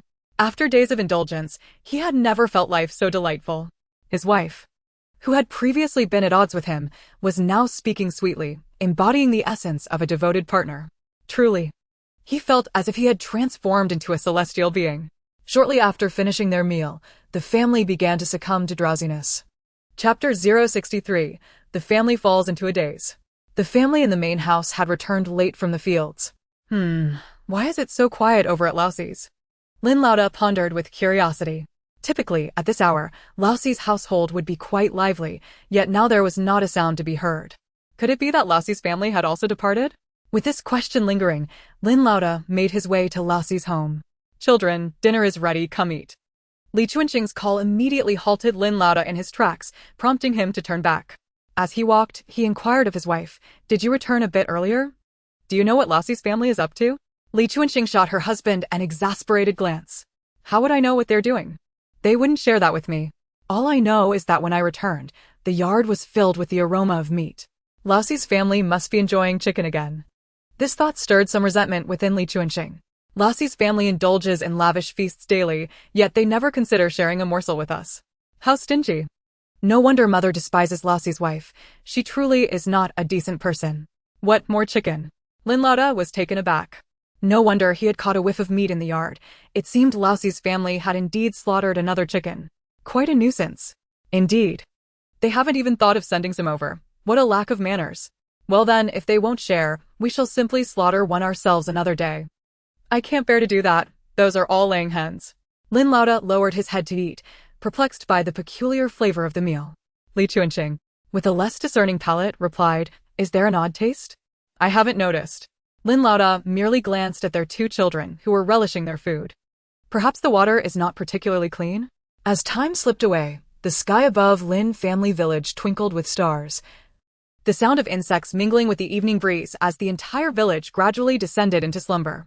Only one household remained awake, illuminated by candlelight, unwilling to embrace sleep. It was none other than the three rascals known as Big Mole. Mole, it should be about time. Let us proceed, Botsy urged impatiently, having paced the yard multiple times. Why the haste? It is still early. If they haven't fallen into a deep slumber, or if the neighbors are still awake and hear us, we might be discovered. Should we flee, that would be fine, but if we fail to escape, we would be in dire straits. Young and strong men like us would not be content to rot in a cell, living off the state. Instead, we would be sent to the mines for labor. Or to repair riverbanks and walls, such is the fate of the captured. Therefore, we must exercise caution, Big Mole advised. Botsy, temper your impatience. Let us heed Big Mole. He possesses greater wisdom than we do. With repeated admonishments, Botsy begrudgingly stifled his eagerness. However, after a few more laps, he could no longer contain himself. I cannot simply stand idly by. I shall go keep watch over there, he declared, disregarding the protests of the others as he slipped out into the darkness. Big Mole. Let us also head over there to wait. I fear Botsy may lose his composure, the third member, Lai Tu, suggested. Then what are we waiting for? Let us depart at once. Botsy led the way, with Big Mole and Lai Tu closely following. On that starry night, the need for lanterns was rendered unnecessary as they navigated under the moonlight. The terrain was already familiar to them, and they soon arrived at the Lin household. After hiding in a suitable spot, they had not been concealed for long when two shadowy figures approached. This startled Big Mole and his companions, particularly Botsy, who nearly gasped in alarm. Fortunately, Big Mole swiftly covered Botsy's mouth, preventing any sound from escaping. His eyes widened as he scrutinized the newcomers. Could it be that others were also targeting their quarry? What should they do? Just as Big Mole contemplated whether a confrontation was necessary, he soon realized that these two individuals were not only well-equipped, but also possessed superior skills. With a flick of a wrist, one of them vaulted effortlessly over the courtyard wall. Botsy, in a state of agitation, dared not make a sound but nudged Big Mole's arm, seeking guidance on their next move. Big Mole furrowed his brow. It was evident that these individuals were far more formidable than themselves. Engaging them directly would be akin to throwing an egg against a stone. However, if they dared to encroach upon their territory, they were not to be trifled with. Even the most skilled fighters could fear a well-placed cleaver. Their unexpected visitors landed gracefully on the ground, the taller masked figure gesturing to their companion as they split up to pursue their objectives. The two masked individuals had received their assignment earlier in the day. Arriving near the village by evening, they had consumed some provisions and found a haystack to rest for a while. The information provided by their employer was exceedingly detailed, including specific addresses and even which room to target. Thus, they required no prior reconnaissance. After all, it was merely a village girl to them, an easy task. At this moment, the two figures retrieved vials of sleeping gas from their pockets, punctured the paper window, and blew a substantial amount of the gas into the room. Although the Lin family had already been rendered unconscious by the earlier drugging, the arrival of the two masked intruders ensured that the entire household would remain oblivious to the events of the night. Tomorrow, when the Lin family awoke, they would have no inkling of what had transpired. However, to their astonishment, the house was utterly devoid of inhabitants.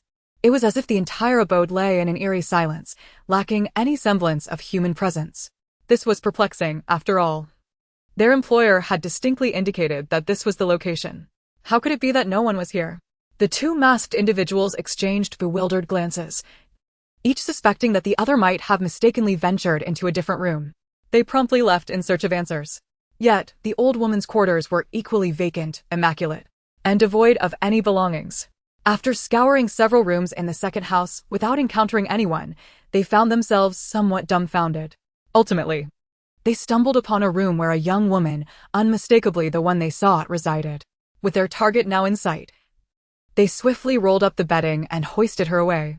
The taller of the masked men, seizing the opportunity, rummaged through the hidden treasures of the third house, uncovering an array of silver and jewelry that collectively amounted to several hundred taels. This discovery exceeded their wildest expectations, igniting in them a fervent desire for wealth.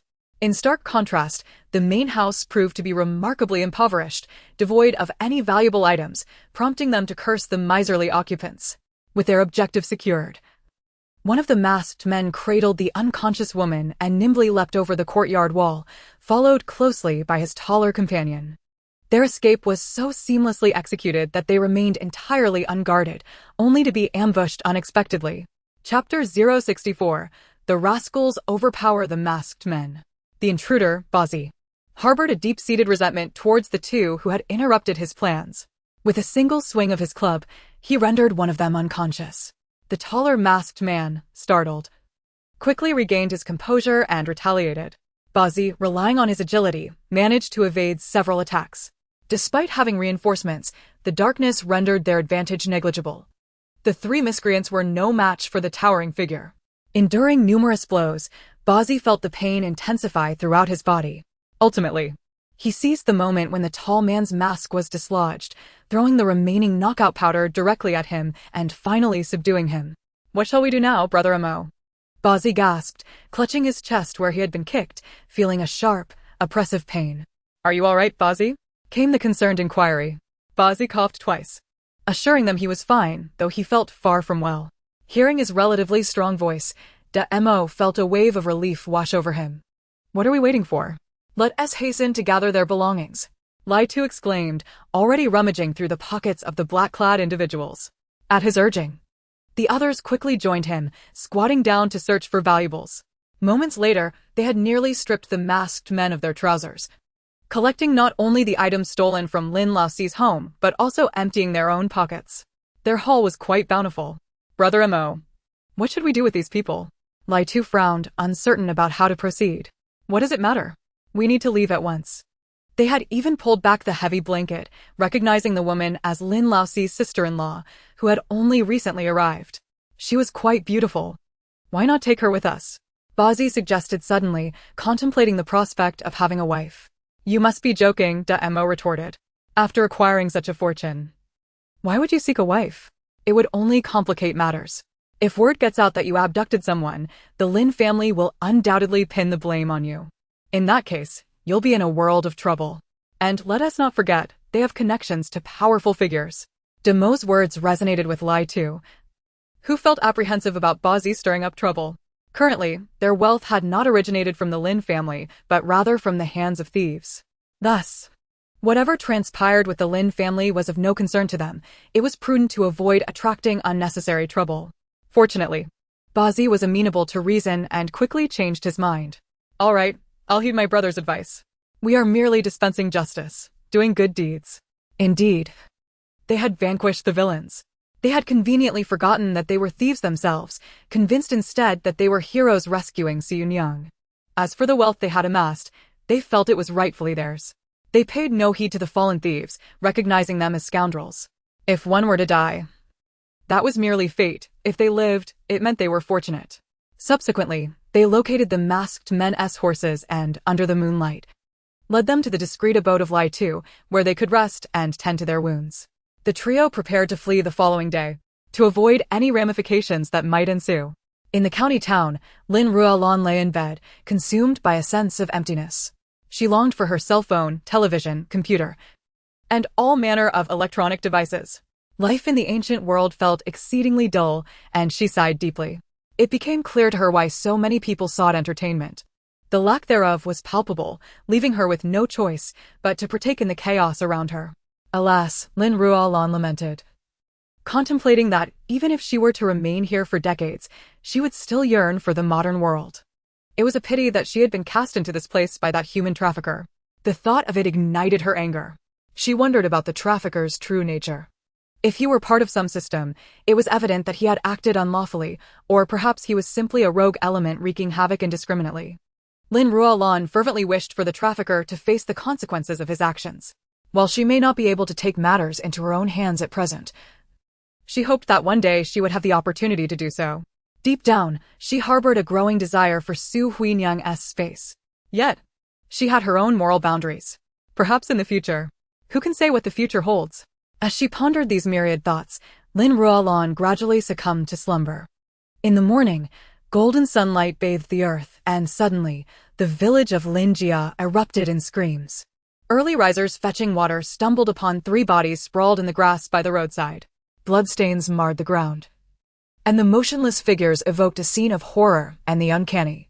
The first instinct of one villager was to assume he had encountered the dead.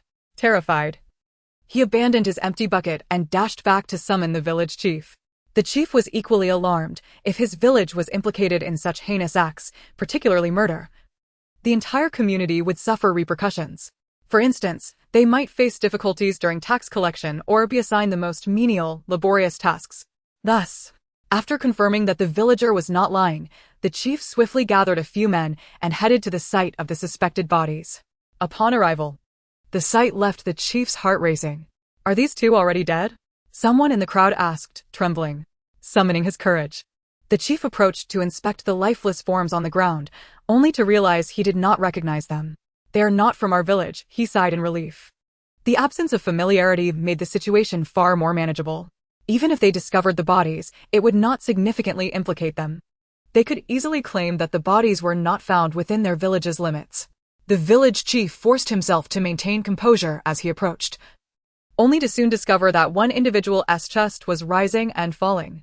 It was evident that this person was alive, not deceased. Thus, the chief's initial worries were alleviated considerably. Recognizing that the person was indeed alive, he promptly ordered the others to assist in the rescue. With his command, the villagers sprang into action, now aware that this was not a case of death. Someone shouted, "This person has bled profusely, but is still alive. It seems he possesses a strong constitution. We must hasten to bring him back to the village for treatment." The village chief was unaware of the identities of these 2 individuals or the circumstances that had led them to this place. Nevertheless, their immediate priority was to transport them back.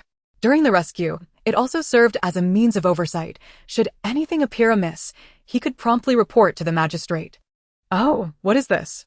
There is another blanket here, and it seems to be quite bulging. One villager, assuming it to contain something valuable, eagerly reached out to pull back the blanket. Alas! Chapter 065, water splashed across his face. The startled exclamation instantly drew the attention of others. Isn't that the sister-in-law of old Lin's 4th son? What is she doing here, and in such disarray? The individual was wrapped in the blanket. Could it be that these 2 are her suitors, resulting in a quarrel between the 2 men over one woman? Speculation ran rampant among the crowd. Surely not. We have never heard of such a thing before. Just because you have not heard of it does not mean it does not exist. TSK TSK. This girl certainly leads a colorful life. No wonder those two men are in disarray. Upon hearing this, the crowd murmured in agreement. Enough chatter. We must quickly carry them back. The village chief bellowed. Cease your idle gossip. We still do not know the nature of the situation. Just the other day, we dined on the flesh of another. Let us show some restraint in our tongues. They have recently associated with influential individuals. And that nobleman even sent someone to greet him, advising him to take extra care. With this knowledge and warning, the chief wisely chose to avoid conflict and naturally aligned himself with the Lin family. The villagers fell silent under the chief's reprimand, their demeanor shifting to one of unease. What are you all standing there for? Hurry. I advise you not to speak recklessly upon your return. The Lin family is not one you can bully anymore. After offering this caution, the chief fell silent, gesturing for everyone to move swiftly. Before long, they arrived at the Lin residence. Old Lin. Old Lin. Are you there? They called out while banging on the door, but there was no response from within. Old Lin. Are you there? Lin Manjin. Lin Monseng. Lin Manin. They shouted for a considerable time, yet no one emerged. The village chief's brow furrowed tightly. In light of the recent events, an ominous premonition began to take shape in his mind. Zhang Dazue, upon hearing the commotion of the crowd nearby, promptly discarded the shovel he held. Come out and witness this, she exclaimed. Oh, village chief, I have a ladder. I shall fetch it for you. Zhang Dazue, sensing the lack of response from the Lin family, eagerly offered her ladder, knowing that a spectacle was about to unfold. The chief nodded in acknowledgement and signaled to those nearby. Immediately, someone entered Zhang Dazue's home to retrieve the ladder. Once the ladder was in place, a well-meaning individual volunteered to ascend it and leap into the Lin courtyard. Village chief, there is absolutely no sound from inside. The door remains shut, he reported. The village chief's frown deepened, and he called for the courtyard gate to be opened. Someone in the crowd remarked, just yesterday, I saw old Lin and his family working in the fields. How could they possibly be absent now? Indeed, I encountered old Lin just yesterday as well. He was boasting with great pride. The previous day, old Lin had visited the village chief, expressing his intention to lease out his fields and requesting a contract to be drawn up. Through their conversation, the chief had learned that old Lin's family planned to relocate to a shop in the town. They were set to leave. Yet, it was inconceivable that they would abandon Su Yunyang, whom they had taken special care of. Clearly, something had gone awry with this family.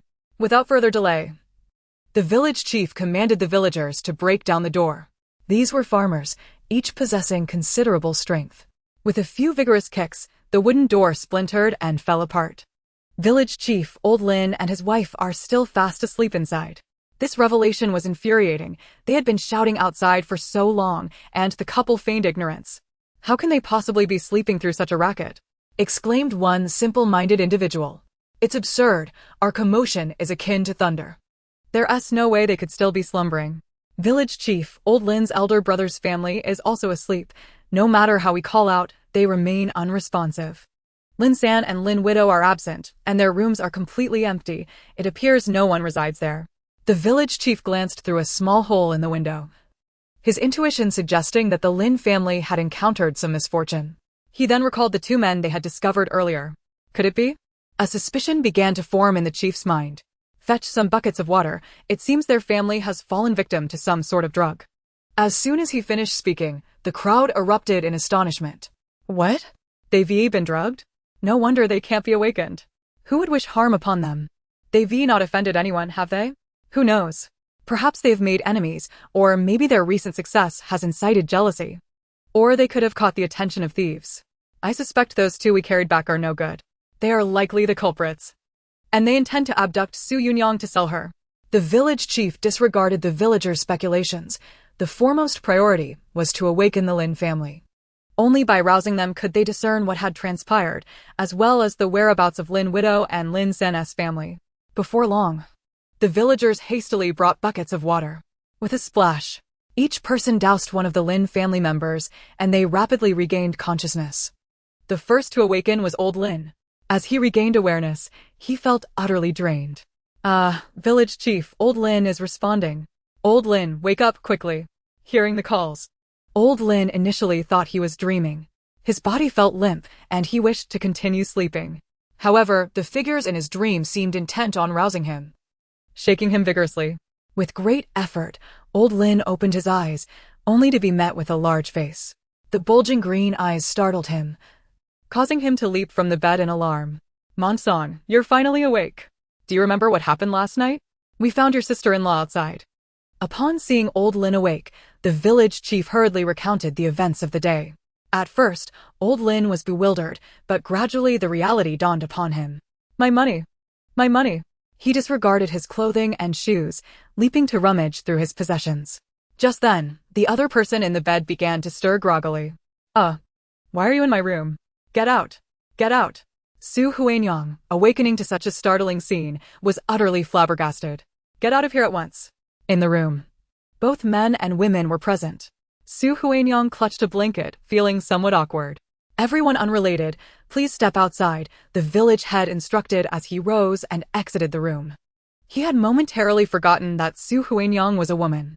Once the others had vacated, Su Huanyang noticed Lin Monsong crouched on the ground, wailing in despair. It's over. It's all over. Lin Ruolan remained oblivious to the events unfolding in Linjia village. At that moment, she led a group towards the inn to rendezvous with the merchant caravan. Chapter 066, A Good Hiding Place for Silver. Lin Monsong, what are you saying? What do you mean it's all over? Aren't we fine? It can't possibly be over. Su Huanyang, regaining her composure, faced Lin Monsong with a look of bewilderment. Monsong, why were they in our room? The thought ignited a spark of anger within her. How could they enter someone's home without consent? Such discourtesy was intolerable. Huanyang, our silver, our jewelry, all our valuables, gone. Su Huanyang was taken aback. How could that be? Just yesterday, you were inspecting them. How could they have vanished? A sudden sense of foreboding washed over her. Indeed, Lin Monsong's next words confirmed her darkest suspicions. Huanyang. Last night we were drugged with sleeping gas, and while we lay unconscious, thieves made off with all our valuables. Hearing this, Su Huanyang's vision blurred and she felt faint. No, that can't be true. You must be joking, right? She struggled to accept the reality of his words, believing she might have misheard. It simply could not be the case. Surely, Lin Monsong would not jest about such matters. Huanyang, the village head and others captured 2 men in black. They even took your sister. A wave of disbelief washed over Su Huanyang. Was everything truly real? Was she not merely dreaming? After the initial shock and fury subsided, clarity began to return to her mind. She hastily wiped her face with the blanket and quickly changed into her clothes and shoes.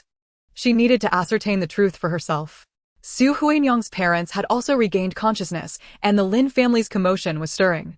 Lin Daji, bewildered by the sudden appearance of the village head and others at his bedside, exclaimed, Village head, what has happened? Why are you in my room? His mind was filled with questions.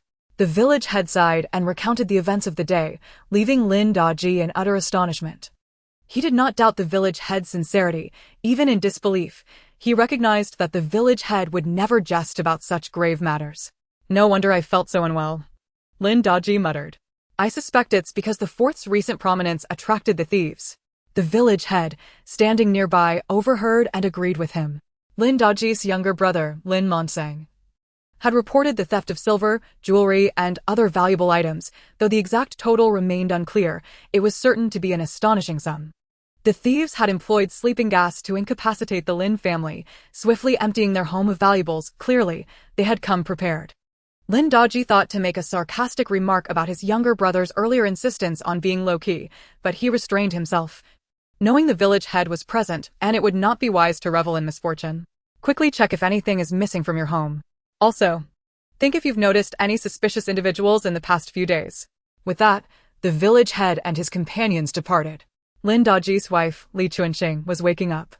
If he did not leave soon, he would surely face her ire. As he saw everyone else had exited, he promptly got out of bed to inspect his family's small treasure chest. His wife usually kept the family silver, but he knew where it was hidden inside the mouse holes. Furthermore, the silver was not stored in one location, but scattered among several mouse holes. Once he confirmed that everyone had left, Lin Daji closed the door and bent down to check beneath the bed, pulling aside the mouse hole cover. It's still here. Splendid, Lin Daji exclaimed, cradling a small cloth pouch with joy. He then proceeded to check the other mouse holes. This is truly marvelous. Not a single one is missing. He was elated. Dear husband, why are you grinning like a fool so early in the morning? Li Chuanqing awoke to find her husband beaming widely. As if in a dream.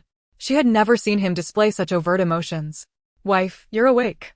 Lin Daji eagerly shared the events of the day. Are you saying thieves ransacked the fourth's household, yet we suffered no losses? Indeed, indeed. It seems the thieves did not find our meager possessions appealing. No losses at all is the greatest comfort. They both breathed a sigh of relief.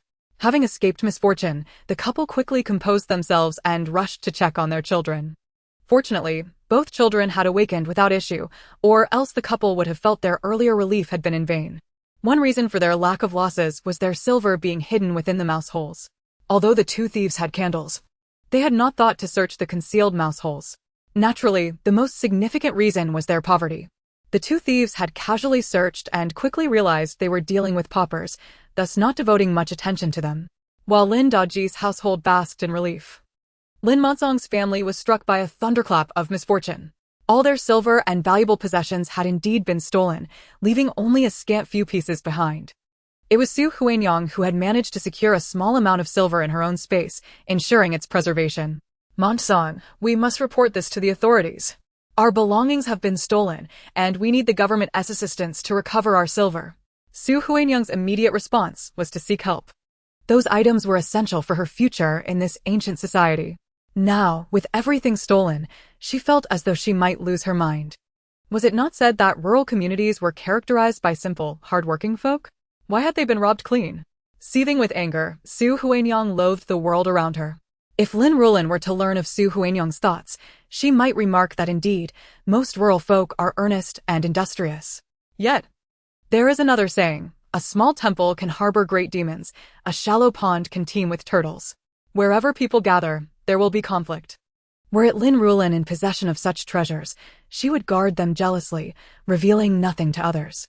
As for sharing her fortune with the villagers, that would be utterly out of the question. She would simply feign poverty and silently accumulate wealth. Report to the authorities? What for? Lin Monsong immediately rejected the idea. Chapter 067, Departure with the Merchant Caravan. All our possessions have been stolen, if you do not report it to the authorities. Do you truly believe that the money will simply vanish? Su Huanyang struggled to comprehend Lin Monsong's line of reasoning. To her, it seemed perfectly reasonable to seek the police's assistance when calamity struck. Dare you approach the authorities? The mere mention of the government sent shivers down Lin Monsong's spine. He feared that the officials could be even more unscrupulous than bandits. Lin Monsong's apprehension towards the authorities was not unfounded. He had once mingled with the wrong crowd and narrowly escaped imprisonment. The elder brother he knew had met a gruesome fate, executed without mercy. What troubled Lin Monsong most was the knowledge that his brother had been wrongfully accused. Who could predict how reporting the crime would unfold? As the two debated, the village head interjected from the courtyard. You two, cease your quarrel for a moment. We have apprehended two suspicious individuals, and it is highly likely they are the thieves who stole your belongings. Upon hearing this, Su Huanyang could no longer contain herself and rushed outside to confront the alleged suspects. She was determined to seek justice and bring the culprits to account. Simultaneously, her resentment towards Lin Monsong grew. Were it not for his stubbornness, she would not have felt compelled to so publicly restore her reputation. Moreover, had it not been for him, all her silver, jewelry, and wealth would have been safely stowed away in her own space. It was evident that if not for Lin Monsong, her possessions would never have been lost. In the county town, at the inn's entrance, Manager Zhang, we have arrived.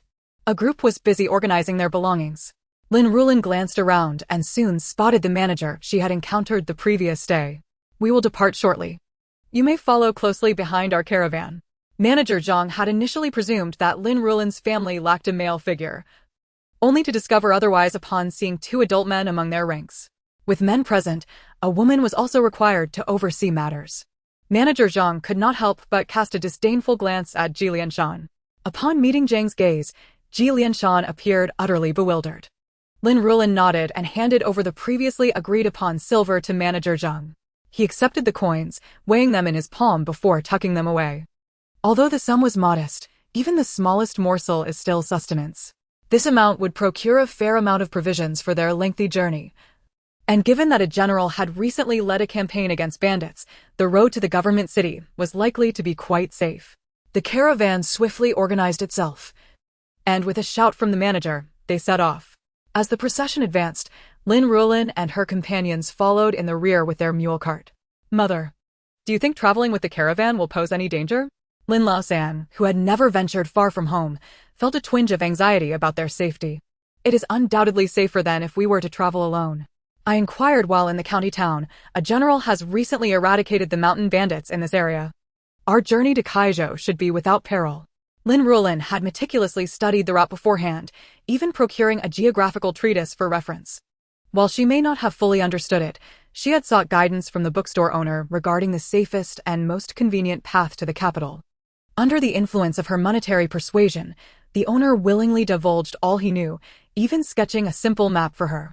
Upon reaching Kaizhou, we shall take a boat to Qizhou, passing through Bianzhou and Yangzhou, before finally arriving at the capital by land. Lin Ruolan had concluded that traveling by water was far safer than by land. The only drawback was the significantly higher cost of boat fares. However, for Lin Ruolan, any issue that could be resolved with money was hardly a concern. In comparison to safety, money seemed trivial.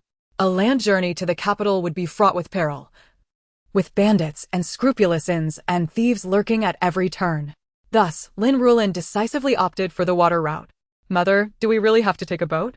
I have never been on one before. Coming with you, I might finally see something new. Jihahua, equally inexperienced with boats, expressed her curiosity. Lin Manxiu, still recovering from her earlier distress, remained hidden within the cart but could not resist peeking out.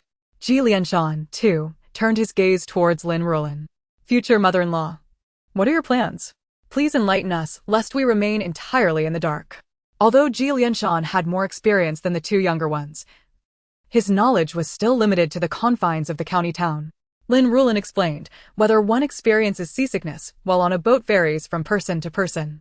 Some are prone to it, while others are not. You will only know once you board. At that moment, Lin Laosi was driving the cart ahead, while she occupied the passenger seat. It was not that she did not wish to sit inside, rather, the presence of Ji Lianshan made the space feel cramped and inconvenient. Thus, she opted to enjoy the breeze outside, hoping that Ji Lianshan's legs would recover swiftly. Being seated outside daily would be exhausting, especially considering the journey to Bianzhou would take 5 to 6 days. She feared that by the end of the trip, she might feel utterly worn out. During the ensuing hours, Lin Ruolan, having nothing else to occupy her time, shared her plans with the group. She outlined the locations of their destinations and the anticipated duration of their stops. Furthermore, she had prepared a provision bag for each individual, ensuring that in the event of unforeseen circumstances, they would not find themselves in dire straits, even if separated. Reuniting after a separation would merely be a matter of time. It was clear that Lin Ruolan had meticulously considered the welfare of everyone involved. While Lin Ruolan's journey progressed smoothly, the family of Lin Laosi found themselves ensnared in despair. Initially, the two awakened individuals refused to disclose their identities or the reasons for their presence in the village, nor could they explain why Su Yunyang was with them. However, when the furious Lin Laosi and Su Huanyang unleashed a barrage of lashes and blows, the two feared for their lives in this desolate place. The taller of the two remained obstinate, refusing to divulge information despite the beating, even accusing them of extortion and kidnapping. Yet, the other, having been struck on the head, felt his strength waning, his body trembling with cold. He sensed that if he did not receive assistance soon, he might indeed perish here. Thus, Chapter 068, A Night in a Ruined Temple unfolds. Ultimately, the man could not withstand the pressure and divulged a significant portion of the truth. You claim to be under orders, then tell us, who is that person? Where have our belongings gone? Why did you abduct my sister? Su Huanyang expressed her dissatisfaction, as the two had spoken at length yet failed to address the crux of the matter. We truly do not know who they are, we merely accepted a task. The injured little man immediately began to justify himself. Although we initially took your belongings, we were ambushed midway and had everything stolen. When we woke up, we found ourselves in your presence. We were merely following our employer's instructions. At this moment, they remained oblivious to the fact that they had kidnapped the wrong individuals. Su Huanyang was on the verge of losing her mind. She demanded to know the specifics of your mission. If you refuse to honestly divulge the truth, I shall end your lives right now. Faced with such a grave situation, Su Huanyang felt a murderous rage. All she wanted was to reclaim everything that was rightfully hers. Indeed, if you do not come clean, I will ensure you meet the magistrate. Having turned to a life of crime, it was expected that they had engaged in such nefarious deeds before. The two thieves, pleading for mercy, recounted their tale in full detail. What? Are you saying the person you intended to abduct was Lin Manxiu? Su Huanyang suddenly grasped the crux of the matter. These two rogues were not after them at all. Their target was the old woman's family, particularly Lin Manxiu. They had learned the general events that transpired in the town that day. Who else could it have been but the proprietor of the embroidery shop and the young master? They had suffered this calamity entirely as collateral damage. Su Huanyang was infuriated. It was not just Su Huanyang who was seething. Lin Laosi and Su Huanyang's younger siblings were equally indignant. Where's our money? Lin Laosi was most concerned about his own silver. After finally achieving prosperity, it was disheartening to see their fortunes reversed so swiftly. Lin Laosi was consumed with hatred for these individuals. My dear, let us seek out the young master. With his assistance, we shall surely recover our silver. Even if we cannot reclaim it, perhaps the young master will take pity on them and provide them with another sum. The young master is affluent. That amount of silver is but a trifle to him, a mere token of goodwill. Lin Laosi gazed at Su Huanyang with hopeful anticipation. Yet, Su Huanyang felt it would be a daunting task. These two men had not even seen who took their kin. How could they possibly capture anyone? Without apprehending the culprits, how could they hope to reclaim their wealth? We have divulged everything. You promised that if we did so, you would let us go, the little man asserted with indignation. Su Qing'an sneered. Do you still think you can escape? What a foolish dream. These two scoundrels not only stole the possessions of my sister and brother-in-law, but also the meager silver I had brought from home. How can I allow them to go unpunished? In broad daylight, what a delusion. They must face the consequences of their actions. Sister, brother-in-law is right. We must seek out the young master. Even if we cannot recover the silver, we must ensure that the perpetrators compensate us for our losses. Relying solely on themselves, they would not be able to dismantle the embroidery shop. That establishment had existed in the town for many years and undoubtedly had some roots. Upon hearing Su Qingyun's thoughts, everyone unanimously agreed. However, was it truly so easy to find that noble young master, Han Ziyun? Meanwhile, Lin Ruolan, after a day of tireless searching, finally found a place to rest as evening fell. To say she had found it would be more accurate to say they arrived at a designated spot organized by the merchant convoy. Mother, are we going to sleep outside in the wilderness tonight? Lin Manxiu looked around, seeing nothing but a dilapidated temple, feeling a sense of trepidation. In truth, it was also Lin Ruolan's first experience sleeping outdoors, and she felt a twinge of anxiety. Yet, as the head of the family, she could not show any signs of weakness. What is there to fear? We have so many people with us. There are dozens in the merchant convoy alone. Still, Lin Manxiu remained anxious. Lin Ruolan patted Lin Manxiu's shoulder and reassured her, we will sleep in the mule cart tonight. Your brothers will keep watch around us. There is nothing to fear. The dilapidated temple was too small to accommodate all the members of the convoy and their goods. Most of them would also be sleeping outside. Upon hearing this, Lin Manxiu's fear diminished somewhat. Mother, will we often have to sleep outdoors in the future? Lin Manxiu felt a twinge of regret. Lin Ruolan shook her head. I told you earlier that we will be traveling by boat in the future. However, when venturing outside, there are inevitably times we must camp in the wilderness. This served as a precautionary reminder for everyone. Jilian Shan, who had difficulty moving, remained silent. He was already immensely grateful to his mother-in-law for bringing him along. Anything else was inconsequential to him. Father, how are your legs? Are you feeling unwell? Jihua's greatest concern was for her father and the child. Jilian Shan shook his head. I am fine. It's just that after sitting in the cart all day, my legs feel a bit numb. Help me walk a few steps to stretch. Lin Ruolan glanced at the children and asked Jihua to assist her father. As for Lin Laosan and Xiaoduzi, they were busy moving things. Lin Laosan took the lead while Xiaoduzi lent a hand. Just as they were all occupied, a person from Zhongguan's side approached. They had arranged a designated area for them to rest within a secured boundary. Lin Ruolan carefully observed and found that the location suggested by the merchant convoy was indeed a safe space. She readily agreed. Zhongguan, you have truly been a great help. Lin Ruolan expressed her gratitude. She thought to herself that she had chosen a good merchant convoy. When traveling, everyone helps one another. Assisting others also benefits oneself. Of course, the underlying reason was that they had been compensated. Otherwise, they would not have bothered with them. Lin Ruolan was unaware of Zhang Guan's true intentions and was merely pleased that their expenditure had been worthwhile.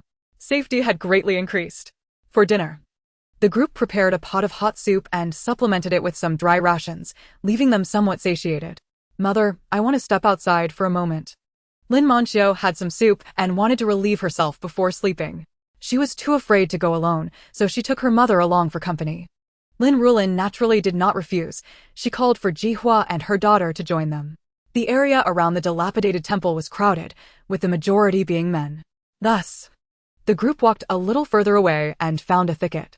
Just as they were finishing their business and preparing to head back, Lin Ruolan, who was last in line, suddenly sensed that something was amiss.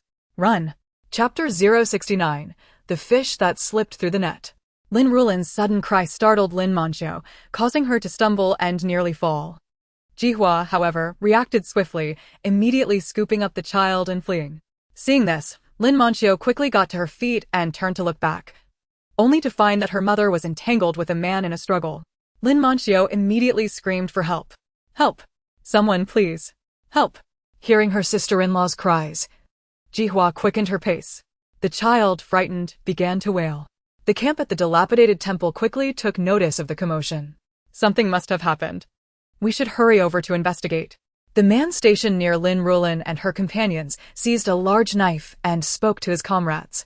His companions immediately instructed others to fill their positions and hurried toward the scene of the incident.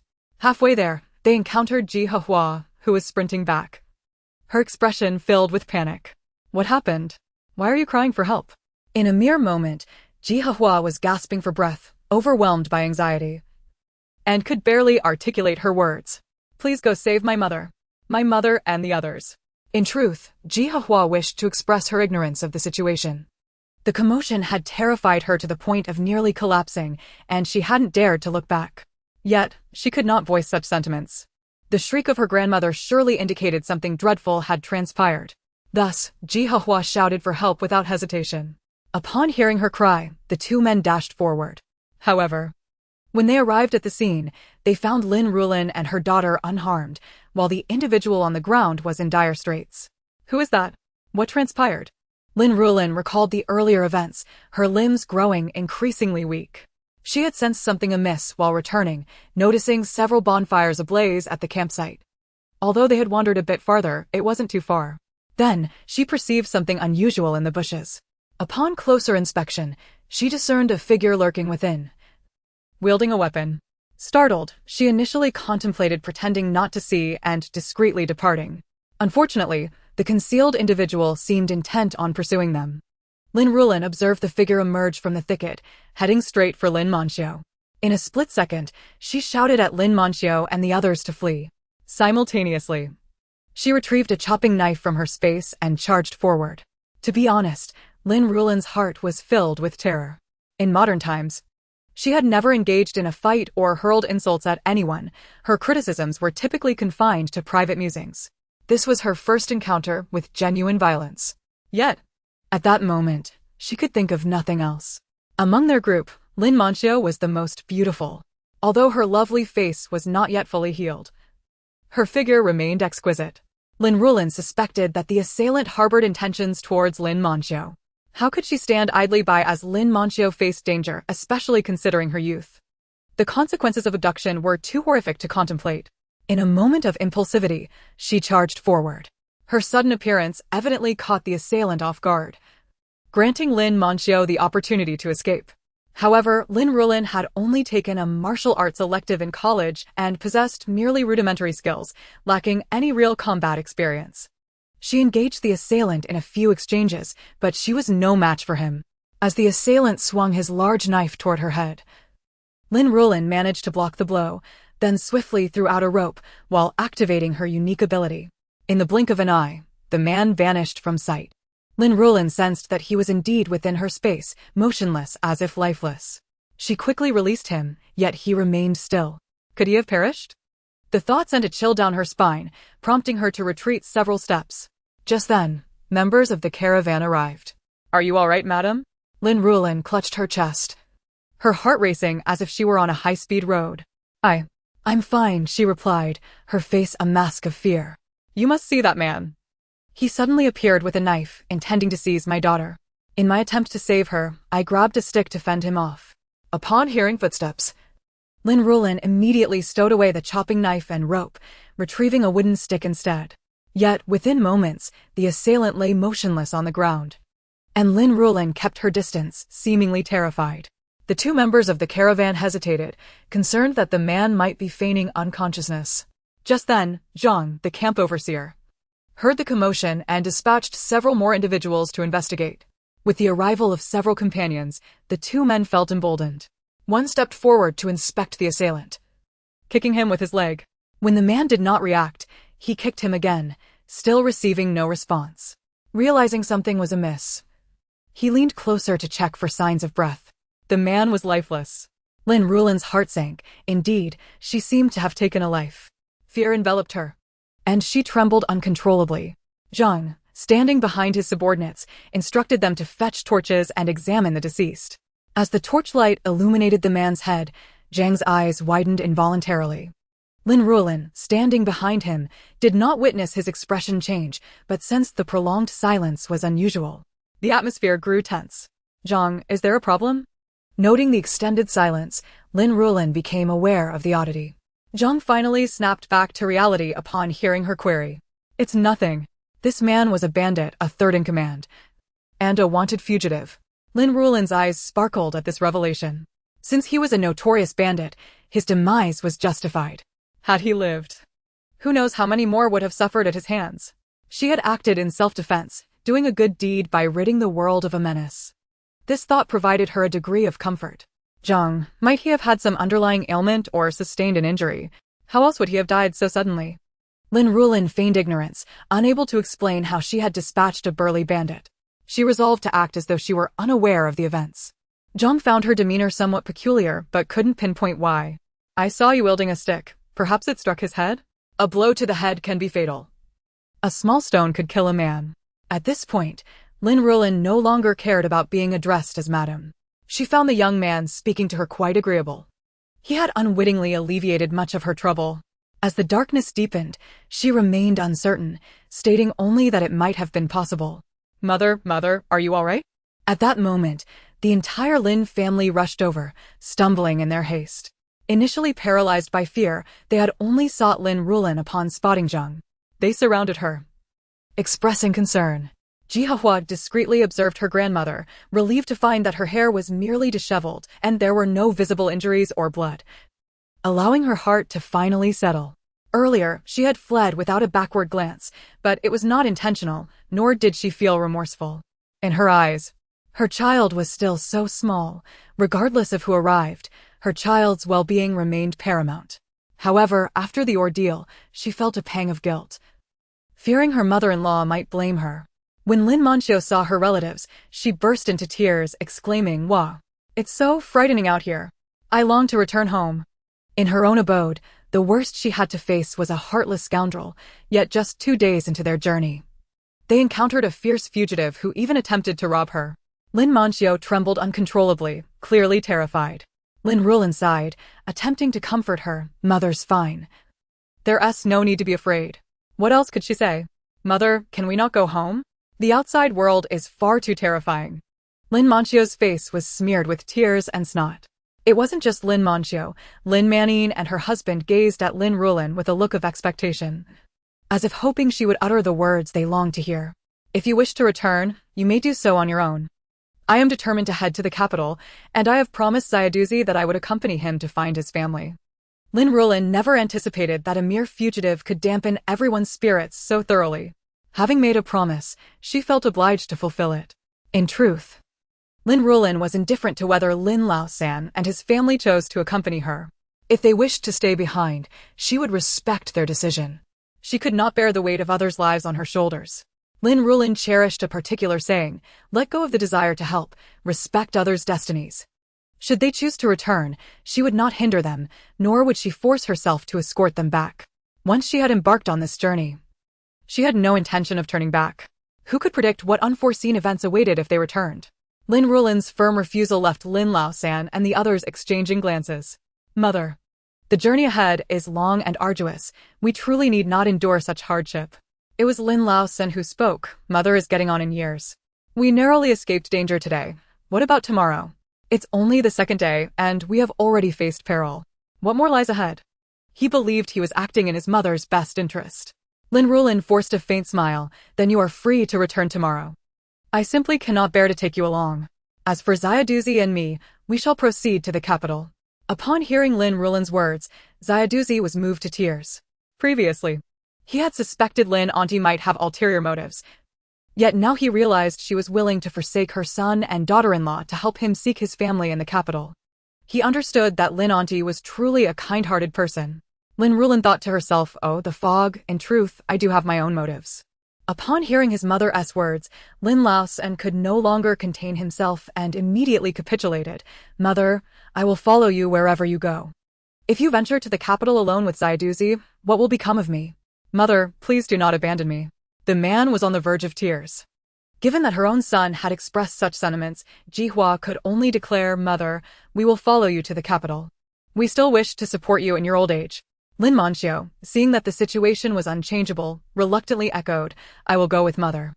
Jilian Mountain also expressed his intent, wherever my daughter goes, I shall follow.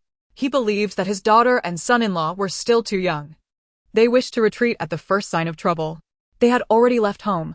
What could they do about their belongings now? Was it possible to go back and reclaim what they had left behind? One cannot unshoot an arrow once it has been loosed. Noticing Lin Ruolan's displeasure, he spoke up. In-laws, these young ones have not faced much hardship. Please do not take their words to heart. Lin Ruolan shook her head. It's nothing to be concerned about. People must endure challenges to grow. Once she had concluded her thoughts regarding the Lin family, she turned to Zhang Guanshi, who had been silently observing the commotion. Zhang Guanshi, since this individual is a wanted criminal, if we hand him over, might we not be rewarded? Zhang Guanshi had been contemplating this very issue, weighing whether to keep the reward for himself or share it with the Lin family. Now that Lin Ruolan had broached the subject, the notion of claiming it all for himself was no longer viable. He felt a twinge of disappointment. A reward of 300 taels should be forthcoming. If I recall correctly, Lin Ruolan was not particularly taken aback by Zhang Guanshi's words. She remembered that when Lu Zhishan killed Zhang Guanshi, the reward for that heinous act had been 1,000 guan. Compared to that, 300 taels seemed rather modest. Zhang Guanshi, might I request your assistance in transporting him? We can split the reward evenly. Zhang Guanshi's face lit up at her proposal. He had not expected this seemingly ordinary farmer woman to possess such keen insight. I am most grateful for your generosity, Mississippi. With this assurance, Lin Ruolan felt a sense of relief. She realized that she could not claim the entire reward for herself. As the saying goes, money stirs the human heart. Had she insisted on taking it all, the previously amiable Zhang Guanshi might have turned hostile at any moment. Fortunately, Lin Ruolan directly invited Zhang Guanshi to join her, thus securing a portion of the reward for both parties and ensuring a measure of safety. After all, with so many people in the merchant caravan, it would be simple for them to conspire against her, crushing her like an ant. Lin Ruolan's maneuvering ensured that everyone stood to gain, fostering a sense of camaraderie among them. Go fetch some straw mats, Zhang Guanshi called out to handle the body. Upon seeing this, Lin Ruolan quickly led her family back to the camp. The camp was brightly lit, instilling a sense of security, and everyone collectively exhaled a sigh of relief. Lin Ruolan felt the same way. Initially apprehensive about Lin Ruolan, the prospect of a 150 tael influx had banished her fears. Mother, that's 300 taels. Can't we keep it all for ourselves? Why must we share it with others? Chapter 071, Stricken with Fear. Lin Ruolan's words drew not only the Lin family's gaze toward Lin Ruolan, but also the attention of the merchant caravan members nearby. Lin Ruolan felt a chill run down her spine. She did not attempt to conceal her thoughts, instead responding openly, What, can you carry the body? Or will you walk there on your own? Lin Ruolan's remark left Lin Ruolan momentarily speechless. It was not winter. A body could hardly be left on the road. After a brief pause, Lin Ruolan continued, Given the heat, it may very well begin to rot and attract flies. Ugh. Lin Ruolan could not handle it and retched audibly. The others also appeared pale. The members of the merchant caravan looked equally unwell. Yet Zhang Guanshi laughed heartily. Miss, there's no need to frighten your daughter. We will make good time tomorrow. Once we reach the neighboring county, we can claim the reward. It will be fine, it will be fine. At his words, The expressions of the crowd brightened. Lin Ruolan, aware of the collective disapproval directed at her, sheepishly touched her nose. Indeed, she had been intentional in her remarks. After such a significant event, she found herself restless and unable to sleep, instead sitting by the fire and pondering her thoughts. In the past, living creature she had taken in would perish, yet today, she had taken a person, and that person was now gone. One can draw a conclusion that, apart from herself, no one is permitted to enter her space. Once anyone dares to intrude, their demise is assured. Initially, she perceived her shrunken space as somewhat of a nuisance. Yet, she has now come to a realization. There exists no trivial golden finger, only those who fail to wield it properly. Her desolate space has now become her sanctuary for survival. Should she encounter any nefarious individuals in the future, she can effortlessly ensnare them within her realm, avoiding bloodshed altogether. At this moment, Lin Ruolan has grown increasingly fond of her unique space. While Lin Ruolan contemplates her domain, the Su family in Lingjia village is not idle. They hasten to the county town to seek assistance from Han Ziyun. Regrettably, within merely 2 days, the residence they sought was already deserted. Upon inquiring, they learned that the esteemed young master had returned to the capital. He had departed on horseback for 2 days, even if they wished to pursue him. It would be futile. In other words, after Han Ziyun dispatched someone to escort the Su family away, he immediately set off back to the capital. Now stripped of wealth and without a protector, Su Huanyang felt utterly unfortunate. She silently berated Han Ziyun for failing to ensure the local authorities looked after them. Although the 2 bandits had been imprisoned thanks to Su Huanyang, the valuables they lost remained elusive. Even the mastermind behind their plight had yet to face justice. The embroiderer's family continued to thrive in the town. Confronted with such disheartening outcomes, Su Huanyang erupted into a tirade. Ultimately, feeling utterly helpless, she resolved to take matters into her own hands. Isn't your embroidery house formidable? Let us show you what true prowess looks like. Huanyang, perhaps we should let this go. While we have lost our wealth, we still possess our shop and fields. With these, we can still lead a good life.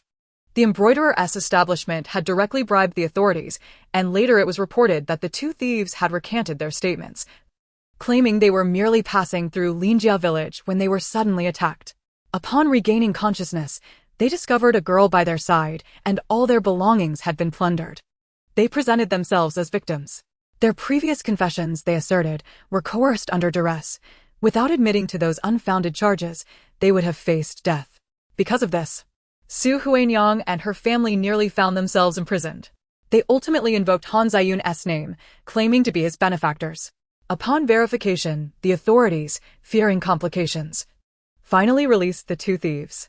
Meanwhile, at the dilapidated temple, Lin Ruolan and her companions set out with the merchant convoy early in the morning. In pursuit of reward money, they minimized their rest periods and hastened their journey. They finally arrived at the county town just before dusk, before the gates closed. Mother, this county town seems significantly larger than ours. After several days, Lin Manchio's facial swelling had diminished considerably, revealing some semblance of her beauty. However, the young girl, fond of vanity, still covered half her face with a handkerchief. The streets appeared much wider and the shops better constructed than those in their village. Lin Lao-san and the others gazed around in apparent wonder. Big sister, we are staying at the same inn, correct? Zhang Guancher slowed his pace to converse with Lin Ruolan. Lin Ruolan nodded. Yes, we are together. In unfamiliar territory, it is only prudent to stay with you. Given their prior agreement, Lin Ruolan had no reason to doubt them. After all, they had not caused any trouble along the way, indicating a temporary trustworthiness. Very well. I shall head to the yamen shortly. Would you accompany me, big sister? Lin Ruolan quickly waved her hand. I want to be going to the yamen, you can handle that. Having already placed her trust in them, there was no need for unnecessary actions. Moreover, the thought of delivering a corpse unsettled her. She preferred Zhang Guancher to manage it entirely. Zhang Guancher smiled. All right. Once I receive the silver, we shall split it. After bidding farewell to Zhang Guancher, Lin Ruolan advised her family, once we settle into the inn, let us refrain from wandering about. No one rested well last night, so let us eat and retire early. Everyone nodded in agreement. After the tumultuous events of the previous night, none had enjoyed a good night's sleep, save for the oblivious little one, Arya, who slept soundly. With a sizable family, Lin Ruolan reserved 3 rooms, One for Lin Laos and S family, another for Ji Lianshan and Xiao Dizzy, and the last for herself and Lin Manxiu. Though Lin Ruolan had wished for a room of her own, sharing a bed with others made her restless. However, such arrangements were unavoidable on their journey, and she had to adapt. After all, it would be illogical for her to occupy a room alone. Thus, the arrangements were settled. "Mother, what shall we have for dinner?" At 13, Lin Manxiu was at an age when her appetite was burgeoning, and she was already feeling hunger pangs. "Let us tidy up first. Then we'll call for food. If you're too hungry, grab some dried rations to tide you over." As she busied herself packing, Lin Manxiu insisted, "I'd rather wait for a proper meal. I've been gnawing on dried rations for 2 days. I feel like I'm turning into one. Are we leaving tomorrow?" Then, Chapter 072, Lin Manxiu had never truly felt satisfied after a meal. "Mother, this county town looks quite impressive. May I go for a stroll?" Lin Ruolan, without lifting her gaze, replied, "I'm not certain. It depends on when the yamen provides the funds. Once we have the money, we must also consider when the merchant convoy departs." Upon hearing this, Lin Manxiu sighed. "Why is it that we have no say in our own affairs? We've paid our dues, and you seem to forget that the journey may not be safe. Staying with the merchant convoy offers us some assurance of safety. At least for now, I find this convoy quite satisfactory and have no plans to change. Furthermore, the cooperation thus far had been quite pleasant. Why would they wish to alter it? After all, this was merely a county town. What was there to explore? Once they reached the prefectural city in a few days, they could truly enjoy themselves. The timing for taking a boat would not align perfectly. They would likely need to remain in the prefectural city for several days, during which they could indeed indulge in some leisurely exploration." "Is that true, Mother? The prefectural city?" Lin Manxiu exclaimed, her excitement rendering her hunger forgotten as she chattered incessantly, overwhelming Lin Ruolan. While traveling, Lin Ruolan held modest expectations. She sought out the innkeeper and ordered meat noodles, requesting 1 bowl for each of them to be delivered to their room. The inn service was remarkably swift. Within moments, the noodles arrived. After washing their hands, the mother and daughter sat down to dine. The noodles were served in a large bowl, and the portion was substantial. Just one glance, and Lin Ruolan realized she could not possibly finish it all. "Oh dear, this seems excessive. I can hardly manage such a large serving." Lin Ruolan pondered whether to share some with Lin Laosan. However, Lin Manxiu interjected, "Mother, if you can't finish it, I'll gladly take it." Lin Ruolan scrutinized her daughter. "Are you truly able to consume all this? I don't recall you ever having such a hearty appetite." In her memories, Lin Manxiu used to have a normal appetite. Speaking of this, Lin Manxiu felt somewhat aggrieved, remarking that she had seldom eaten her fill in the past. The family conditions were poor, and whatever food was served was portioned out by her mother. Her brothers were robust laborers, toiling in the fields daily, thus receiving the lion's share of the meals.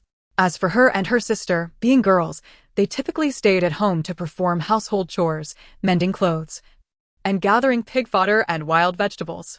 Such tasks were not physically demanding, which naturally resulted in smaller portions for them. Lin Manxiu saw nothing amiss in this arrangement, for nearly everyone in the village lived similarly. Moreover, her mother was no different.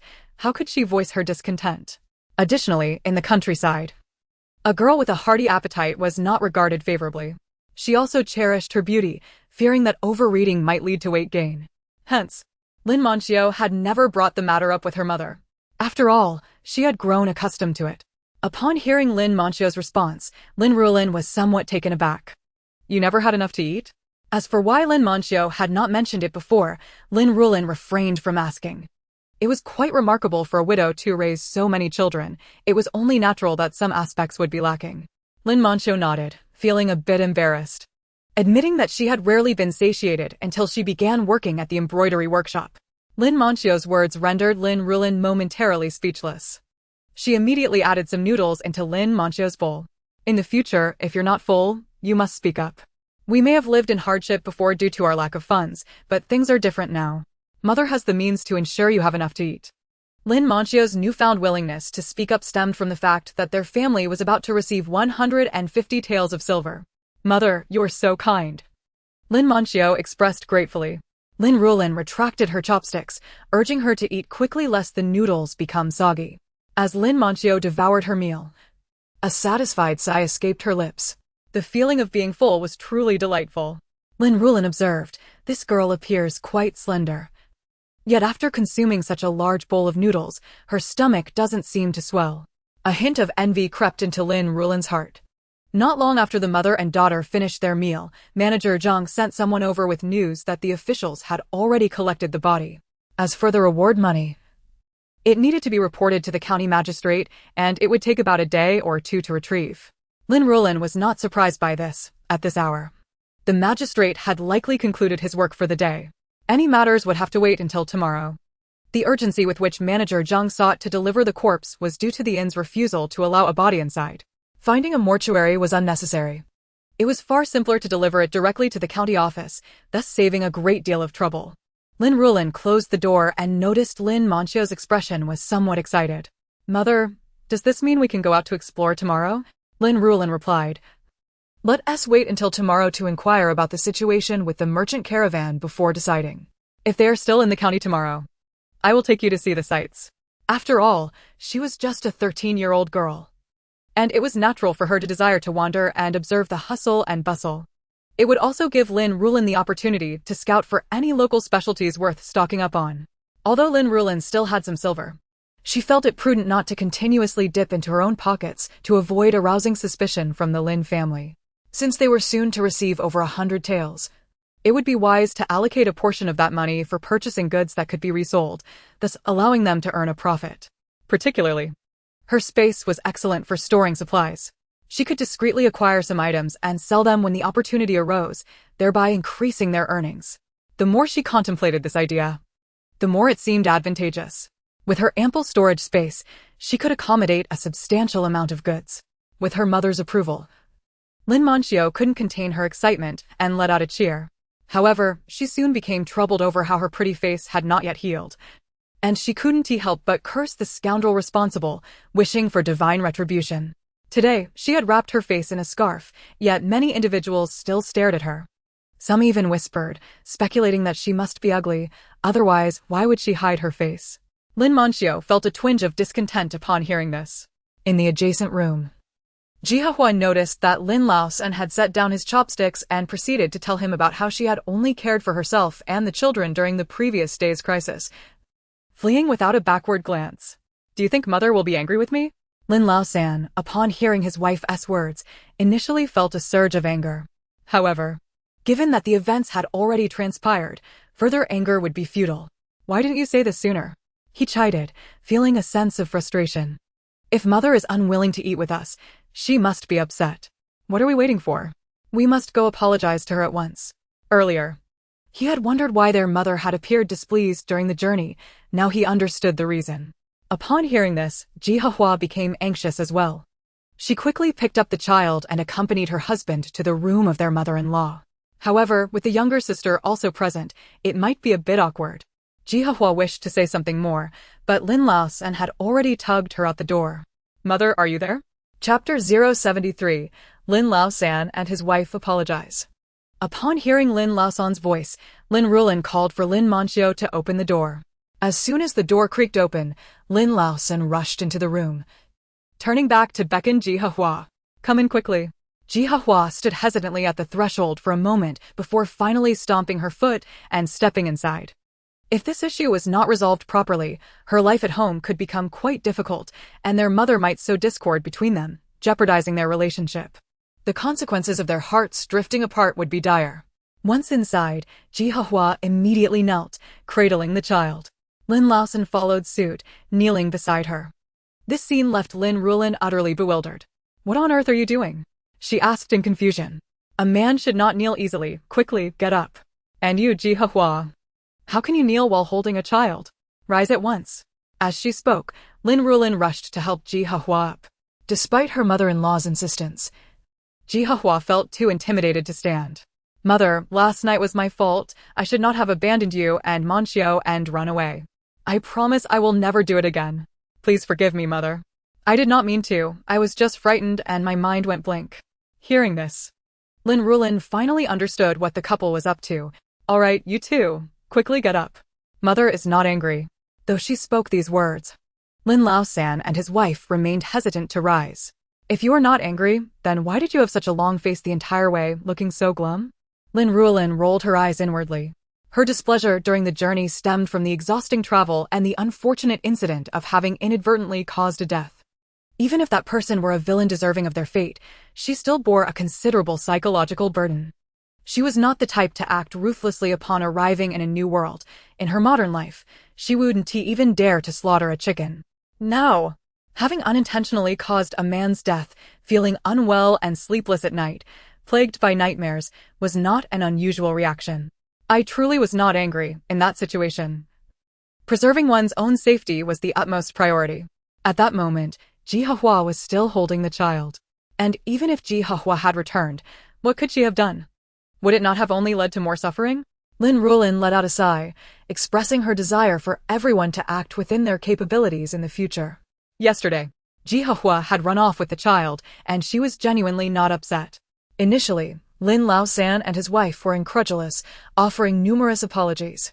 Only after Lin Ruolan's repeated explanations did they begin to believe, albeit hesitantly. "Mother, we will not make the same mistake again. We swear." At this moment, Lin Ruolan grew increasingly irritable, retorting, "Who needs your oaths? Just get out of my sight. You annoy me." Upon hearing these words, the couple swiftly took their child and departed.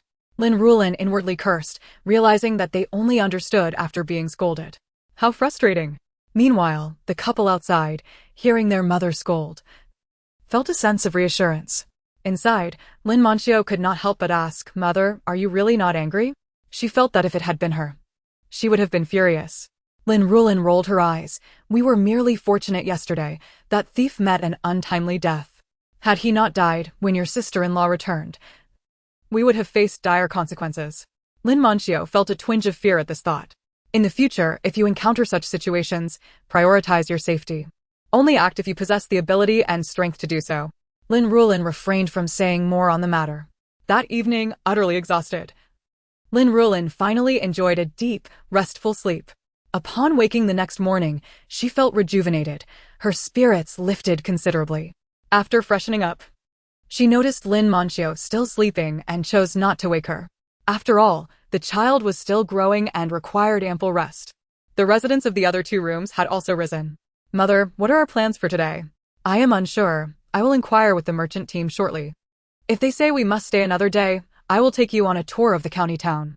Lin Ruolan interjected, "Mother, I will go ask now." He was no fool and had chatted with some of the merchant team members along the way. Soon after, he returned with news. "Mother, the manager over there said we must stay another day to await the reward money. If it arrives today, we will leave tomorrow." Lin Ruolan nodded, as this aligned with her expectations. "In that case, I shall take you for a stroll."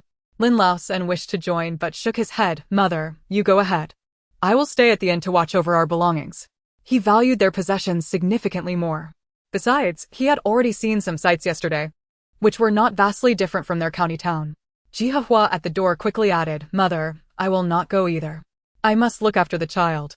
The underlying reason was that after yesterday's incident, she felt uneasy facing her mother. Lin Ruolan did not insist. Their absence was, in fact, preferable for her. "Very well. I shall take Manchio and Xiaoduzi with me."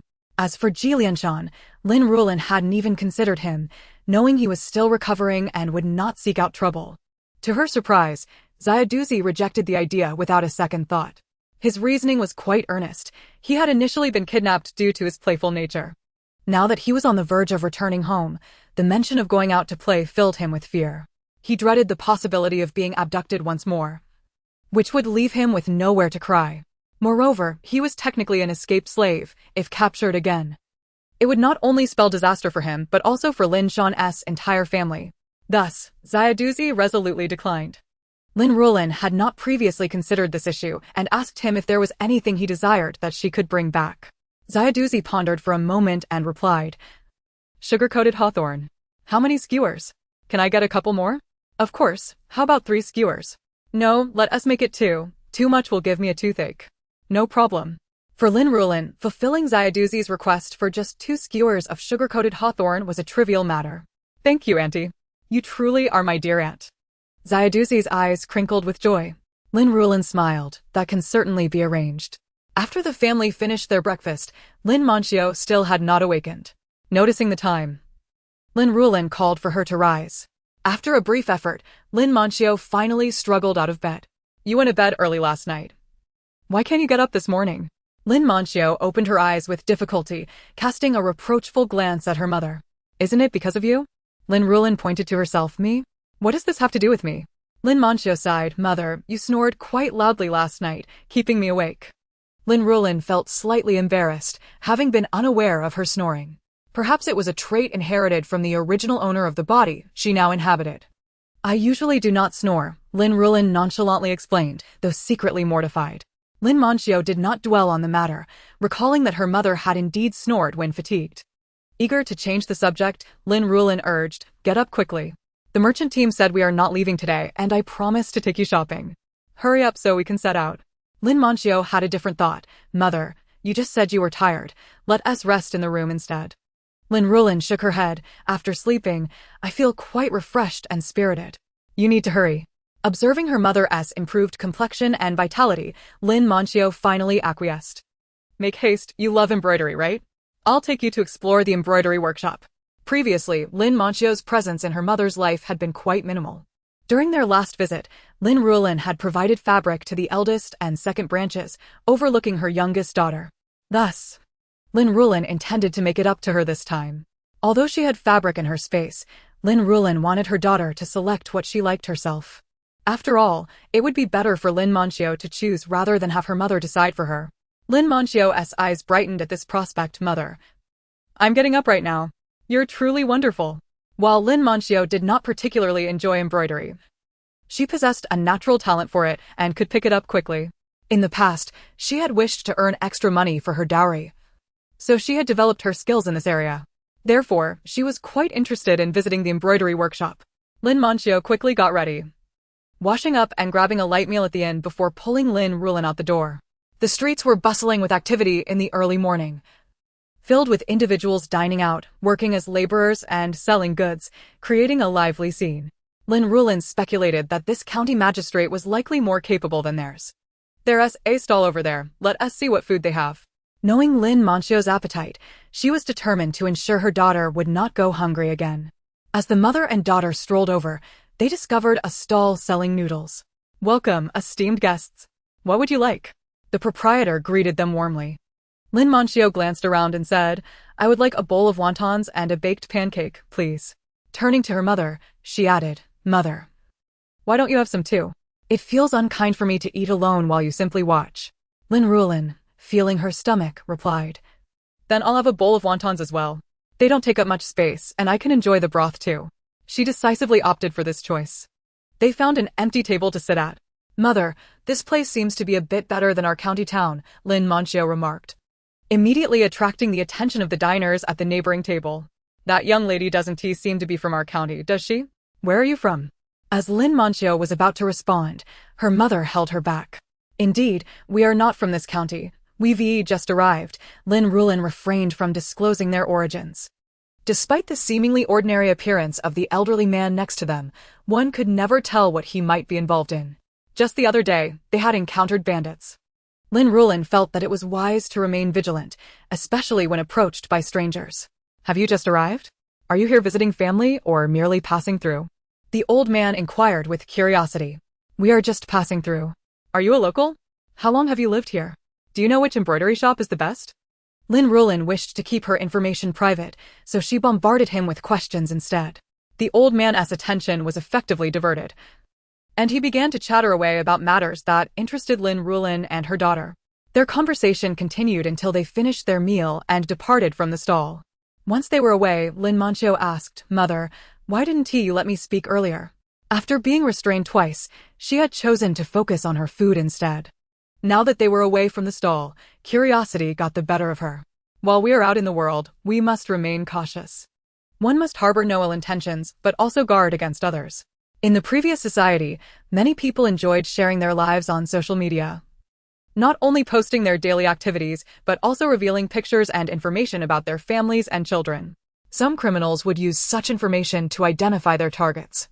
Lin Ruolan had seen plenty of related news stories in the past. She was particularly conscious of this issue, often going an entire year without posting more than 2 updates. And even then, she would avoid sharing any personal information. Now that they had entered a historical setting, her mindset had not shifted. Moreover, Lin Ruolan, being a young and beautiful girl, needed to exercise even greater caution. In an unfamiliar place, they must protect themselves. Though the old man might not be a villain, it was prudent to remain cautious. Lin Ruolan suddenly understood. Oh, I see now, mother. I'll remember this. Having reached this point, Lin Ruolan felt compelled to elaborate further. Also, remember, if someone is overly solicitous, they are either a schemer or a thief. If a person consistently brings you discomfort or pain, keep your distance. If something seems too good to be true, it probably is. One must be wary of potential traps, especially since you are beautiful and should be particularly careful. After expressing these warnings, Lin Ruolan felt somewhat alarmed by her own words. Nevertheless, she believed there were still many good people in the world, and it was essential for them to observe and discern carefully. Lin Ruolan listened intently, especially after encountering the child, Xiaodizi, who had been abducted. Xiaodizi was quite attractive, and so was Lin Ruolan. Thus, she indeed needed to be more vigilant. Following the old man's advice, they made their way to the best embroidery shop in the county town. Mother, this embroidery shop is quite impressive, Lin Ruolan exclaimed as she looked up, noting that it was indeed superior to those in their county. Let us go inside and take a look. Upon entering the shop, Lin Ruolan hurried toward the embroidered items, while Lin Ruolan followed closely behind, taking in the surroundings. The shop featured everything from large screen dividers to small fans, pouches, and handkerchiefs. The designs were exquisite, vibrant, and full of life, though Lin Ruolan could not recall the specific names of the items. Esteemed guests, what can I assist you with? A shop assistant inquired. I'm not looking to buy anything. My daughter enjoys embroidery, and I brought her here to have a look. She has learned some techniques at a shop before, Lin Ruolan replied, shaking her head. The assistant paused for a moment before smiling and saying, please feel free to browse. If you find something you like, just call for me. The embroidery shop appeared to be quite busy, with several customers selecting items early in the morning. After dismissing the assistant, Lin Ruolan turned around to find Lin Ruolan engrossed in examining the embroidery, as if she were trying to extract the techniques and skills from the designs. What is this? Do you really like it? Lin Ruolan thought of gifting Lin Ruolan something, and turning it into an embroidered item was certainly an option. However, the larger pieces seemed far too expensive. Those items looked lavish, and she likely could not afford them. Lin Ruolan nodded enthusiastically. I can purchase a small item like a handkerchief or pouch. Mother, really? Lin Ruolan's eyes sparkled with delight. Yes, I had brought some fabric for your cousins earlier, but I forgot to set aside some for you. Now you can choose a small item for yourself. Lin Ruolan was momentarily at a loss, unsure whether to feel happy or sad. Go ahead and pick. Don't you love embroidery? It's the perfect opportunity to buy some embroidery thread or similar supplies. She needed to find something for the children to do, otherwise, they would cling to her endlessly. She still needed to venture out to explore the market and earn some money. Upon hearing this, Lin Ruolan eagerly approached the counter to select something. After much deliberation, she ultimately chose a handkerchief. Mother, I'll take this one. Lin Ruolan inquired about the price, which turned out to be rather inexpensive, around 20 or so coins. Surprisingly affordable. She then added, why don't you choose another? Good things come in pairs. Immediately, Lin Ruolan seized another item she had been deliberating over. Besides that, she also purchased some embroidery thread and a plain handkerchief. After paying and leaving the shop, Lin Ruolan took Lin Ruolan for a stroll along the street.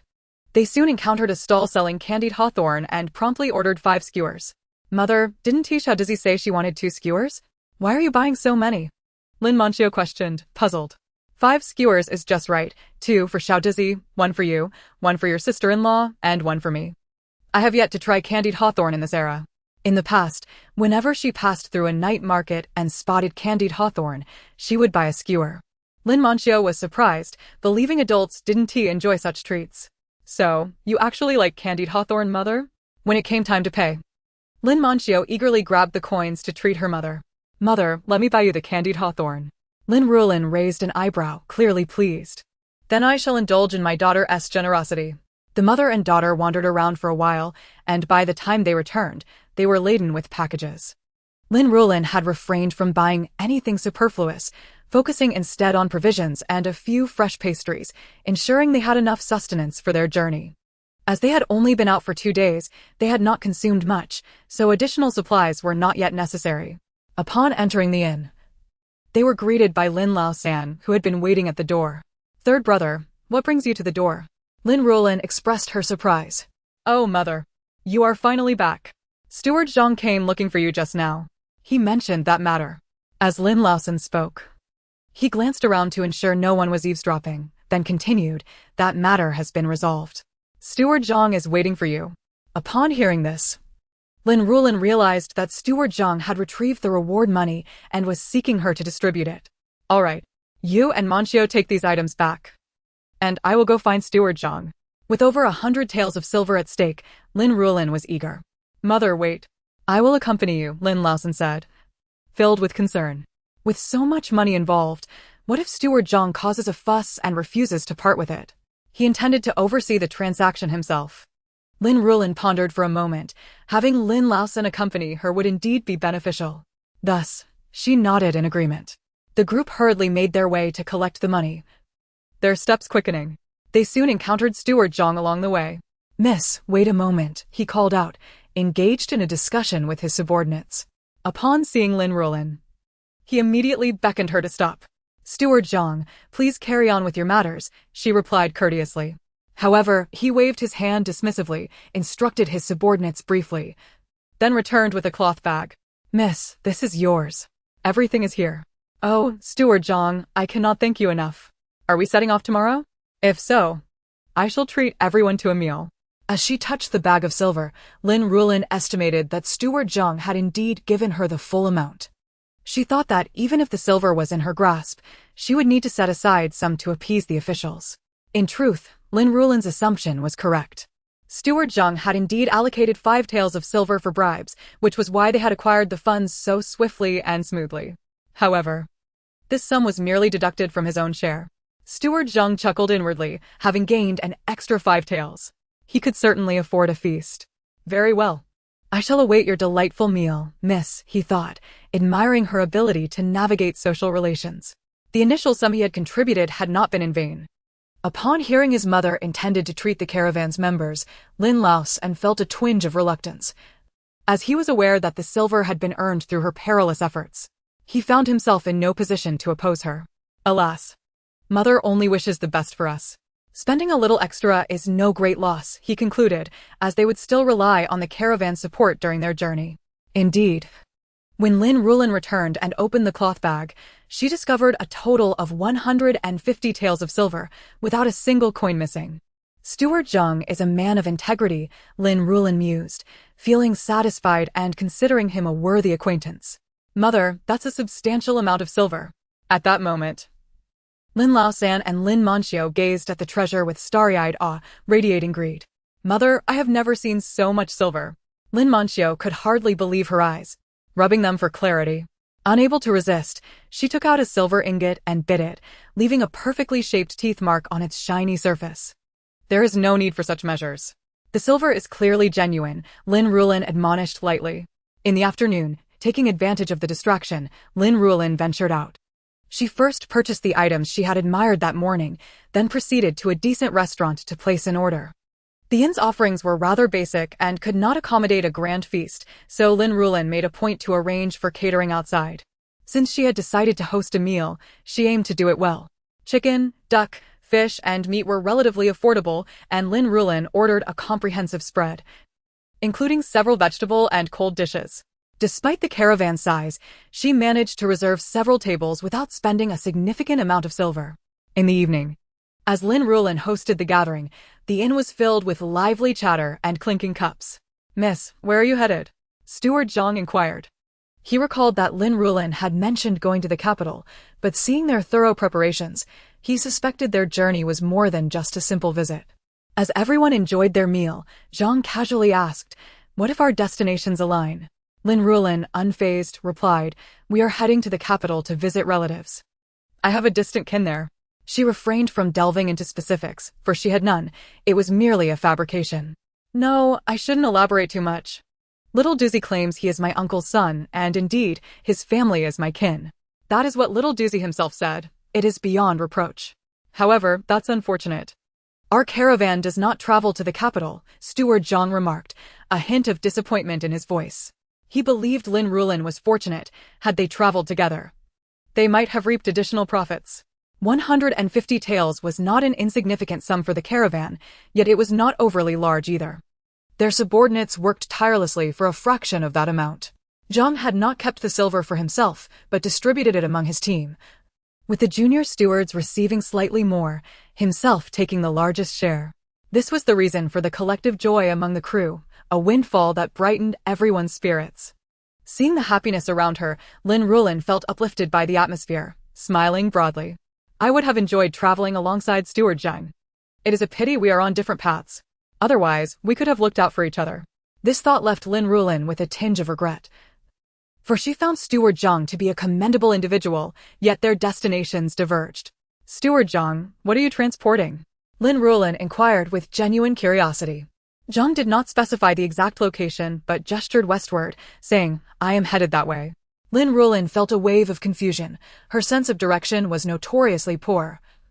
And even with modern navigation, she sometimes found herself lost. Now, with Zhang's vague gesture, she was truly at a loss. Knowing only that the sun rose in the east and set in the west, relying on that to decipher her surroundings. Her high school geography grades had always been dismal, and she preferred not to dwell on her shortcomings. Touching upon a sore subject, she refrained from further inquiries. Steward Zhang, too, seemed reluctant to divulge more. So, they're headed west, Lin Laos and suddenly interjected, providing clarity to Lin Ruolan's thoughts. But typically, don't caravans travel toward prosperous regions? Lin Ruolan pondered, a hint of curiosity lingering in her mind, yet she dismissed it as perhaps their unique way of earning a living. Indeed, business has become increasingly challenging in recent years. Steward Zhang sighed before continuing, perhaps your journey to the capital is a wise choice. His words sent a jolt through Lin Ruolan. Steward Zhang, could you elaborate on why business has become so difficult in recent years? I seek to broaden my understanding. Just as she was about to speak, Lin Laosan interjected with his own questions. Why was he so eager to chime in? This was due to his perception that Zhang Guanshi seemed to share a certain affinity with his mother. For reasons he could not quite articulate, he felt an inexplicable desire for them not to engage in overly amiable conversation. Moreover, their lively exchange felt rather inappropriate. Lin Ruolan remained oblivious to Lin Laos and S' inner machinations and instead believed that in this critical moment, he was quite astute. After pondering for a moment, Zhang Guanshi spoke, explaining that the Northwest was currently in turmoil and many regions had suffered poor harvests in recent years, alongside increased taxation. They had traversed numerous places once peaceful, now rendered chaotic. Lin Ruolan mused silently. Indeed, their travels had equipped them with far more intelligence than her own. Had she not found herself within the pages of a book, she would have remained unaware of the impending calamity. Zhang Guanshi, could you elaborate further? Lin Ruolan inquired, eager to glean more insight into the situation at hand. Zhang Guanshi shared what he could, withholding any information that could not be divulged. Upon hearing his words, Lin Ruolan fell into a contemplative silence. It seemed the signs of the impending disaster had long been evident. After all, the capital was under the emperor's watchful eye, providing a degree of security for those who ventured there.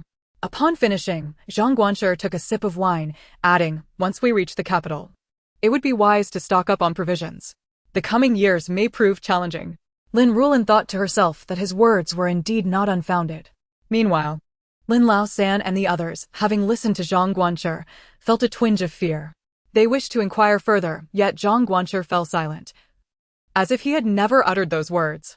When the banquet concluded, an hour had passed. Lin Ruolan's family gathered in her room to converse. You heard what Zhang Guanshi said, did you not? Our village's river has receded significantly. The days ahead will likely be difficult. Therefore, you must refrain from speaking of returning to Linjia village. After a brief pause, Lin Ruolan continued, even if you were to return, life would likely be hard. It would be wiser to accompany me to the capital in pursuit of a better future. Observing their skepticism, she pressed on. Should droughts lead to diminished or even total crop failure and the government still impose taxes, it is highly likely that we, the common folk, would struggle to survive. If we were to flee, the mention of fleeing startled everyone in the room. Mother, surely not? Lin Laosan's expression betrayed disbelief. In this world, anything is possible. But what of elder brother and the fourth? Should we not bring them along? This question caused Lin Ruolan's lips to twitch involuntarily. She had anticipated such a dilemma. I have already asked your elder brother, and he is unwilling to leave. The fourth has prospered. Their lives are unlikely to be unbearable. They have already separated. Each has their own way of living. I cannot concern myself with that. I reiterate, if any of you wish to return, you may do so now. I will not be going back. Lin Ruolan interjected, here we go again. He quickly asserted, Mother, wherever you go, we shall follow. We will not waver. The others echoed his sentiment. If they dared to oppose her, she would likely cast them out, especially after the recent reprimand they had received. Seeing no dissent among them, Lin Ruolan declared, it is settled then. From this point forward, none shall mention returning. Whoever brings it up shall be cast out. This would be her final word on the matter. Having repeated herself several times, she was growing weary. With Lin Ruolan's firm stance, Lin Ruolan and the others dared not voice any further objections. As for the elder brother and the fourth back home, what Mother said might not necessarily be the truth. So why worry unnecessarily? Meanwhile, little Doozy appeared utterly puzzled. What does fleeing mean? Chapter 077, Another Night in a Ruined Temple. Fleeing means that due to natural disasters, life becomes untenable, forcing people to seek sustenance elsewhere. Lin Ruolan briefly explained the concept of fleeing. Little Doozy suddenly comprehended, realizing it was akin to his previous experience. Though young, he had first-hand experience of the hardships that came with becoming a fugitive slave, and the thought of fleeing seemed even more daunting. In addition to this matter, I have another topic to discuss with you all. With everyone present, I decided to share another important issue. Mother, what is it? Lin Ruolan inquired eagerly. As for Donghua, due to yesterday's events, she resolved to focus on painting murals for a few days to minimize her presence, remaining silent while tending to the children. I plan to allocate a portion of our silver to stock up on goods. Our journey will take us through many places, akin to running a trade caravan. We can purchase items that are easy to resell, allowing us to earn some silver. Lin Ruolan's proposal astonished everyone. But Mother, we have never engaged in such ventures before. Could we incur losses? They had never delved into commerce. Lin Ruolan, a simple and unworldly man, felt apprehensive. However, Lin Ruolan, having spent time in an embroidery workshop, possessed a broader perspective. Mother, I think this idea is excellent, but what exactly should we purchase? That is the crux of the matter. Lin Ruolan contemplated briefly. We could bring back local specialties. For instance, if a certain area is known for producing inkstones, we should acquire some. If another area is famous for paper, we shall procure some of that as well. Mother, we could operate like a merchant caravan. Lin Ruolan exclaimed with enthusiasm. Lin Ruolan nodded in agreement, precisely. That is the idea, Ruolan. But we lack the manpower, Lin Ruolan interjected, feeling that his mother and sister were being overly ambitious. That is a merchant caravan, requiring many people for protection and transport. We are but a handful. Lin Ruolan voiced his concerns. Lin Ruolan retorted, Brother, we can simply carry valuable items that do not take up much space. Those larger items would be cumbersome, and we have no place to store them. Mother's suggestion of inkstones is perfect, valuable yet compact. Ruolan is correct. You need not worry about this, Ruolan. Your role will be to drive the cart and handle the labor. These matters will be managed by your mother and sister. Lin Ruolan, a straightforward farmer, was not expected to grasp all the intricacies. Yet, he unexpectedly recognized Lin Ruolan as a promising asset. Feeling excluded, Lin Ruolan turned to Donghua, only to find her engrossed in the children and entirely uninterested in their discussion. He sighed in resignation. What do you think, in-law? Lin Ruolan casually inquired, though it was merely a polite gesture. Lianshan quickly shook his head. Let us proceed as the matriarch wishes. I have no opinion on the matter. It is not my family, nor my silver. The matriarch can decide. Very well, it is settled then. It is getting late, let us all retire for the night, as we must rise early tomorrow. Lin Ruolan had merely asked out of courtesy. Having concluded the important matters, it was time to disperse. Each person returned to their respective quarters. In the darkness, Lin Ruolan and his wife murmured to one another for quite some time before finally drifting off to sleep. Meanwhile, after freshening up, Lin Ruolan lay on her bed in Lin Ruolan's room, ready to sleep at any moment. Observing this, Lin Ruolan paused momentarily. Was she concerned that Lin Ruolan might doze off first and snore, disturbing her slumber? It must be said that Lin Ruolan has indeed realized the truth. Lin Ruolan's intentions are quite clear. On one hand, she longs for an early respite to rejuvenate herself, so as to rise early the next day. On the other hand, Her mother snores, and she dares not disturb her. Thus, she can only retire to bed early. Once asleep, all sounds fade into oblivion. However, it was still too early for Lin Ruolan to find slumber. She lingered by the window for quite some time before finally feeling a hint of drowsiness, after which she climbed into bed and slept soundly until dawn. After a simple breakfast, the group set off on their journey without delay. 3 days passed in a blur on the road. Today, they found themselves once again resting in a dilapidated temple. Although the temple was in ruins, it served as a decent refuge. Indeed, their nightly accommodations had been arranged by the merchant caravan long in advance. They had traveled this route numerous times, with a clear understanding of where they could find shelter from the elements and sources of fresh water. "Mother, tomorrow we shall finally enter the capital city. We must take a good rest," Lin Ruolan whispered, discreetly rubbing her sore posterior. After sitting for so long, she felt quite numb. Having just dismounted from the mule cart, she found herself limping slightly. Lin Ruolan shared in her discomfort, readily agreeing, "Yes, we shall rest well in the capital for a few days. If we don't, I fear my old bones might fall apart." Yet, it was not only the two of them who suffered. Even Lin Ruolan and Ji Lianshan, the two men, found the journey taxing. Upon hearing Lin Ruolan's words, their faces brightened with relief. The members of the caravan, however, had grown accustomed to the rigors of travel. Though somewhat travel-worn, they remained full of vigor, casting envious glances at Lin Ruolan and her companions. As evening descended and nightfall approached, Lin Ruolan instructed Donghua to prepare a pot of savory porridge enriched with vegetables and dried meat. Accompanied by their dry rations, they hastily cobbled together a meal. After consuming a bowl of the warm porridge, Lin Ruolan felt a wave of comfort wash over her.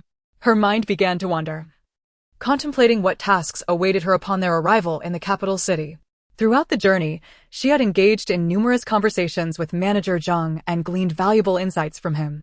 He informed her of which inns offered fair prices, clean and delicious meals, and which establishments were unscrupulous, exploiting their guests or exhibiting poor service. Additionally, he warned her of the inns that frequently fell victim to thieves. In town, the Lin family's fourth branch, Su Huanyang and her companions had concluded their legal dispute. Not only did they fail to recover their lost possessions, but they also lost the case, returning empty-handed. Daunted by the prospect of returning to Linjia village, they opted to relocate their belongings and settle in a shop within the town, thus securing a place to call home. Lin Ruolan had resigned himself to the events of the past few days, but Su Huanyang's anger only grew. She seethed with a desire for revenge, wishing to inflict harm upon those who had wronged her. After much contemplation, she devised an ingenious plan. Since they had caused her to lose her wealth, why not make them repay her tenfold or even 100-fold? Her space remained largely empty, with not even a corner filled. Wasn't the Zhang family in the embroidery business? It would be the perfect means to fill her space. With determination, Su Huanyang spent several days plotting and soon found an opportunity to put her plan into action.